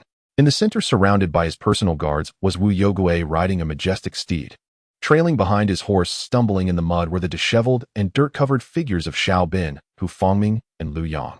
Thanks to Wu Yugi's consideration, they were not in prison clothes or shackles, but the fear of being treated as criminals had already left them in a sorry state. A middle-aged scholar resembling Wu Yugi's advisor cast a sidelong glance at the three, sneering, "Three fools who are more of a hindrance than help. To be completely outsmarted and still remain oblivious. What use is it for the general to keep such useless trash?" This remark pierced their hearts like a knife, causing them to shudder. Their lives were entirely in Wu Yugi's hands. If deemed useless, they could be disposed of like stray dogs at any moment. "General, we are useful. Please spare our lives." Xiao Bin was the first to kneel, his voice trembling. Yes. We will be the general's loyal dogs, biting whoever the general commands. Please spare us." Hu Fangming, pale with fear, repeatedly bowed his head. Lu Yang managed a smile that was even worse than crying, desperately echoing their pleas. Wu Yugi tightened his grip on the reins, looking down at the three men bowing like garlic cloves, and slowly asked, "Oh, then tell me, what use do I have for these three useless dogs?" He had indeed considered training them to deal with Xiao Jing, but if they remained as foolish as before, they would only be a burden. Xiao Bin was terrified by Wu Yugi's chilling gaze, his mind racing at an unprecedented speed. Suddenly, a light bulb went off in his mind, as if he had grasped a lifeline. He hurriedly shouted, "The general wants to deal with Xiao Jing, right? As long as you spare our lives, we are willing to help the general eliminate Xiao Jing, even if it means perishing together." Wu Yugi, hearing this, let out a cold laugh. When did this general ever say he wanted to deal with Xiao Jing? There are many who wish to perish together with him, but it is not your turn. The three were taken aback and then quickly realized. Wu Yugui was unwilling to admit he had murderous intent toward Xiao Jing. But he did not want others to know. If they could only act recklessly, they were indeed of no value. At this critical moment, Xiao Bin, feeling inspired, hurriedly took a couple of steps forward and whispered, "General, if open methods won't work, we can resort to covert ones. As long as you find an excuse to requisition Xiao Jing to the Shanhaiguan military camp. At that time, whether he lives or dies will be entirely your decision." Hu Fangming quickly added, "Yes, yes. If he dies on the battlefield, nobody will investigate. It's completely justified."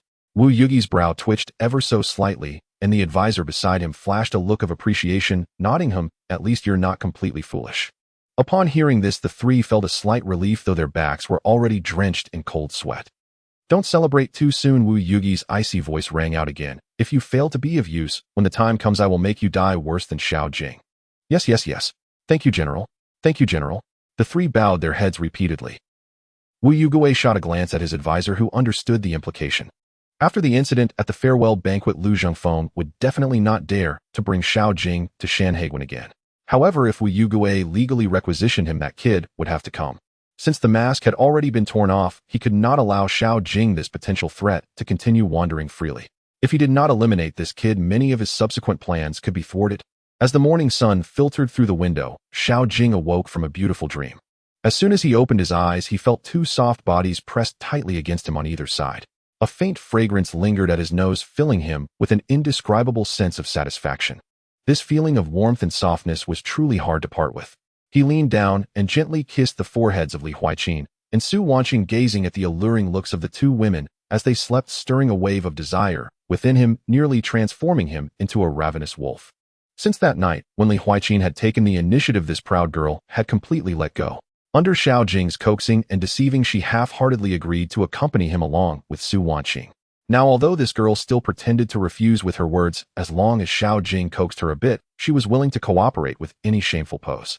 In fact, she was even more passionate and proactive than the submissive Su Wanqing, which surprised Xiao Jing.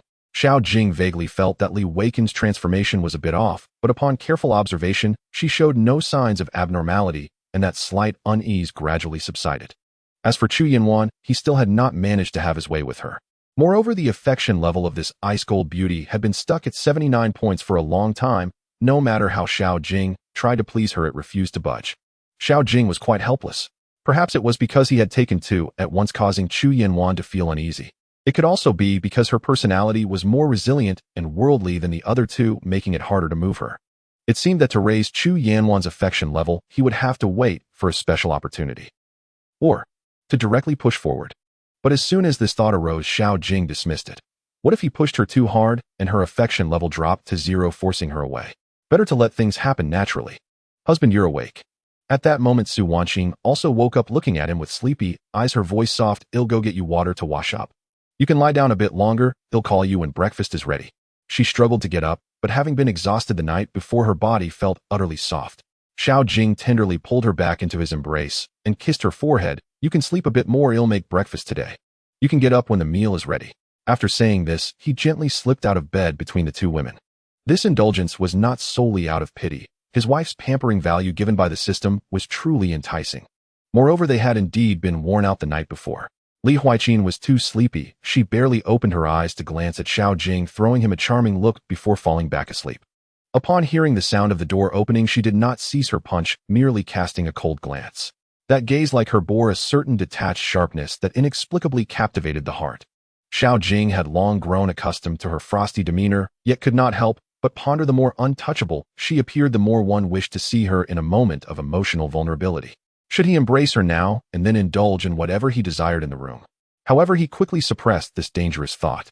Not to mention whether Chu Yanyuan's favorability would reset, he might not even be able to defeat the restored Chu Yanwan. He turned and walked towards the kitchen. Though he had acquired a residence, he had not hired servants. Preparing breakfast for the women he cherished and watching them enjoy it was in itself a warm pleasure in the mundane days. Especially when thinking of how Chu Yanyuan's appetite would swell after practicing martial arts, his movements became noticeably lighter. By the time the meal was ready, Su Wanqing and Li Huaiqin were already awake, their faces involuntarily flushed as they looked at Xiao Jing and Chu Yanwan. Chu Yanwan glanced at the two women's flushed faces, a hint of curiosity flashing in her eyes. After looking at Xiao Jing, she instantly returned to normal. Su Wangqing's face was as red as an apple, her gaze towards Xiao Jing, filled with affection, tinged with shyness. Meanwhile, Li Huijin blushed, glaring at Xiao Jing as if to scold him for his indiscretions. She dared not look at Chu Yanwan, seemingly fearing that Chu Yanwan would mock her regarding this matter. Fortunately, it seemed that Chu Yanwan had no intention of ridiculing the two women. She busied herself eating breakfast, appearing somewhat out of place. Just after finishing the meal, Gu Zailan hurried over, her expression a mix of anger and deep concern. Her delicate face, flushed from running her breath, somewhat hurried. Xiao Gu, something bad has happened. She grabbed Xiao Jing's sleeve, her voice tinged with panic. The border command has sent a directive saying your border strategy was excellently written. General Wu Yugue has specifically summoned you into the military, requesting your assistance against the invasion from Beijing. Upon hearing this, Xiao Jing's heart sank. He had anticipated that Wu Yugue would not let things slide, but he did not expect the other party to use such a tactic. Military orders are like mountains. If one disobeys, even if he is merely a scholar, Wu Yugue could have him executed on the spot, and even Lu Jingfeng would be unable to protect him. What did the teacher and Mr. Gu say? Xiao Jing forced down the anger and surprise in his heart, asking calmly. Mr. Lu and my father both said that this time it seems unavoidable, Gu Zhilan hurriedly replied. However, Uncle Lu said he would assign you to his own tent as an advisor, ensuring that Wu Yugue would not have the chance to make things difficult for you. Xiao Jing nodded. This was indeed the best course of action. As long as he entered Lu Zhangfeng's command first, even if Wu Yugue wanted to act against him, he would have to think twice. He turned to look at the three wives who had come out upon hearing the commotion. Su Wangqing's little face was flushed with anger, and Chu Yanyuan's gaze was as cold as frost. Both were furious at Wu Yuge's despicable actions. In contrast, Li Huijin lowered her head, her expression complex, as if lost in thought. Xiao Jing keenly sensed her abnormality, and his heart sank slightly. Could it be that Li Huijin knew Wu Yugue? Or even that Wu Yugue was targeting him because of Li Huijin? Huijin, what's wrong? Xiao Jing asked with concern. Oh. Li Huijin suddenly looked up, meeting Xiao Jing's gaze, forcing out a faint smile. It's nothing, just feeling a bit unwell. Xiao Jing could tell she did not wish to elaborate, so he did not press further. If she wanted to speak, she would naturally tell him. If not, pressing her would be of no use. As for the entanglement between her and Wu Yugue, he would eventually find out the truth. After bidding farewell to the four women, Xiao Jing hurried to the county office at Gu Zailan's behest. Since he had decided to join the military, he needed to report in first. Lu Jingfeng was preparing to head to Shanhaiguan, and upon seeing Xiao Jing, he sighed. Xiao Jing, rest assured, as long as I am here, I will not allow Wu Yugue to harm you. It's just a pity that I currently have no way to stop him from forcibly conscripting you. His tone carried a hint of guilt. Teacher, being able to assign me to your tent to avoid direct persecution from Wu Yugue, I am already infinitely grateful. Xiao Jing quickly reassured him. It is I who has burdened the teacher. After chatting for a while longer, Xiao Jing signed the recruitment order, officially becoming Lu Zhangfeng's advisor. This way, even when he reached Shanhaiguan, it would not be so easy for Wu Yugue to act against him. However, Shanhaiguan was still Wu Yuge's territory. He must remain cautious. When he returned home, Gu Zhilan was talking with the three women. Li Huijin still appeared heavy-hearted, her eyes full of worry. Xiao Jing pretended not to see and continued to focus on writing his novel. In 3 days, he would be heading to Shanhaiguan with Lu Zhangfeng. Before that, he wanted to finish writing Journey to the West as soon as possible, collect the manuscript fee, and leave some money for the three wives to live on, at least ensuring they would not have to worry about life during his absence. In the following days, Xiao Jing spent most of his time immersed in writing. Su Wangqing and Li Huijin no longer needed his coaxing and often clung to him, their eyes filled with reluctance and concern. Although Chu Yanwan still maintained her icy demeanor, she would occasionally find excuses to speak a few words with Xiao Jing. The three women, each with their distinct personalities, expressed their concern and unease for him in their own ways. Outside the window, the moonlight flowed like water, and as Xiao Jing gazed at the beautiful woman sleeping beside him, he silently vowed, no matter what, he would return safely. 3 days passed in the blink of an eye, and finally the day of departure arrived.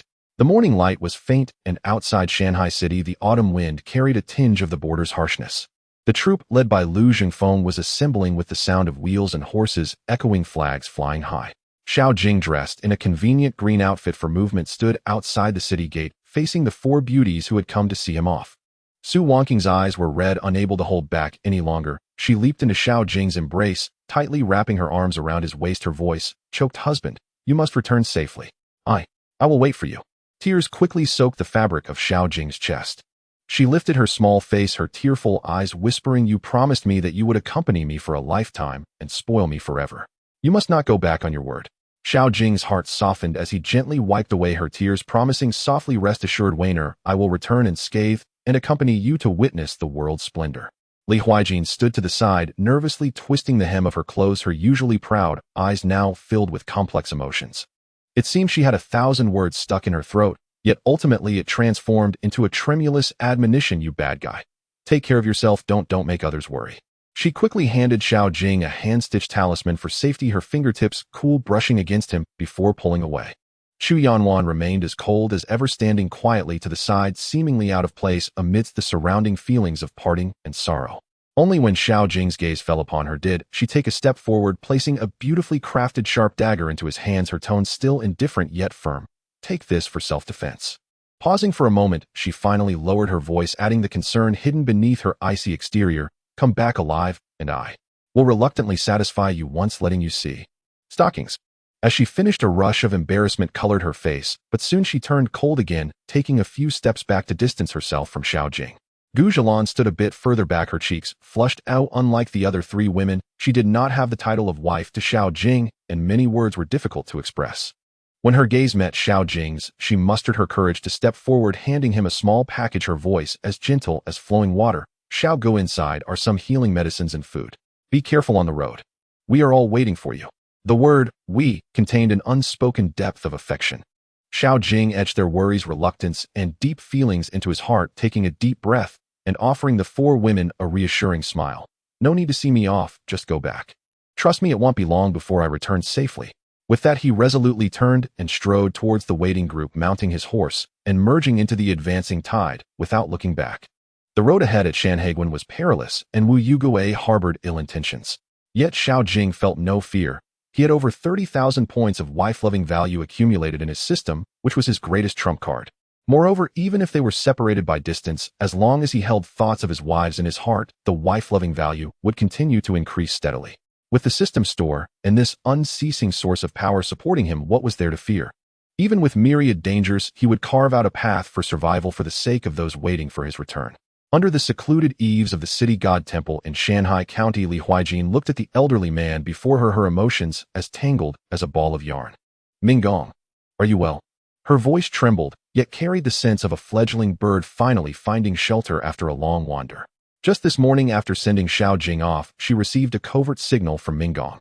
Coincidentally, Gu Zhilan suggested visiting the city god temple to pray for Xiao Jing, and she seized the opportunity to slip out and meet.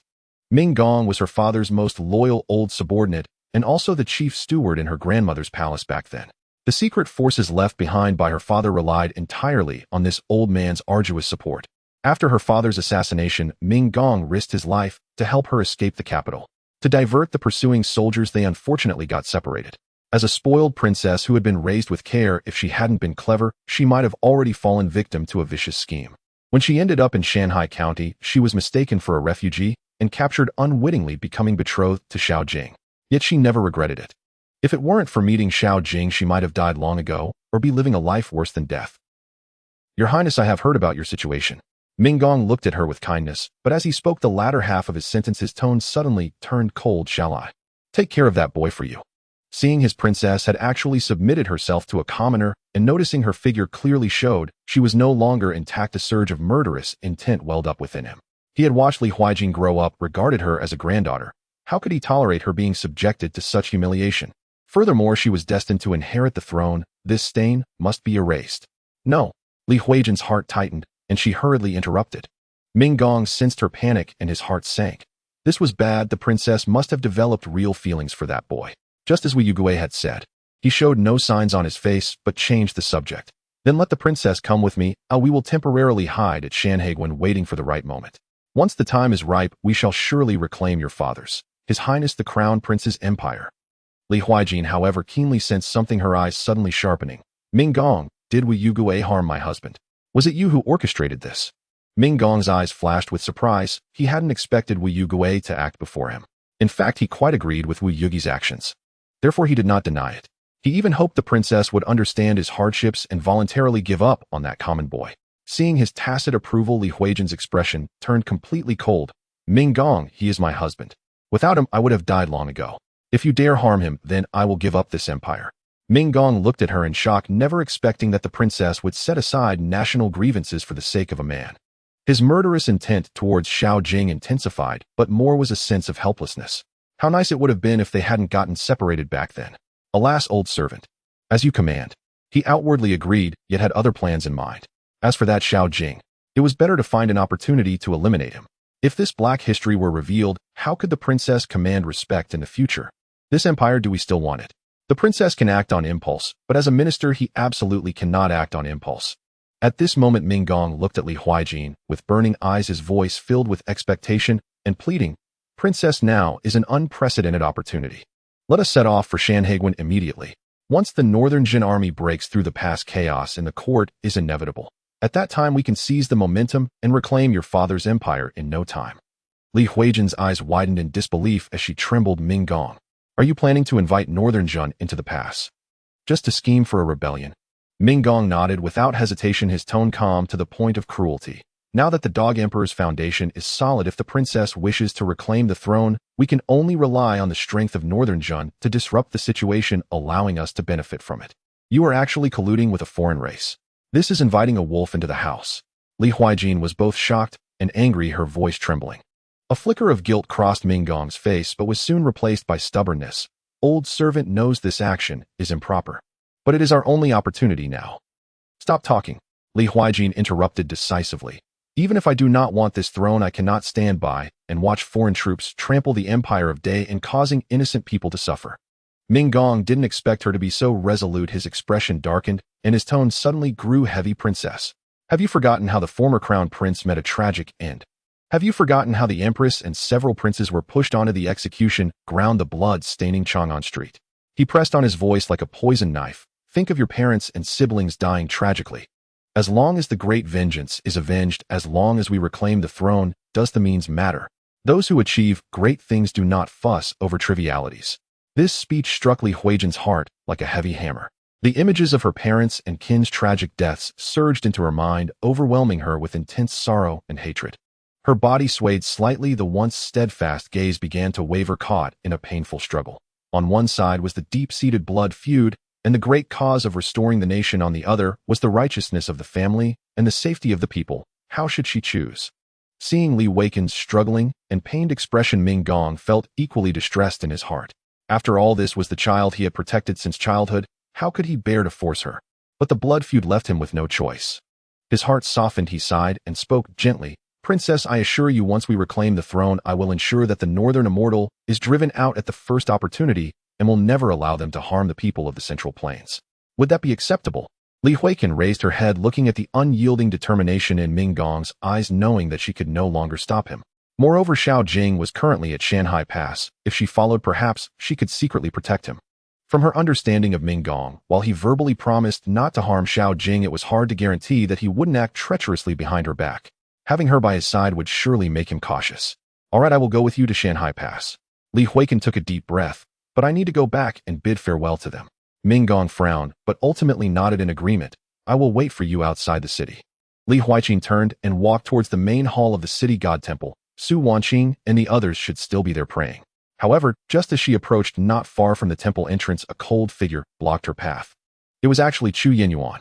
Li Huijin's heart sank. From the looks of it, Chu Yenyuan had likely seen her meeting with Mingong and may have even overheard their conversation. She knew that Chu Yenyuan was highly skilled. At her peak, she was no less formidable than Mingong. Did you hear everything? Just say what you want to say. Li Huijin faced her calmly, too tired to argue. I want to go with you to Shanhai Pass, Chu Yenyuan stated flatly, yet with an undeniable resolve. Li Huijin was taken aback. She had thought Chu Yenyuan would scold her, accuse her, or even turn against her, yet this was the request. She looked deeply at Chu Yenyuan and suddenly revealed a faint, unusual smile. What? Are you worried about your husband, afraid I might harm him? Do you want to monitor me? Or do you wish to report me to him? Think whatever you like. Chu Yenyuan shrugged indifferently.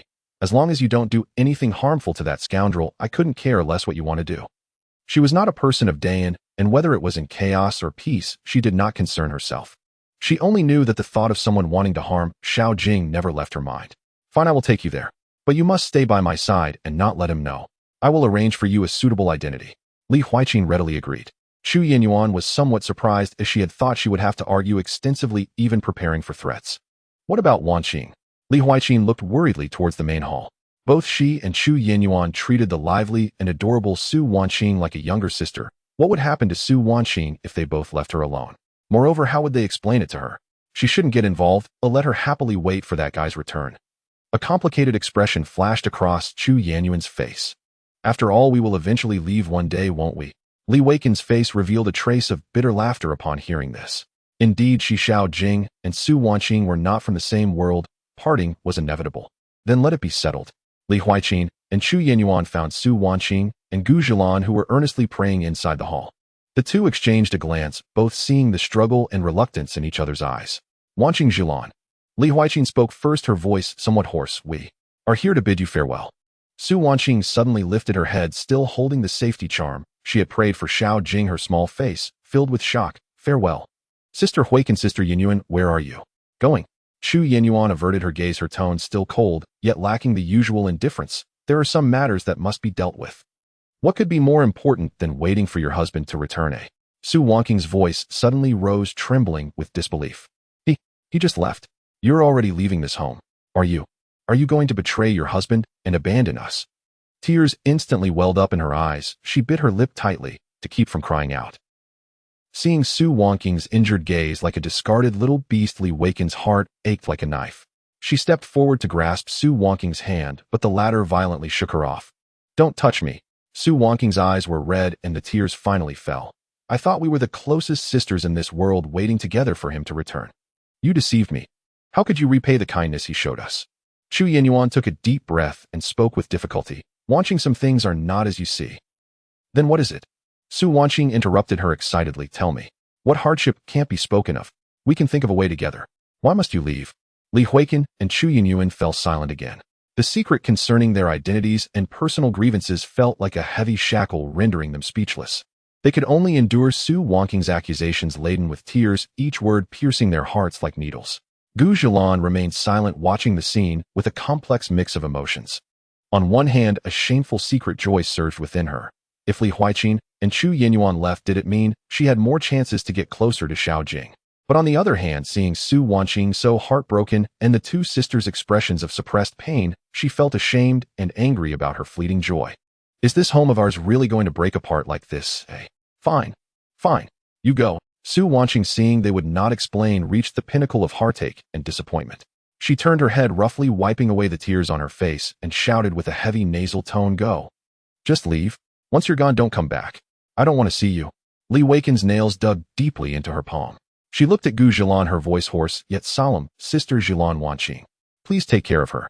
Please make sure to take care of her and take care of yourself as well. Chu Yinyuan also cast a deep glance at Su Wanqing, who was sobbing with trembling shoulders, and at the deformed safety charm in her hands.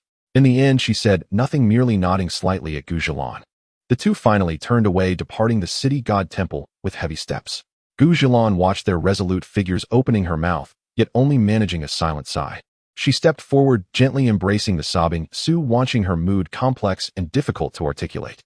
Su Wanqing looked at the retreating figures of the two women, opened her mouth, but the words turned into cries.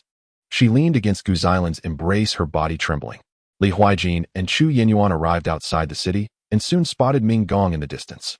They walked over. Ming Gong immediately noticed the exceptionally cold and refined demeanor of Chu Yinyuan, his gaze sharpening and becoming wary. Your Highness, who is this? Li Huaiqin stepped forward, slightly unobtrusively blocking the view, and calmly lied. Ming Gong, she is my sister whom I met during my difficulties. Chu Yinyuan. Hearing of my impending adventure, she came specifically to ensure my safety. Ming Gong, having navigated life with keen insight, naturally discerned that Chu Yinyuan was no ordinary woman, her hidden sharpness far beyond that of common wanderers. He harbored deep suspicions, but seeing Li Huaiqin's resolute attitude in defending her, he had no choice but to temporarily suppress his doubts, and reluctantly nodded. If that's the case, then let us travel together. However, everything on the road must be arranged by me. Chu Yinyuan glanced at him, faintly, tacitly agreeing. The group set off on their journey to Shanhai Pass, each lost in their own thoughts.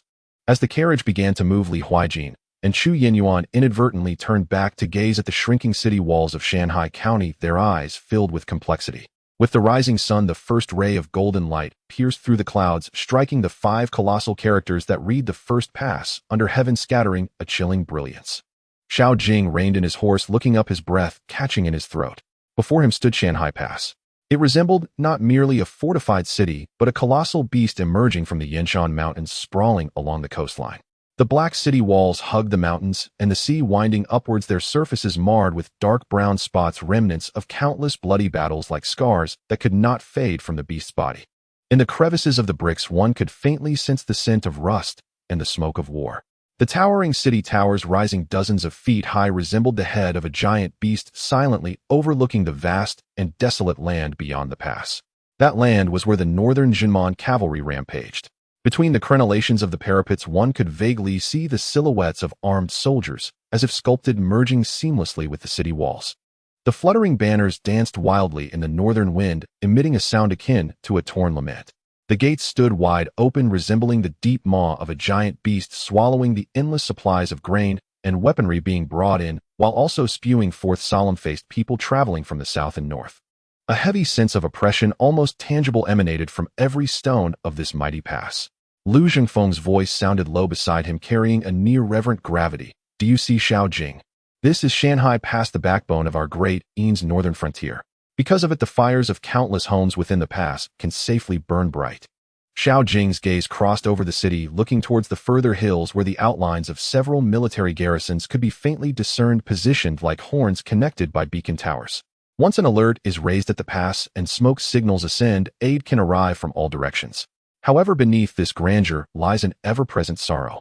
At the foot of the city wall, nameless graves stretched silently, many marked only by a broken sword or a snapped arrow, lacking even a decent wooden plaque.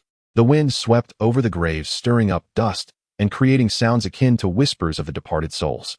A group of weary soldiers, just relieved from duty, trudged down from the city walls, their armor worn and tattered, yet their eyes held the steely resilience forged through trials, revealing an astonishing toughness beneath their numbness.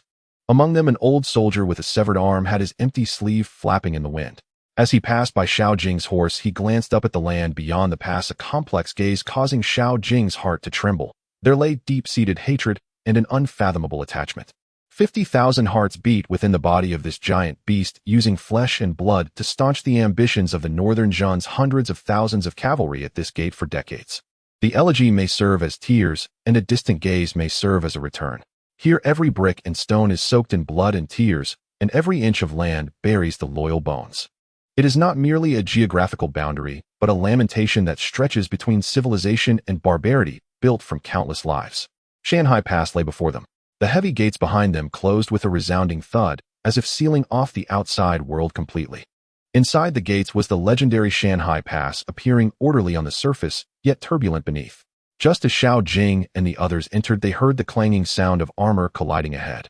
Looking up, they were met with the sight of a group of armored generals, brilliantly shining, escorting a figure coming towards them. At the forefront was a burly man clad in dark iron armor and a crimson battle robe, the commander of Shanghai Pass, Wu Yogui, who had arrived earlier. His face bore a forced smile, and from a distance he clasped his hands and called out, "Lu Qingchai has endured hardships on the journey. I apologize for not welcoming you properly. Please forgive me." His voice was loud and seemingly respectful, yet his cold gaze betrayed any semblance of sincerity. Behind him followed a dozen generals, each exuding a fierce aura, clearly his trusted subordinates. Lu Zhengfeng sat firmly on his horse, showing no inclination to dismount, merely nodding slightly. In return, his tone calm, yet authoritative. "General Wu, you are busy with military affairs. How could I trouble you? I have been sent by the Emperor to oversee the defense of Shanghai Pass, and I will rely on your cooperation in the future." Of course, as the Emperor's representative, how could I dare to disobey? Wu Yugi's smile remained unchanged, his words carefully chosen. "The pass has prepared accommodations for the esteemed representative, who I will later report all matters to you in detail."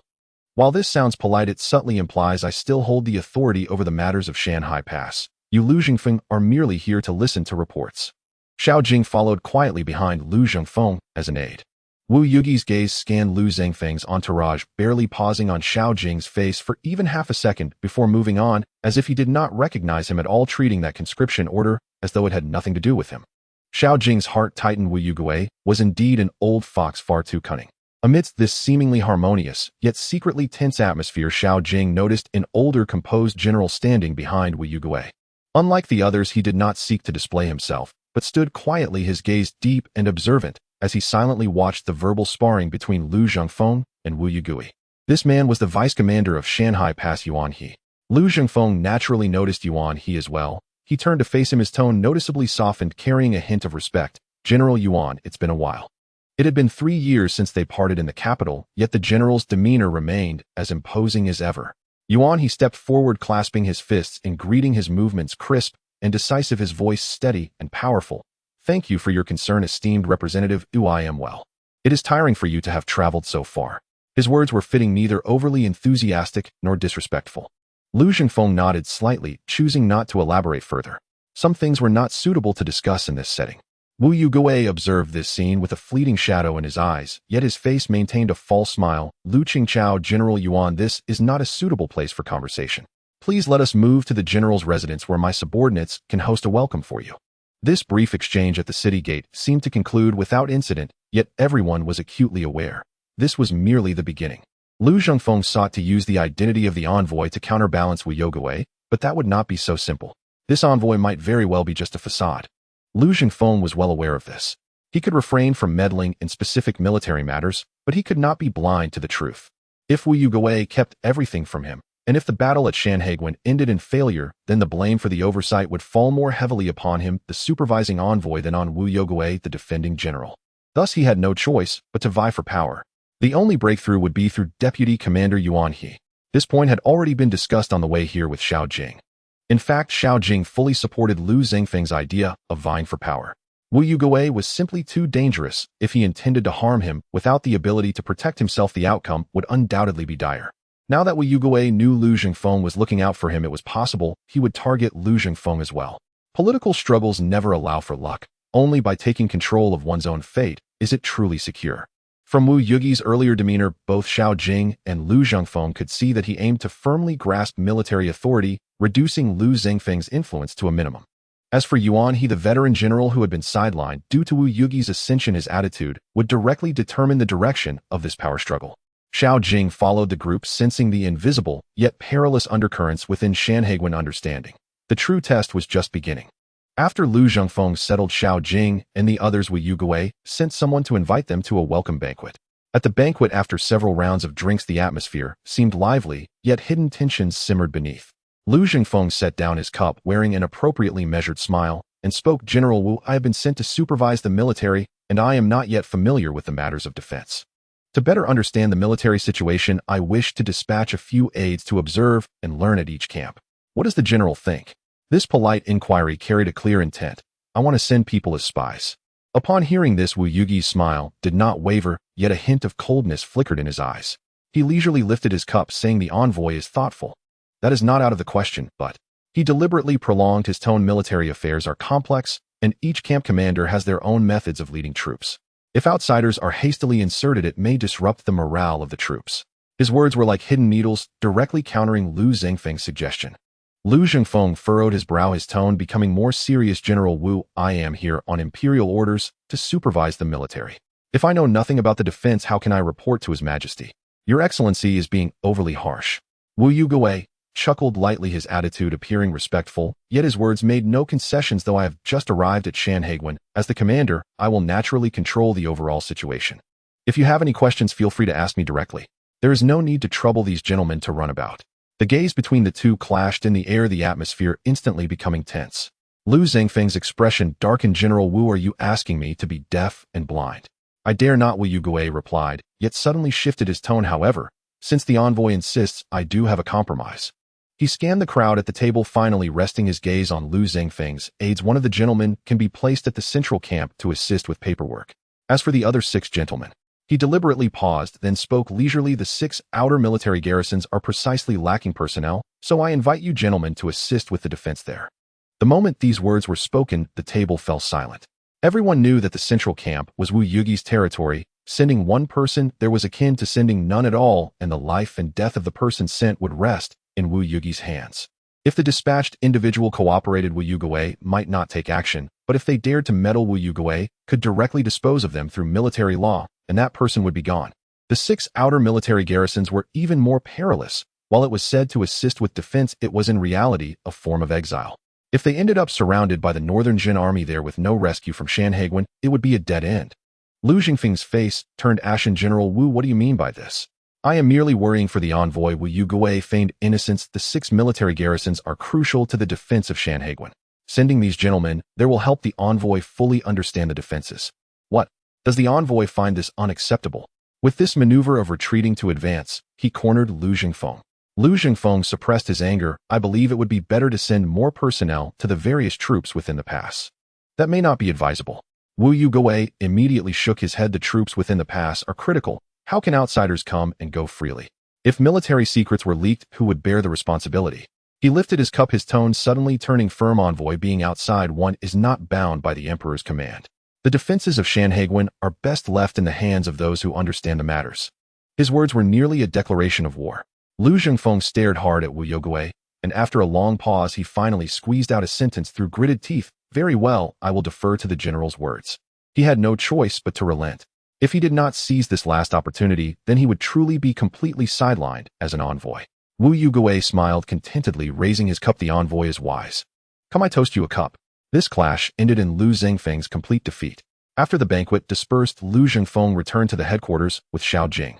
Once the door was closed, he slammed his palm on the table in anger, causing the teacup to rattle.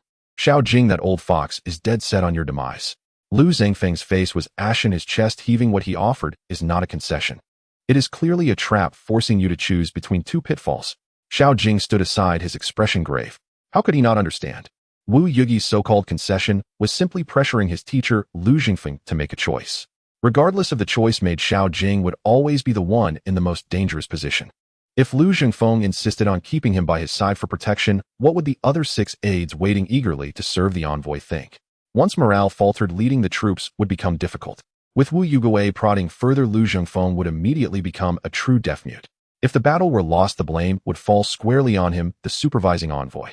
If Lu Jingfeng simply refrained from sending anyone out, directly surrendering and allowing himself to be sidelined, that would be even worse. Wu Yugui could easily accuse him of neglect and dereliction of duty, and at that point not only would he be unable to protect Xiao Jing, but Lu Jingfeng himself would also face dire consequences. Thus Lu Jingfeng had no choice but to send someone out. And this was the crux of Wu Yugi's sinister plot. Those 2 places are nothing but death traps. Lu Jingfeng panted heavily as he analyzed the central camp. That is Wu Yugi's stronghold. If you go there, it is like a lamb walking straight into a tiger's mouth. He could accuse you of spying on military secrets or sowing discord among the troops, and execute you on the spot under martial law. You'd die for nothing. And under his very eyes you won't be able to send out a single shred of truthful intelligence. As for those 6 frontier garrisons outside the pass, Lu Zhengfeng's voice grew heavier. They are the first to bear the brunt when the Bayesian barbarians launch their assault.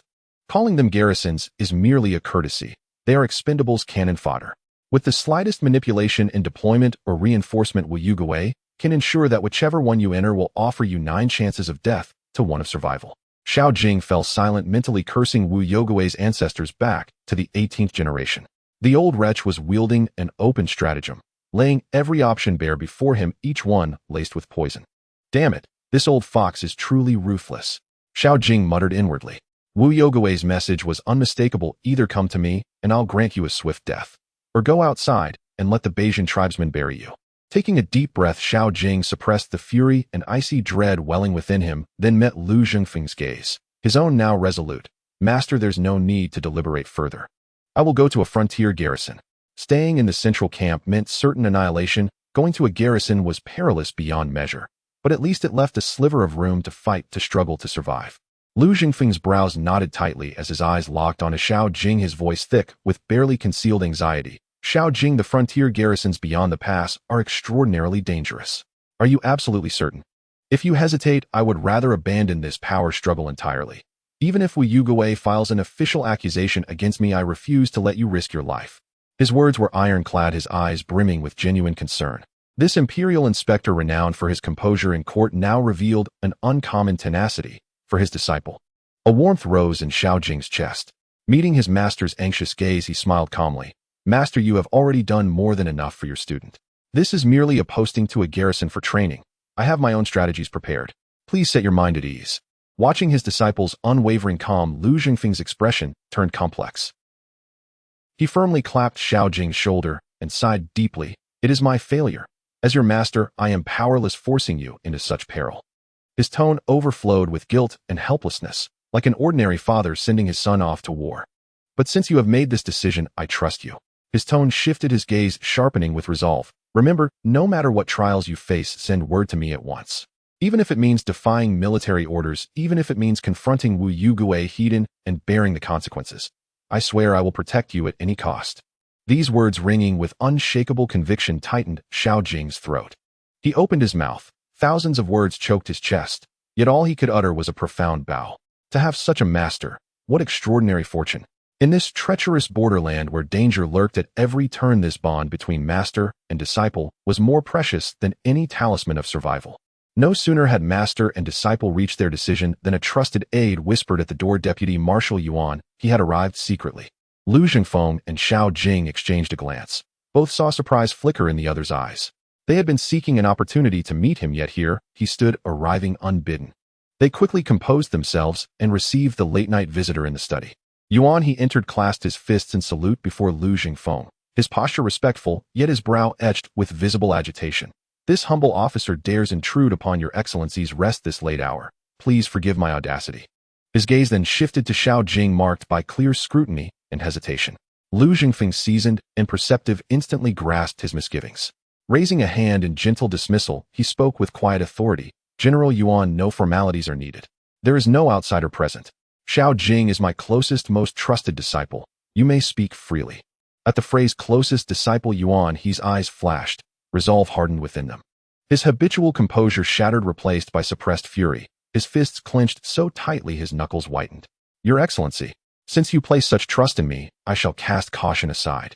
Yuan, his voice trembled faintly, strained by the effort to contain his rage. What is this arrangement by Wu Yuge, if not military necessity? It is a venomous, double-edged scheme, to purge rivals and wield the Bayesian sword to kill, without spilling blood, reducing your Excellency to a mere figurehead, a puppet. He drew a sharp breath as though expelling a weight from his chest. Your Excellency, do you know the origins of the 6,000 garrison troops stationed beyond the pass? Without waiting for Lu Zhengfeng's reply, he continued, voice raw with anguish. They are my brothers, veterans who have fought beside me for years, crawling alive from mountains of corpses and seas of blood. They are Shanhai Pass's bravest, most loyal 6,000 elite warriors. Wu Yugue, before even assuming office, his black hand had already reached us. Yuan, his voice broke with sorrow and indignation. He dispatched his confidants, bearing imperial edicts, cloaking usurpation in the guise of military reorganization. My entire 10th Assan-strong force was dismantled and scattered, and the 6,000 most steadfast, most obedient to my command. He deliberately assigned them all to those 6 most perilous, most exposed garrisons beyond the pass. His voice rose, trembling with mounting intensity. Your Excellency, do you know what those places are? They lie directly along the Bayesian cavalry's inevitable path of invasion, the front line of the meat grinder. Garrisons are undermanned, supplies scarce. If the main fortress deliberately delays reinforcements, they become disposable pawns doomed to perish. Given Wu Yugue's cruelty, he will surely ignore their fate. He intends to sever my arms with the Bayesian blade, to destroy my foundation, ensuring I never rise again. At this, Yuan, he suddenly clasped his fists and bowed deeply before Lu Zhengfeng, his voice nearly breaking. Your Excellency, you are the Emperor's imperial inspector. I know this request is fraught with difficulty. Yet I cannot sit idle while 6,000 loyal, valiant warriors march to unjust deaths. I beg your Excellency, remember their blood spilled for the realm, and find a way, save them. Having heard Yuan He's account, both Lu Zhengfeng and Xiao Jing recoiled inwardly, a chill racing up their spines. Their eyes met, reflecting shared shock and outrage. Wu Yugue's ruthlessness knew no bounds. To eliminate rivals and consolidate power, he could coldly sacrifice 6,000 elite border defenders, treating them as disposable chess pieces. His heart is damnable. Yet beneath the fury surged a profound sense of helplessness in Lu Zhengfeng's heart. Wu Yugue had transformed Shanhai Pass into an impregnable fortress, his domain. Lu Zhengfeng, though honored as imperial inspector, found himself utterly constrained should Wu Yugue feign compliance while sabotaging him behind the scenes. Accuse him? How easily said. How impossibly difficult to achieve. Wu Yugue had served the emperor since his days as a prince. He played a pivotal role in the emperor's ascension, slaying his elder brother to seize the throne, and thus stood as one of the sovereign's most favored and powerful ministers. Otherwise, why entrust him with this critical frontier command? Lu Zhengfeng, a clean, non-aligned scholar official, had already strained to maintain equilibrium. How could he possibly confront Wu Yugue bathed in the emperor's unshakable favor? What chilled Lu Zhengfeng most deeply was Yuan He's revelation. Only now did he grasp the full vicious brilliance of Wu Yogui's design. Those 6 garrison staff positions so readily conceded formed a death trap laid long in advance. Wu Yugui had already resolved to abandon these outer posts. The staff Lu Zhengfeng sent, and those 6,000 soldiers, were destined to become sacrificial victims in this brutal power struggle. In the end, Lu Zhengfeng would suffer devastating losses, not only of men but of influence, rendered deaf and blind, manipulated at Wu Yogui's whim. He might even be cast as the scapegoat. Or worse, merely a stepping stone. Deep within the Shanhaiguan commander's mansion, the flickering candlelight in the study elongated the shadows of several figures, casting an eerie ambience on the walls. Wu Yugui sat in the main seat, gazing at Li Huijin, who was dressed in men's attire and introduced by Minggong. A barely perceptible wild joy flickered in his eyes, though his expression was merely one of appropriate surprise and respect. He immediately rose, cupping his hands towards Li Huijin, his tone imbued with the humility expected of a subordinate. "I am Wu Yugui, and I pay my respects to young master." It is our fortune that the young master has come to the border. It also shows the determination to revive our great cause. His words were earnest, his demeanor exceedingly lowly, perfectly embodying the image of a loyal minister. He completely refrained from mentioning the previous embarrassment of being rejected by Li Huijin, as if it had never occurred. Instead, he warmly invited the 3 to sit, glancing over the composed and restrained Chu Yinyuan without lingering too long. Minggong's murky yet bright eyes narrowed slightly as he chuckled, taking the conversation. "General Wu is too kind. The young master has come this time precisely because he appreciates your loyalty and wishes to collaborate with you on great matters. However, Shanhaiguan is a dangerous place. The young master's esteemed identity should not be exposed. I dare to ask the general for a position for the young master in the army, so he may stay close and listen to your teachings, and also personally experience how you plan for our great enterprise." This listening to teachings and personal experience was cleverly expressed, giving Wu Yugui face, while also hinting at Li Huijin's visit bearing a supervisory intent. Wu Yugi's smile remained, but internally he scoffed coldly. The old fox was clearly not at ease with him. He immediately affirmed what Minggong said is absolutely right. "This matter is easy. I will arrange it for the young master at once." He responded readily, as if with no reservations. At this moment, Wu Yugui dipped his finger into the tea, roughly sketching a defense map of Shanhaiguan on the table, and softly said, "Minggong, our direct opening of the pass is a strategy of last resort.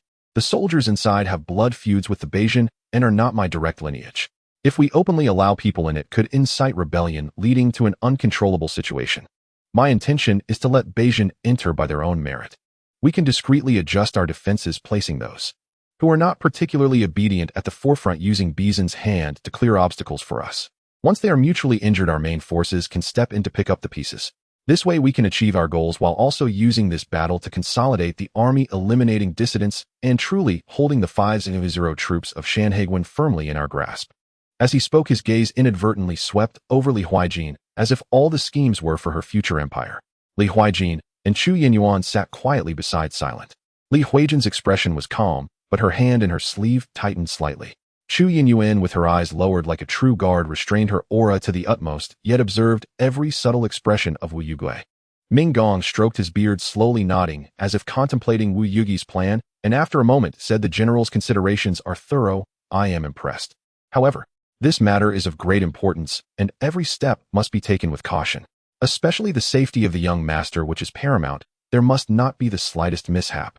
I wonder what arrangements the general has to ensure the young master's utmost safety."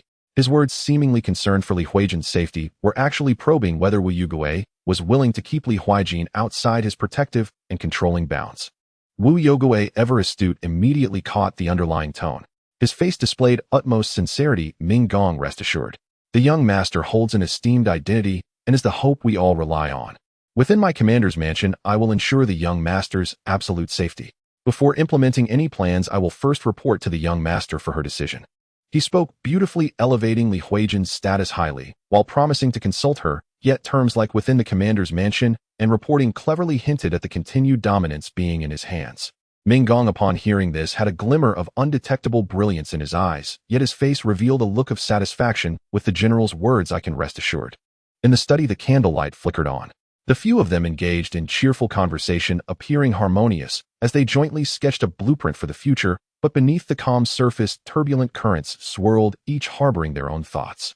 Wu Yugui considered how to firmly control the golden signboard of the former dynasty's princess, using it as a bargaining chip to seize greater power, while Ming Gong, with unspoken subtlety, continually tested the limits and loyalty of this ally. Li Huijin listened to the dialogue between Wu Yugui and Ming Gong, several times wanting to inquire about the current situation of Xiao Jing. However, she understood that asking would be futile.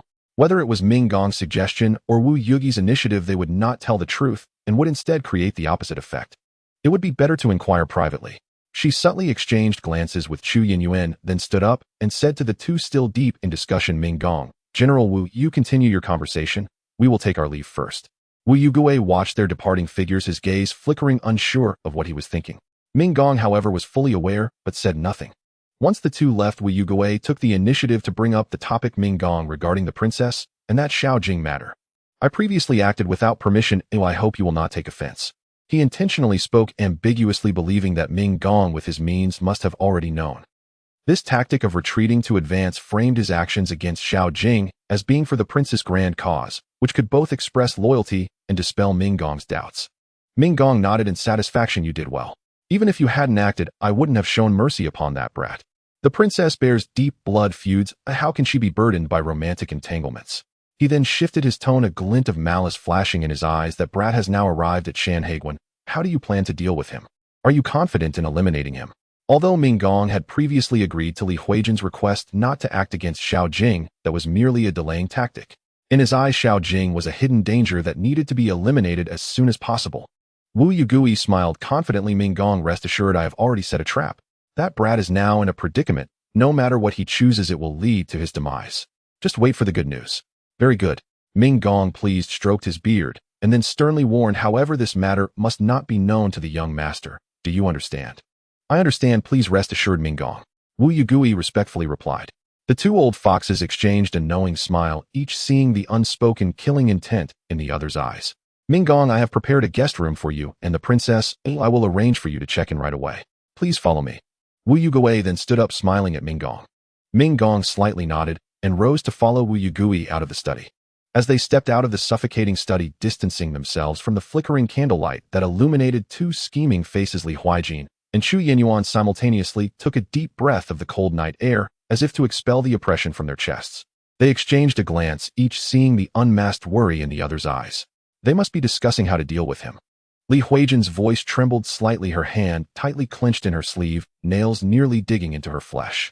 Although Ming Gong and Wu Yugui seemed to be conversing normally, she had a gut feeling that they were secretly plotting against Xiao Jing. Chu Yanyuan's cold face was also shrouded in a layer of frost, as she understood Xiao Jing's predicament better than Li Huijin. The disparity in status between Xiao Jing and Li Huijin, along with their relationship, would be the root of his crisis. Wu Yugui is a deeply cunning and malicious person. Now that he has revealed his murderous intent, he will not rest until he achieves his goal. Xiao Jing is likely already in danger. Her words were still succinct, yet her concern was more apparent than ever. "We cannot just sit and wait for death." Li Huijin's gaze gradually grew resolute as she forced herself to calm down. "The first priority is to find out where he is and what his situation is as soon as possible." Chu Yinyuan nodded and said softly, "Since Wu Yugui has given you a military identity, this will serve as our cover. We can use this opportunity to move around the military governor's office, keep an eye on the documents being exchanged, listen to the soldiers' discussions, and perhaps learn where he is." Li Huijin frowned and nodded. The night deepened, and the two women's figures appeared particularly slender under the corridor of the military governor's office, yet the fire of determination burned brightly in their eyes. At that moment, a sound came from the study. They halted their conversation and looked towards the door, seeing Wu Yugui and Ming Gong emerge, and they moved to greet them. Ming Gong and Wu Yugui glanced at them, exchanging a look. Although no words were spoken, a silent communication seemed to pass between them. At dawn, the massive gate of Shanhaiguan slowly opened with the creaking of the winch, revealing the desolate and expansive world beyond the pass. The cold wind whipped up sand and dust, carrying the unique chill of the borderlands. Xiao Jing, along with 5 aides of Lu Zhongfeng, each accompanied by a small team of guards, gathered before the gate. In addition to the personnel assigned by Lu Zhongfeng, each team also included 2 or 3 fierce-looking soldiers with sharp gazes. These were the personal guards sent by Yuan-He. Yuan-He pinned his faint hope of rescuing 6,000 old subordinates on this mission. More accurately, it was entrusted to Xiao Jing. Lu Zhongfeng personally came to the gate to see them off.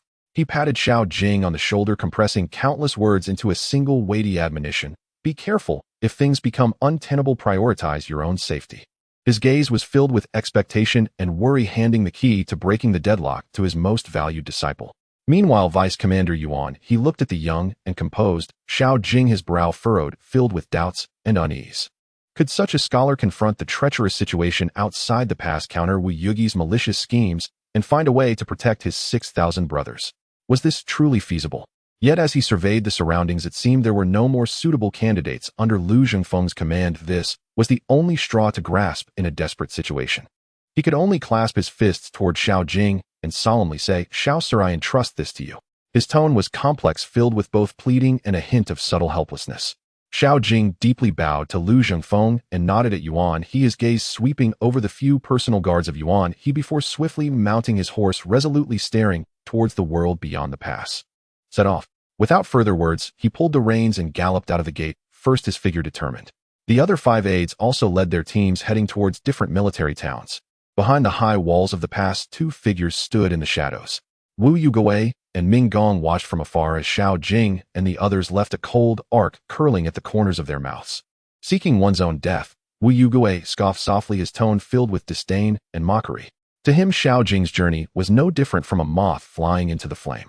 A fleeting glimmer of murderous intent flashed in Ming Gong's murky old eyes as he said casually, "This is also good. It saves us the trouble. Outside the pass, with the flames of war and the unpredictability of swords, any accidents that occur would be quite normal." They seemed to have already envisioned Xiao Jing's demise beyond the pass. In another corner behind a wall, 2 other figures quietly stood. Li Huijin and Chu Yinyuan, disguised as men, anxiously peered towards the direction of the gate through the gaps. When they saw Xiao Jing take the lead, vanishing into the dust outside the pass, Li Huijin's heart tightened sharply. She instinctively clenched her fists, her eyes instantly misting over with unspeakable worry. Chu Yanyuan's expression was equally grave, her hand resting on the wall unconsciously tightened, her knuckles turning slightly white. She suppressed the urge to rush out and whispered, "He will be fine." These words seemed to comfort Li Huijin as well as reassure herself. Li Huijin bit her lip, tightly nodding, as she forced back the tears threatening to spill. She could not let him know she was here, nor could she allow him to be dragged into the enormous whirlpool that could annihilate 9 clans. At this moment, all the cares, worries, and affections could only transform into silent gazes, watching him venture into danger. "We need to think of a way quickly." Chu Yinyuan withdrew her gaze, her eyes regaining their calm. "We must be there for him when he needs us." The north wind, laden with sand and gravel, relentlessly battered the mottled walls, producing a deep and continuous wail. After a whole day of travel, Xiao Jing, accompanied by a small team of guards, finally arrived at the destination of this journey, one of the 6 towns outside Shanhaiguan, Panchi Town. From a distance, this military town lived up to its name, resembling a massive boulder firmly guarding the crucial passage leading to Shanhaiguan. It was not a temporary encampment, but a solid small city built of rammed earth and reinforced with bricks. The city walls rose about 2 zhang high, though not imposing, they were robust. The walls were covered with deep brown stains pockmarked by arrows and numerous hasty repairs, silently recounting the wars it had endured. Banners flapped violently on the ramparts, and the silhouettes of soldiers patrolling with spears could be vaguely seen. The heavy wooden doors wrapped in iron were currently open just a crack enough for a single horseman to pass through. Above the doorway, the stone inscription of Panchi had become blurred, yet still exuded an unyielding and heavy aura. As soon as Xiao Jing and his group approached, the alarm horn sounded from the city walls. Several guards leaned out, drawing their bows and sternly demanding, "Who goes there? State your name quickly." Beside Xiao Jing, a guard sent by Lu Zhengfeng stepped forward, immediately holding up the command token and responding loudly, "Aid of the esteemed Lord Lu Xiao Jing has arrived, as ordered to assist in the defense of Panchi Town." This is the official documentation for the pass. After verifying the documents and command token, the city gate was slowly pushed open. A military officer clad in worn leather armor, his face weathered by the elements, stepped forward. He must be the team leader, Wang Chong. Wang Chong cupped his fists in front of the mounted Xiao Jing, maintaining the vigilant demeanor and etiquette characteristic of border soldiers. "I am Wang Chong, the team leader of Panchi Town, and I welcome you, Mr. Xiao. General Wang Kuei has been awaiting you in the town." Xiao Jing nodded and dismounted, saying calmly, "Thank you, team leader Wang, for leading the way." As he stepped into the military town, a mixed scent of dust, sweat, and smoke rushed to meet him. The scene within the town was even more crowded and bustling than its exterior. On both sides of the narrow street were low mud houses and a few brick barracks. Soldiers dressed in uniforms hurried back and forth, some transporting defensive weapons, others maintaining their armor. Many laborers drove pack horses carrying grain and logs. The entire military town resembled a taut bowstring. Though slightly chaotic, it exuded a resilience, an order born from survival in dire straits. The more than 1,000 soldiers and hundreds of laborers were the very foundation sustaining this border fortress. Xiao Jing's gaze swept over the rough-faced soldiers whose eyes held a remarkable determination. He understood. These men were among the 6,000 elite mentioned by He and also the targets Wu Yugui intended to eliminate. He took a deep breath. The tension and murderous intent in the air instantly filled his chest. At this moment, he had stepped onto the brink of the storm, and every step forward would be like walking on thin ice. Inside the commander's office, the atmosphere was heavy. The main commander, Wang Kuei, sat in the upper seat. He was a robust man with a bushy beard, his tiger-like eyes scrutinizing Xiao Jing, who appeared delicate and frail. The personal soldiers sent by He had just conveyed the message that the vice commander hoped they would follow Xiao Jing's orders, hinting that Mr. Xiao had come with a path to survival. Humph! Wang Kuei snorted derisively, his voice booming like thunder. I appreciate the vice commander's good intentions, but I, old Wang, am a rough man who only trusts the knife in my hand and the brothers by my side. The dangers outside are perilous. The northern barbarians are as fierce as wolves. How can mere words on paper deal with them? To let a scholar command us in battle isn't that child's play, eh? His words were blunt, even somewhat harsh, and the nearby generals echoed his sentiments, their gazes towards Xiao Jing filled with distrust. This was the nature of border soldiers, straightforward and direct. They only respected true skill. Facing this nearly humiliating scene, Xiao Jing remained calm. He slowly rose, glanced at Wang Kuei and the generals under him, and spoke clearly and steadily. Whether I, Xiao, am playing games or not is not for empty words to prove. I have long heard that the border soldiers respect the strong. If that is so, I, Xiao, am willing to demonstrate a few moves here. If I fortuitously win, I hope you all will temporarily set aside your doubts and listen to my words. If I lose, I will leave at once, and there will be no second words. At these words, the room fell into shock. Even He's personal soldier was stunned, looking at Xiao Jing with concern. Wang Kuei was momentarily taken aback, then burst into laughter as if he had heard the greatest joke. Good. You have guts. I like this kind of fearless person. Don't say I bullied you. If you can withstand 10 of my moves, no 5 moves, I will acknowledge you. No need. Xiao Jing shook his head, his gaze shifting to several eager generals beside Wang Kuei, their auras fierce. I shall wish to learn from all of you. Let these generals come at me together. To save time. Crazy. Too crazy. This completely ignited the anger of the generals. Wang Kuei's expression darkened. Kid, you asked for this. If you get hurt or maimed, don't blame us. Xiao Jing smiled, faintly shrugged, and appeared indifferent. Seeing this, the generals' eyes filled with anger, and they led Xiao Jing toward the military field in the town. On the military field, upon hearing that a delicate scholar dared to challenge several generals, nearly all the soldiers in the military town gathered around, forming layers of spectators, discussing animatedly, most with the attitude of watching a joke. However, the subsequent scene transformed all their expressions from ridicule to astonishment, then to shock, ultimately turning into complete awe. As 3 generals known for their bravery simultaneously charged at him, Xiao Jing stood as still as a mountain, moving only when the attacks were imminent. No one saw how he moved. Only the sight of his shadow flickering, the sound of fists and feet slicing through the air was incredibly sharp.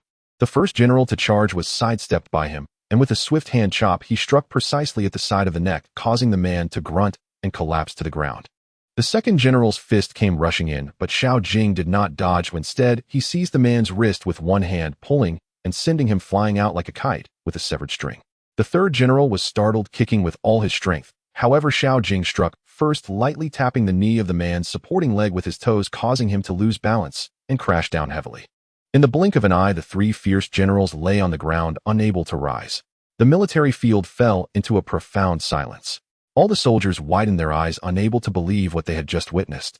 Xiao Jing possessed a physique of 53 points, more than 5 times that of an ordinary person, and was proficient in advanced 8 extremes fist along with upgraded overlord spear technique.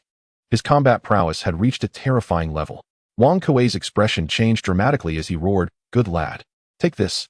He personally entered the field like a fierce tiger, descending the mountain, his massive fist aimed directly at Xiao Jing's face with tremendous force.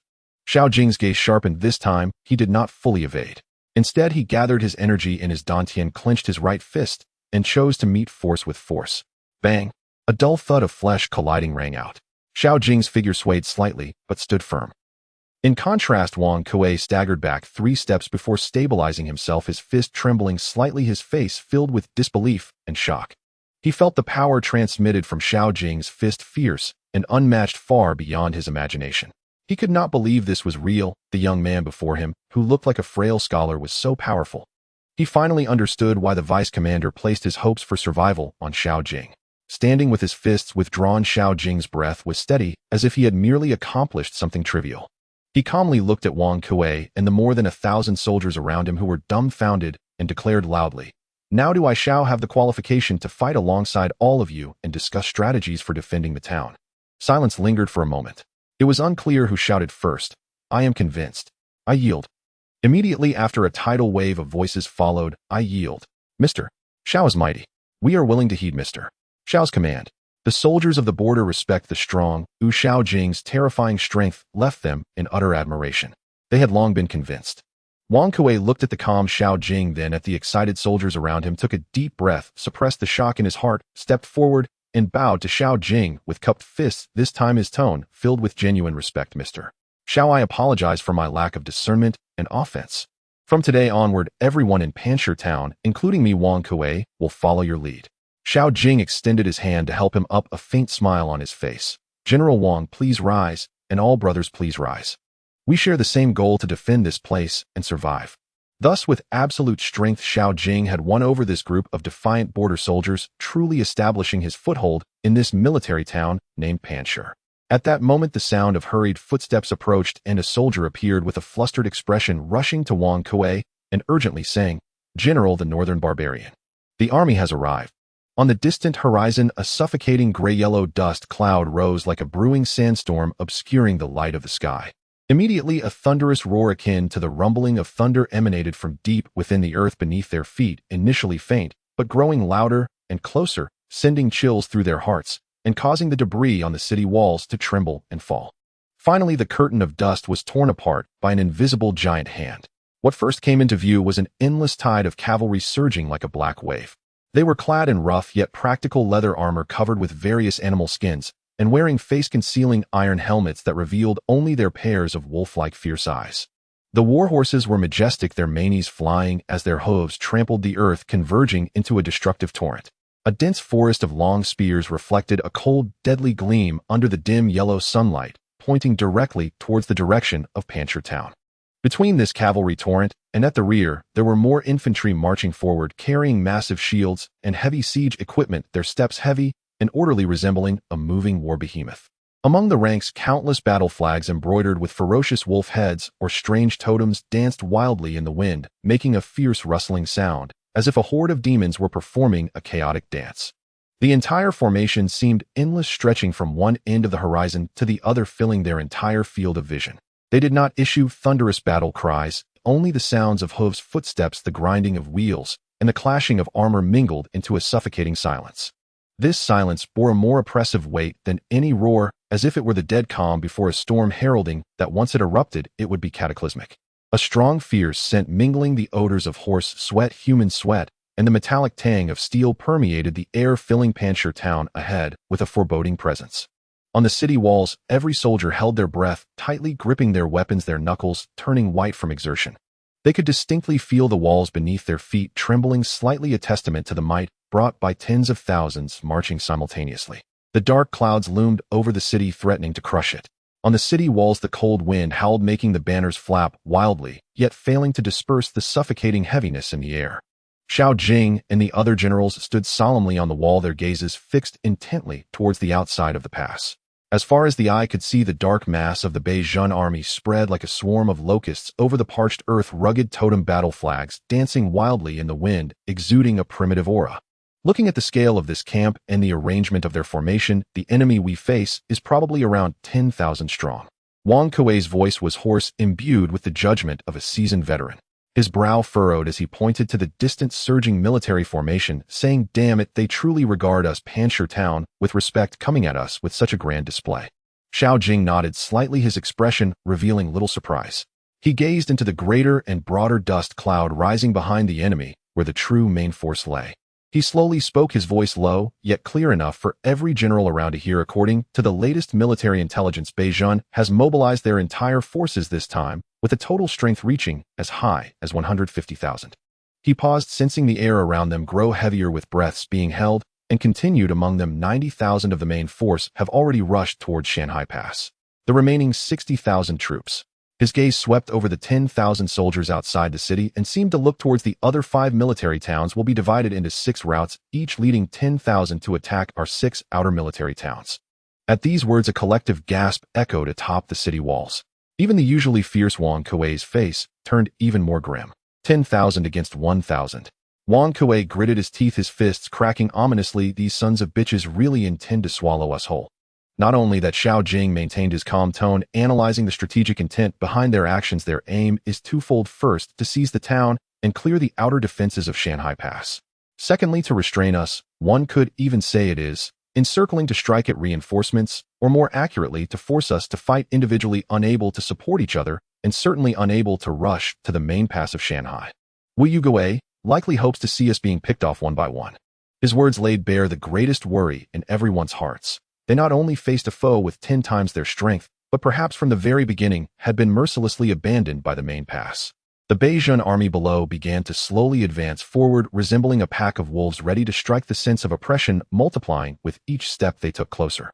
The deep rumbling from the movement of the 10,000-strong force mixed with the clang of armor, clashing, resonating like the footsteps of death, each sound striking the hearts of every soldier in Panjshir town. Xiao Jing took a deep breath of the cold air, his gaze sharp as a blade. He knew the moment of testing had arrived earlier than anticipated. Wang Kuei stared at the densely packed Beijing army outside the walls, his rugged face twitching slightly. He suddenly slammed his fist against the weathered parapet, sending bricks and debris falling. Damn it! That bastard Wu Yugui really intends to use us as kindling for the stove. His voice was hoarse, filled with a suppressed fury, yet not fear. Beside him, a scarred deputy spat and wiped his face, saying, "General, we won't let our heads roll like that. In Panjshir town, there are no cowards. Yuan Shui soldiers can die in battle, but we will never kneel to live." Another slightly younger squad leader, though pale, pressed firmly on the hilt of his sword, his eyes fierce. "If a person dies, let the birds take to the sky. 1 death covers the cost, 2 deaths make a profit. Do they think they can turn me into silent cannon fodder? I will make sure to knock out a few of Beijing's teeth, so the lords inside the pass can hear the noise." A desperate atmosphere lingered among the generals, yet strangely, it did not foster any inclination to retreat. These seasoned veterans had long grown accustomed to life and death. They clearly understood that under such circumstances of being abandoned by their commander and facing overwhelming odds, the hope of survival was minuscule. Yet it was precisely because of this that an extremely fierce bravery was ignited. Wang Kuei scanned the brothers who had followed him for many years, seeing the same resoluteness in their eyes as in his own. His chest heaved violently. He suddenly drew the saber from his waist, the gleaming blade pointing at the surging enemy forces below, his voice booming like thunder, reaching every corner of the city wall. "Brothers, did you hear? The Beijing brats think they can crush us with their numbers. Those inside the pass dressed in brocade view us as discarded shoes they can throw away at will." His voice suddenly rose, filled with a frenzy of desperation. "But I declare this today. Panjshir town is the last nail in the coffin. Even if we die, we shall nail ourselves to this wall. When the Beijing people tread over our corpses, they must pay a bloody price. Let those bastards in Shanghai Pass see what the true backbone of the border army looks like. As long as there is a town, there are people. If the town falls, we all fall. Kill." The thunderous roar erupted from the city walls, instantly drowning out the clamor of the enemy forces outside. On the weathered faces, there was only a fierce and composed determination to perish alongside their foe. With no retreat, there was no longer a need for a retreat. These over 1,000 men, along with this solitary military town, had already embraced the belief in their certain death, ready to use their flesh and blood to pen the final tragic chapter in this desolate borderland.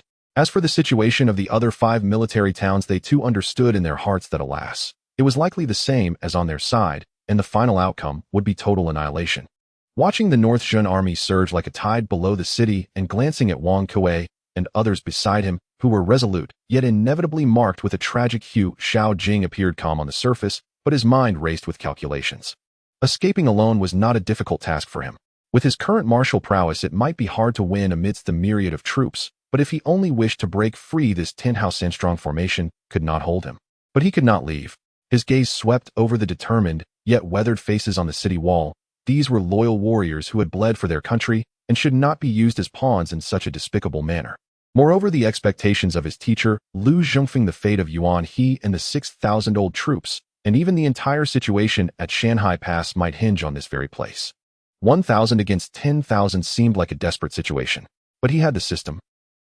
Ever since Su Wanqing and Li Huijin reached a favorability of 100, Xiao Jing discovered that through their deepening exchanges over the past few days, he could earn wife adoration points from the two women daily. Furthermore, with each additional interaction, he would gain an extra 100 points. Su Wanqing could earn 1,300 wife adoration points in a single day, while Li Huijin could earn 1,200. Chu Yinyuan, having not yet reached 100 in favorability, had not engaged in deep exchanges with Xiao Jing, thus her daily earning of wife adoration points was only 79. It should have been that her favorability would increase through intimacy.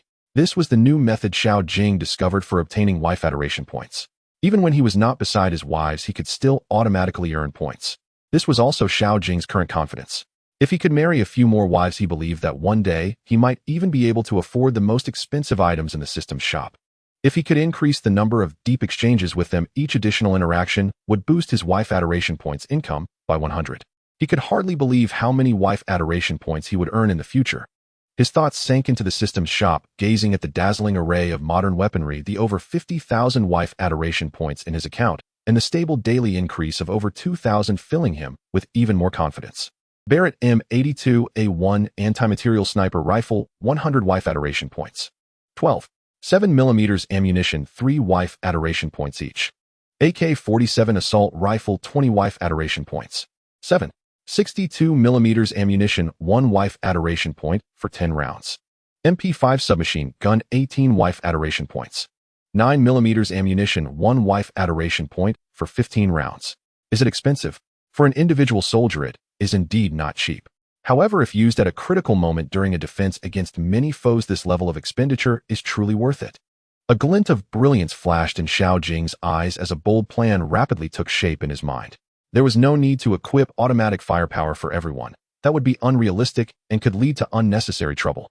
But if he were to form a special team of several dozen men equipped with automatic rifles and submachine guns complemented by a few Barrett rifles for precision long-range sniping.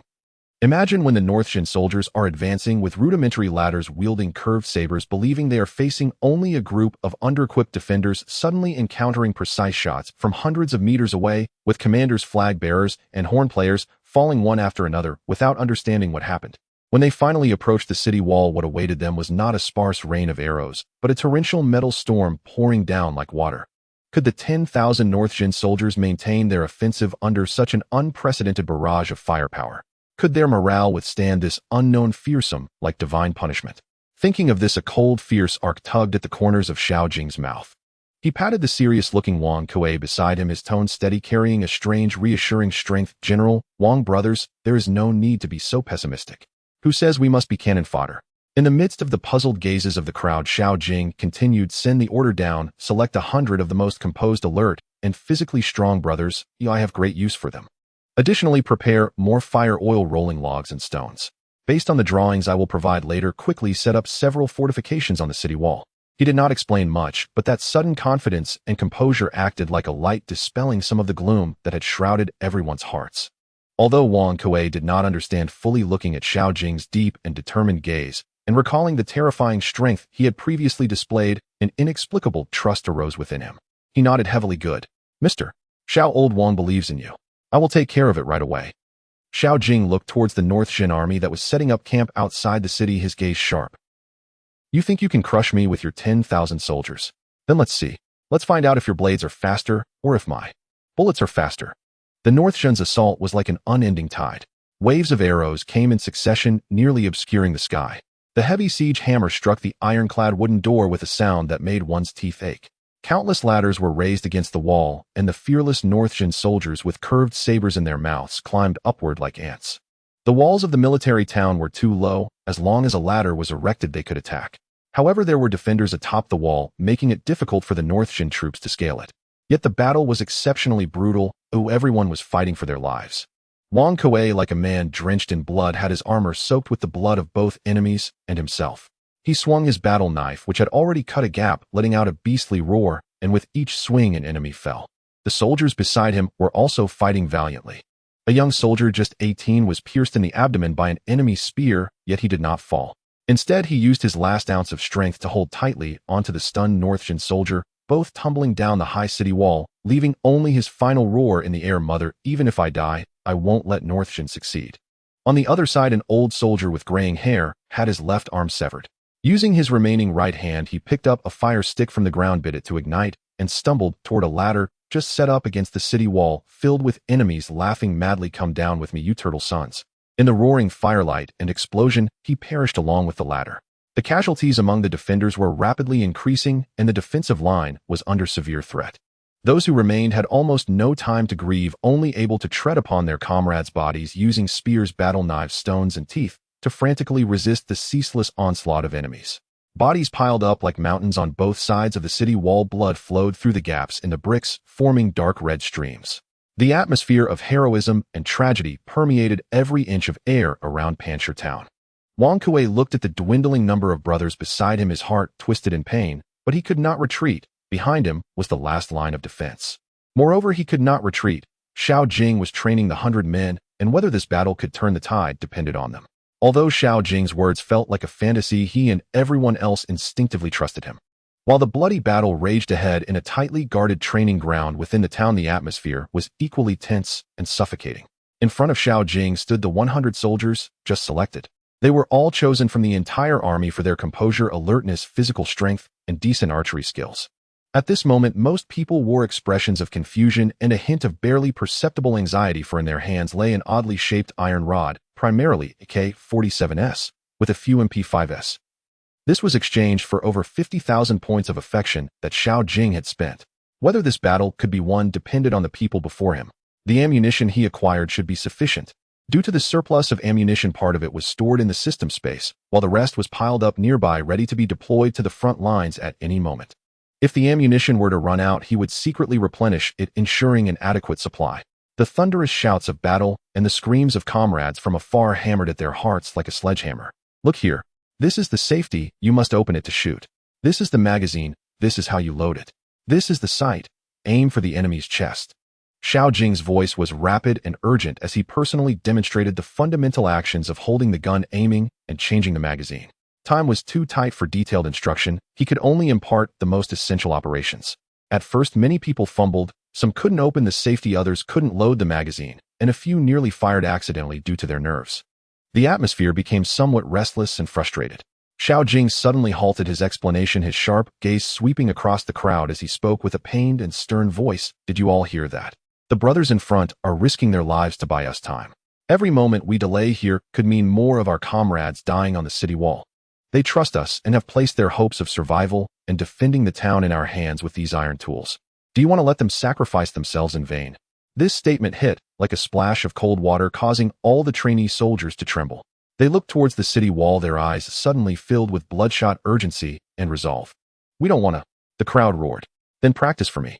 Familiarize yourselves with the weapons in your hands as quickly as possible. Treat them as part of your body," Xiao Jing shouted. Under the immense pressure and sense of mission, these already capable soldiers unleashed an astonishing capacity for learning. Loading the gun, aiming, simulating shooting. Their movements swiftly transitioned from clumsy to fluid. In their hearts, only one thought remained: quicker, even quicker. The sooner they were ready, the sooner they could support their comrades in the fierce battle. The city wall's defense was already in jeopardy, with several breaches as the soldiers of Beijing surged in, engaging the defenders in a brutal melee. Wang Kuei was entangled by 3 Beijing warriors in a perilous situation, teetering on the brink of collapse. "Change the guard. First team fall back, divine mechanism camp. Forward." Xiao Jing's voice erupted like a ray of light piercing through dark clouds. He led the charge of blue lightning bolt, rushing to the most dangerous section of the wall, his Tang saber instantly cleaving 2 Beijing soldiers who had just jumped onto the battlements. Behind him, 100 soldiers from the divine mechanism camp surged like wolves, quickly replacing the exhausted and heavily casualties defenders. "Free fire. Prioritize eliminating the enemies climbing the wall," Xiao Jing ordered sharply. The next moment, atop the battlements erupted a dense and furious tat-a-tat-a-tat, sound unique to this era. 100 automatic rifles and submachine guns simultaneously unleashed deadly tongues of flame. The metal storm formed by the bullets swept mercilessly across the densely packed enemy troops below, and the Beijing soldiers just scaling the wall. The Beijing soldier about to leap onto the wall was struck as if by an unseen giant force, instantly riddled with blood, holes falling, while screaming. The enemy below, carrying ladders and shields, found their shields pierced like paper, their bodies collapsing like cut wheat. The most ferocious points of attack were cleared within just a few breaths. This sudden, incomprehensible, and terrifying strike caused even the ferocious Beijing soldiers to momentarily freeze in fear. Xiao Jing did not engage in close combat. He quickly moved to a vantage point atop the arrow tower and steadily set up the long and powerful Barrett sniper rifle. The cold metal sensation came to him as he took a deep breath, clearing his mind, and pressed his eye to the high-powered scope. The world shrank before his eyes, and the figures of the enemies in the distance became clear. He first locked onto a Bayesian centurion clad in ornate armor, brandishing a flag and loudly urging the attack. The crosshairs settled firmly on his chest. Bang! A dull sound like the roar of an ancient beast overwhelmed all the clamor of the battlefield. In the distance, the centurion's upper body exploded into a massive cloud of blood. The man seemed as if struck directly by a battering ram, instantly splitting into two halves, his remains sent flying by the tremendous force, causing his surrounding guards to be paralyzed with fear. Bang! Another shot. A deputy trying to stabilize the formation and organize archers to suppress the battlements had his helmet and head vanish in an instant. Bang! The third shot. A bugler attempting to convey retreat or change orders was crushed along with his horn. In a short span, 3 high-ranking commanders were eerily and tragically sniped from afar. Their deaths were beyond the comprehension of the Bayesian soldiers, and panic spread like a plague among the tens of thousands in the army. It's sorcery. It's sorcery. The gods are angry. The general is dead. Run for your lives. The central command system was completely paralyzed, and the army lost its brain, turning the originally orderly advance into headless chaos. The enemy is in disarray. General Wang opened the city gates. Divine Mechanism Camp, follow me to attack. Crush them. Xiao Jing seized the opportunity and leaped down from the arrow tower, his voice booming like thunder. He personally led the 100 soldiers of the Divine Mechanism Camp, like a torrent bursting through a dam, charging out from the suddenly opened city gates. These 100 men, with Xiao Jing as the spearhead, formed a moving wall of death. They didn't even need to get close for hand-to-hand combat, starting their frenzied shooting from dozens of steps away. Tat-a-tat-a-tat. The bullets poured out like a deluge, creating an insurmountable death zone. The Bayesian infantry phalanx attempting to form a line of defense collapsed like ice and snow under the blazing sun, instantly disintegrating.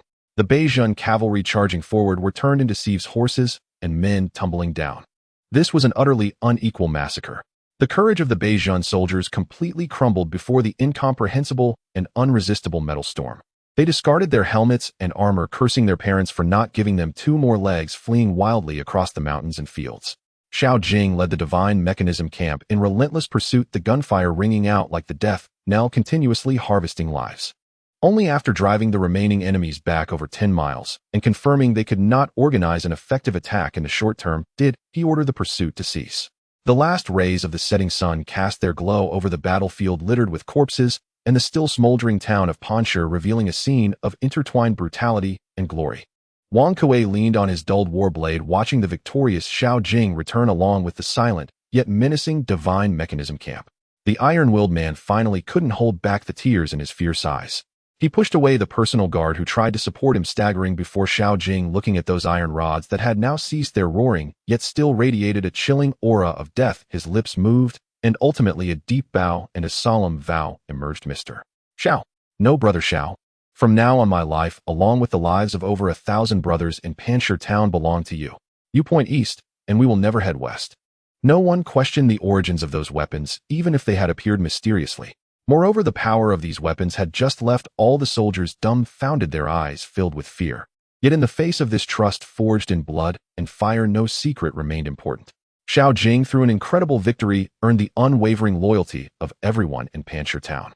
As the smoke gradually dissipated, the setting sun cast a dark red hue over the Panstone town, mingling with the drying bloodstains, creating a scene of poignant grandeur. The preliminary tally results were in, and the atmosphere was heavy. Originally, there were over 1,300 defenders and laborers in the military town, but after this bloody battle, more than 200 soldiers had perished, and over 30 laborers had sacrificed their lives while transporting supplies under the threat of arrows and rolling stones. Now the number of combat-ready soldiers had dwindled to less than 800. Including the laborers, only a little over 1,000 remained. Almost everyone bore injuries, and the walls were piled high with corpses, a testament to the fierce battle. Wang Kuei, dragging his weary and wounded body, found Xiao Jing, who was inspecting the seized warhorses alongside several corps commanders. A sense of relief washed over his face from having survived, but worry for the future lingered. Brother Xiao, Wang Kuei's voice was hoarse. We've managed to get through this battle thanks to you. And your devices. He gestured towards the automatic weapons that the soldiers of the Divine Mechanism Camp had carefully gathered. The North-True faction has suffered such a great loss, they surely won't dare to target our Panstone town again for the time being. What's next? How shall we proceed? Should we hold steadfast and wait for reinforcements, or? All eyes turned to Xiao Jing, awaiting his decision. After this battle, Xiao Jing had become their absolute backbone. Xiao Jing's gaze swept over the assembled soldiers in the training ground, battle-scarred, yet resolute, and then towards the distant smoke signals from the other 5 military towns. After a moment of contemplation, he decisively spoke, "Hold steadfast, and wait for reinforcements."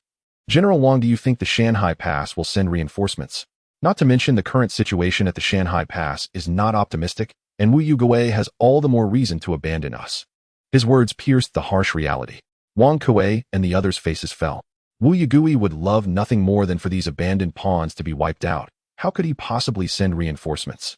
Therefore we cannot sit idly by, nor can we only care for ourselves. Xiao Jing continued, his eyes sharp. The North-True faction has divided an army of 60,000 to besiege our 6 towns, their goal being to isolate the Shanhai Pass and destroy them one by one. Although the siege of Panstone Town has been lifted, the other 5 towns are likely in dire straits.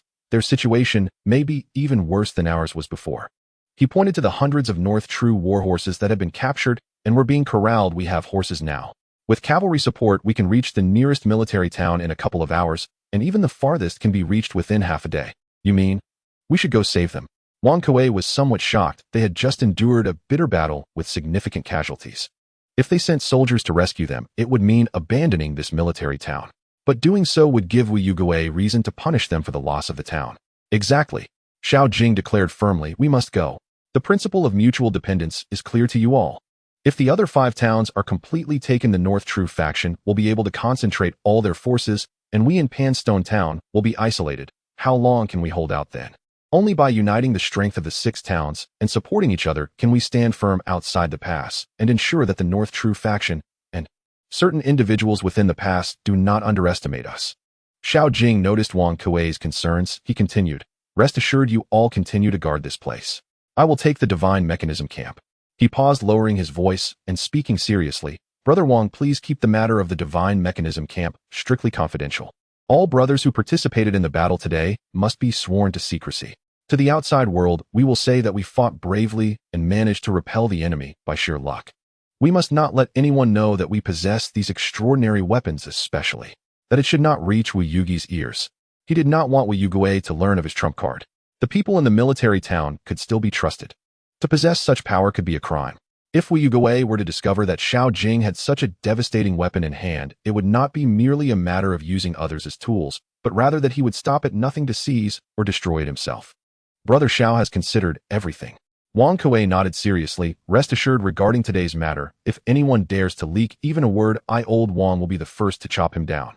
However, he looked at the 100 divine mechanism camp soldiers. With just these 100 brothers going to rescue the other military towns, is our strength not too thin? Should we draw more manpower from the town? Xiao Jing shook his head confidently. Quality is more valuable than quantity. You have all witnessed the combat effectiveness of the divine mechanism camp. Against the chaotic, exhausted, and unaware North-True besieging forces, these 100 men are enough to become the critical blade that turns the tide of battle.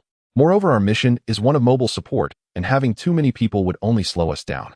Panstone Town also needs manpower to repair defenses, accommodate the wounded, and guard against potential harassment from small North-True units.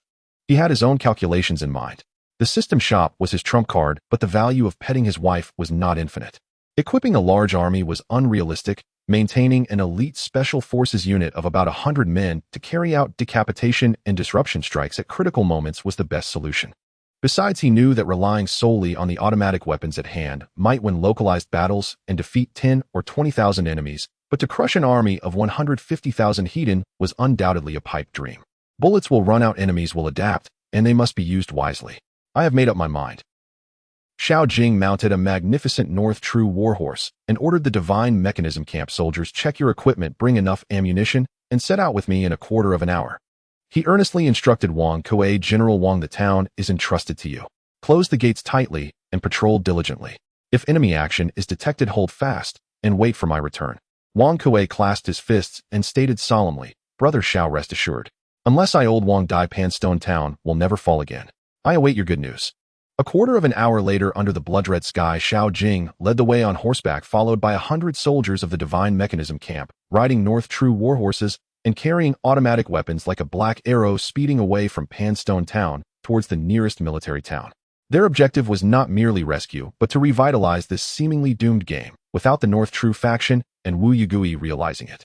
Once the North True faction dared not move against the military towns, these 6 towns would be deemed active. At that point, they would be able to attack or defend against the North True army. This would undoubtedly instill great fear in the North True faction attacking the Shanghai Pass. There is even a possibility of forcing the North True faction to retreat. While he could not match an army of 150,000, intimidation was always possible. Imagine a terrifying army of only 100 appearing could easily inflict massive casualties on the North True faction, preventing any resistance. The fear of death alone would be enough to crush the spirit of all North True soldiers. If the North True faction were to retreat, Wu Yugui would no longer be able to play tricks. Xiao Jing had an intuition that this invasion by the North True faction was likely deeply related to Wu Yugui. At the same time as Xiao Jing arrived to provide assistance, another military town named TB Town was experiencing a brutal bloodbath identical to the one that had previously occurred in Pancher Town. The assault from the Northern True Army was equally fierce, arrows raining down like a storm, while siege ladders stood densely packed. Under the command of General Zhang Han, the defenders of TB Town fought desperately, bolstered by their blood courage and sturdy city walls. The ground beneath the walls was already piled high with corpses, more of the Northern True soldiers than the defenders. The supplies of rolling logs and stones had been completely exhausted, and there was little fire oil left. The defenders were utterly fatigued, many bearing wounds, yet they continued to fight to the death without retreating. A young officer struck in the eye by a stray arrow roared as he yanked the arrow and his eyeball out, continuing to slash with his blade. A squad of soldiers clutched the last few jars of fire oil, igniting them before leaping off the city walls to perish alongside the enemy below. The scene was filled with brutality. Zhang Han was covered in blood, his left arm wounded by an arrow. After a hasty bandage, he still rushed along the city walls, shouting to inspire the troops. Yet he knew well that while the defenders had not collapsed, their physical strength and supplies were nearing their limits. If this continued, the city's fall was merely a matter of time. A sense of despair spread in his heart. Could it be that this elite force led by Marshal Yuan would truly be annihilated here today? Just as the defense of TB Town was on the brink of collapse, a strange disturbance suddenly erupted in the rear flank of the encircling Northern True Army. On a high ground overlooking the entire battlefield, Xiao Jing, dressed in modern digital camouflage and painted with face paint almost blending into the surrounding environment, steadily aimed a Barrett sniper rifle. Through the high-powered scope, he calmly searched for a target. Bang! A Northern True commander who was directing the troops at the front and brandishing a curved blade had his upper body suddenly blown apart, dying in a gruesome manner. Bang! Bang! Following that, 2 commanders, one attempting to stabilize the troops and the other in charge of the archers, were also successively sniped from afar. This sudden, precise, and terrifying sniping immediately threw the command center of the Northern True Army into paralysis and extreme panic. Where was the enemy?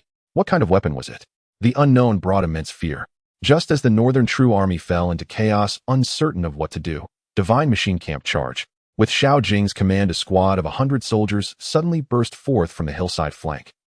They were dressed similarly to modern special forces in digital camouflage combat uniforms, wearing lightweight bulletproof vests, tactical helmets, and smeared with camouflage paint, making it impossible to discern their true identities.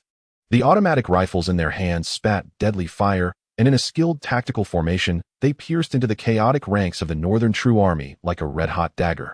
Da-da-da-da. The dense rain of bullets was like the scythe of death, frantically reaping lives. The Northern True soldiers tried to form a defensive line, but their leather armor and shields were as fragile as paper against automatic weapons collapsing in waves. The cavalry attempting to counterattack were shot down from their mounts before they could even close the distance. This was truly an unequal massacre.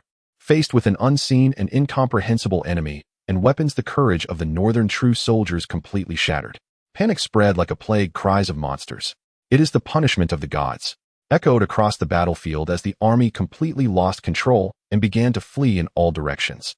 On the city walls of TB Town, the defenders, initially prepared to die, stared in shock at this sudden turn of events. What? Who are those people? The deputy general pointed at the ghostly squad below, equipped oddly, yet terrifyingly powerful, his voice filled with disbelief. Zhang Han also fixed his gaze on the battlefield, his brow furrowed. He had never seen such an army, such attire, such weapons. They moved swiftly, coordinated perfectly, and their efficiency in killing was frightening. Who were they? Why were they helping us?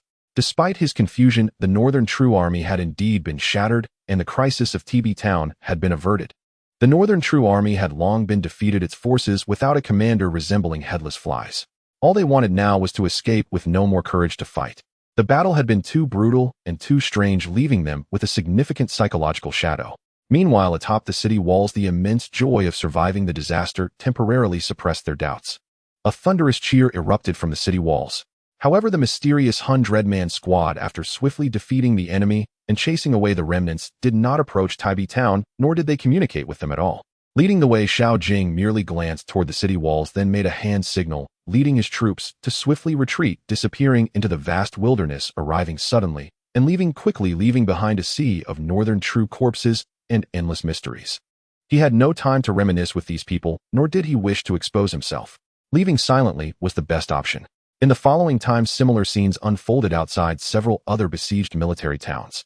Xiao Jing led his divine machine camp, employing advanced mobility warhorses and powerful unidirectional transparent firepower, executing standard decapitation and raid tactics.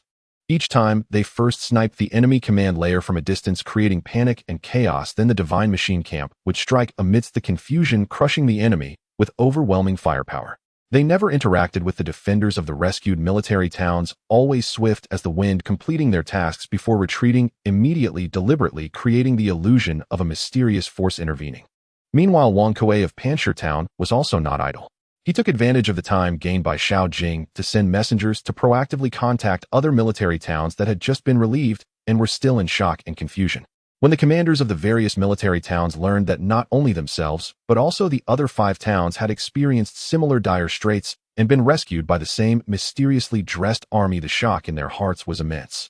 They reported their situations to each other and assessed their losses. The results were heartbreaking. The 6 military towns, originally with 6,000 elite troops left behind by He along with the assisting laborers, totaled nearly 8,000. After this bloody battle, although they ultimately held the military towns, their losses were devastating. The combat-capable soldiers were down to just over 4,000, and nearly 1,000 laborers had also been lost, bringing the total number down to just over 6,000. After this battle, the soldiers of the 6 towns shared a stronger resolve against the enemy, and their resentment towards the commander Wu Yugui of Shanhaiguan reached its peak. Under Wang Kuei's secret prompting and contacts, a tacit understanding centered on self-rescue and unity began to form among these 6 isolated military towns. They understood that to survive they could no longer rely on Shanhaiguan, but had to depend on themselves and that mysterious force. At this moment, Xiao Jing also suggested that the 6 military towns contribute more manpower to form a cavalry unit of 2,000 ready to support Shanhaiguan at any time. Although there were gaps between Xiao Jing and Wu Yugui, he also did not want to see Shanhaiguan fall. Once Shanhaiguan fell, the civilians behind the pass would plunge into a sea of suffering. Within the pass, there were still people he cared about. 3 beautiful wives, Gu Zhilan, his mentor, Lu Zhengfeng Gu Yan, and the villagers of Kaoshan. This Tuthisan-strong army might still be able to prevent Wu Yugui from colluding with the enemies and abandoning Shanhaiguan at a critical moment. In the study of the Shui mansion at Shanhaiguan, the flickering candlelight cast 2 shadows on the wall, swaying with the light. Wu Yugui bowed respectfully at the lower end, his demeanor humble, yet his tone could not conceal his excitement. My lord, the path to Wanyan Lu has been paved. All that remains is for the right moment to arrive, and I can give the order to open the gates and welcome the Northern True Iron Cavalry into the pass. My lord sat in the main seat, the candlelight illuminating the deep creases on his face. He listened, his brow slightly furrowing, a flicker of struggle passing through his eyes. Inviting foreign tribes into the Central Plains was no easy task. He understood the infamy and risks involved. But as he caressed the jade ring given to him by Li Huaiqin in her childhood, and thought of the princess whom he regarded as his own daughter, that moment of hesitation transformed into resolve. He was willing to bear some sins to help her reclaim her kingdom. As for Wu Yugi's almost uncontrollable ambition, my lord was well aware, yet for the moment, he could only lean on his strength and calculate later. If you can handle this matter well, my lord said slowly, his voice hoarse, yet commanding, then inviting a wolf into the house is ultimately not the right path. Everything I do is for the young master, for the restoration of the great Yin. There is absolutely no second intention. Wu Yugui immediately collected his expression, humbly bowing his head. He buried his restless ambition deep beneath a guise of respect. Seeing him suppress himself, my lord's expression eased slightly, and he changed the subject. It seems the 6 garrisons outside the pass should have results by now. Wu Yugi's face instantly revealed satisfaction. My lord, rest assured, the 6 garrisons are isolated and helpless, facing the 60,000 cavalry of Northern True. There is absolutely no way out. At this moment, they must have been completely wiped out, turned into scorched earth. My lord nodded slightly, a glint of coldness flickering in his eyes. That's good, it will cut off Yuan-He's roots, saving us trouble. As for that Xiao Jing, he spoke indifferently, a mere ant's life buried at the pass can be considered the fulfillment of his useless loyalty. The candlelight crackled, illuminating two faces, each with their own thoughts. They believed their enemies had been eliminated, unaware that the seemingly extinguished sparks were quietly gathering into a flame capable of consuming all conspiracies. At that moment in the study, the candlelight suddenly flickered violently. Outside the door, a soldier rushed in with urgent news report. My lord, the Northern True Army has begun a full-force assault on the pass. The two exchanged a glance, and instead of being startled, they revealed a knowing coldness. The moment to eliminate dissent had arrived. They quickly ascended the towering city walls. The scene before them was nothing short of devastating. The Northern True soldiers swarmed like endless ants, climbing the ladders madly under the barrage of rolling logs and boiling metal. Multiple areas of the city wall were in dire straits. The defending soldiers were engaged in a brutal melee with the Northern True troops that had surged onto the walls, blood and flesh flying, and at every moment someone was falling. The soldiers deliberately placed at the front line, many of whom were former subordinates of Yuan-He, suffered particularly heavy casualties, and the defense was on the verge of collapse. The commanders cried out hoarsely for reinforcements to Wu Yogui, yet he merely watched coldly, making no move. What he wanted was to use the hands of Northern True to exhaust these unruly forces completely. In a corner of the city, Li Huaiqin hid alone in the shadows, watching the hellish battlefield below her face, pale, her fingertips digging deep into her palm. Everything before her was related to her, yet she felt powerless to change it, only able to watch helplessly. The flames of war raged on, the cries of battle deafening, yet she felt only a piercing chill and worry. In the military garrison where Xiao Jing was, they faced an attack that was equally fierce, if not more so. Was he still alive? That thought gnawed at her heart like a venomous snake. Little did she know at this moment Chu Yenyuan had quietly slipped out of Shanhaiguan, using her exceptional skills, galloping alone towards the direction of Pancher town. Chu Yenyuan's thoughts were pure and resolute. If the military garrison had fallen, she would risk her life to bring Xiao Jing out from the sea of corpses and blood. With her martial prowess, she might struggle amidst thousands of troops, but if she only wished to save one person, it was not impossible. Just as the walls of Shanhaiguan were on the verge of collapse, and even Wu Yogui thought it was time to symbolically commit a little of his direct forces to stabilize the situation. From the side rear of the Northern True Army, outside the pass, a strange, dense series of explosions suddenly erupted. Immediately following, chaos ensued in the rear of the besieging Northern True forces. A cavalry unit of about 2,000 pierced through the flank of the Northern True formation like a sharp sword. What was particularly astonishing was that at the forefront were over 100 knights, their attire unusual, and in their hands were not bows and horses, but iron rods that could spew deadly flames. This 100-man unit was none other than the divine mechanism camp under Xiao Jing. The automatic weapons in their hands unleashed terrifying tongues of fire, creating a storm of metal that focused its sweep on those Northern True infantry gathered at the foot of the city, carrying ladders and siege hammers. The Northern True soldiers, engrossed in their siege, fell in droves, their deaths horrific, and the tempo of the assault was instantly disrupted. The subsequent cavalry of over 1,000 seized the opportunity to slaughter, further escalating the chaos. This sudden strike completely exceeded the Northern True warriors' understanding. The thunderous sounds, the deadly attacks far beyond the range of bows and arrows, caused instant panic and turmoil among the 100,000 troops of Northern True, halting their advance. On the city walls, the defenders, relieved of pressure, stared in astonishment at the miraculous soldiers below the pass, especially the 100 knights, using demonic techniques, almost unable to believe their eyes. However, the divine mechanism camp only had 100 men, and the ammunition they carried was limited. Although their assault was fierce and created massive chaos and panic facing over 100,000 troops, they ultimately could not inflict fundamental damage. After initially achieving the goal of disrupting the enemy and alleviating pressure on the city, Xiao Jing decisively ordered a retreat. The 2,000 cavalry came and went like the wind, having disengaged before the Northern True Army could fully respond and organize an effective encirclement, swiftly disappearing into the hilly terrain outside the pass. Though they failed to annihilate the enemy's main force, the appearance of this mysterious army, along with its terrifying firepower beyond the times, undoubtedly left a significant psychological shadow on the Northern True forces and temporarily relieved the urgent crisis of Shanhaiguan. Wang Yanlu stood in front of the main tent, gazing at the cavalry that cut into the battlefield like ghosts, and then swiftly disappeared into the dust, his face ashen, veins bulging on his clenched fists. The strange explosions, the incomprehensible slaughter method, were identical to the reports of the defeat of the 6 armies that had returned earlier. The last shred of hope in his heart was utterly shattered, replaced by a deep chill. This army, though few in number, possessed a terrifying power he could not comprehend. They came and went like the wind, their firepower horrifying, while his army of over 100,000 appeared clumsy and passive in comparison.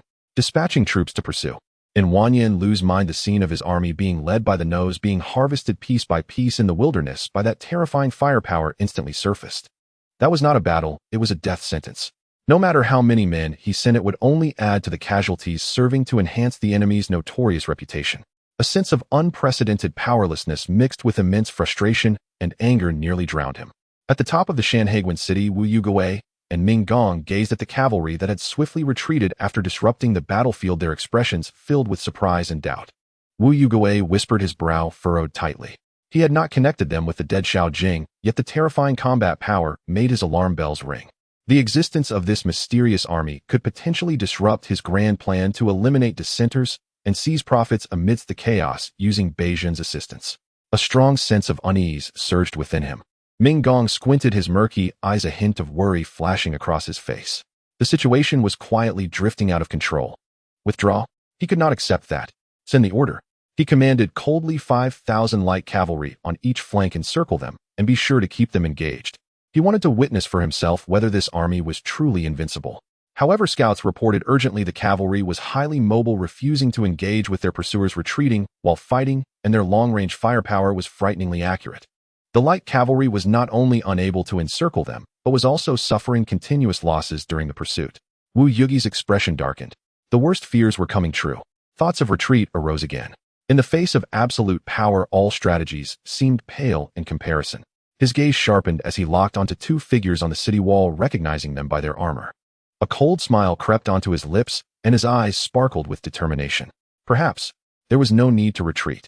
As long as he captured Shanhaiguan and isolated that army outside the pass, his forces could still sweep through the central plains. He was confident that the two on the wall, having witnessed the terrifying power of that army, would not wish to see their plans crumble. In the darkness, a silent betrayal was unfolding atop the city walls. Wu Yugi's trusted soldiers, utilizing the cover of night, quietly dealt with the key sentries guarding the gates. As the heavy mechanism was slowly turned, the gate, said to be impregnable, was quietly opened from the inside, creating a deadly gap with an ear-splitting sound. The Beijing army, which had long been lying in wait like hungry wolves outside the pass, surged in like a flood unleashed. Iron hooves shattered the tranquility within the pass, torches flared into a blazing inferno, and the shouts of killing, cries of terror, and the clash of weapons erupted, shattering the night silence. On a distant hill, Xiao Jing, who had been closely monitoring the movements at the city with a telescope, suddenly lowered the scope, his pupils constricting as the blood drained from his face. Wu Yugui, do you truly dare? He nearly bit his teeth to utter this sentence, his heart a tempest of shock and anger. Though he had long suspected, when that suspicion manifested as bloody reality before his eyes, the rage of betrayal and the chill of losing control still shook him to his core. In the view of the telescope, the gate had been completely overwhelmed by the Beijing cavalry. Countless enemies surged into the pass, and in the glow of the fire it was clear that the defending soldiers were caught off guard, each fighting for themselves. Plunging into chaos and defeat was almost sealed the moment the gate opened. Rescue! Xiao Jing's heart sank sharply. It was too late. Even if he led the Xinji camp and 2,000 cavalry to charge at full speed, by the time they reached the pass, they would be facing tens of thousands, if not more, of the Beijing main force that had already entered and was on high alert. The narrow passage of the gate now resembled the entrance to a meat grinder ready to consume lives. No matter how fierce the firepower of his 100 men in the Xinji camp, ammunition would eventually run out. The 2,000 cavalry, no matter how brave, could not withstand the opponent's wall of numbers. Once trapped in a siege, overwhelmed by the enemy's tactics, the result could only be annihilation with no suspense involved. Even more chilling for Xiao Jing was his keen sense that this might not just be a simple breach. The Beijing commander Wang Yinlu was likely laying a trap. Having witnessed the might of the Xinji camp, how could he not be prepared? This open gate, this seemingly chaotic influx, might just be a meticulously arranged trap, waiting for his unique force, the only one capable of threatening him, to walk into the net. Charging in would be a certain death, playing right into the enemy's hands. But if he did not charge, should he just watch Shanhaiguan fall, watching the defenders who might not have retreated, watching his teacher, Lu Zhengfeng, fall into despair? Xiao Jing clenched his fists tightly, his nails digging deep into his palms, bringing a sharp pain. He looked at the raging fire that had turned the city into a hell on earth, his eyes filled with bloodshot rage and unprecedented struggle. To turn the tide, he could not do it. To die for his country. It was of no value. A profound sense of helplessness mixed with overwhelming rage nearly consumed him. He could only stand here a sober observer watching the worst unfold before his eyes. The night was thick and the flames dyed half the sky of Shanhaiguan crimson. The shouts and screams coming from within the pass were faintly heard striking like a heavy hammer against the hearts of every soldier on the distant hill. The 2,000 cavalry from the 6 major military towns along with 100 soldiers from the Shinji camp had bloodshot eyes gripping their weapons tightly, their bodies trembling slightly from extreme anger and grief. Home was right behind them. If Shanhaiguan was lost, their families would face slaughter, yet they could only stand here watching the great pass fall and the national gates open wide. Xiao sir, a battle-hardened cavalryman suddenly clasped his fists, his voice hoarse, yet resolute. Let us fight our way back. Even if we can't break through the gate, we can take down a few more Beijing dogs. Dying at the gate is better than dying here in frustration. Yes, Xiao sir, we are not afraid of death. Fight back.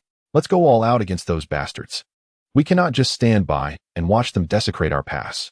Our families are just behind the gate. We are here to protect them. We don't want to see it happen. We do not want to see our families slaughtered by the Beijing. Xiao sir, let us go. The crowd was incensed, their eyes fixed on Xiao Jing, burning with the determination to live and die with their country, yet flickering with a hint of weak hope. They hoped that this Xiao sir, who had created miracles time and again, could lead them once more, carving a bloody path, even if it was just to delay the enemy's advance for a moment. Xiao Jing looked at the faces filled with resolve, feeling the fiery patriotism and bloodiness washing over him, and he felt a surge of hot blood rush to his head, as if his chest would explode. Did he not want to charge forward? Did he not want to turn the tide? Rationality told him it was a death sentence, but at times for certain things, even knowing it was impossible, one must still act. If he hesitated now, he would live the rest of his life in guilt and self-reproach.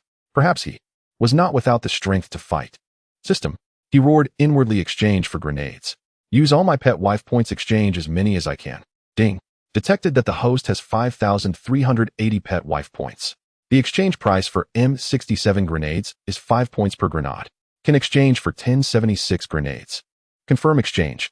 Confirm. In an instant, Xiao Jing felt a large number of heavy cold metal shining M67 grenades appear in the system space.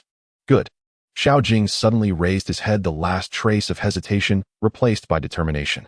His voice was not loud, yet it resonated clearly in everyone's ears, carrying a sense of desperation. Brothers, with such patriotism, how can I, Xiao Jing, hesitate to sacrifice myself?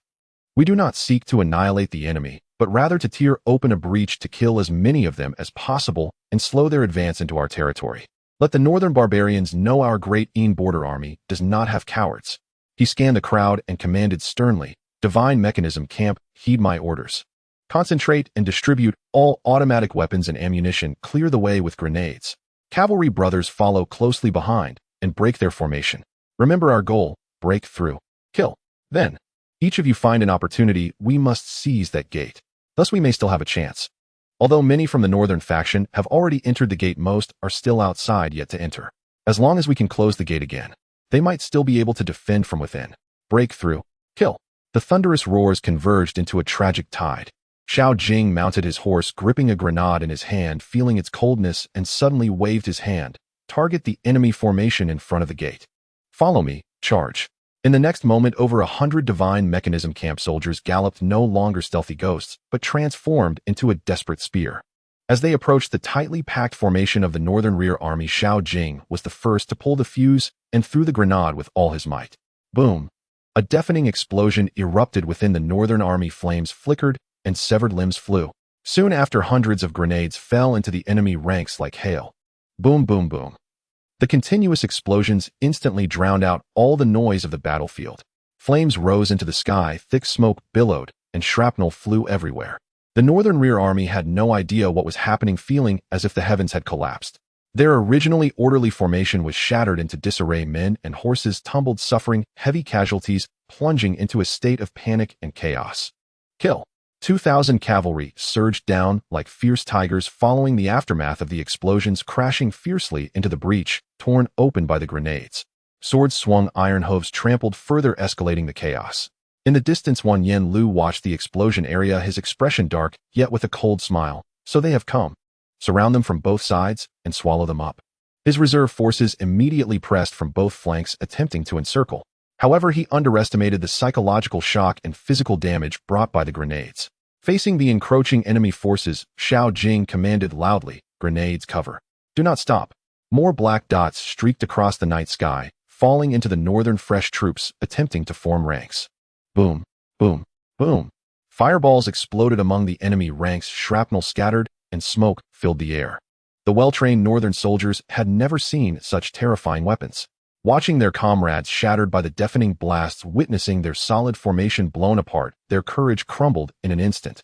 What encirclement, what military orders, all crumbled before the instinct to survive. The encirclement from both flanks had not truly formed yet, and amidst the continuous explosions it collapsed on its own. Soldiers scattered in terror, unable to be restrained even by their commanding officer's furious shouts. "The passage has been opened. Do not linger in battle. Charge straight for the gate." Xiao Jing led the charge, his rifle firing to eliminate scattered resistance.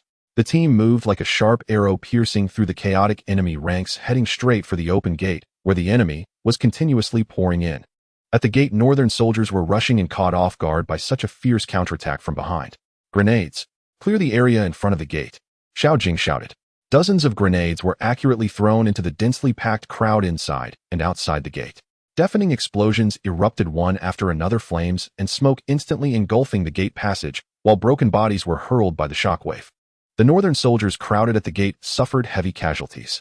Those lucky enough to survive were left in a state of shock, scrambling to escape inside or being blocked by their unaware comrades behind. Divine Mechanism Camp.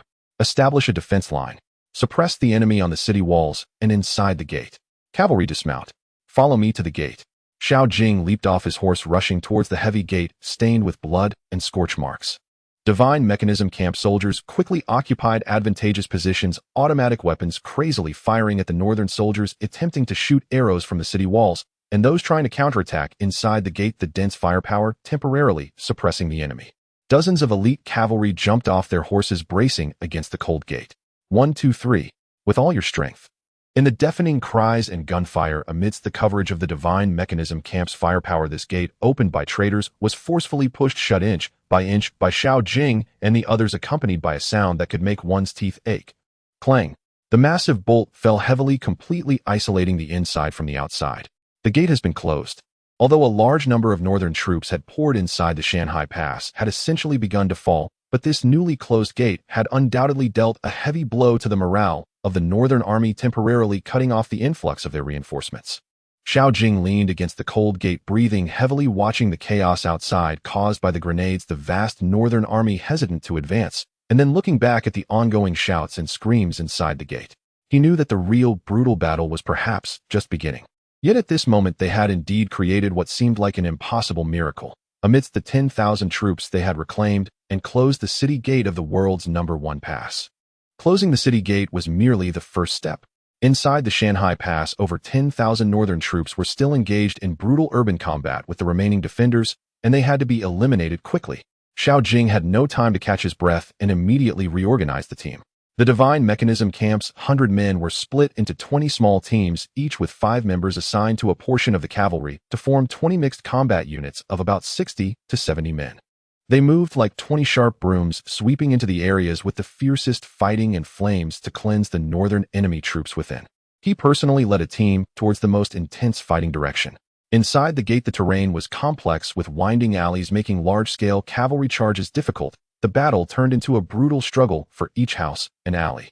The team of over 60, led by Xiao Jing, had just cleared a street when they unexpectedly encountered a gathering of 500 to 600 northern infantry at the edge of a relatively open training ground. In a narrow confrontation, "Fire!" Xiao Jing ordered without hesitation. 5 automatic rifles instantly spat flames, and the northern soldiers at the front fell like wheat being cut. However, this group of northern true men were evidently fierce soldiers of their army. After an initial moment of chaos, they quickly utilized the obstacles on the training ground, such as stone locks and arrow towers, to disperse and conceal themselves. Relying on their numerical advantage, they charged fearlessly from multiple directions while suppressing fire with arrows. Da-da-da. Ka. The gunfire of a soldier from the Divine Machine Camp suddenly ceased. The magazine had run dry. The firepower of the other 4 also experienced interruptions due to continuous shooting and the need to change magazines. Seizing this brief gap in firepower, the northern true men howled as they surged out from behind their cover, flooding forward like a tide. The distance was too close for grenades to be used effectively. The 5-man team could no longer produce an effective suppressive barrage, and the squad instantly found themselves in peril. The cavalry was forced to draw their swords and engage in close combat with the advancing northern troops, and casualties began to appear. Holding a rifle, Xiao Jing continuously fired, and each shot took down an enemy soldier, but he alone could not cover all directions. In the midst of the melee, no one noticed that in the shadows on one side of the training ground, a northern true archer had already drawn his bow. The cold arrowhead silently aimed at the back of Xiao Jing, who was focused on shooting. Just as the arrow was about to be released, a figure shot out like a specter from the cavalry ranks behind Xiao Jing. The flash of the sword was like a silken ribbon, with a crisp sound of clang. The cold arrow was accurately deflected. At the same time, the figure continued unabated, crashing into the shadow where the northern archer was located. A short, sharp scream was heard, and then that archer was no more. Xiao Jing turned abruptly, just in time to see that figure leap out from the shadows, landing beside him with blood dripping from the long sword in hand. Though her face was also smeared with camouflage paint, and she wore the standard cavalry disguise, the cold snow-like gaze and her agile form made Xiao Jing recognize her at a glance. Yin Yuan. Xiao Jing was both surprised and delighted. Yin Yuan glanced at him, her expression complicated. Without saying much, she simply stated, "Be careful of hidden arrows." Then she swung her sword again, diving into the nearby enemy ranks like a butterfly through flowers. Where the sword light passed, northern soldiers either died or were injured instantly, alleviating the pressure on the flank. It turned out that after leaving her seclusion, Yin Yuan quickly located Xiao Jing's team, using her exceptional tracking skills. However, seeing the terrifying firepower of the Divine Machine camp and Xiao Jing's composed demeanor as he led them against strong foes, she felt both relief and a touch of trepidation and distance, unsure how to reveal herself. Ultimately, she chose to blend in among the 2,000 cavalry, donning the clothes and equipment of a cavalryman who had fallen in the last battle, disguising herself as one of them. In order to unify the disguise, Xiao Jing had everyone smear camouflage paint on their faces, which perfectly concealed her identity. She had been quietly following Xiao Jing nearby, protecting him in secret until that life-and-death moment when she had no choice but to reveal herself. With the addition of Yin Yuan, a top-notch expert, especially with her extraordinary sensitivity to close combat and threats from the shadows, the squad's pressure was greatly reduced. Xiao Jing seized the opportunity to command the soldiers of the Divine Machine camp, to coordinate with the cavalry, steadily taking down the 500 to 600 fierce northern soldiers, though they suffered over 10 casualties in the process. After nearly 2 hours of fierce extermination, and at a considerable cost, the remaining northern soldiers within the pass were finally mostly cleared. Xiao Jing ordered the immediate closing and fortification of all inner gates, deploying troops to guard them tightly. And upon counting within the entire Sanhedrin, the originally tens of thousands of defending troops had dwindled to less than 3,000, most of whom were injured in a severely weakened state. By a section of the wall path strewn with corpses, Xiao Jing encountered Deputy Commander Yuan, he who was being supported by his personal guards. And he was covered in blood, his armor damaged, clearly having gone through brutal combat. Xiao Jing had discovered Yuan, he surrounded by a group of northern soldiers while clearing the enemies on this wall, and had led a team to rescue him just in time. "Thank you for saving my life, Mr. Xiao." Yuan, his voice was hoarse and weary, filled with the relief of having survived, but more so with a sense of grief and powerlessness in that traitor Wu Yugai. He led the most elite 30,000 troops from within the pass and retreated through the western gate. It has been at least an hour now, and by this time, he has probably long since escaped, whereabouts unknown. As for Lord Lu, just as the gates were on the verge of collapse, I anticipated that Wu Yugai would make a move, so I dispatched my most trusted team of 100 personal guards to protect Lord Lu's retreat from the southern side of the pass. He should be safe by now. Hearing this, Xiao Jing felt somewhat relieved. Nit was fortunate amidst the misfortune that his teacher Lu Zhengfeng had safely retreated. And however, Wu Yugi's betrayal with 20,000 elite troops undoubtedly added salt to the wounds of this crisis. He looked at the battered walls of the pass and the exhausted surviving soldiers, knowing that the true challenge was just beginning. Although Sanhedrin had been temporarily recaptured, it was now a scarred and isolated fortress, while outside the northern army still watched with greedy eyes, numbering over 100,000. The setting sun bled red, illuminating the Sanhedrin that had gone through tribulations and lay in ruins. And the walls were still littered with corpses and broken blades, and the air was thick with an unshakable stench of blood and charred debris. Nevertheless, atop the pass, the flag of the Great Een was finally raised once more, though it looked tattered and worn. The last remnants of the northern soldiers who had stubbornly resisted were cleared, signifying that Sanhedrin, after falling for a brief night, had been miraculously retaken.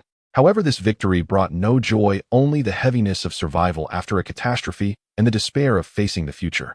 The commander's residence temporarily became the command center. Under the support of Xiao Jing and the other generals' nominations Yuan, he was appointed as the new commander of Shanhaiguan in a time of crisis. But there was not a trace of elation on his face at this promotion, only an overwhelming sense of gravity. And he stood shoulder to shoulder with Xiao Jing on the war-torn city wall, gazing at the endless, unbroken northern encampments beyond the pass. The hundreds of thousands of troops loomed like a slumbering giant. Though they had temporarily halted their offensive due to previous setbacks and the interference of that mysterious army, everyone knew that a more vigorous assault could come at any time. The count of troops capable of fighting within the pass has been completed, including the 2,000 cavalry that Mr. Xiao brought back. The total is 5,132, with more than half of them injured. The supplies and armaments have suffered enormous losses due to this turmoil, especially arrows, rolling logs, and other defensive materials which are now in short supply. 5,000 against over 100,000. And this is a desperate arithmetic problem. And even with the peril of the city walls faced with such a stark disparity in troop strength and the lack of supplies, the refall of Shanhaiguan seemed only a matter of time. Can it hold out for a day or 2 days? No one knows the answer. Xiao Jing remained silent. His previous pet wife value had been completely exhausted during last night's bloody battle, although today there was a stable increase of over 2,000, which could exchange for some ammunition to maintain part of the combat power of the Divine Machine Camp. However, facing the relentless assault of over 100,000 troops, this little replenishment was undoubtedly a drop in the bucket. All he could do was perhaps delay the time of collapse, but he could not change the final outcome. More importantly, Chu Yanwan had privately informed him that Li Huaiqin and her loyal servant were following Wu Yugui. Since Wu Yugui had left, she could not find Li Huaiqin in the central region. Therefore, Li Huaiqin must have evacuated with Wu Yugui and Minggong. Hearing this news, Xiao Jing felt a tightening in his heart, and he faintly guessed Wu Yugi's intentions based on his own experience of being pursued and targeted by Wu Yugui. This ambitious man was likely trying to carry the emperor to command the lords, wanting Li Huaiqin to be his puppet. If Wu Yugui was really loyal, he would probably not act on his own accord and dare to kill him. Now the safety of Li Huaiqin felt like a heavy stone pressing down on Xiao Jing's heart. He held a sense of national righteousness moved by the bloodshed of the soldiers at the border and felt indignant about the invasion of foreign tribes, but he did not have a deep sense of belonging to this land called Dan. He never considered himself a savior. He was just an ordinary person forced into the whirlpool. Before, he fought hard for the pass, not wanting the northern Zhen's iron hosts to rush into the city and harm those he cared about. After all, his wife Gu Yin and the villagers of Shanbei village, as well as the pretty girl Gu Zhilan, were all inside. Of course, he was also forced into a desperate situation by Wu Yugui and had no choice but to comply. Now that Wu Yugui had indeed betrayed the country, the court would not let him off easily. This greatest threat was temporarily lifted, but the city was on the brink of collapse, and its fall was almost certain. A thought became increasingly clear in his mind. He should leave. Taking those he could find and cared about, leaving this place destined to become a meat grinder, and seeking a quiet place in the Central Plains to spend the rest of his life. His abilities were limited. He could not save the world. He only wished to protect the small world around him. He turned to Yuan, his voice calm, yet carrying an imperceptible complexity. Commander Yuan, the situation in the city is clear. I shall plan to leave. Yuan, he suddenly trembled, turning to look at Xiao Jing, his eyes filled with shock, reluctance, and even a hint of pleading. He opened his mouth, wanting to say, Mr. Xiao, stay. The Shanhaiguan needs you, the soldiers need you. With your supernatural skills, we might still have a glimmer of hope. Even driving back northern Zhen might not be impossible. He knew Xiao Jing possessed incredible power, the only light visible in this moment of despair. But as the words were on the tip of his tongue, he looked into Xiao Jing's clear, yet resolute eyes, saw the undeniable fatigue on his face, and the underlying worry for someone. All the words of retention were swallowed back. Indeed, Xiao Jing had already done enough for Shanhaiguan. Without him, the city would have completely changed hands last night. He had no right to ask the other to stay and accompany this city destined to fall to its doom. He had neither the qualification nor the reason. With 1,000 words, it ultimately turned into a long sigh filled with endless melancholy and understanding. Yuan, he deeply bowed to Xiao Jing, his tiger-like eyes slightly red. Mr. Xiao, I, Yuan, on behalf of all the surviving brothers of Shanhaiguan, thank you. If it were not for you, we would have long been lonely souls outside the city. You are not a creature of the pond. You must have a broader world. I, Yuan, dare not insist on keeping you. I just hope you take care on your journey.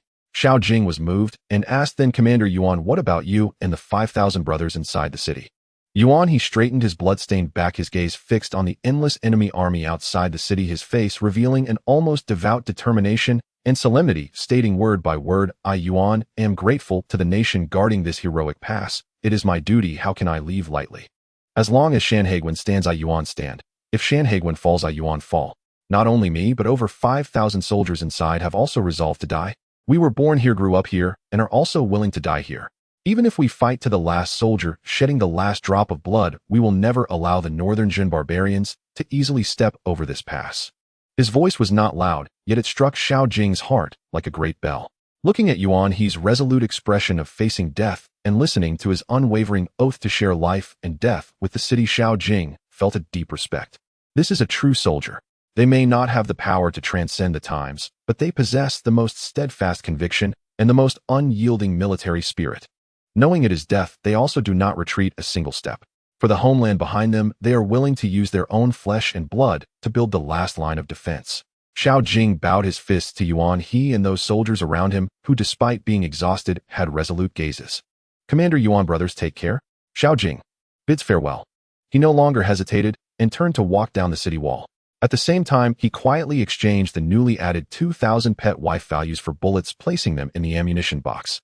As for the remaining firearms, bullets, and grenades, Xiao Jing considered them as the last assurance for Shanhaiguan.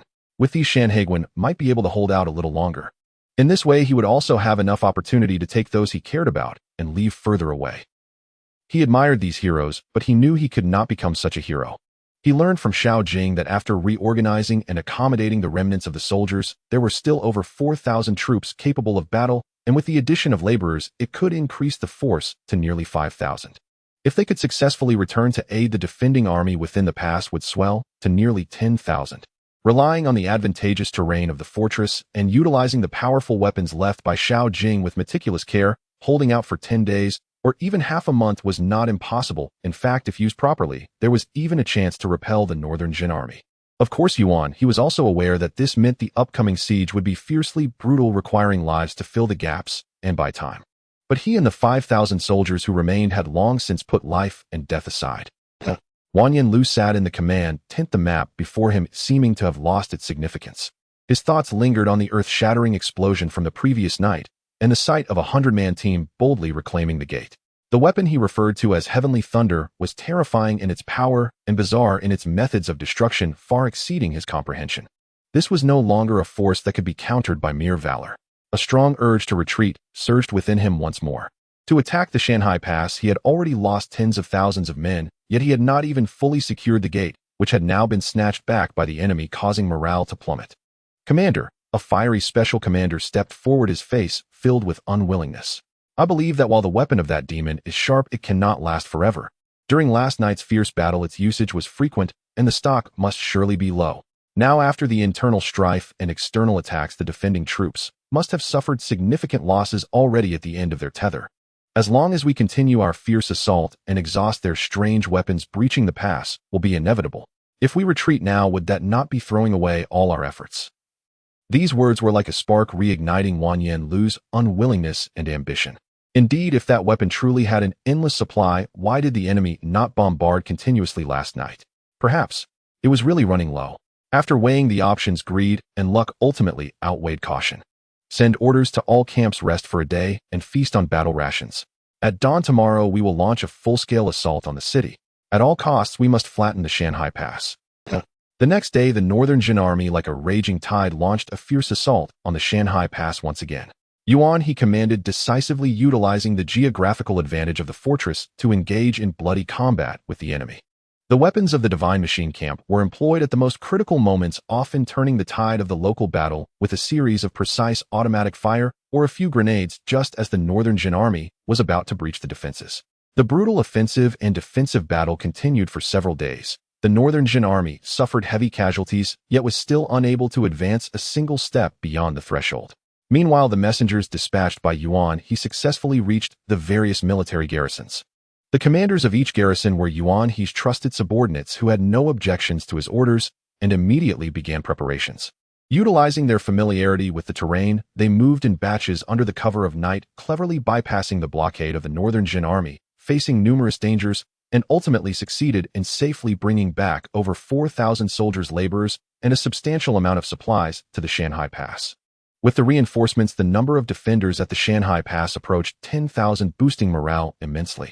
He mixed the new and old soldiers, further perfecting the defensive system. Although the assaults from the Northern Jin army were increasingly fierce under He's resolute command, the soldiers' dedication, and the deterrent effect of modern weapons at critical moments, the Shanhai Pass stood unmoving like a rock amidst the raging waves. This extremely brutal offensive and defensive battle lasted for more than half a month, with corpses piling up like mountains and blood flowing like rivers within the fortress, yet the stronghold remained firmly in the hands of the defenders. Wanyan Lu gazed at the fortress that had long been unable to be captured along with the increasingly low morale within the army, and finally harbored a genuine, uncontrollable desire to retreat. Meanwhile, let us return to the moment when Xiao Jing departed from the fortress. Xiao Jing and Chu Yanwan each rode a swift horse racing towards the direction of Shanhai County. We must catch up to Wu Yugui quickly. Xiao Jing's brows were tightly knit, his tone urgent as he murmured to himself. I do not know his specific plans, whether he intends to leave Ning'an Road in search of a new base or simply to set up a stronghold in some defensible location on Ning'an Road. Since he dared to betray the country by opening the pass, he must have made preparations. He quickly analyzed, but he will certainly find a way to cover up the crime of abandoning the pass and fleeing. The most likely scenario is that he will shift the blame for losing the Shanhai Pass entirely onto He and those fallen soldiers. In his view, the Shanhai Pass should have already been completely trampled by the Northern Jin army with no witnesses left. His most probable course of action is to find a place to rest temporarily and observe the situation. On one hand, he will maintain contact with the court, pretending to still resist, and may even falsely report military situations to deceive the court into providing support. On the other hand, he will watch as the Northern Jin army rampages through the central plains, depleting the strength of both the court and Northern Jin. Directly revealing his rebellion would not be wise for him at this moment. However, a deeper worry gnawed at Xiao Jing's heart, making him anxious. What I am most concerned about is that once Wu Yugui discovers that the Shanhai Pass has not fallen and that He is still holding firm, the news of the Northern Jin army being blocked will spread. To avoid being branded a traitor for eternity and to seek forgiveness from the Yingzi Emperor, what will he do? The answer to this question sent chills down Xiao Jing's spine. It is highly likely that he will offer up Li Huaijin, using the heads of the remnants of the previous dynasty and the prince's orphan as a bargaining chip to secure his own escape and possibly even accolades. Between life and the temptation of possibly using the emperor to command the lords for a traitor blinded by greed, one's own life comes first. Without life, everything is over. Just the thought of Li Huaijin possibly being used by Wu Yugui as a scapegoat and a stepping stone to gain favor from the court made Xiao Jing feel as though his heart was being gripped tightly by an invisible hand, nearly unable to breathe. Faster, even faster. He abruptly urged his horse, causing it to whinny in pain and increase its speed, charging ahead along the official road. Chu Yanwan closely followed behind him, watching his anxious back and feeling his unreserved, deep concern for Li Huaijin's safety, which stirred a twinge of sorrow and indescribable envy in her heart. She could not help but wonder if she were the one in a perilous situation at that moment, would he also be like this, disregarding everything and feeling anxious? This thought flickered past, but it cast a small stone into her clear heart's lake, creating ripples. She shook her head, suppressing those distracting thoughts. The most important thing now was to help Xiao Jing rescue Huaijin. As for whether Xiao Jing would do the same for her, she pondered and found the answer left her momentarily stunned. If she encountered danger one day, she believed Xiao Jing would also go to great lengths to save her. This was a woman's intuition as well as her understanding of Xiao Jing. Although this guy was a bit lustful, thinking about sleeping with her every day, but he was truly very reliable. Thinking of this, a sudden and surprising thought surged in her heart. Why not give in to him? At the very moment that Chu Yanyuan's thoughts surfaced, a prompt from the system echoed in Xiao Jing's mind. Hearing the prompt, Xiao Jing was momentarily taken aback, turning to look at Chu Yanyuan, who was riding alongside him, unable to comprehend what was on her mind. How did her favorability suddenly increase by 10 points? Moreover, the rewarded skill filled him with joy, as this tracking skill was not for hunting, but rather for tracking trails. Currently, he was tracking Li Huaijin and his whereabouts, and this skill was perfectly suited for the task. Although it was only at the basic level, the tracking distance could reach 10 miles. It could trace the target's remaining traces and aura from 10 miles away. With this skill, tracking down Li Huaijin would be as easy as pie. If it could upgrade to advanced or even master level, he couldn't fathom the power of this skill. Feeling Xiao Jing's gaze, Chu Yanyuan instinctively turned to look at him. Upon meeting the joy on his face, she was momentarily stunned, and then recalled her earlier embarrassing thought, her cheeks flushing bright red. She thought Xiao Jing had seen through her thoughts, and a wave of intense embarrassment washed over her. Unable to help herself, she glared at him and said, "Don't think wildly." I was not. You're overthinking it." Her denials came out in a rush. Xiao Jing looked at this girl who seemed to be lost in her own imagination, taken aback by the embarrassment and anger in her eyes and the flush on her face. He immediately had a guess. If they weren't on the road, he would truly want to stop and see if he could win over this spirited female general. The favorability had reached 89 points, and if he truly wanted to win over Chu Yinyuan, she would definitely not resist. However, he could only suppress his desires and activate the tracking skill. Xiao Jing closed his eyes and focused, fully activating the tracking skill granted by the system. In the depths of his being, a faint yet palpable aura closely intertwined with his fate gradually became clearer in his perception. It was the unique aura belonging to Li Huijin. He suddenly opened his eyes, a flash of brilliance gleaming in them, and without hesitation turned his horse's head towards a direction he was all too familiar with. This direction is Shanhai County. Xiao Jing exclaimed in shock, his face instantly turning grim. Upon hearing this, Chu Yanyuan's cold gaze also revealed a hint of astonishment and seriousness. Wu Yugue actually took Huijin to Shanhai County. Xiao Jing's heart sank heavily. A chill mixed with overwhelming fury surged through him. Shanhai County was not only filled with familiar streets, but also held his unbreakable attachments. Innocent and trusting Su Wanqing, the gentle and kind Gu Zhilan, and his mentor and friend Mr. Guyan. Wu Yugue, that old fox, was surely aware of the relationships between these individuals and himself. If Wu Yugue knew he was alive and had returned, then Su Wanqing and the others could very well fall into Wu Yuge's control, becoming pawns for him to threaten and manipulate. Thinking of the fear and helplessness that Su Wanqing might face, and considering that the Gu family father and daughter could be implicated because of him, Xiao Jing felt his heart constrict in unprecedented panic and rage nearly bursting from his chest. "Quick, to Shanhai County." With the utmost speed. Xiao Jing's voice was slightly hoarse from extreme anxiety. He no longer cared about the horse's stamina, fiercely whipping the horse's rear. The war horse cried out in pain and leaped into the air, galloping like an arrow towards Shanhai County. Dust billowed up behind the horse's hooves as the scenery on both sides rapidly retreated. Xiao Jing's heart had already flown to that familiar county, with images of Su Wanqing's charming smile and Gu Xilan's gentle and concerned gaze flashing through his mind. He couldn't imagine what he would do if, because of him, they suffered any harm. Although Wu Yugue should not be aware of the situation at Shanhai Pass, yet who could guarantee that he didn't have spies within Shanhai Pass? Wu Yugue, if you dare to lay a finger on them, I will ensure that you are torn to pieces. A chilling murderous intent emanated from Xiao Jing, palpable enough to send shivers down Chu Yanyuan's spine. She looked at Xiao Jing's tense profile and his eyes that seemed ready to unleash fire, understanding that the people in Shanhai County held far more weight in his heart than she had imagined. She silently urged her steed to keep pace, realizing that any words at this moment were superfluous. They could only hurry to prevent a possible tragedy. The two riders, shrouded in dust, charged towards Shanhai County, which might already be rife with danger, like two bolts of lightning tearing through the earth. Every passing second intensified Xiao Jing's anxiety like wildfire. The familiar outline of the city walls of Shanhai County was now in sight, but Xiao Jing's heart sank to the depths. From a distance, he saw that the city gate was heavily guarded, and the soldiers guarding the city were no longer in the familiar county uniforms, but had been replaced by the uniforms of Wu Yuge's direct troops. They brandished long spears, their sharp gazes scrutinizing every citizen entering and exiting the city, the atmosphere tense and foreboding. Xiao Jing suddenly reined in his warhorse, hiding with Chu Yinyuan in a patch of small woods nearby, carefully observing the situation. Those are Wu Yuge's people. Xiao Jing's brows furrowed tightly, his expression darkening. His worst fears had come to pass. Wu Yugue had not only occupied Shanhai County, but had directly taken control of the city gate. If he wasn't mistaken, the entire Shanhai County had likely undergone a major reshuffling. His face was now certainly registered in Wu Yuge's records. Although Wu Yuge's primary attention might not be on him, could he gamble that there wasn't anyone among the gate guards who recognized him or had his portrait? If I marry several wives, I can steadily gain a large amount of affection points every day. The more I engage in deep interactions, the more affection points I will earn daily. Isn't this basic skill something that can be easily purchased? How could it be so difficult now? 4 days is enough for Wu Yugue to manage Shanhai County like an iron barrel, and enough for him to deal with Su Wanqing and the others. He might even have taken Li Huijin far away or offered her to the court. He cannot afford to wait. What can he do? Is there any way to quickly gain a large number of affection points or directly obtain the skill of disguise?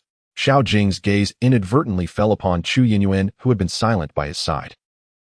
A bold yet somewhat absurd thought which aligns with the system's nature flashed through Xiao Jing's mind like lightning. The system always seems to provide him with the skills or items he desperately needs at the most crucial moments. The same went for Su Wanqing and Li Huijing back then. He had acquired many needed skills and items through deep interactions. So, what if he interacts with Chu Yinyuan? This thought made his heart race and blood surged through his body uncontrollably. He knew this idea was somewhat taking advantage of the situation, even a bit despicable. But at this moment, it seemed to be the only way to swiftly break the deadlock, to save people he couldn't care about so much. Chu Yinyuan felt a bit uneasy under his gaze and frowned slightly. What are you looking at? Have you thought of a solution?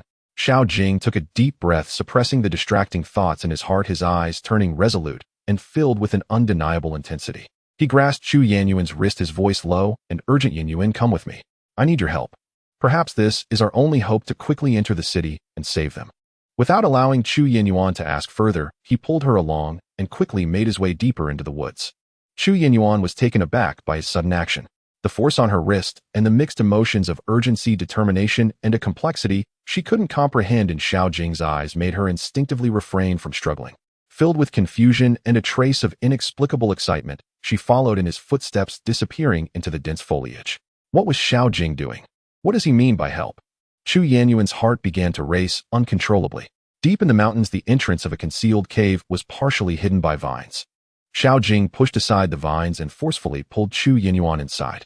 The cave was dimly lit with only a few rays of sunlight streaming through the gaps, illuminating the floating dust in the air. Chu Yinyuan was thrown into disarray by his urgent actions. Just as she steadied herself and was about to ask, she saw Xiao Jing turn around, his gaze blazing as he looked at her, his face displaying an expression she had never seen before, a mix of determination, awkwardness, and a certain urgency. Yinyuan, Xiao Jing's voice was slightly hoarse from nervousness. I need to consummate our marriage now. What?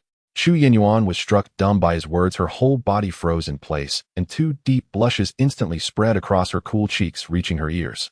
Her beautiful eyes widened in disbelief as she looked at Xiao Jing. The first thought that surged in her mind was one of shame and anger. What was he thinking at a time like this? Shanhai County was so closed with Wanqing and the others' lives hanging in the balance, and Li Huijing trapped in the enemy camp. How could he still have the heart to think of such absurd matters? He was far too lecherous.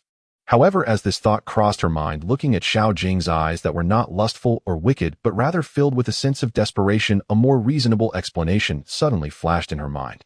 He must feel that this reckless venture into Shanhai County facing Wu Yugi's 2,000 troops would inevitably lead to death, or even worse. He was wanting to fulfill a wish before facing death, to truly be husband and wife with her. That was why he was so impatient, even seeming a bit unrestrained. The thought that Xiao Jing might die pierced Chu Yinyuan's heart like a needle. Hadn't she also come with a heart resigned to death? If they were destined to face death together then? In this final moment, completely giving herself to him seemed not entirely unacceptable. The embarrassment in her heart gradually gave way to an indescribable sense of sorrow, tenderness, and resolution. She lowered her eyelids, her long eyelashes fluttering slightly, unable to bear the heat of Xiao Jing's gaze. Her voice was as soft as a whisper, laced with unprecedented shyness and a hint of resigned compliance. You bad guy. Must you choose this time? She misunderstood Xiao Jing's motives, taking this as a final entanglement in a dire situation. Upon hearing her near consent, Xiao Jing felt a stir in his heart at her rare display of shyness, overwhelmed by a complex mix of guilt and emotion. He knew that Chu Yinyuan had misunderstood, but he could not explain at this moment. The existence of the system was his greatest secret. He could only go along with her misunderstanding. I'm sorry, Yinyuan. He took a step forward, gently holding her slightly cold hand, feeling the subtle tremor in her palm. Chu Yinyuan did not pull away, only burying her head lower, her voice like the smallest thread. Don't say any more. Hurry. In the dim cave, the atmosphere suddenly became ambiguous and tragic. Clothes gradually came off, skin touched, and strange sounds echoed clearly in the silent cave. Chu Yinyuan tightly closed her eyes, allowing Xiao Jing to guide her, responding awkwardly. She treated this sudden intimacy as a grand, yet sorrowful farewell ceremony, giving herself wholeheartedly to this bad guy, who made her heart flutter, yet felt helpless. After an unknown amount of time, everything returned to calm. Ding. Congratulations to the host for completing a deep interaction with his wife, Chu Yinyuan. Chu Yinyuan's favorability reaches 100, gaining 3,000 affection points. Ding. detected the host's strong current need, triggering a special reward obtaining the skill, basic disguise technique. The system's notification echoed in Xiao Jing's mind, filling him with ecstatic joy. It really appeared, and there were additional affection points. He suppressed his excitement and looked at Chu Yinyuan, who was still tightly closing her eyes, her cheeks flushed with traces of tears, his heart filled with guilt and tenderness. He gently stroked her hair and said softly, "Yinyuan, thank you. We will definitely save them and then live well." Upon hearing this, Chu Yinyuan slowly opened her eyes, her gaze shimmering with tears as she looked at him with complexity, softly responding with an resting her head against his chest. No matter what lay ahead at this moment, she was already his wife. Inside the cave, Xiao Jing, having obtained the basic disguise technique, dared not delay and immediately began to apply it. He exchanged materials for disguise from the system, and with the magical effects of the system's skill, started to work on the faces of himself and Chu Yanwan. Before long, he glanced at the mirror obtained from the system. Two completely different faces appeared within it. Xiao Jing transformed himself into a middle-aged traveling merchant with a sallow complexion and a hint of illness, adding some weathered wrinkles between his brows and deliberately dulling his gaze. Chu Yanwan was disguised as an ordinary-looking compliant maid, concealing her originally cold and outstanding aura. The two exchanged a glance, both surprised by the effectiveness of the disguise. If not for witnessing the transformation process, they would have found it nearly impossible to recognize each other. "Let's go, we need to enter the city." Xiao Jing lowered his voice, mimicking the hoarse tone of a middle-aged man. Chu Yanwan nodded, suppressing all emotions, and silently followed behind Xiao Jing, playing her role well. The two walked out of the forest and blended into the stream of people heading towards the city gate. The atmosphere grew increasingly tense as they approached the gate. The guards were sharp-eyed, interrogating passers-by meticulously, and anyone deemed suspicious would be pulled aside for a thorough search. Xiao Jing kept his head down, using his peripheral vision to observe the situation at the city gate while calculating how to respond to the scrutiny. However, as his gaze swept over the officer in charge of commanding the squad at the gate, who was arrogantly reprimanding the passing citizens, his pupils suddenly constricted and his heart nearly skipped a beat. That person was none other than Xiao Bin, and beside him assisting in the inspection were none other than Hu Fangming and Lu Yang. These three persistent figures had indeed returned with Wu Yugui from Shanhaiguan. They not only survived outside the pass, but had also been heavily utilized by Wu Yugui. It seemed that they had managed to secure a military position under Wu Yugui and were even assigned to guard the city gate. In an instant, countless thoughts flashed through Xiao Jing's mind. Back then, Wu Yugi's treacherous scheme to banish him to the military garrison outside the pass to await death surely could not have been without the involvement of these three familiar faces who harbored deep-seated hatred for him. Their appearance here guarding the city gate, where he was most likely to return, was it mere coincidence? Or was it that Wu Yugui or Ming Gong still harbored doubts about whether Xiao Jing had truly died, deliberately sending these three acquaintances here to prevent his return? Xiao Jing's back instantly broke out in a fine layer of cold sweat. Fortunately, he had obtained the disguise technique by chance. Had he rashly revealed his true face, he would have walked right into the trap set by these three. Given their hatred for him, they would undoubtedly seize him without hesitation and report to Wu Yugui for credit. He quietly tugged at Chu Yanyuan's sleeve, giving her a discreet and warning glance.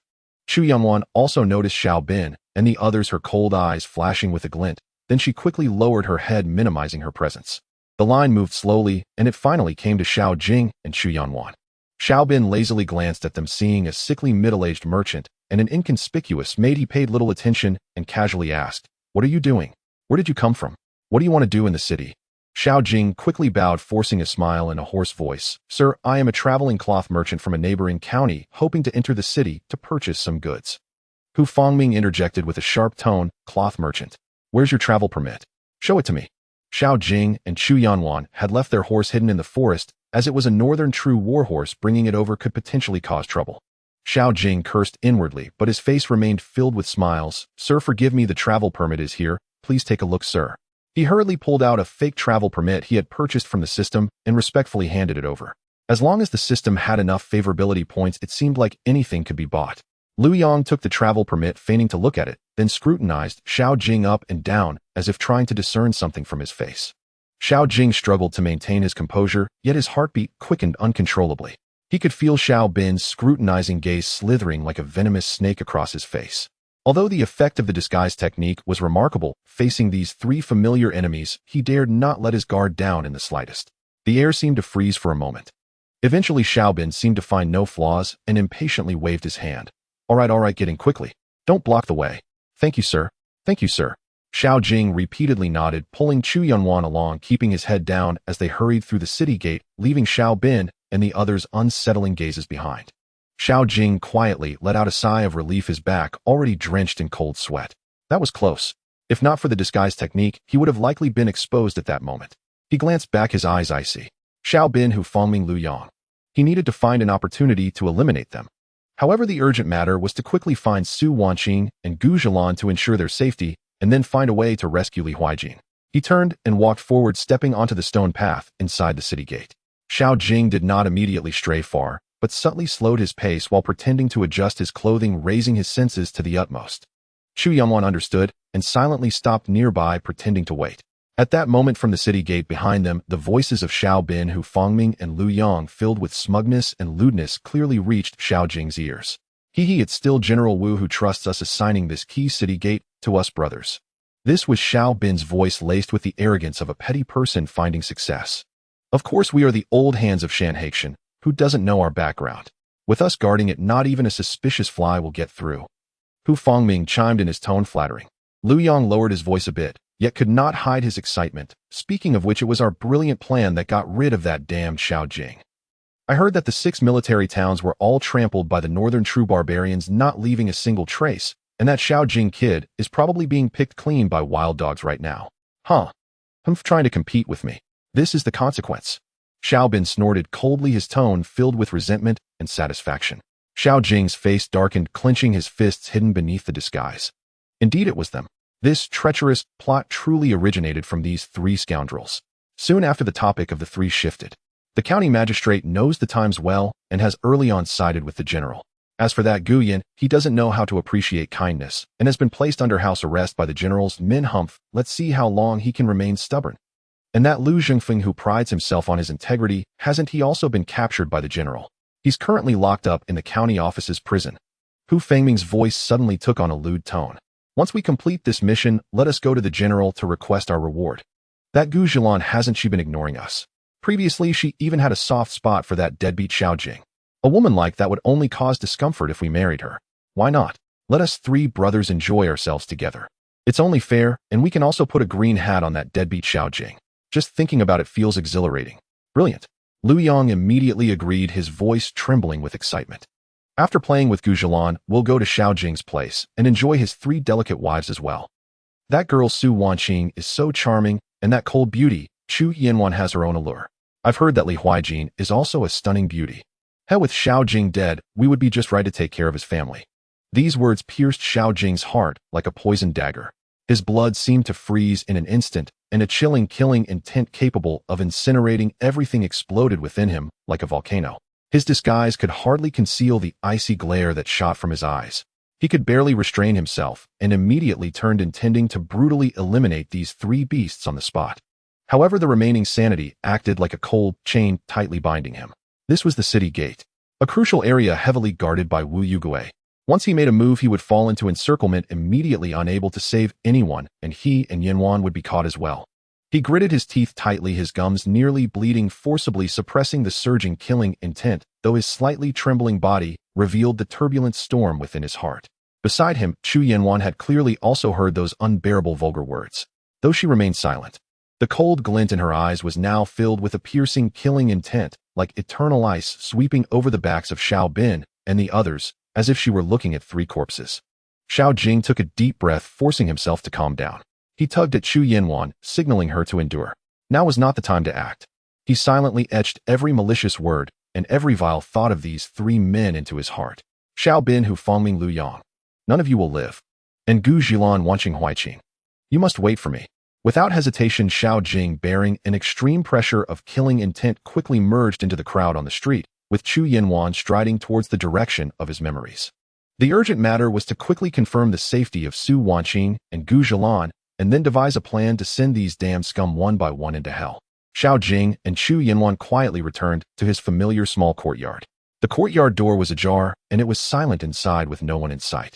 Xiao Jing's heart tightened as he quickly searched through each room, and indeed found no trace of Su Wanqing. The atmosphere in the city was tense.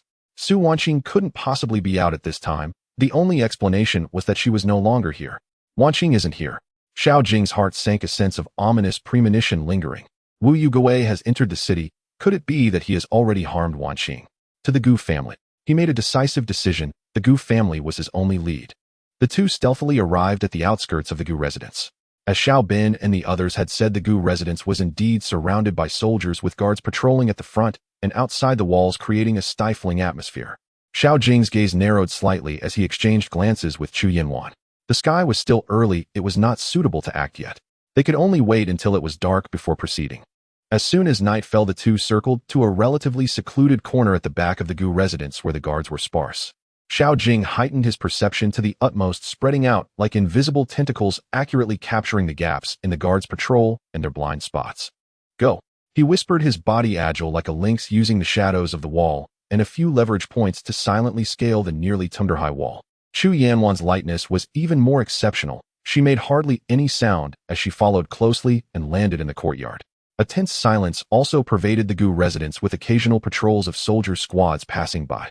Relying on his powerful perception, Xiao Jing evaded all eyes and ears, moving through the inner courtyard like a ghost searching for the location of Gu Xilan's boudoir. Soon he sensed a small courtyard that might be Gu Xilan's boudoir. The closer he got to that exquisite embroidery building, the clearer the two familiar auras he captured in his perception. One was the gentle yet resilient Gu Xilan, and the other was the lively Su Wanqing, who currently bore a hint of worry. They were together, and they were right inside Gu Xilan's boudoir. Seeing that they were still together and temporarily safe, Xiao Jing felt a slight relief. If he couldn't find Su Wanqing here, he would have to use his tracking skill. He signaled Chu Yanwan to tread lightly, and the two of them approached the window of the embroidery building like two shadows. Inside the room, the candlelight flickered and faint whispers of women conversed, filled with an inescapable sorrow. Sister Zhilan, thanks to your vigilance, if Wu Yuguei were to capture me, I wouldn't know what to do. Thank you. This was Su Wanqing's voice, filled with a choked sense of lingering fear. Silly girl, why are you being so polite with me? Gu Xilan's voice was gentle, yet carried a hint of fatigue. Wu Yuguei harbors deep hostility towards Brother Xiao, and I worry he may harm you. But now we are trapped here like caged birds, and I don't know how Brother Xiao is doing right now. Her voice was filled with deep longing and worry. Husband will definitely be fine. Su Wanqing's voice suddenly rose, filled with undeniable determination, but then it fell again, tinged with tears. But I overheard those bad guys like Xiao Bin saying that husband died outside the pass. I don't believe it. I refuse to believe it. The room fell silent for a moment, followed by Gu Xilan's forced calm reassurance. Qing, don't cry, we all don't believe it. Brother Xiao, he is so powerful, he will always turn danger into safety. We must believe in him and wait for him to return. Yet her own voice trembled slightly, betraying her sadness. Clearly the news of death brought by Xiao Bin and the others loomed over their hearts like dark clouds. Despite their reluctance to believe it, the immense pressure and fear were very real. After a brief silence, perhaps to divert the topic or perhaps due to pent-up emotions, Su Wanqing softly asked, Sister Zhilan, do you also like husband?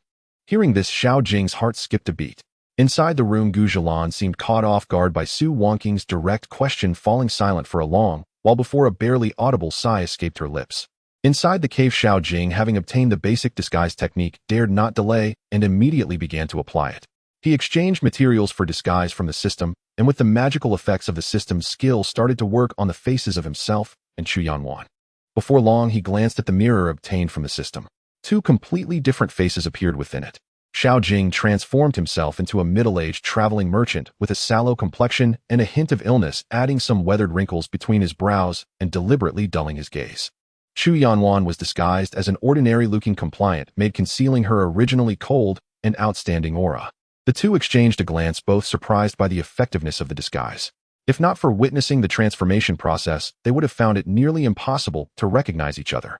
Let's go, we need to enter the city. Xiao Jing lowered his voice, mimicking the hoarse tone of a middle-aged man. Chu Yanwan nodded, suppressing all emotions, and silently followed behind Xiao Jing, playing her role well.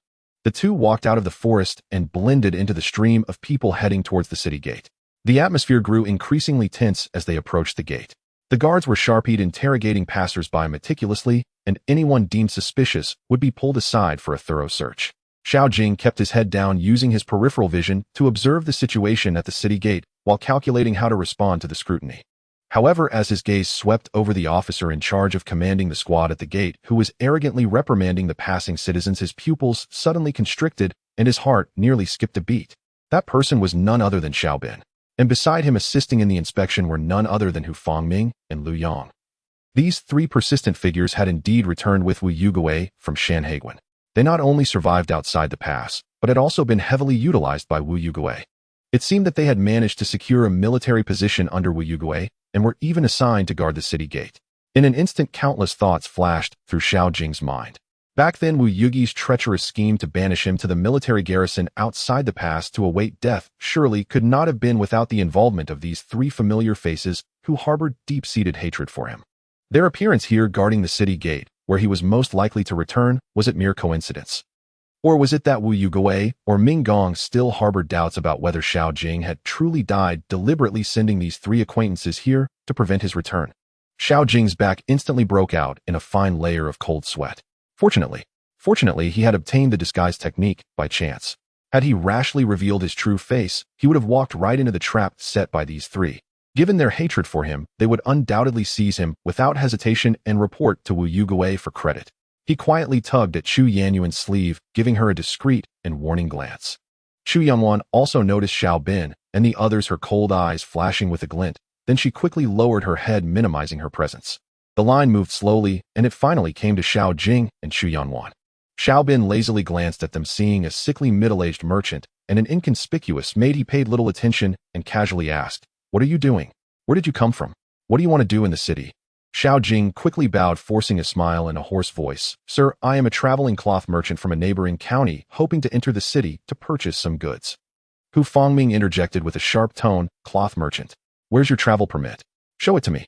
Xiao Jing and Chu Yanyuan had left their horse hidden in the forest, as it was a northern true war horse. Bringing it over could potentially cause trouble. Xiao Jing cursed inwardly, but his face remained filled with smiles. "Sir, forgive me, the travel permit is here. Please take a look, sir." He hurriedly pulled out a fake travel permit he had purchased from the system and respectfully handed it over. As long as the system had enough favorability points, it seemed like anything could be bought. Lu Yang took the travel permit, feigning to look at it, then scrutinized Xiao Jing up and down, as if trying to discern something from his face. Xiao Jing struggled to maintain his composure, yet his heartbeat quickened uncontrollably. He could feel Xiao Bin's scrutinizing gaze slithering like a venomous snake across his face. Although the effect of the disguise technique was remarkable, facing these three familiar enemies, he dared not let his guard down in the slightest. The air seemed to freeze for a moment. Eventually, Xiao Bin seemed to find no flaws and impatiently waved his hand. All right, get in quickly. Don't block the way." "Thank you, sir. Thank you, sir." Xiao Jing repeatedly nodded, pulling Chu Yanyuan along, keeping his head down as they hurried through the city gate, leaving Xiao Bin and the others' unsettling gazes behind. Xiao Jing quietly let out a sigh of relief, his back already drenched in cold sweat. That was close. If not for the disguise technique, he would have likely been exposed at that moment. He glanced back, his eyes icy. Xiao Bin, Hu Fangming, Lu Yang. He needed to find an opportunity to eliminate them. However, the urgent matter was to quickly find Su Wanqing and Gu Zhilan to ensure their safety, and then find a way to rescue Li Huijin. He turned and walked forward, stepping onto the stone path inside the city gate. Xiao Jing did not immediately stray far, but subtly slowed his pace while pretending to adjust his clothing, raising his senses to the utmost. Chu Yanyuan understood and silently stopped nearby, pretending to wait. At that moment, from the city gate behind them, the voices of Xiao Bin, Hu Fangming, and Lu Yang, filled with smugness and lewdness, clearly reached Xiao Jing's ears. It's still General Wu who trusts us, assigning this key city gate to us brothers." This was Xiao Bin's voice, laced with the arrogance of a petty person finding success. "Of course, we are the old hands of Shanhaiguan. Who doesn't know our background? With us guarding it, not even a suspicious fly will get through." Hu Fangming chimed in, his tone flattering. Lu Yang lowered his voice a bit, yet could not hide his excitement. "Speaking of which, it was our brilliant plan that got rid of that damned Xiao Jing. I heard that the 6 military towns were all trampled by the northern true barbarians, not leaving a single trace, and that Xiao Jing kid is probably being picked clean by wild dogs right now. Huh. Trying to compete with me. This is the consequence." Xiao Bin snorted coldly, his tone filled with resentment and satisfaction. Xiao Jing's face darkened, clenching his fists hidden beneath the disguise. Indeed, it was them. This treacherous plot truly originated from these three scoundrels. Soon after, the topic of the three shifted. The county magistrate knows the times well and has early on sided with the general. As for that Guyan, he doesn't know how to appreciate kindness and has been placed under house arrest by the general's men. Let's see how long he can remain stubborn. And that Lu Zhengfeng, who prides himself on his integrity, hasn't he also been captured by the general? He's currently locked up in the county office's prison. Hu Fangming's voice suddenly took on a lewd tone. There is one more thing, Gu Zhilan added, concern evident in her eyes. Wu Yugui has ordered a banquet at the county office tonight, inviting all officials and prominent gentry in the city. My father is among those invited. Inviting officials and gentry. A glint of realization flashed in Xiao Jing's eyes as he instantly understood Wu Yugi's intentions. He aims to force everyone to choose sides, and at the same time, he's also targeting the wealth of these gentry. He plans to rebel. Having manpower is not enough, he also needs substantial financial backing. The wealthy households in Shanghai County are his ready-made coffers. Understanding this, a plan quickly took shape in Xiao Jing's mind. He looked at Gu Zhilan, his gaze sharp. Zhilan, can you accompany Mr. Gu to the banquet tonight? Gu Zhilan was momentarily taken aback, but soon grasped Xiao Jing's intentions. She nodded without hesitation. Sure. He'll talk to my father, he will agree. Furthermore, as a woman, I might be able to move around the inner courtyard and gather some information. I know this is dangerous, but I am willing to take the risk for you, Xiao Jing. Great. This was exactly what Xiao Jing wanted. I will disguise myself as your attendant or bodyguard and blend into the county office. This way I will have the opportunity to search for where Hui Jin is. Husband, I want to go too. Su Wanqing in his arms immediately looked up at Xiao Jing with eager eyes. Xiao Jing gently rubbed her nose and said softly, Qing Yu and Yin Yuan stay outside to assist. The county office is undoubtedly a den of danger right now. Having too many people will only increase exposure. Yin Yuan is strong and can protect you, and she can help us out at the critical moment. He knew that Su Wanqing lacked the ability to protect herself, and going inside would be too perilous.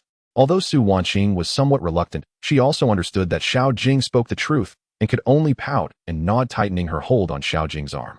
Chu Yin Yuan also spoke up. I will find a high place outside to monitor the movements of the county office. If anything unusual happens, we can respond in time. With the preliminary plan set, Xiao Jing felt a bit relieved. He looked at Gu Zhilan seriously and said, Miss Gu, be careful tonight and stay flexible. Your safety is the most important. Meeting his gaze, Gu Zhilan felt the concern behind it, warmth flowing through her heart. Her previous shyness transformed into resolute courage, and she nodded vigorously. Rest assured, brother, Xiao Zhilan understands. In the back hall of the county office, the lights were bright, and it should have been a lively night of toasts and banter, yet the atmosphere was as heavy as ice. Wu Yugui clutched a top-secret report that had just been desperately delivered by a trusted scout. His fingers trembled slightly from the force, his face reddening before turning pale. He slammed the report onto the table, producing a loud bang that made the teacups rattle. Useless. Wanyan Lu, that useless fool. I opened the gates for him, and he has 150,000 troops. Yet he can't conquer a broken Shanghai pass. He growled, his voice distorted with anger. Yuan He and Xiao Jing. It's that Xiao Jing again. How could he still be alive? Wasn't he supposed to die outside the pass? The contents of the report sent shivers down his spine. Shanghai Pass not only remained unbroken, but under Yuan He's and the supposedly dead Xiao Jing's leadership miraculously held firm. Moreover, the defending troops possessed those terrifying weapons he had glimpsed, the heavenly thunder and flames-pitting iron rods, which caused heavy losses to the Northern Jin army and thwarted their offensive. His originally perfect plan, allowing Northern Jin to breach Shanghai Pass, rampage through the Central Plains and draw all the court's attention. He would then take advantage of the relatively stable Ning'an road to build up strength and coordinate with Wanyan Lu, waiting for the world to descend into chaos before seizing the opportunity, was now shattered. The Northern Jin army being blocked outside the pass meant that his actions of opening the gates to rebel and occupy Shanghai County would be exposed to the court without buffering. Without the external threat of Northern Jin, the Emperor Yinzong could mobilize heavy troops at any time to suppress this internal trouble. How could his more than 30,000 subordinates contend against the power of the entire nation? Thinking of the possible outcome, Wu Yugui felt a chill rush from his feet to the crown of his head, pacing anxiously in the hall like an ant on a hot pan. What to do? Everyone, what should we do now? He looked at several core confidants below, his voice tinged with barely perceptible panic. The chief scribe, a middle-aged scholar who had always appeared grim and steady, spoke first, his eyes flashing with a ruthless light. General, the only way forward now is to sever the arm to save the body. We hold the biggest trump card in our hands. The remnants of the previous dynasty, the prince's heirly Hui Jin, along with his accomplice Minggong. He paused, observing Wu Yugi's expression, and continued, These two are a great concern for the current emperor. Their importance far exceeds the immediate gains or losses of Shanghai Pass. As long as the general captures these two and secretly escorts them to the capital to present to the emperor, and report that it was these two who stirred up trouble within Shanghai Pass and colluded with Northern Jin, which led to the crisis at the pass. You, General, were forced to temporarily move your troops to Shanghai County to hunt down these two and clear the door. At that time, not only will you bear no blame, but you may also gain merit. The emperor will surely be overjoyed, and not only will he not pursue the responsibility for losing the pass, but he may even reward you." At these words the hall fell silent. Offering up Li Huaijin, Wu Yugi's pupils constricted and his heart raced. This proposal was extremely tempting. This was indeed the best way to clear his name and even gain accolades. Li Huaijin's identity was too special. She was someone the Emperor Yinzong would certainly want to eliminate. Using her life might truly exchange for a glimmer of survival, even riches and honor. But a strong unwillingness surged within him. Li Huaijin was the pawn he intended to use to hold the emperor hostage to command the lords. She was one of the cornerstones of his ambition. Once given away, it would be equivalent to severing a shortcut to the highest power. Wu Yogui, would he be content to only be a general suppressing rebellion and not the future emperor? As he hesitated, a heavily armored general stepped forward, saying, "General, while the scribe's words have merit, they seem overly hasty. Although Shanhai Pass has not been breached, the northern Jin army remains outside. Would Wanyan Lu be satisfied? He will definitely regroup his forces and launch another fierce attack regardless of the cost. Although Yuan, he possesses those strange weapons, they will eventually be depleted. With only 10,000 troops, they will surely lose if they hold out for too long. Why not wait a bit longer? As soon as news of northern Jin breaching the pass comes, our plan will still be feasible." Wait. Another scholar-like confidant shook his head and countered. Another general proposed a more aggressive plan. "General, how about we take the initiative and launch an attack? Send troops to counterattack the Shanhai Pass. We can strike at Beijing from both sides. Yuan, he only has 10,000 men trapped in a pincer. He will surely struggle to hold on. As long as the Shanhai Pass falls, allowing Beijing to enter, the overall situation can be determined." However, this proposal was immediately met with skepticism. "No. Most of our soldiers are unaware of the inner situation. They only believe we are temporarily stationed for rest or have other military duties. If we order them to attack their own pass, the morale will surely be thrown into chaos. It could even provoke mutiny and defection. The risks are too great." The 30,000 troops led by Wu Yogui, aside from the high-ranking generals who were recruited, the remaining soldiers had no idea of their true purpose and would only obey orders. If they were to attack the pass, their plot would be exposed and the morale would absolutely be unstable. Now is not the time for their ambitions to be revealed before the lower-ranking soldiers. This method evidently would not work either. The hall was immediately filled with heated debates, with advocates for surrender, main supporters, and proponents of war, each holding their ground. Wu Yogui listened to the noisy arguments of his subordinates, his brows furrowing deeper, his mind becoming a tangled mess. Surrendering Li Huaijin, he was unwilling. Waiting for the situation, the risks were unknown. Taking the initiative to attack the pass, the morale was unpredictable. Every choice was accompanied by tremendous risks and uncertainties. His ambitions, fears, and calculations clashed fiercely at that moment. He dejectedly sat back in his chair, massaging his throbbing temples, his voice weary and hoarse. "Let me think it over. Think it over." He needed time to weigh his options, to find a path most favorable to him in this seemingly intractable deadlock, or rather, the path of ambition. The arguments in the back hall gradually quieted. All eyes focused on Wu Yogui, whose expression was fluctuating. The candlelight crackled, and every second of silence felt extraordinarily long. Wu Yugi's fingers unconsciously tapped on the table, producing a dull, thudding sound. He weighed the pros and cons rapidly in his mind. Surrendering Li Huaijin would undoubtedly solve the immediate crisis, but it would also mean killing his greatest reliance for claiming the world. Waiting would mean entrusting fate to Wanyan Lu and the unknown battlefield, with huge risks potentially leading to irreversible disaster. Ultimately, the thirst for survival and the fear of the immediate crisis temporarily outweighed that distant ambition. He could not place all his bets on the combat strength of Beijing. He needed to leave himself a way out. He suddenly raised his head, the last trace of hesitation replaced by a fierce determination, his voice resolute and unyielding. "No more arguments. I will decide. Let's wait 3 more days." He looked around at his trusted subordinates, his gaze icy. "Let 3 days be the limit. Within 3 days, if the Shanhai Pass falls and Beijing's cavalry enters, we will act according to the original plan." But his tone suddenly turned sharp, radiating murderous intent. "If after 3 days the Shanhai Pass still remains unbroken, then do not blame me for being ruthless. I can only use the heads of Li Huaijin and Ming Gong to exchange my life, wealth, and future with the emperor." Wu Yugi's voice was as cold as ice. "Send my orders. Immediately dispatch absolutely reliable, trusted soldiers led by General Zhao to the residence of Ming Gong and Li Huaijin." A decisive glint flashed in his eyes. "No more courtesy. Capture them both on the spot and ensure they are closely monitored. Remember, they must be alive, but they cannot be allowed any possibility of free action. If there is resistance, As long as they do not die, injuries are irrelevant. He was determined to completely sever ties.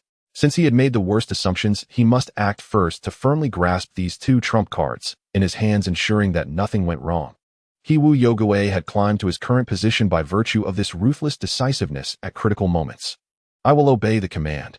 A burly, stern-faced general immediately clasped his fists in acceptance of the orders, turning and striding out to gather the manpower to execute this sudden capture order. Wu Yogui watched his subordinates leave and slowly sat back in his chair, his gaze grim. He had cut off the possible countermeasures of Ming Gong and Li Huijin regaining the initiative. Now he only needed to wait, quietly waiting for the final news from the Shanhai Pass to determine the fate of these two and decide the future path of Wu Yogui. Beside the county office, in a relatively secluded courtyard, which was now surrounded by heavy troops, flames suddenly flared up, shattering the tranquility of the night. Ming Gong shielded Li Huijin behind him, his aged face twitching slightly with extreme anger, his murky eyes sharp as an eagle staring fixedly at Wu Yogui, who burst in with a large group of trusted soldiers. Wu Yogui, what do you want? You treacherous scoundrel. Ming Gong's voice trembled with anger, filled with disbelief. Although he had always been wary of Wu Yogui, he never expected that the other party would suddenly turn against him and Li Huijin at such a critical moment in the plan. Wu Yogui, clad in armor and holding the hilt of his sword, no longer displayed any signs of the usual respect. Only cold calculation and murderous intent remained. Ming Gong, those who understand the times are the true heroes. If you must blame someone, blame those who have disrupted our grand plans. He snorted coldly, his tone laced with mockery and resentment. The Shanhai Pass has not fallen. Yuan He with his men has successfully blocked Wanyan Lu's army of 1500 outside the pass. Our plan to lure Beijing into the pass and disrupt the Central Plains has completely failed. What a... Ming Gong and Li Huijin's expressions changed simultaneously. The news that the Shanhai Pass had not fallen was like thunder, instantly explaining why Wu Yogui had suddenly turned hostile. Wu Yugi's gaze swept over Li Huijin, his tone becoming even colder. And the one who helped Yuan He defend the pass wielding that strange weapon. It has been revealed to be your good husband Xiao Jing. Xiao Jing, Li Huijin cried out in shock, her beautiful eyes bursting with disbelief and a glimmer of hope. He is still alive. Not only is he alive, but he has also defended the Shanhai Pass. But soon this joy was drowned by the cold reality before her. Ming Gong trembled all over, his face draining of color, his lips quivering. After a long pause, he finally uttered it. It is him. It really is him. A tremendous sense of absurdity and the bitterness of fate surged in his heart. The young man he regarded as an obstacle, whom he had repeatedly sought to eliminate, the husband whom the princess had reluctantly pledged herself to in the common folk, had unexpectedly become the crucial figure, sabotaging their revenge plan and indirectly leading them into their current predicament. This was simply the greatest irony. Now do you understand? Wu Yogui could not be bothered to waste more words, abruptly waving his hand. Take them down. Protect the princess. Ming Gong roared in anger, no longer holding back. In an instant, dozens of figures suddenly leaped out from the shadows of the side courtyard, from the beams, and even from behind the rockery. Kill. The death warriors, fearless and resolute, immediately engaged in a fierce battle with the elite soldiers brought by Wu Yogui. Holding a soft sword, Ming Gong protected Li Huijin, each sword strike filled with determination, instantly toppling several soldiers who attempted to approach. Li Huijin also drew his short sword. Although his martial skills were lacking, his gaze was steadfast, unwilling to sit idly by. Wu Yugi's elite soldiers were numerous and coordinated, with archers continuously shooting arrows from the periphery, while spear wielders advanced relentlessly. Although the masters brought by Ming Gong were each capable of taking on 10 opponents, under the army's relentless assault, more and more fell, blood staining the courtyard stone floor. The battle was exceptionally brutal, but it did not last long. The nearly 100 masters brought by Ming Gong had suffered heavy casualties, with only a few still fighting desperately, but they were already at their last gasp. Ming Gong, be careful, Li Huijin exclaimed in alarm. Suddenly, several powerful crossbow bolts shot toward Ming Gong. He swung his sword to deflect most of them, but ultimately, weakened by age and the toll of battle, was struck in the shoulder by one bolt, staggering backward. In that moment, several elite soldiers' spears lunged at him like venomous snakes. Ming Gong roared in anger, desperately swinging his sword to fend off some, yet one spear pierced his defenses, stabbing deeply into his abdomen. Ming Gong. Li Huijin's eyes widened in horror as he rushed forward. Ming Gong spat out a mouthful of blood, using his last ounce of strength to push Li Huijin away, but he fell heavily to the ground, his breath fading instantly, blood soaking the ground beneath him. The remaining death warriors, seeing Ming Gong severely injured, let out cries of anguish and fury, desperately trying to rush over to save him, but were cut down by more of Wu Yugi's soldiers. The battle was over. Wu Yugui coldly watched Ming Gong lying on the ground, and Li Huijin being restrained by his soldiers, a cruel smile creeping onto his lips. Separate and imprison them, watch them closely. No one is to approach without my command. He issued his final order. Li Huijin was forcibly taken away, glancing back at Ming Gong, who lay in a pool of blood, tears blurring her vision, her heart filled with endless grief and despair. And Ming Gong, the loyal old minister, before his consciousness fell into darkness, his last thought was filled with unwillingness and bitterness. Ultimately, he had miscalculated, defeated by the cruel circumstances, and that young man he had once looked down upon. In front of the Gu residence, the carriage was already prepared. Gu Yan looked at his meticulously dressed daughter Gu Zhilan, whose expression betrayed a hint of determination and resolve, feeling a mix of emotions in his heart filled with concern. Zhilan, this journey is perilous. The trio of Xiao Bin has already spoken disrespectfully before, and I am truly worried. Gu Yan spoke in a low voice, his brows furrowed. He had refused Xiao Bin's shameless demands, but he knew that the other party would not let it go easily. Although Wu Yugui had not resorted to force, yet he harbored intentions to recruit him, but at such a banquet one could not guarantee that unforeseen events would not arise. Father need not worry too much, Gu Zhilan smiled reassuringly, yet her gaze involuntarily flickered to the middle-aged attendant behind her, whose head was lowered and whose appearance was unremarkable, calming her heart considerably. Since General Wu has extended an invitation, he won't publicly embarrass us at the banquet. We just need to respond with caution. She insisted on attending the banquet, and Gu Yin could not dissuade her, only letting out a sigh as he adjusted his attire, his gaze sweeping over the two similarly demure maids, following Gu Zhilan. Let's go, hopefully everything goes smoothly. Gu Yin took a deep breath and boarded the carriage first. Gu Zhilan exchanged a tacit, understanding glance with Xiao Jing before also getting into the carriage. Xiao Jing followed silently beside the carriage with the other two maids, heading towards the county office. In front of the county office, the place was brightly lit with carriages and horses coming and going. Notable officials, gentry, and wealthy families from Shanghai County were nearly all present, each wearing either genuine or feigned smiles as they exchanged pleasantries, but deep down most concealed a subtle sense of anxiety and caution. Everyone knew that Wu Yugi's invitation for this banquet was far more than just a simple meal. The guards were noticeably more vigilant than usual, with armored soldiers scanning every person entering with sharp eyes. Gu Yan presented the invitation and walked through the county office gate with Gu Zhilan and the three servants. His gaze instinctively searched the crowd, and he soon spotted Xiao Bin, who Fangming and Lu Yang gathered together chatting with other officials who had sided with Wu Yugui, their demeanor arrogant.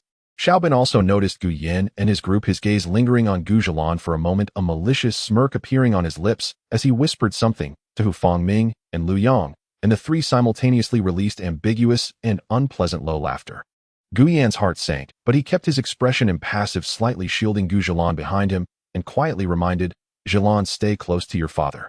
Gu Zhilan nodded, her palms slightly sweating, but she felt the steady presence behind her, which gave her some reassurance.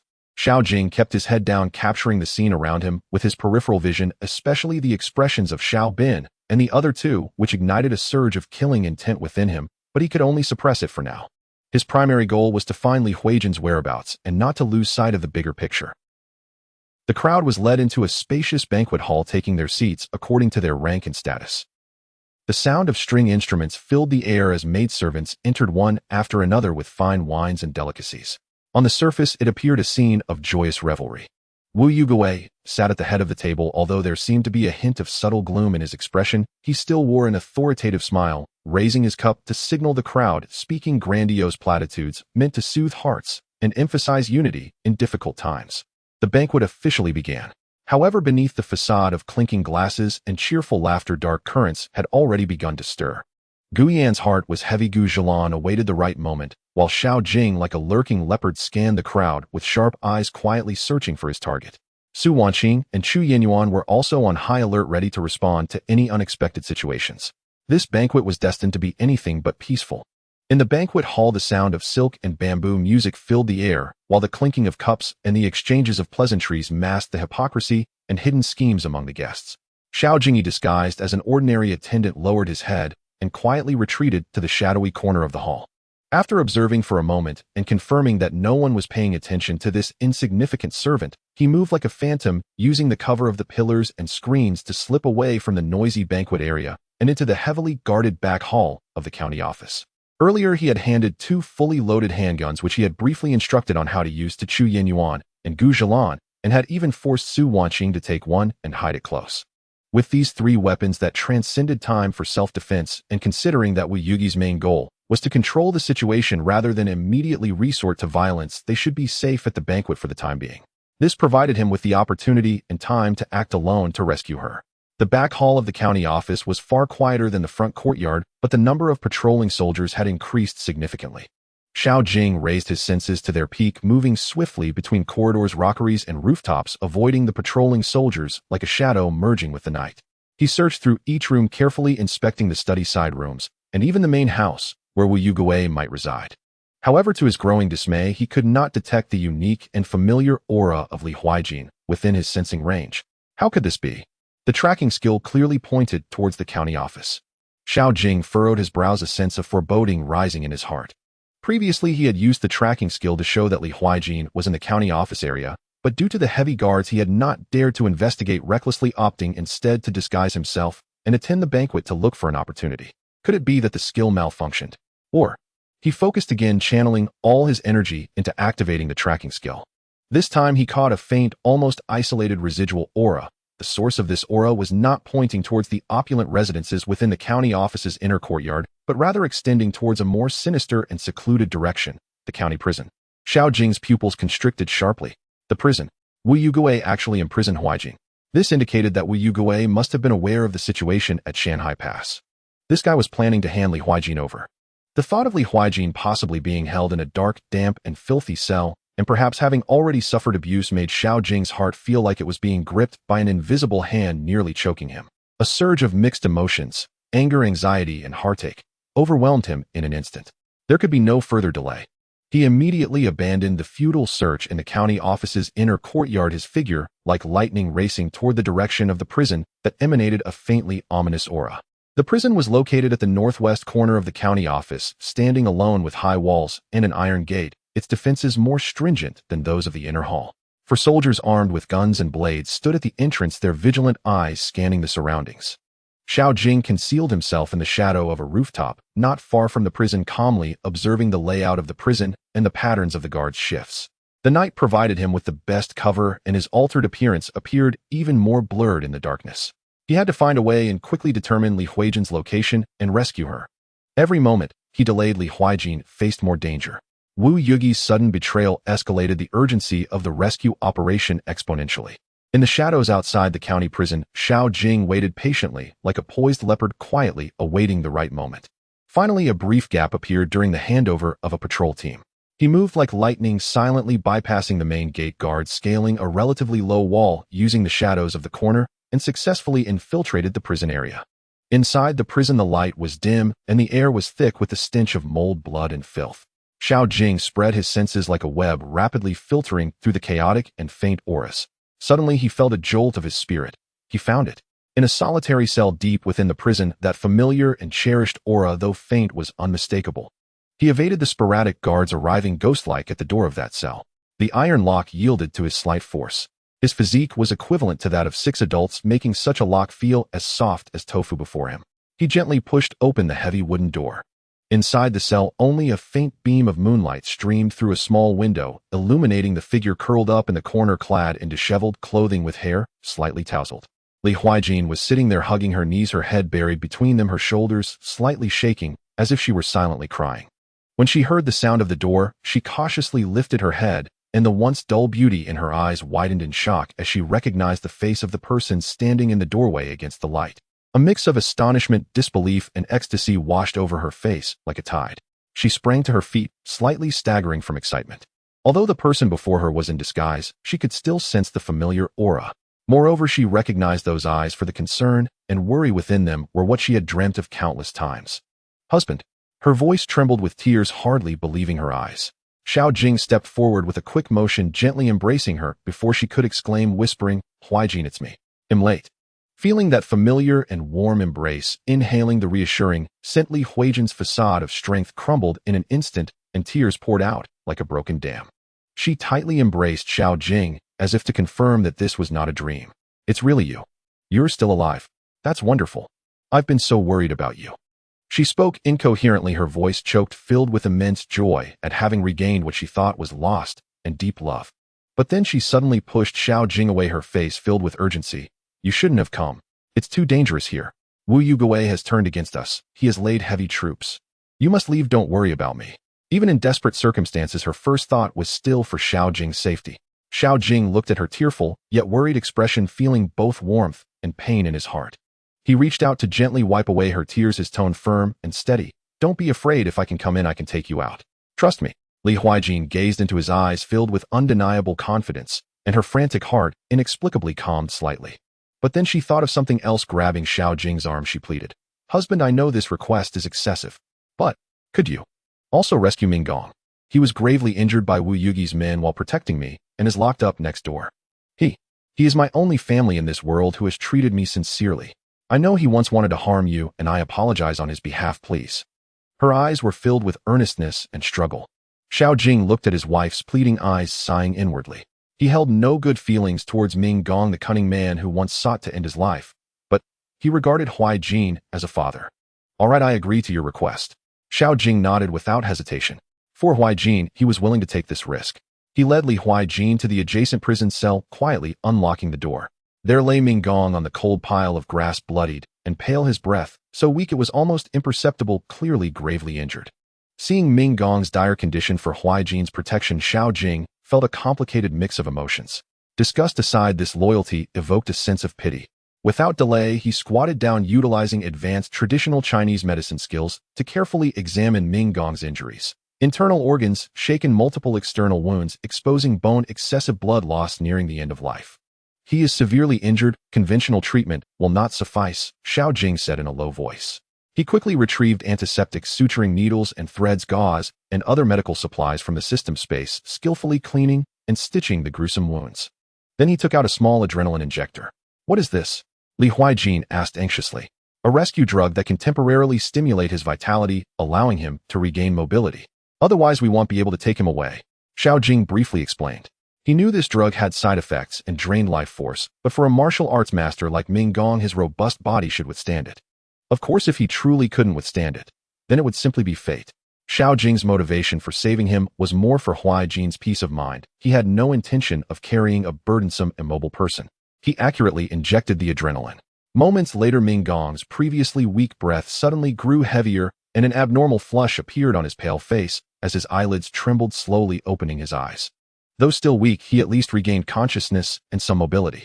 He saw Xiao Jing and Li Huijin in front of him, especially Xiao Jing tending to his wounds, and a glimmer of extreme shock and confusion flickered in his murky eyes, as if he could not fathom that the person he most wanted to eliminate was the one saving him.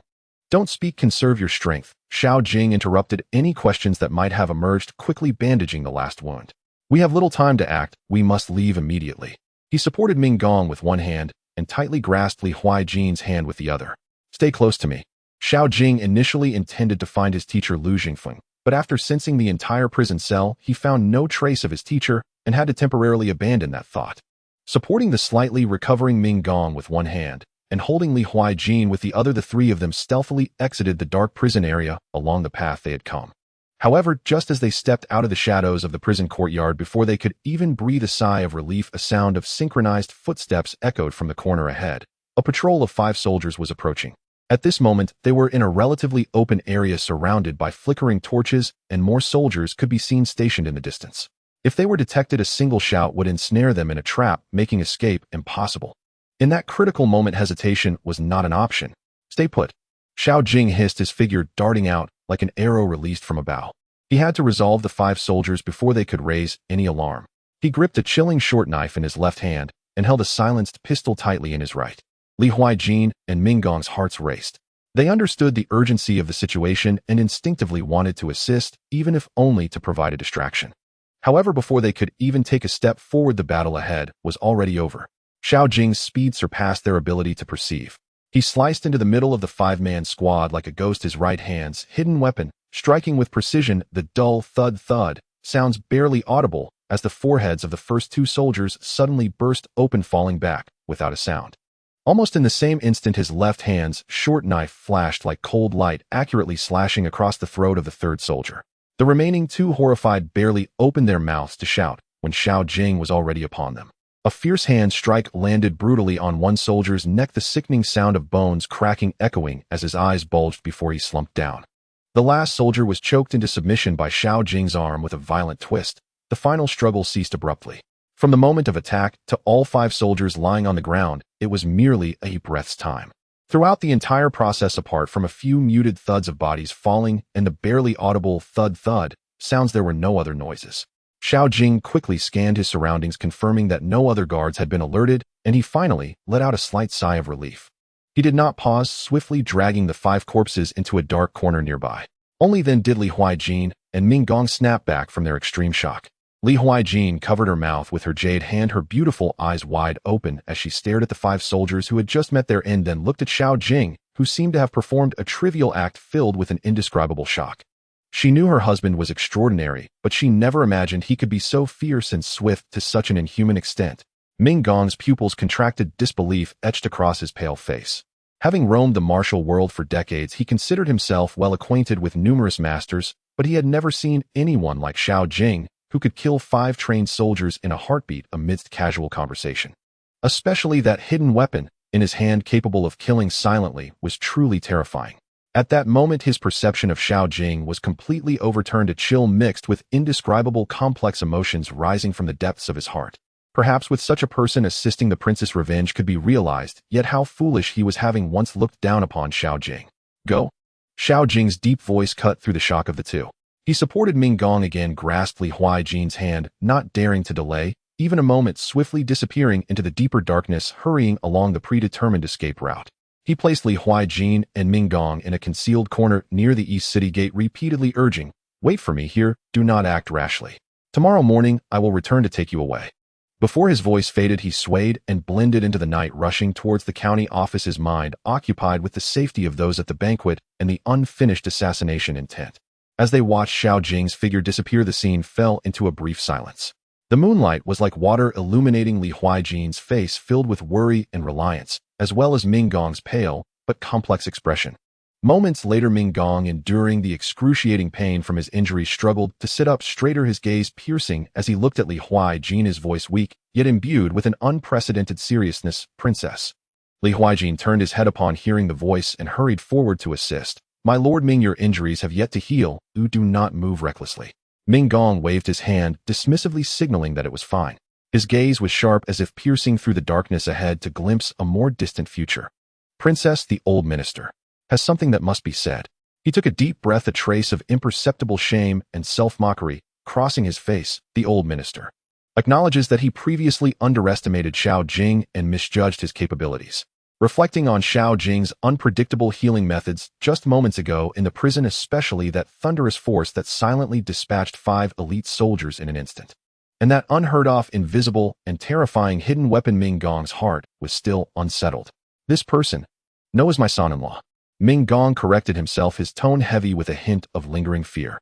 "His skills are extraordinary, his methods lethal, and his resolve unwavering. Truly, he is the most remarkable person I have ever encountered in my life.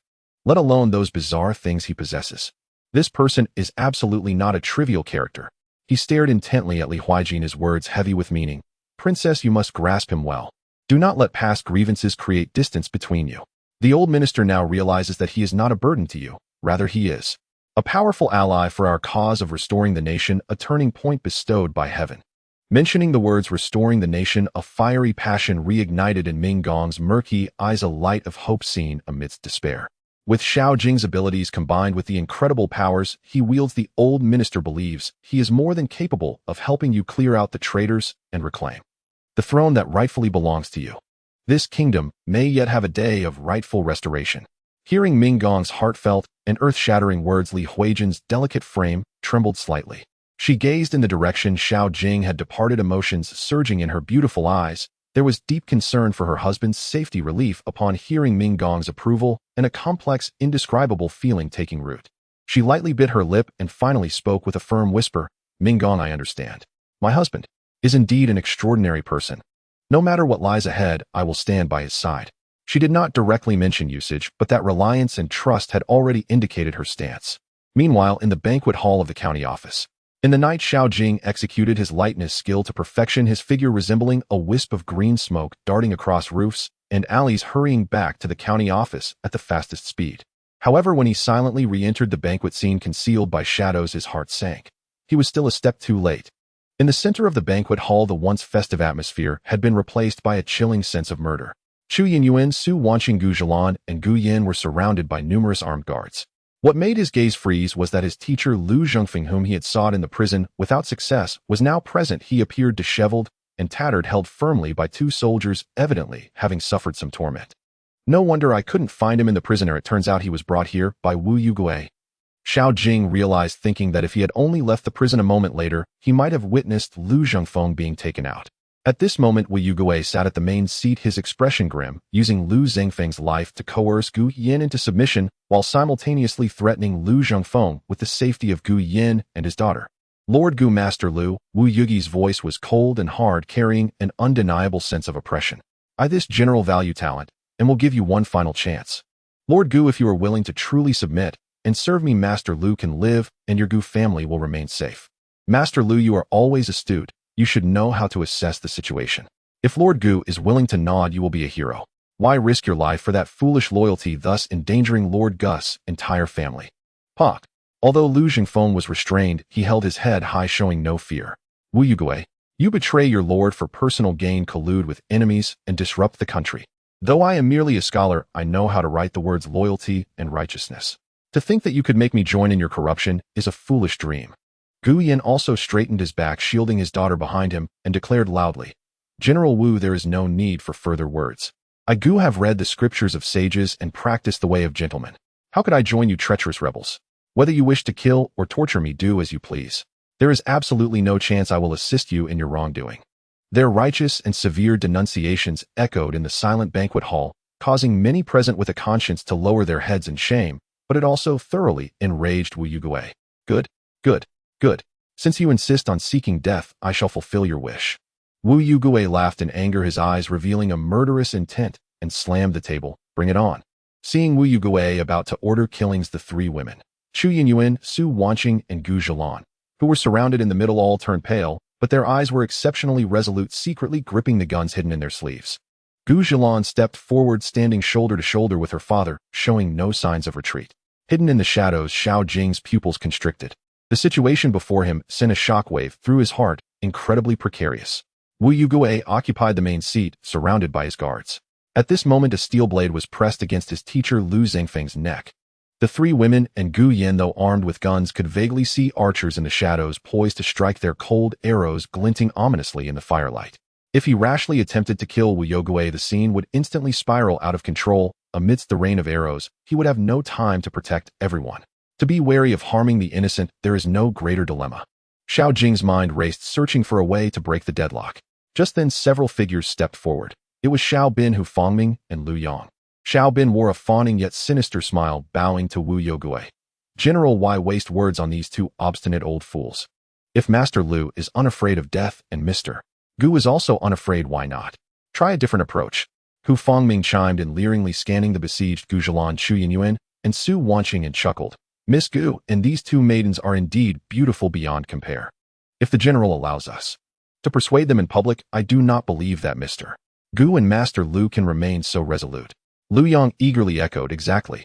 Let us see whether their scholarly principles are more steadfast or their daughter's honor and lives are more important. At these words, the crowd erupted in an uproar. Everyone understood the implications behind their words. Many officials and gentry with a sense of honor turned their heads aside, their faces revealing disdain. Such a vicious and shameless strategy, disgraceful to the learned, was conceived by those who claimed to have read the teachings of sages and dared to propose it openly. Wu Yugui was momentarily taken aback, then looked at Xiao Bin and the others with undisguised contempt in his gaze. These three fools are indeed hungry ghosts driven by lust. To satisfy their selfish desires, they have discarded their last shred of dignity. Truly, they are a disgrace to scholars. However, although this scheme is filthy and despicable, Wu Yugui suddenly thought it was feasible. In extraordinary times, one must take extraordinary measures.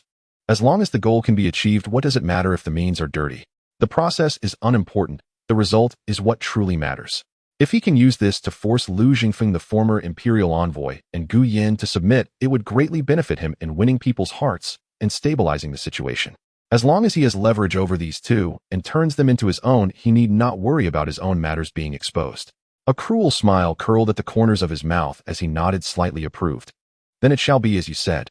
I want to see whether their so-called integrity is strong or With the approval granted, Xiao Bin, Hu Fangming, and Lu Yang immediately revealed ecstatic expressions, their faces filled with twisted excitement and lewd, depraved glimmers. They have allied with traitors, lost all sense of integrity, and now care nothing for their reputation. More importantly, Gu Zhilan had once rejected them, leaving them humiliated, especially with her closeness to Xiao Jing, which filled them with jealousy. At this moment, they not only wanted to take revenge, but also aimed to destroy Gu Zilan's dignity and purity in the most humiliating way possible in front of the public, making her wish she were dead. Along with her two stunning maids by her side, they aimed to torment them as well. The three approached the three women, who were surrounded and pale-faced with lecherous and impatient smiles. The soldiers around them parted to create a path, and the atmosphere instantly became oppressive and dangerous. Gu Zilan's delicate body trembled slightly, but her gaze remained icy as she fixed her eyes on the approaching trio, gripping her pistol even tighter. Chu Yinyuan and Su Wangqing were equally shocked and furious. They had never endured such humiliation before, and one hand stealthily moved towards the gun hidden in their possession. Gu Yan's eyes widened in rage as he bellowed, "Beasts! How dare you!" He wanted to rush forward, but was blocked by the glinting edge of a knife. Lu Jingfeng, in a fit of fury, struggled and shouted, "Shameless scoundrels! Wu Yogui, you condone such beastly acts, and heaven will not tolerate this. I would rather die than bow to a traitor like you." However, their angry curses could not stop Xiao Bin and the others from closing in with their increasingly sinister smiles. Seeing Xiao Bin and the others approach with their lewd grins, the three women turned pale, while Xiao Jing, hidden in the shadows, felt his eyes bulge with rage and could no longer wait. "Stop!" A thunderous roar suddenly exploded like a clap of thunder in a clear sky, shaking the entire banquet hall.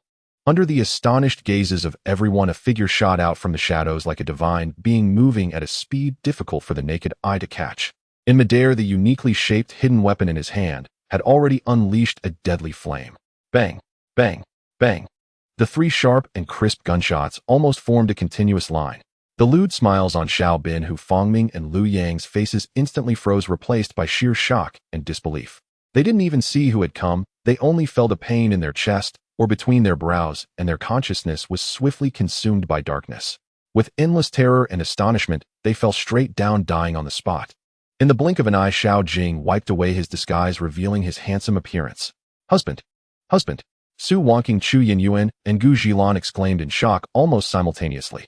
In their beautiful eyes, emotions of indescribable shock, ecstatic relief from a desperate situation, and deep concern for his safety surged. "Xiao Jing, it's you." Lu Jingfeng, seeing his beloved disciple appear as if reborn, was both surprised and delighted, his heart relieved. "Xiao Jing, you are still alive. That's wonderful."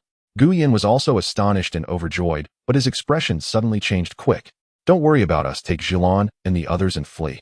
In this critical situation, Gu Yan could no longer care about anything else. He turned to Xiao Jing with urgency and determination. "Xiao Jing, Zhilan is entrusted to you. Be sure to keep her safe. If you can help her escape today, I will betroth her to you, even if it's as a concubine. I would accept it. All I ask is for you to keep her safe." He knew his own fate was grim, and his only concern was his daughter. The title of primary wife was no longer important compared to her life. He was quite satisfied with Xiao Jing. If it weren't for Xiao Jing having a wife, he would have facilitated this marriage long ago. He encouraged his daughter to interact with Xiao Jing, actually hoping they would develop feelings over time, and to see if Xiao Jing could divorce or to elevate his daughter to the primary position. Now none of that mattered. Upon hearing this, Xiao Jing was momentarily stunned. He had not expected Gu Yan to entrust him with such a responsibility at this time. However, he soon felt a surge of joy. He had been hesitant to bind with Gu Zhilan out of fear that Gu Yan would oppose it and create trouble for himself. Now that Gu Yan had personally spoken in front of so many people, what was there for him to hesitate? Not to mention, they were facing a dire situation, and he had charged out solely with reckless courage. If he were to bind with Gu Zhilan now, the system might just reward him unexpectedly. At that moment, the system unexpectedly provided a prompt. Ding. Detected that the marriage obstacle for key figure Gu Zhilan has been cleared. Binding conditions are met. Would you like to bind? Bind. Binding successful.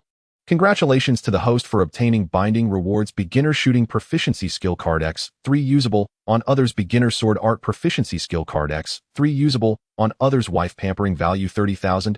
And a modern special operations team 10 members has been deployed to the perimeter of the county office, ready to follow the host's commands. The generous rewards arrived instantly. Xiao Jing was overjoyed. Truly, the system was deserving of its reputation. The system always provided exactly what he needed at the most critical moments. Without hesitation, he focused his thoughts and used the 3 beginner shooting proficiency skill cards and the 3 beginner sword art skill cards on Su Wangqing Chu Yinyuan and Gu Zhilan respectively. The 3 women suddenly felt an influx of unfamiliar knowledge and muscle memory in their minds. Whether it was aiming and shooting with firearms or executing sword techniques, they reached an entirely new level in an instant. Their eyes were initially filled with astonishment, but soon the 3 women looked at Xiao Jing, seeing him nod at them, and they understood in their hearts. Their gazes then turned sharp and confident. System command the Special Operations Team to attack the county office from the outside immediately and create chaos. Xiao Jing simultaneously issued the command. In the next moment, intense gunfire and explosions unlike anything from this era suddenly erupted around the perimeter of the county office. Gasps and screams instantly echoed from outside, causing a stir among the guards in the banquet hall. Enemy attack. Protect the general. Seizing this sudden chaos, Xiao Jing moved again like a ghost, closing in on the soldiers holding Lu Zhengfeng hostage. With a swift motion, he dispatched 2 of them and rescued his mentor.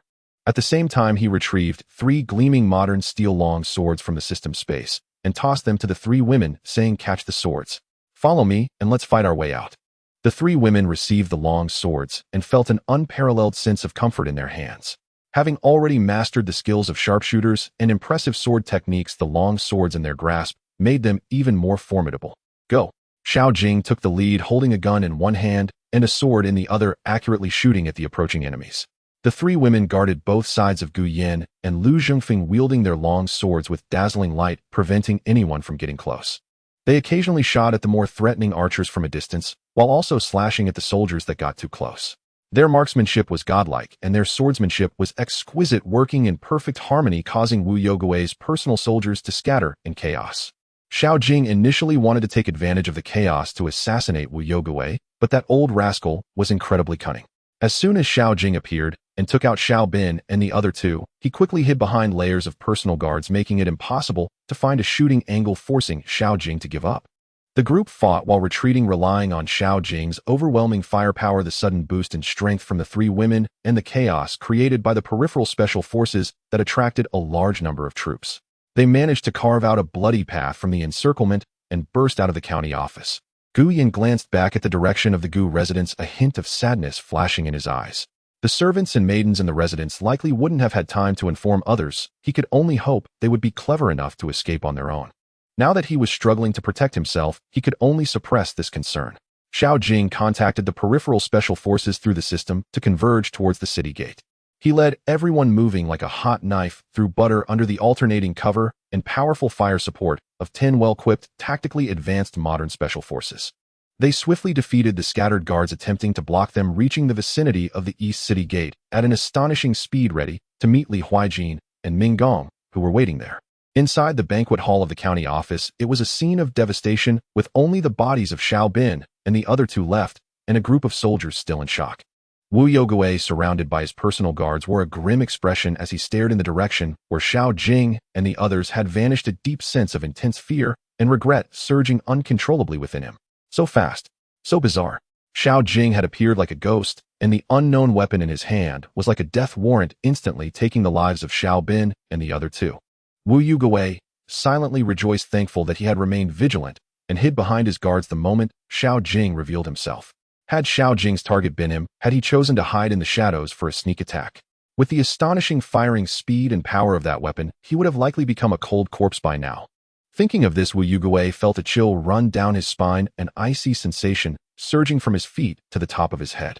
Though anger lingered, it was overshadowed by the fear of having escaped death, making him reluctant to personally lead troops to pursue. Chase! Everyone go after them. We must capture Xiao Jing. He forced himself to remain composed as he issued the order, though his voice trembled slightly. However, the soldiers under him had long been terrified by the razor-sharp, hidden weapons in Xiao Jing and the 3 women's hands, along with their ghostly sword techniques. Hearing the order, they dared not openly defy it, but instead only symbolically trailed from a distance, watching helplessly as the group quickly vanished at the end of the street outside the county office, no one daring to approach.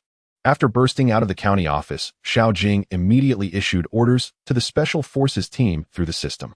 The team members acted with remarkable efficiency, swiftly bringing in a dozen warhorses to rendezvous. "Mount up," Xiao Jing called softly, and everyone hurriedly mounted their horses. Xiao Jing took the lead with Su Wanqing, Chu Yinyuan, and Gu Jilan holding swords and guns to guard the sides. Lu Zhengfeng and Gu Yan were in the center, while 10 special forces soldiers were responsible for the rear and lateral vigilance. The group surged like arrows towards the east gate, encountering occasional obstacles that were swiftly cleared by the special forces' precise firepower or the three women's swift swordplay. Soon they reached a concealed stronghold near the east city gate. Husband, son-in-law. The anxious Li Huijin and the slightly recuperated Ming Gong rushed out from their hiding place upon hearing the sound of hooves and recognizing Xiao Jing. When they saw Xiao Jing return safely accompanied by Lu Zhengfeng, Gu Yan, and the three women, relief washed over their faces. However, when Lu Zhengfeng's gaze met Ming Gong and Li Huijin's, both parties were taken aback, their faces revealing unmistakable astonishment. "Ming Gong, Princess Huijin," Lu Zhengfeng exclaimed in disbelief, hardly able to trust his own eyes. As the deputy minister of the Ministry of Justice, he naturally recognized the former chief steward of the prince's mansion and the noble princess who had fallen into common life due to the palace coup. How could they be here? Moreover, it seemed they had a close relationship with his disciple Xiao Jing. Ming Gong and Li Huijin were equally shocked. They certainly knew that Xiao Jing was Lu Zhengfeng's disciple, but they never imagined that Xiao Jing would risk returning not only to rescue Gu Yan and her daughter, but also to save this court's deputy minister of justice and supervisor of military affairs. What was even more startling was that Lu Zhengfeng had also fallen into Wu Yugi's hands. The situation was far more complex than they had imagined. Gu Yan watched this scene with a puzzled expression. Back when he held a low position in the capital, he had never seen the true appearances of the princess and Ming Gong. Later, after being demoted to Shanhai County, he had no chance to meet them.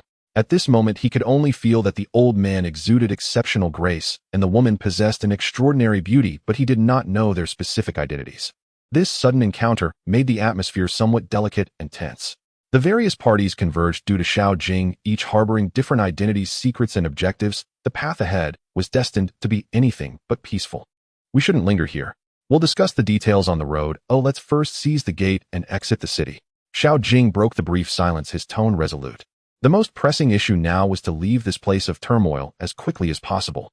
Seeing the east city gate was within sight, there were about 100 soldiers guarding the entrance, heavily fortified. Xiao Jing's eyes turned cold, and without hesitation he issued orders to the 10 modern special operations team members through the system: "Take the city gate and open it."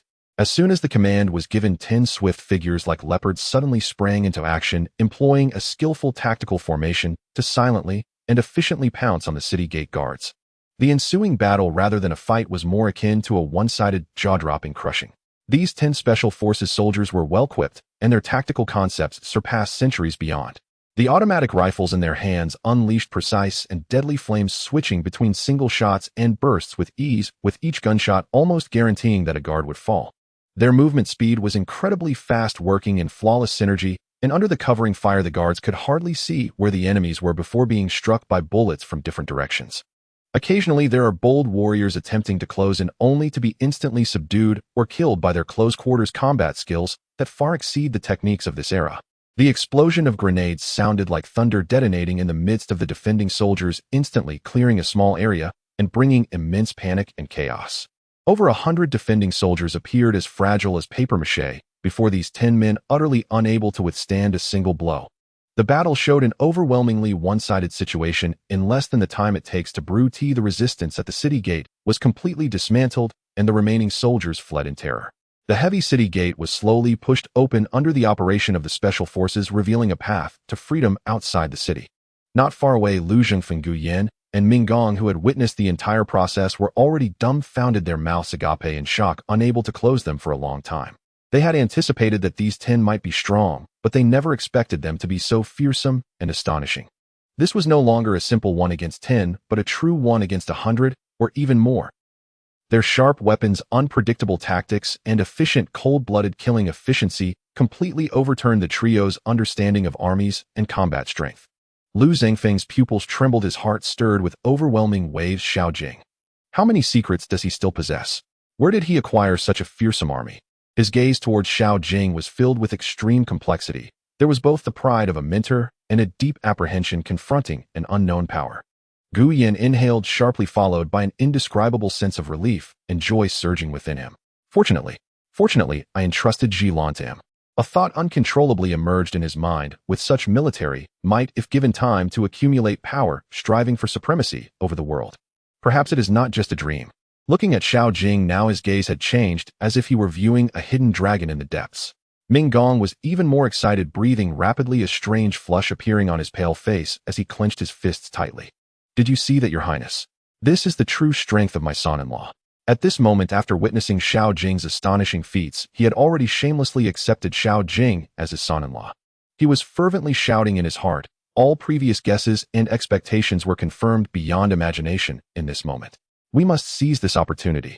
The princess must firmly hold on to Xiao Jing. The restoration of our nation depends on him. In his heart, Xiao Jing's status had instantly soared from a worthy investment to the only hope we must cling to. Meanwhile, Su Wanqing, Chu Yanwan, Gu Zhilan, and Li Huijin, after experiencing the initial shock, gradually replaced the shimmering light in their beautiful eyes with endless admiration and adoration. They looked at Xiao Jing, who stood proudly before everyone, commanding with certainty, feeling that his figure was immensely tall, as if surrounded by a layer of mysterious and powerful aura. Su Wanqing and Chu Yanwan exchanged glances, both seeing the shock and relief in each other's eyes, grateful that they chose to follow such an incredible man. Li Huijin was even more stirred. Ming Gong's words still echoed in her ears. Now, witnessing her husband's hidden terrifying power, she saw unprecedented hope in dire straits, her heart completely tied to Xiao Jing. Gu Zhilan accepted it the fastest. She remembered Su Wanqing had once vaguely mentioned Xiao Jing had some magical qualities, and witnessing it firsthand now brought not just shock, but also a sense of relief and pride. As expected, in her heart, Xiao Jing's image had transcended. My man is a deity descended into the mortal world. Omnipotent. Xiao Jing took in the varied expressions of the crowd, understanding that this was precisely part of the effect he desired, to showcase his strength, intimidate the small-minded, while also uniting hearts. The city gate is open, let us go. He no longer hesitated, giving the command, and led the charge towards the open city gate. Behind him, everyone followed, closely, bursting out of the perilous Shanhai County. The group hurriedly rode on, finally leaving the walls of Shanhai County far behind, merging into the vast night. Xiao Jing glanced back at the direction still faintly lit by sporadic flames, feeling little disturbance in his heart. He did not care about the ultimate fate of Shanhai County or Shanhai Pass. He did not consider himself a savior. In turbulent times, it was already no easy feat to protect those he cared about. Moreover, the current Emperor Yin was still the enemy of his wife Li Huijin, so he had even less reason to return. Riding swiftly, they found a relatively secluded mountain hollow to rest. Xiao Jing positioned 10 Special Forces soldiers to keep watch around. The campfire was lit, illuminating the faces of everyone, each reflecting different emotions. After a brief silence, Lu Zhongfeng took a deep breath, looking at Xiao Jing with a tone of concern and expectation unique to a mentor. Xiao Jing, now that we have escaped danger, what are your plans for the future? Without waiting for Xiao Jing's response, he continued, why not return to the capital with me? Your efforts at Shanhai Pass have turned the tide and rescued me, all of which are merits. I still have some connections in the court that can fully assist you. Once you pass the imperial examination and achieve the titles of Jiren and Jinshi, I will do my utmost to pave the way for you. Seeking a brilliant future and becoming a marquis or minister is not impossible. With your talent, you are perfectly suited to serve the court and support the nation. Lu Zhengfeng's words were heartfelt, representing the best path he envisioned for this outstanding disciple, his eyes filled with eager expectations. However, no sooner had he spoken than Ming Gong, who had been resting beside them, suddenly opened his eyes and let out a cold snort, filled with mockery and anger. Lord Lu, put away your false sincerity. He struggled to stand, his gaze sharp as a knife, piercing directly at Lu Zhengfeng. You want to take him into the capital? Are you pushing him into the fire pit, or are you seeking his head to gain favor with your usurping master? What nonsense are you spouting? Lu Zhengfeng's face changed, and he scolded sharply. Nonsense. Ming Gong's voice rose, filled with long-suppressed resentment. Who sits on the dragon throne now? It is that treasonous rebel who killed his brother and father to usurp the throne. His rise to power is well known throughout the land. And our princess, he gestured respectfully towards Li Huijin, is the legitimate daughter of the former crown prince, the rightful royal bloodline. Xiao Jing is the husband of the princess. According to law and etiquette, he is the legitimate son-in-law of the former crown prince, a thorn in the side and a nail in the flesh of that Emperor Yin, whom he must wish to eliminate at all costs as a remnant of the traitorous faction. You would let someone with such an identity go into the dragon's den of the capital to take the imperial examination set by that rebel to bow before him? Lord Lu, can you honestly say you harbor no ill intentions? This statement thundered like a bolt from the blue, resounding in the silent night sky. Gu Yan's expression changed dramatically upon hearing this, as he turned sharply to Li Huijin, never expecting that the identity of this stunning woman could be so noble yet sensitive. The daughter of the former crown prince. That is a being the current emperor can never tolerate. How could his daughter be working alongside her husband? Lu Xingfeng was choked by the blunt accusations from Ming Gong, his face shifting between shades of blue and white. He opened his mouth to retort, but found that every word from Ming Gong struck at the heart of the matter. He was loyal to the court in his heart, to the existing order, and Emperor Yin was the representative of that order. However, the relationship between Xiao Jing and Li Huijin was indeed an insurmountable chasm. Once exposed, it would lead to utter disaster. He had only been thinking of Xiao Jing's talents and contributions, but instinctively avoided the most critical and fatal question. The atmosphere on site instantly turned tense, with all eyes focused on Xiao Jing, waiting for his decision. Should he choose the broad road pointed out by his mentor, which concealed dangers, or stand by his wife, embarking on a path that seemed fraught with difficulties and even treachery? Faced with his mentor's earnest gaze and Ming Gong's sharp questions, Xiao Jing pondered for a moment before slowly speaking, his voice calm, yet filled with undeniable resolve. Master, I appreciate your goodwill. He first bowed respectfully to Lu Xingfeng. After all, Lu Xingfeng was worthy of respect, and had it not been for him, he might have long been killed by Wu Yugui. But then he switched his tone. However, regarding the matter of entering the capital, I must decline. No matter what, entering the capital was impossible, and he could never serve this court. Lu Xingfeng's expression changed slightly, about to speak, but Xiao Jing raised his hand to stop him, continuing, When I initially took the imperial examination, it was merely to secure a foothold in this world, to find a place to settle. Now this identity is no longer necessary for me.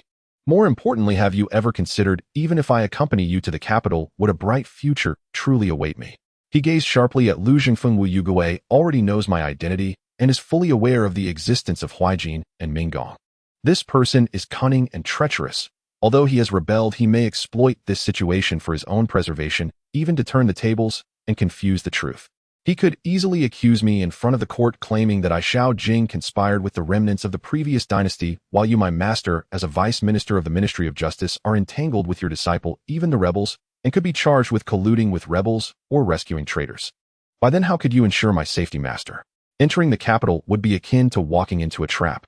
Xiao Jing's analysis was like a cold splash of water, causing Lu Xingfeng to shiver. He opened his mouth, but realized he could not refute it. How could he not know Wu Yugi's character? The possibility Xiao Jing mentioned not only existed, but was also significant.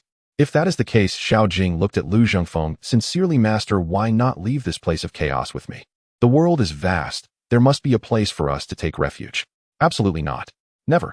Lu Xingfeng almost immediately shook his head in refusal, with a scholarly stubbornness and a last glimmer of hope for imperial power. As a court official, vice minister of the Ministry of Justice, how could I abandon my post and follow you into the wilderness? Moreover, my entire family is in the capital. If I leave, they would immediately become prey.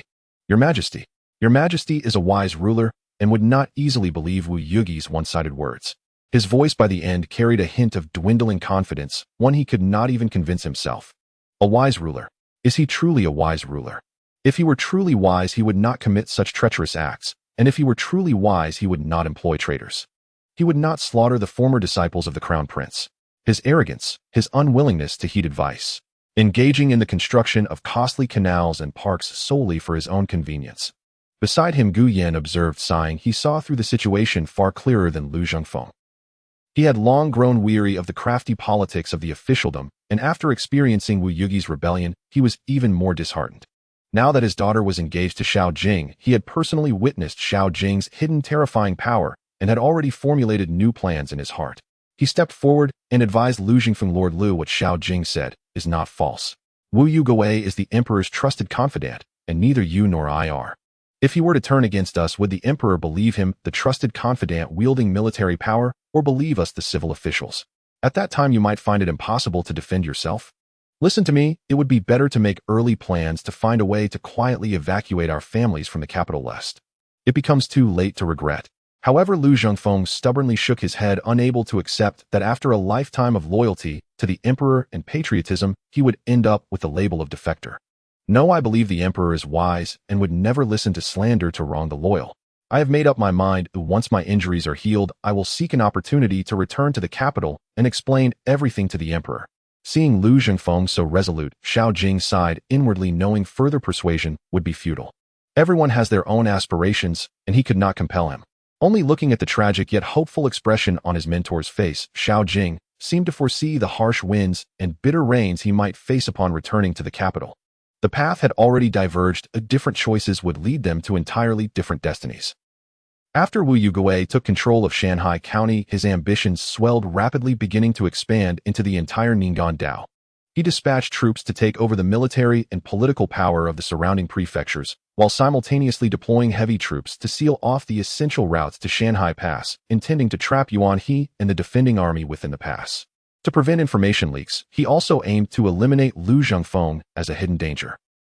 Wu Yugui coerced local officials to jointly petition Twisting the Truth to accuse Lu Zhengfeng of colluding with Beijing, while portraying himself as the loyal minister who uncovered the plot and fought bloodily to defend the pass. He directly accused Lu Zhengfeng of conspiring with Li Huijin, claiming they had escaped Shanhai County together. He ordered the urgent dispatch of a secret petition to the capital, ensuring it would arrive before Lu Zhengfeng's. Wu Yugui was confident that relying on Emperor Yin's suspicion, his military power, and financial resources, he could deceive everyone. Not to mention that this was also about the information regarding Li Huijin, which was undoubtedly what Emperor Yin cared about most, even if he suspected Wu Yugui of treason. But as long as Lu Zhengfeng did not cunningly deny having met Li Huijin, Emperor Yin would believe whatever Wu Yugui said. From Wu Yugi's understanding of Lu Zhengfeng, this old man was too honest, making him seem foolish. He would certainly not deny having met Li Huijin. After all, his heart of loyalty to the emperor made this old fellow reluctant to deceive Emperor Yin. Even this old man might still hold expectations for Emperor Yin. He might have hoped that Emperor Yin was a wise ruler. Therefore, this time his scheme was bound to succeed. Gazing towards Shanhai Pass, he felt triumphant, believing everything was under his control. The moment of parting with Lu Zhengfeng has finally arrived. This upright mentor, now left alone after the demise of his followers, stands solitary. He gazed at Xiao Jing with a complex and inscrutable expression, a hint of reluctance mingled with a premonition of the dangers ahead, yet his resolve remained unyielding. Xiao Jing understood his stubborn nature. Any further persuasion would be futile, ultimately resulting in a silent sigh and a heartfelt blessing. To ensure his mentor's safe journey, he secretly dispatched 2 specialized soldiers as bodyguards, setting their mission to automatically return upon completion. The 2 of them understood each other's paths without needing to speak. One returning to court to serve loyally, the other embarking on a journey far away. Their differing political stances rendered many topics too sensitive to discuss deeply. This farewell might well lead to their mutual oblivion in the rivers and lakes of the world. After bidding farewell to Lu Jinfeng, Xiao Jing turned his gaze toward the south. He was determined to lead everyone to the city of Jingzhou, Hanchuan Prefecture. This location was not only the center of Jiangsu, bustling with trade, but also bordered the Bailan Kingdom, where various forces intertwined, perfectly embodying the principle of the great hidden in the city, making it suitable for fishing in troubled waters. Xiao Jing was well aware that with his 2 deeply resentful wives, Li Huijin and Chu Yinyuan, a peaceful life was a luxury he could no longer afford. He must plan for everyone's future. Hanchuan Prefecture, located at the border and thriving in commerce, was the ideal starting point for him to accumulate strength and await the right moment. He believed that if managed properly, this place would undoubtedly become a crucial foundation for his future rise. After a long journey, Xiao Jing and his party finally arrived at Hanchuan Prefecture. Standing on the official road and gazing into the distance, a magnificent city came into view, its scale far surpassing that of Shanhai County. Most striking was a vast river cutting through the center of the city like a jade belt, its waves rolling and boats darting like arrows. This is the Longjiang. Xiao Jing looked at the familiar yet strange expanse of the river, his heart momentarily lost in thought. The majestic momentum of the river, the contours of the banks, and even the distribution of the islands in the river reminded him of the mother river known as the Yangtze from his past life. He even saw the Turtle and Snake Mountains standing across from each other by the riverbank, and atop Snake Mountain, a magnificent building with flying eaves and majestic style towered impressively. Perhaps I have crossed into a parallel world that is intricately connected to my past life. Xiao Jing pondered within. As he understood, Hanchuan Prefecture, relying on the Longjiang as a golden waterway, had become a transportation hub between the north and south, with flourishing commerce. The docks were crowded with masts and bustling with people, creating a scene of vibrant prosperity. However, the harsh realities soon dulled the novelty of being a newcomer. Xiao Jing counted the remaining silver coins, and his heart sank. During their escape, Gu Yin had not brought any wealth, and their journey had already consumed a considerable amount. He had also given 200 taels of silver to his mentor Lu Zhengfeng for travel expenses and emergencies. Now they had barely over 290 taels left. With this amount of money, they could perhaps sustain themselves for a while in a small town, but in this city with exorbitant prices, establishing a foothold was akin to dreaming. Just inquiring about the rental prices left him astonished. However, Xiao Jing did not show much worry on his face. With the system in hand, the world is his oyster. Making money was not difficult for him, merely requiring some time and opportunity. The immediate priority was to settle down first. After some searching and weighing options, Xiao Jing finally rented a house with an independent courtyard in an area by the Longjiang that was not particularly bustling, but relatively quiet. The house was spacious, divided into 3 courtyards with over a dozen rooms, sufficient for their current group to share. However, the annual rent was a staggering 150 taels. This almost instantly took away more than half of their existing funds. After paying the rent and holding the heavy keys, he looked at the slightly weary but trusting faces of those around him. Xiao Jing knew that in this seemingly prosperous, yet undercurrents flowing city, their new life, along with new challenges, was about to begin. He needed to quickly open up the situation. After settling down in this courtyard by the Longjiang and Hanchuan Prefecture before Xiao Jing could begin planning for their livelihood. The 2 elders, Gu Yin and Ming Gong, had already gathered privately, seriously discussing what they deemed an urgent matter, holding a formal wedding for Xiao Jing and the 4 women. Although their pockets were currently empty with less than 150 taels and future expenses looking tight. In Gu Yin and Ming Gong's view, money is external and can be earned back eventually, but the title and happiness of a daughter, the princess, are of utmost importance. Of course, both old men had their own selfish motives, which was to tie Xiao Jing down through this marriage. Gu Yin grasped Xiao Jing's hand, speaking earnestly. Jing, I know times are tough right now, but we cannot neglect the rights. Since Jilan has been promised to you and Princess Huijin has long been your wife in reality, if we delay a proper wedding, it would ultimately be unjust to them. He primarily considered his daughter Gu Jilan, hoping to establish her status as soon as possible. Ming Gong chimed in his tone, carrying the persistence of the older generation. Son-in-law, the princess comes from a noble lineage, despite her great misfortune, the proper ceremonies must not be skimped on in my opinion. Moreover, there are also Miss Chu and Miss Su who follow you. We cannot leave any of them without a proper explanation. A wedding need not be extravagant, but it should be a solemn and formal witness. His considerations stemmed more from upholding Li Huijin's royal status and stabilizing internal relations. The 2 of them in a duet were even more enthusiastic and anxious than the parties involved, repeatedly persuading Xiao Jing and the 4 women. Xiao Jing was quite agreeable to this. He felt guilty and had promised them a grand wedding. While the circumstances forced him to simplify things, a formal and serious ceremony was indeed merited. He looked at the 4 women and said gently, I intended to do this, I just feel sorry for you, as we can only keep it simple for now. The 4 women reacted differently to his words, but none could hide their demure expressions. Li Huijin's cheeks flushed slightly. She turned her head away and softly uttered an which could be taken as agreement. Though she was once a noble princess, after enduring hardships, she had long since dedicated her heart to Xiao Jing, secretly yearning for a ceremony that belonged to them. Gu Zhilian was relatively generous. She looked at Xiao Jing, her eyes filled with affection, and smiled sweetly, saying, to be able to bond with my sisters and unite with you, my heart is already content. Simplicity is also fine. Seeing that everyone had no objections, Gu Yin and Lord Ming suddenly beamed with joy, as if they had relieved themselves of a huge burden. Thus, in this temporarily rented courtyard by the river, the preparations for a simple, yet warm wedding began in full swing. Gu Yin and Lord Ming, the 2 elderly gentlemen, energetically took on the role of chief planners, personally overseeing the purchasing of red silk festive candles and simple food and drinks. The 8 modern special operation team members assigned by the system also transformed into versatile helpers.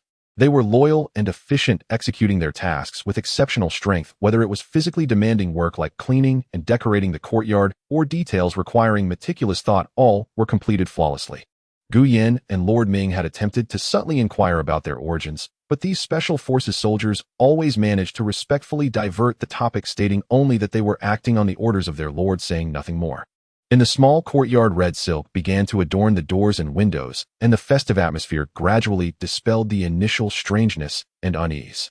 A wedding that, although simple, was filled with genuine emotion and promises, was about to unfold warmly in this little corner of a chaotic world. The small courtyard was decorated with lanterns, and red candles burned brightly. Although there were no guests, the festive spirit remained undiminished. A special forces soldier with eloquence temporarily took on the role of MC, loudly presiding over the ceremony. Xiao Jing, dressed in red, stood side by side with 4 brides adorned in phoenix crowns and colorful veils. Under the appreciative gazes of the elders Gu Yin and Lord Ming, as well as the solemn, yet blessing-filled stares of the 8 Special Forces soldiers, the ceremony was brief yet solemn. After the couple bowed to each other, the ceremony was complete. That night the moon was bright and the stars sparse. Xiao Jing stood in the courtyard, gazing at the 4 adjacent rooms that were supposed to be their separate bridal chambers, feeling momentarily hesitant. It seemed improper to enter any of the rooms first. Just as he was troubled, he noticed that only the middle room was lit, while the other 3 had already been extinguished, silent and still. With confusion in his heart, he pushed the door open. As soon as he stepped inside, before he could see clearly, a woman came over to support him, leading him to the bed covered in a bright red mandarin duck quilt. Xiao Jing was still puzzled, but as his gaze swept across the room, he was surprised to discover. Sitting on the edge of the bed was a bride in a phoenix crown and colorful attire with a red veil atop her head. It turned out she had already planned for this wedding night, waiting for her husband to personally unveil the red veil that symbolized promise and belonging. The red candles flickered, reflecting the spring glow and silent, deep affection within the room. Xiao Jing looked at the woman before him, who entrusted her lifelong happiness entirely to him, and an overwhelming sense of emotion and tenderness surged within him. He took a deep breath filled with solemnity and love and walked towards his bride, reaching out to the bright red veil. Xiao Jing, with a mix of excitement and curiosity, slowly approached the bride by the bed. He took a deep breath, his fingertips trembling slightly as he reached for the bright red veil, gently lifting it. Beneath the veil was a bright and charming face. Her eyes sparkled with emotion as she gazed at Xiao Jing, her lips curling into a gentle yet determined smile. Xiao Jing's heart stirred. Her cheeks were flushed like fire, her gaze shy, yet carrying a hint of mischief and boldness from when she had just pulled him in, softly calling out, "Husband." Her voice was soft and alluring, causing Xiao Jing's heart to race. He recalled how this girl nearly lost control during her moment of passion. At the same time, Xiao Jing's anticipation grew stronger. It seemed she was going to. Just thinking about it made him feel that he couldn't hold back, wishing that time would stop so he could savor this happiness. He never expected her to willingly appear like this, but thinking back, he had been quite bold in front of her earlier. It was likely that his subtle influences had affected her. The more he thought about it, the more excited he became.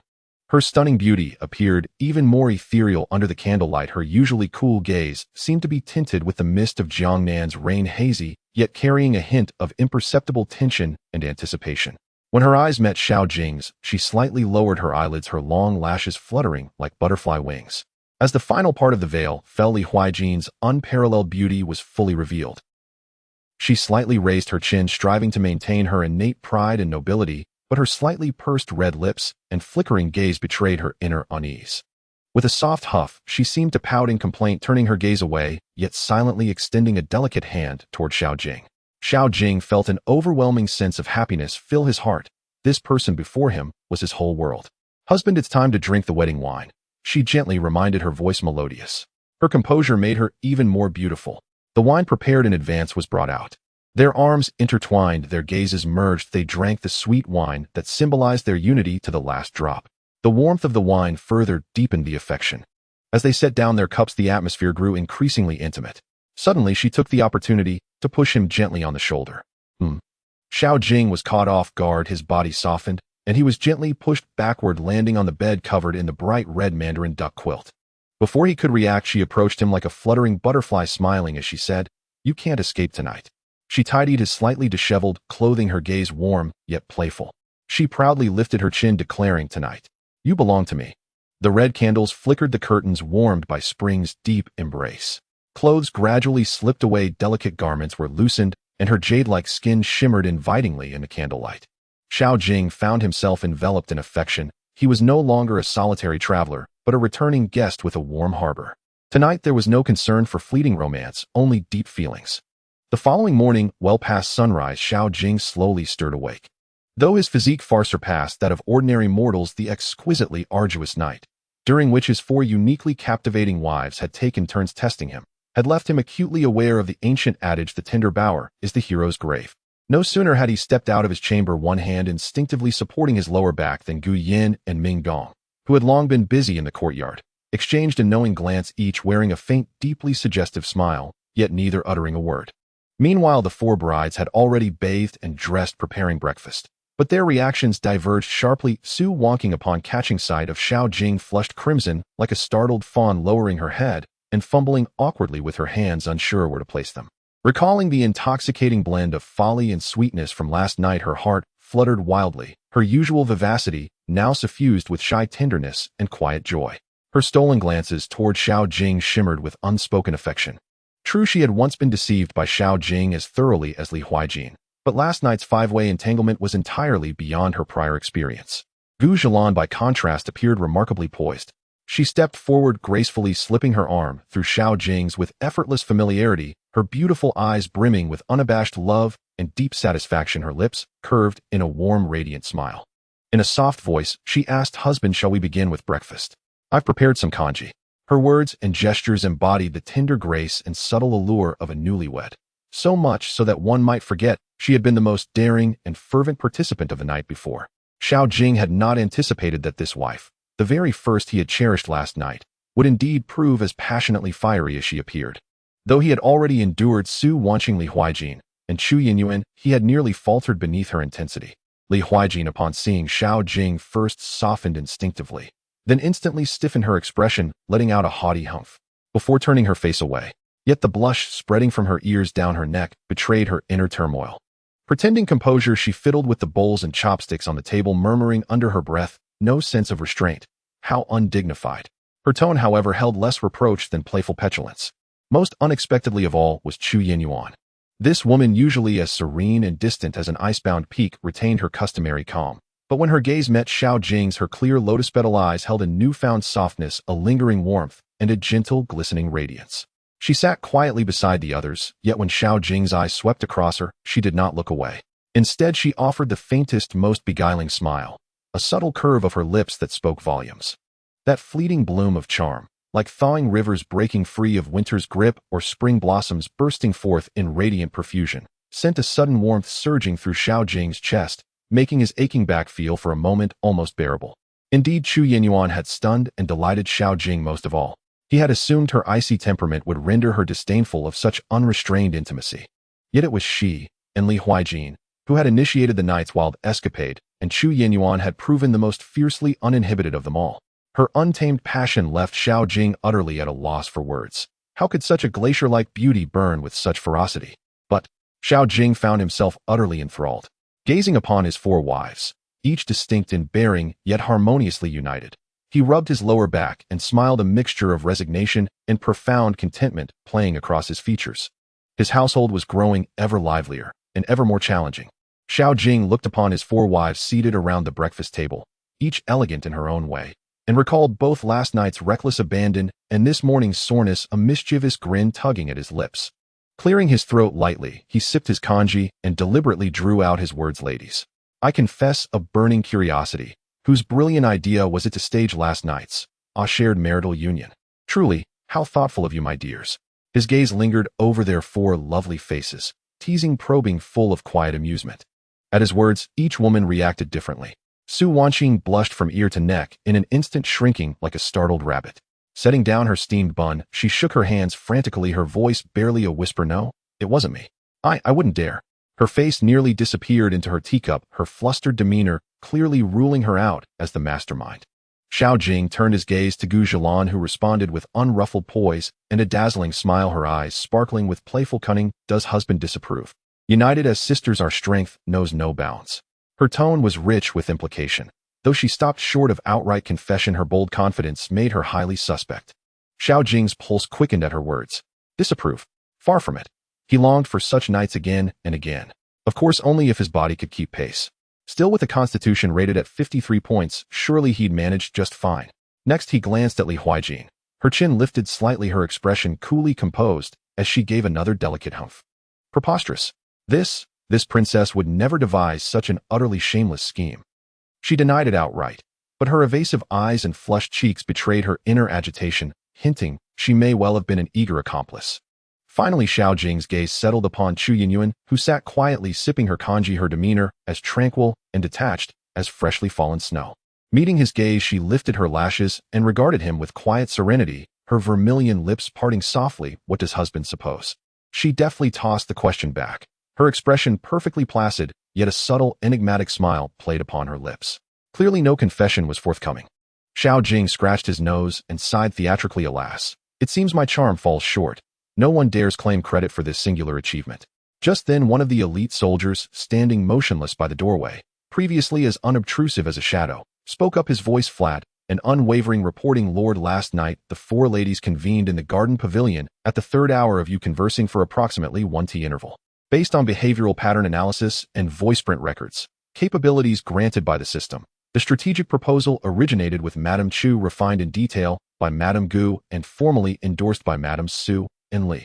Silence fell over the room like a shroud. Uffed. Su Wanqing nearly choked on her tea, coughing violently, her face aflame. "Oh." Gu Zhilan gasped, covering her mouth with one hand, her eyes wide with astonishment, never imagining the mole stood right among them. Li Huijin, mortified and furious, pointed a trembling finger at the soldier, speechless. She had just sworn emphatically that she'd had nothing to do with it. Most astonishing of all was Chu Yinyuan, the very woman named. The perpetual frost upon her exquisite face melted visibly, a wave of crimson flooding upward from her cheeks to her ears in rapid succession. With a sharp clink, she set down her teacup, rose abruptly, and without glancing at Xiao Jing, murmured, "I'll check the soup on the stove," before hurrying away with uncharacteristic haste, her retreating figure radiating flustered embarrassment as though her deepest secret had just been laid bare. Xiao Jing froze for a heartbeat, then burst into hearty laughter, watching Chu Yinyuan's rare, flustered retreat and the three other wives' speechless, incredulous expressions. He had never imagined that the audacious, overwhelming plan, which had even tested his endurance, had sprung from the mind of Chu Yinyuan, the coldest, most ethereally aloof of his wives, seemingly untouched by mortal desire. Such stark contrast was staggering. Clearly, each of his four wives was a hidden treasure concealing depths far richer than appearances suggested. Days ahead promised ever greater richness and complexity. Laughing, Xiao Jing felt his lower back ache anew, but his heart swelled, brimming with warmth, wonder, and sweet, unexpected joy. After the wedding, the issue of livelihood loomed large. Moreover, if he wanted to develop further and face the life-and-death challenges that might arise in the future, Xiao Jing needed to make plans ahead of time. He temporarily gave up on the overly conspicuous and lucrative industries like perfume and soap, ultimately choosing the stable and low-profile textile industry as his starting point. He dispatched special forces personnel to thoroughly investigate the textile market trends in Hanchuan Prefecture, preparing to use this as a foundation for gradual advancement. In a corner of the small courtyard, Gu Yin and Ming Gong were engaged in a game of chess under the locust tree. "Mr. Gu living so leisurely these days is truly a unique experience," Ming Gong remarked, dropping a piece with a hint of relief in his tone. Gu Yin stroked his beard with a smile. It is good that Ming Gong can see things clearly. The ups and downs of officialdom do not compare to the carefree life of wandering clouds and wild cranes. Now that Jilan has found her place and Xiao Jing is no ordinary child, I find joy in this tranquility. Ming Gong's expression shifted slightly at these words, and he sighed lightly. It is not that I have come to terms with it, but rather that I have no choice but to let go. The incident with Wu Yigui has made me realize that the powers and connections of the past can no longer be trusted. Rather than risking contact, it is better to entrust everything to the son-in-law. He gazed towards Xiao Jing's study, his eyes deep. The son-in-law's actions may seem unorthodox, but there is indeed a grand scheme beneath the surface. Choosing the textile industry may seem ordinary, but he must have his own plans. At this point, I only wish to quietly observe and ensure the safety of this family, fulfilling my responsibilities. Gu Yin nodded in agreement. Your descendants will have their own fortunes. Xiao Jing is steady and resourceful. Let him venture forth on his own. Here we are sipping tea and playing chess, quietly observing the changes of the world. What joy that brings. The two exchanged a smile, continuing to focus on the chess game, temporarily shutting out the disturbances from the outside world and the storms of the future. Inside the study, Xiao Jing listened intently to the detailed intelligence report from the Special Operations Team, gradually gaining clarity on the textile landscape of Hanchuan Prefecture. Hanchuan Prefecture is quite unique, nestled between the three nations of Dayan, Bailiang, and Nanzhao. Although nominally under the jurisdiction of Dayan, in reality, none of the three sides have control over it, making it a no man's land. Various forces in this area mutually restrain one another, creating a delicate balance. Xiao Jing chose to settle here initially because he recognized the relaxed environment suitable for his kind of black household to develop in secret. Doing business here is relatively free, as long as one does not encroach on the territory of the local powers. Earning a living through one's own abilities is still feasible. Of course, finding a patron would make business even smoother. The textile business, being a basic necessity for the common people, has a vast market. Apart from the two giants, the Su Textile Company and the Chun Textile Workshop, there are dozens of smaller textile firms, all having various connections that maintain a dynamic balance. Upon hearing the names Su Textile Company and its head Su Dongha, Xiao Jing's eyes lit up. His subordinates continued to report news that confirmed his suspicions. This Su Donghe was actually related to his third wife, Su Wanqing. Su Donghe and Su Wanqing's grandfather were brothers. In other words, Su Wanqing is Su Dong's cousin. It is unclear what conflict occurred back then that led the two families to part ways. This branch of the Su family came to Hanchuan, and after 2 generations of management, became a local textile giant. Meanwhile, Su Wanqing's grandfather stayed in Jinling and became the local tycoon. Later, he caught the attention of high-ranking officials in the court. His family wealth was confiscated, the male members executed, and the females exiled. The Su family. The Chen family. Xiao Jing gently tapped the table, lost in thought. The textile industry in Hanchuan is quite complex, involving multiple forces, and now it has connections to people around him. Is this connection an opportunity or a trouble? Xiao Jing does not intend to have Su Wanqing acknowledge her relatives. Their current identities are sensitive, and it is best to keep a low profile. Furthermore, he does not know why the two families fell out in the first place. If acknowledging kinship brings trouble, it would be disastrous. He asked Su Wanqing about this matter, but she said her grandfather passed away when she was very young and her father had never mentioned this past. Since it is uncertain whether the Su family brings fortune or disaster, it is better not to engage. Xiao Jing does not necessarily have to rely on others to succeed. What he needs to do now is to save enough money to buy a medium-sized textile workshop and store, which requires approximately 3,000 taels of silver. Additionally, he needs to find a patron to avoid envy when his business thrives. Xiao Jing pondered and exchanged 5 points of wife adoration value for a beautiful set of glass tea utensils from the system. He has now accumulated over 150,000 wife adoration points. He rarely uses wife adoration points, most of which he saves.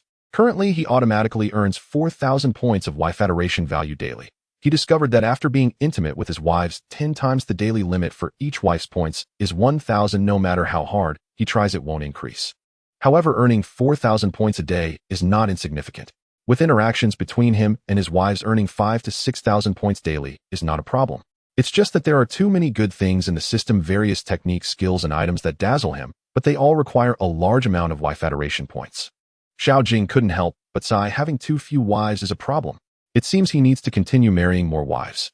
Holding the set of glass tea utensils obtained from the system, Xiao Jing arrived at the largest treasure shop in Hanchuan Prefecture, Zhibioj.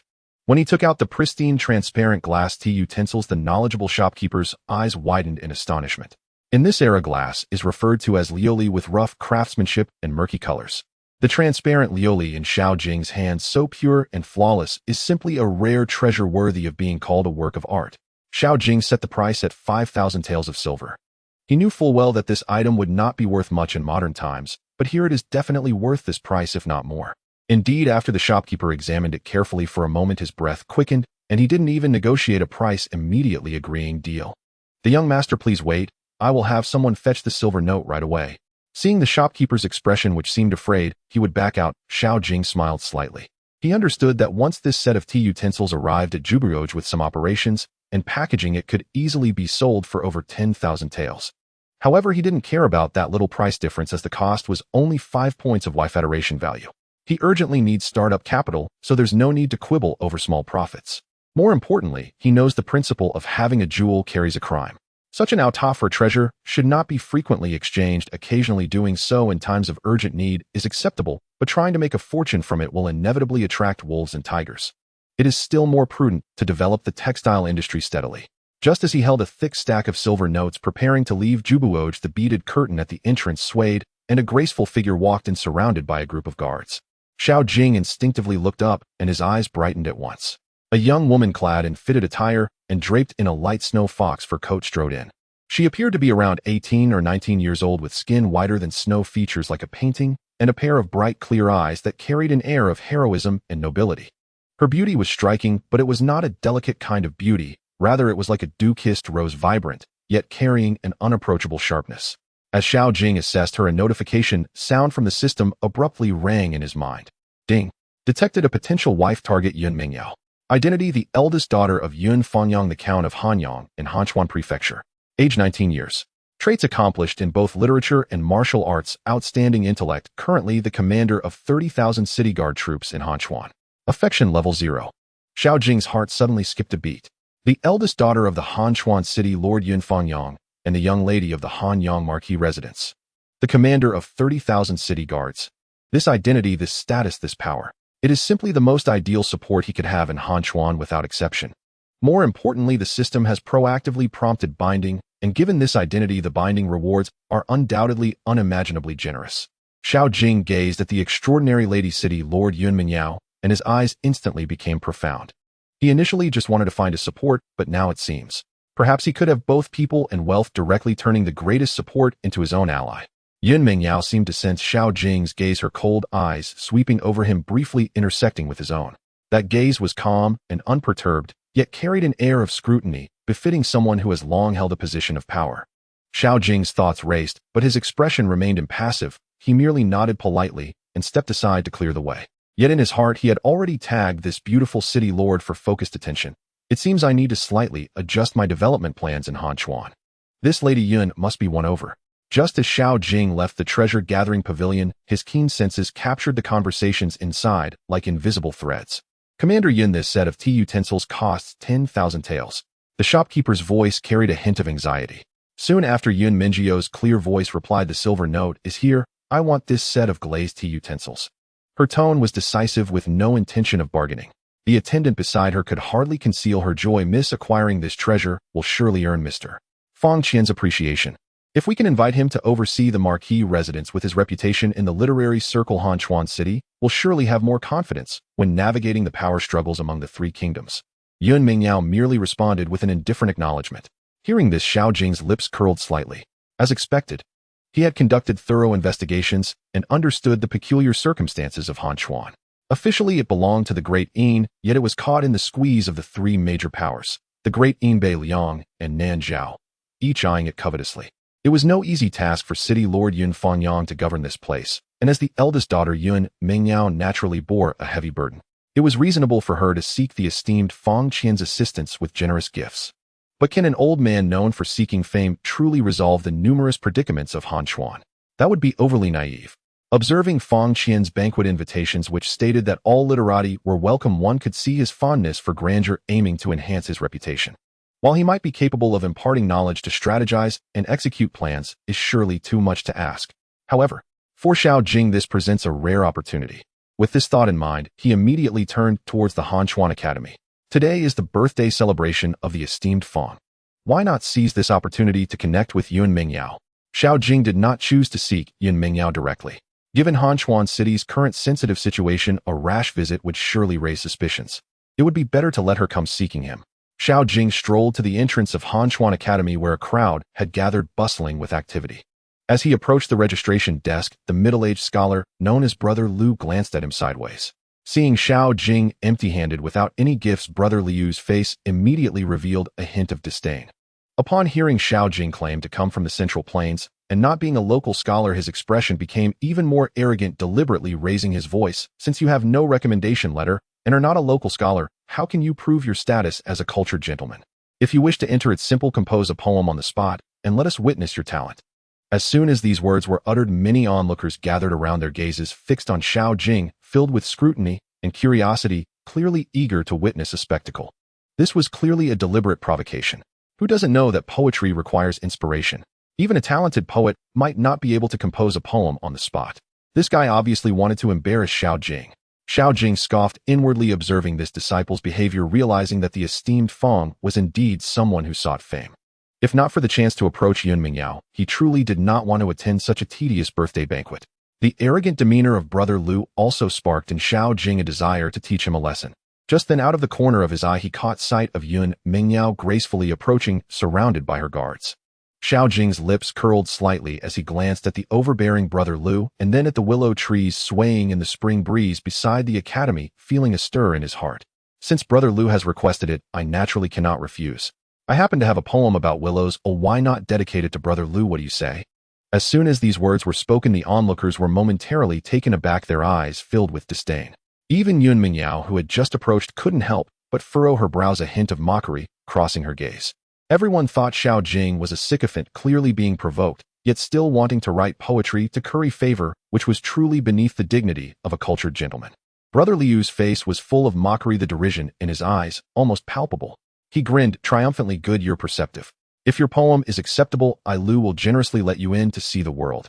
At this point his tone turned cold. If your poem is utter nonsense, then don't blame me. Upon hearing this, facing the smug Brother Liu, Xiao Jing merely smiled lightly and said, then Brother Liu, please listen closely.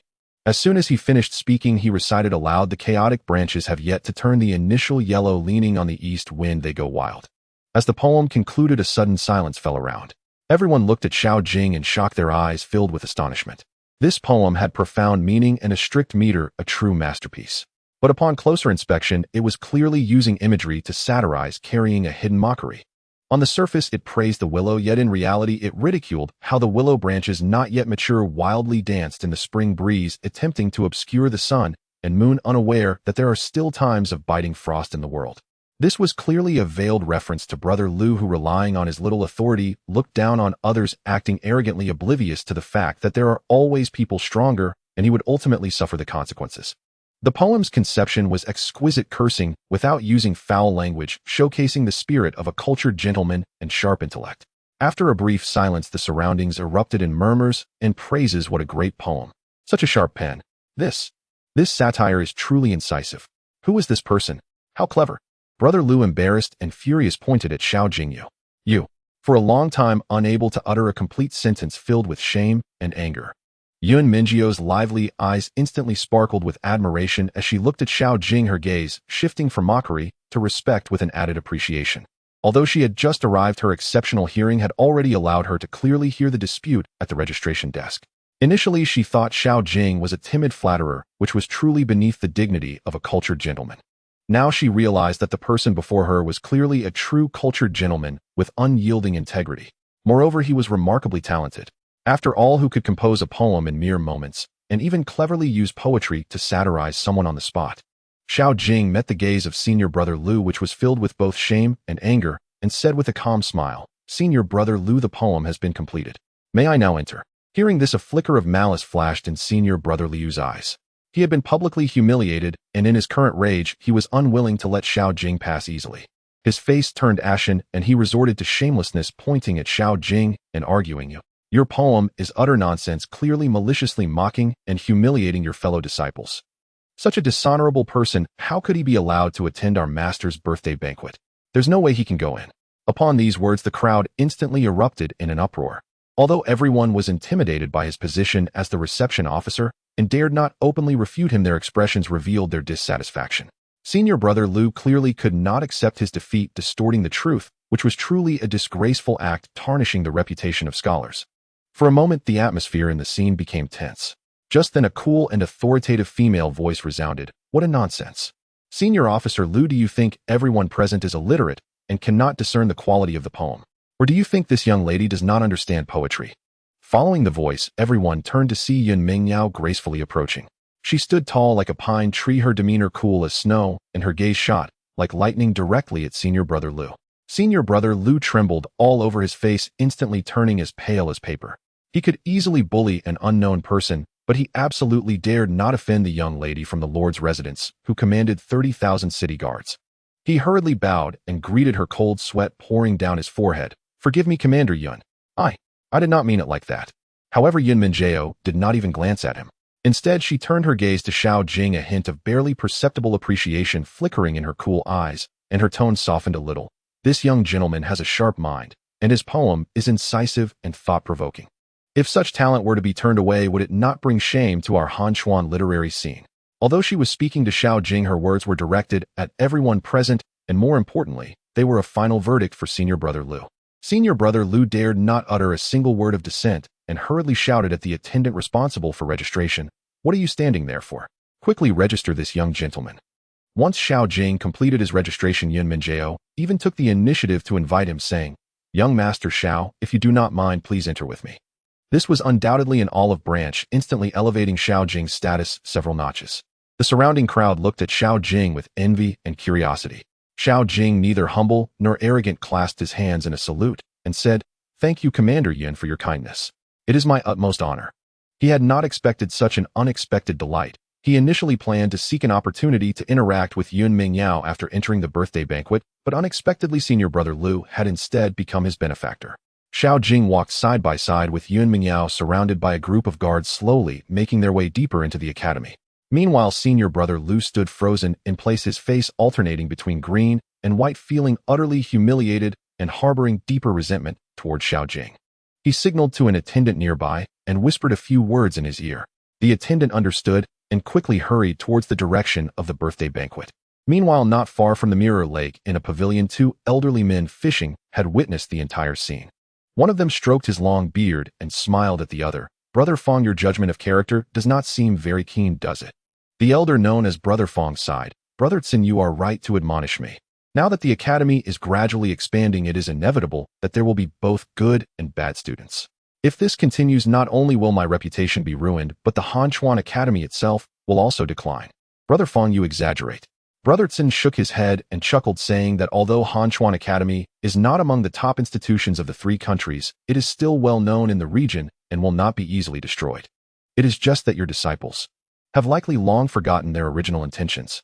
Organizing such a grand birthday banquet, little do they know that it undermines your reputation.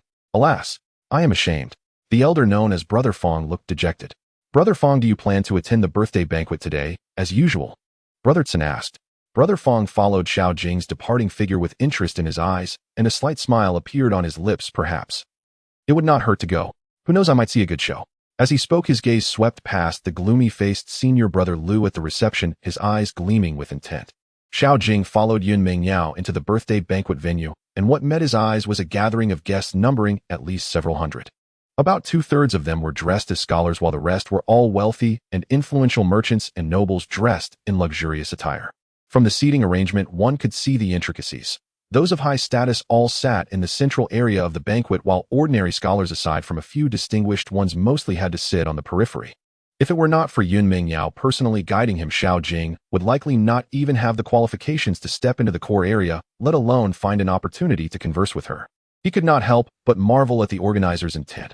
While this birthday banquet appeared to be for celebrating a birthday, it had actually become an important social occasion for various factions to connect and interact.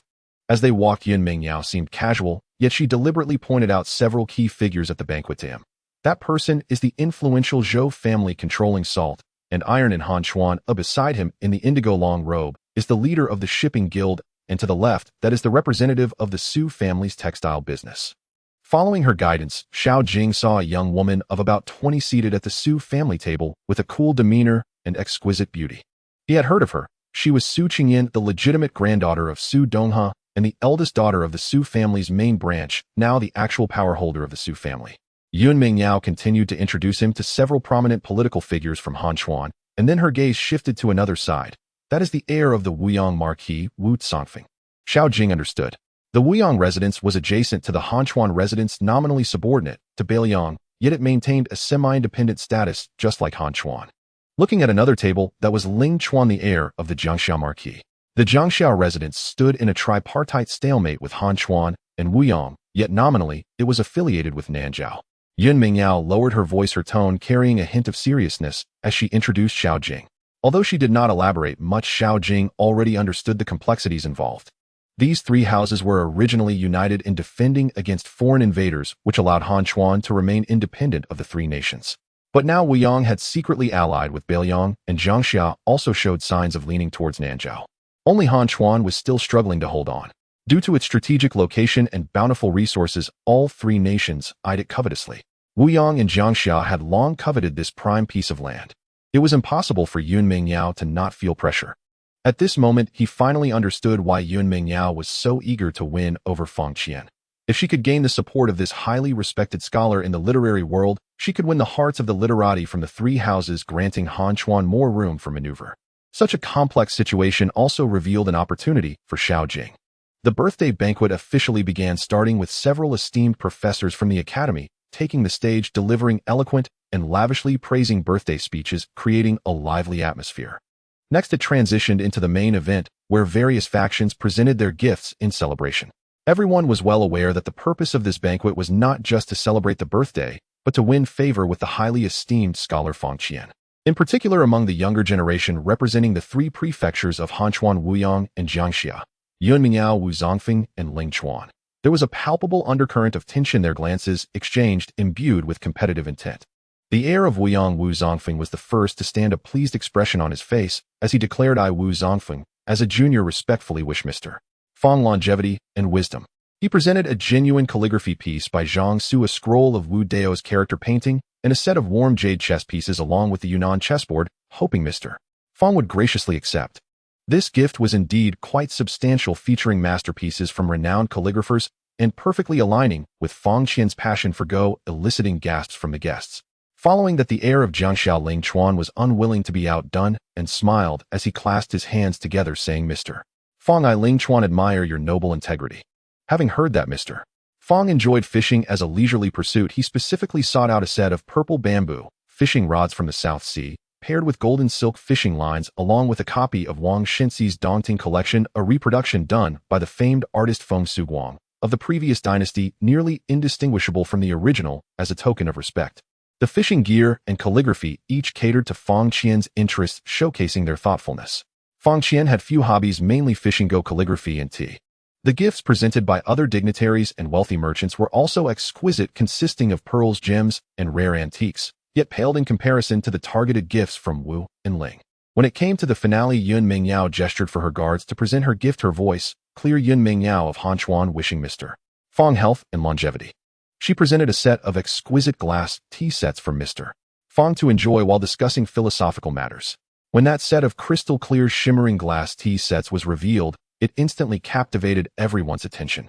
Glass was already a rare treasure in this world, and such pure and flawless transparent glass was even more exceptional, its value evidently surpassing that of Wu and Ling's gifts.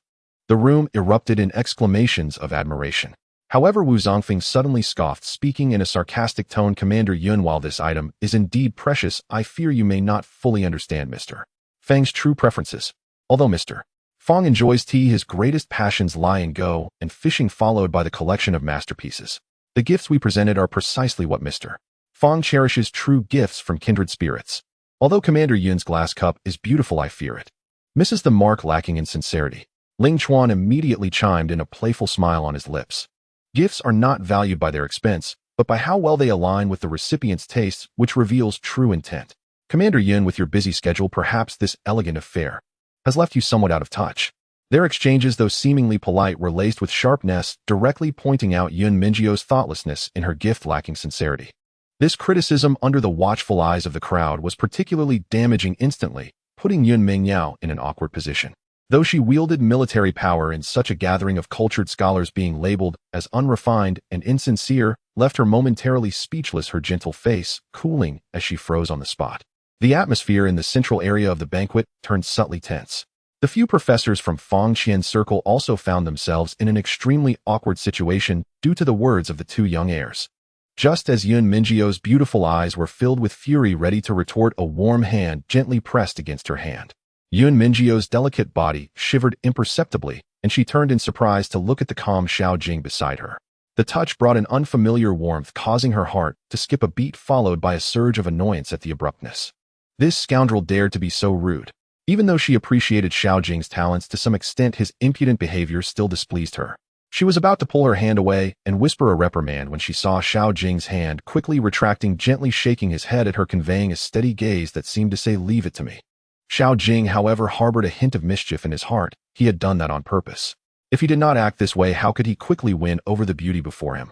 From her reaction, he feared she had never had any skin contact with a man before, otherwise she would not be so sensitive. But he also knew to know when to stop, not to go too far, or else it would backfire. Everything had to appear natural. Without waiting for Yun Mingyao to respond, Xiao Jing stepped forward, facing the smug Wu Zongfeng and Ling Chuan, a playful smile appearing on his face as he said loudly, "What you two heirs have said is mistaken. The respect Commander Yun holds for Mr. Fang cannot be fully expressed through a mere glass tea set, can it? This glass tea set is merely one of the gifts Commander Yun has prepared for Mr. Fang, intended to add a touch of elegance to his tea drinking and philosophical discussions. The real significant gift is yet to come." Wu Zongfeng raised an eyebrow, sarcasm lacing his words. "Oh, there's more. What kind of rare treasure could it be that surpasses my genuine calligraphy pieces and Ling Chuan's purple bamboo fishing gear in winning Mr. Fang's heart?" Xiao Jing replied unhurriedly, "Commander Yun knows well Mr. Fang's extensive tastes. Beyond fine tea, he is also deeply enamored with the tranquility of fishing, the artistry of Go, and the admiration of ancient masters' works. Therefore, a complete set of exquisitely crafted fishing gear, several sets of high-quality jade chess pieces, and several scrolls of authentic works from ancient sages have been specially prepared for Mr. Fang." As soon as he spoke, the entire venue was taken aback. Authentic works from ancient sages. That was a national treasure that was hard to come by. Ling Chuan couldn't help but scoff. You speak as if it's true. Where are these items? Surely you aren't just talking nonsense trying to cover up your own shortcomings. Ling Chuan, please calm down, Xiao Jing said with a mysterious smile. It's just that the treasures are rare and diverse, and the attendants responsible for their transport are a bit delayed. Considering the timing, they should be arriving soon. As if to confirm his words, just as the last words left his mouth, a steady sound of footsteps echoed from the entrance of the banquet. Everyone turned towards the sound and saw two strong men dressed in fitted attire, one carrying a rather heavy, exquisite wooden box, while the other bore a peculiar set of shiny metallic fishing gear, striding confidently into the hall and approaching Yun Mingjio's table to bow respectfully. Reporting to the commander, the birthday gifts you instructed to prepare have been delivered on time. At this moment, the entire venue fell silent, all eyes focused on the wooden box and the unprecedented fishing gear. Wu Zongfeng and Ling Chuan's smug smiles instantly froze, their expressions turning extremely grim.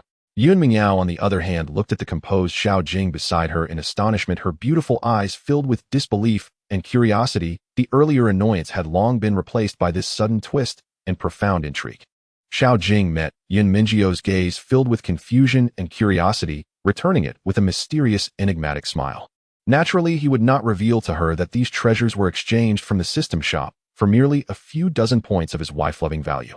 Even among the dazzling array of similar items in the system shop, these few were among the finest, otherwise he wouldn't have spent dozens of wife-loving points on them. As for those calligraphies and paintings from the world's ancient sages, they were discovered through the system's search. It was surprising that the system actually sold such items. Although Xiao Jing felt a slight pang in his heart at the price, he quickly thought that if he could successfully bind Yun Mingyao, he would soon have her completely devoted to him. This expense would soon be recouped with interest, and any reluctance would dissipate like smoke. As for how the two special operations team members could deliver the gifts so swiftly, it was entirely thanks to Xiao Jing's mental manipulation. He first summoned the two of them back to the system space in an instant, then summoned them to a nearby corner where no one was present, commanding them to reveal the gifts. Now Xiao Jing's system space could be controlled within a radius of 100 meters. Whatever he focused on, any item within the system space could be precisely delivered to any location within that 100-meter range. The special operations team members could be summoned back to the system space from anywhere as long as Xiao Jing wished it. Yun Mingyao felt an inexplicable shiver at the sight of Xiao Jing's mysterious smile. She suddenly realized that the man before her had a clear and handsome face, an extraordinary demeanor, and was indescribably attractive. A wave of indescribable warmth surged from her heart, stirring feelings of excitement, making it hard to distinguish whether it was gratitude for his previous rescue or the charm he possessed that silently planted different emotions in her heart.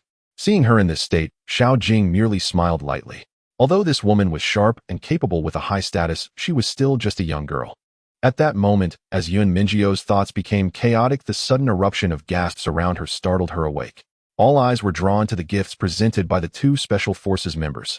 The fishing gear shimmered with a profound metallic luster, the rod light as a feather, yet exuding an unmatched resilience. Its exquisite structure and unknown material far surpassed Ling Chuan's proud purple bamboo and gold silk fishing gear, as if it were crafted by a divine artisan.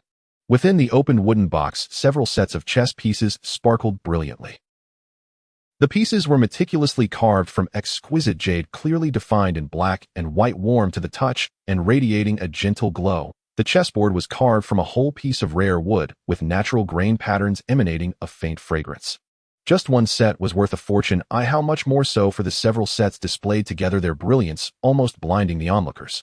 Even more breath-stealing were the few scrolls of calligraphy and painting that gradually unfurled. The ink was ancient and deep, the strokes bold and free, revealing the long-lost true works of the ancient sages. The unique aura settled through the passage of time, and the essence that only true artifacts possess made all knowledgeable individuals present widen their eyes in shock, unable to contain their excitement. Compared to these treasures that truly contained the spirit of culture, the so-called works of well-known masters from the previous dynasty presented by Wu Zongfeng appeared clumsy and dull, instantly losing their luster. How can this be possible? Wu Zongfeng's face turned pale, his eyes fixed on the treasures, his lips trembling, his earlier arrogance completely vanished. Ling Chuan's face was also ashen, his proud fishing gear seemed like a child's toy compared to the unknown craftsmanship of the other party's fishing rod. He swallowed hard, unable to utter a single word. The guests around had expressions of extreme complexity, shock mingled with disbelief, with an unmistakable fervent jealousy and a deep respect for the profound heritage of Hanchuan Prefecture. The gazes that had once held scrutiny and disdain now transformed into awe and apprehension. At the same time, the eyes of these people looking at Wu Zongfeng and Ling Chuan became a bit more intriguing, filled with contempt and a hint of mockery. Meanwhile, even Fang Qian, who had been lurking in the shadows ready to watch the excitement, almost couldn't restrain himself and nearly rushed out to personally touch those coveted treasures. Fang Qian stroked his long beard, his eyes bright softly, sighing to his friend, "I didn't expect that the Yun family girl could find such divine objects. I can hardly contain my excitement." Yun Mingyao felt the overwhelming looks of awe, envy, and even jealousy pouring in from all directions. The frustration accumulated over the past days due to the pressure of the situation was instantly swept away, replaced by a sense of exhilaration. She looked again at Xiao Jing, who remained calm and composed beside her. Within his cool gaze, complex and indescribable emotions were evident. Curiosity, exploration, and an unrecognized reliance, along with a profound gratitude stemming from her heart. Surrounded by the unabashed contempt and ridicule, Wu Zongfeng and Ling Chuan felt their faces burn with shame and rage. Their sinister gazes were fixed on Xiao Jing, almost spitting fire. The two were not fools. They quickly realized that the astonishing gifts were not prepared in advance by Yun Mingyao. Her earlier moment of embarrassment and speechlessness was not feigned. Had it not been for Xiao Jing's unexpected intervention, they would have been able to heavily suppress Yun Mingyio's arrogance, causing her to lose face in front of Fang Qian. The two exchanged a brief glance, silently nodding in mutual understanding, their faces simultaneously displaying malicious mockery. Wu Zongfeng took the lead in attacking, deliberately raising his voice to drown out the discussions in the hall. "At Fang Laosheng's birthday, can there be only treasures to enhance the occasion? I have heard that Hanchuan Academy has a flourishing literary atmosphere today, with distinguished guests and talented individuals gathered. There should surely be a literary contest to elevate the ambience and add a good story to the old gentleman's birthday banquet." As soon as he finished speaking, several prepared scholars stepped forward behind him, each with an extraordinary demeanor, all renowned students from Hanchuan and surrounding regions, obviously well prepared. At the same time, Ling Chuan's cold gaze turned towards Xiao Jing, filled with mockery, adding fuel to the fire. "Earlier, I saw this young man presenting a heavy gift for Commander Yun. His mannerisms were outstanding. He must be a newly acquired talent under Commander Yun, specially invited to add brilliance to the birthday banquet. Right? At such a grand event, if this young man does not appear to showcase his talents, wouldn't that be disappointing for Commander Yun's high hopes and deny us the opportunity to witness something extraordinary?" He emphasized the words "under" and invited, intending to firmly pin Xiao Jing in the role of Yun Mingyio's guest, elevating him with words and forcing him to respond. If Xiao Jing shied away from the challenge, it would reflect on Yun Mingyio's poor judgment, only adding to the ridicule. If he accepted and made a fool of himself, it would be an outcome they relished. Yun Mingyio's face changed slightly upon hearing this. She is both cultured and skilled in martial arts. Why would she need to borrow a guest to fill the scene? Moreover, she does not wish for Xiao Jing to be dragged into this obviously malicious conflict because of her. She sees clearly that Wu Zongfeng and Ling Chuan resent Xiao Jing for making them lose face, and they are intent on revenge. Furthermore, Xiao Jing had previously made an enemy of that senior brother Lu at the entrance, and it is very likely that he will secretly sabotage him during the literary competition. Although Xiao Jing is quick-witted, two fists cannot match four hands. If he were to lose, his reputation would undoubtedly suffer, and he would face humiliation. She does not want to see the person who helped her in her time of need become embroiled because of her. She slightly parted her red lips, intending to speak up in Xiao Jing's defense to pull him out of this storm. Just as Yun Mingyao was about to speak in Xiao Jing's defense, Xiao Jing gave her a reassuring glance, shook his head slightly, then stepped forward and laughed loudly at Wu Zongfeng and Ling Chuan. "Since you two young masters have such refined interests, I shall accompany you. Since it is the birthday banquet of Elder Fang, let us gather friends through literature and add some flair." How elegant! Wu Zongfeng and Ling Chuan, seeing Xiao Jing so easily fall into their trap, felt secretly pleased, yet thought it still insufficient. Wu Zongfeng smirked, sinisterly pushing further. "Just a literary competition would be rather dull. Since young Master Xiao is so agreeable, how about we add some stakes and gamble on a match? What do you say? Let everyone witness how much weight the talented individual favored by Commander Yun truly carries." Upon hearing this, Xiao Jing nearly burst into applause for these two. He was still worried about how to get closer to Yun Mingyao, and unexpectedly these two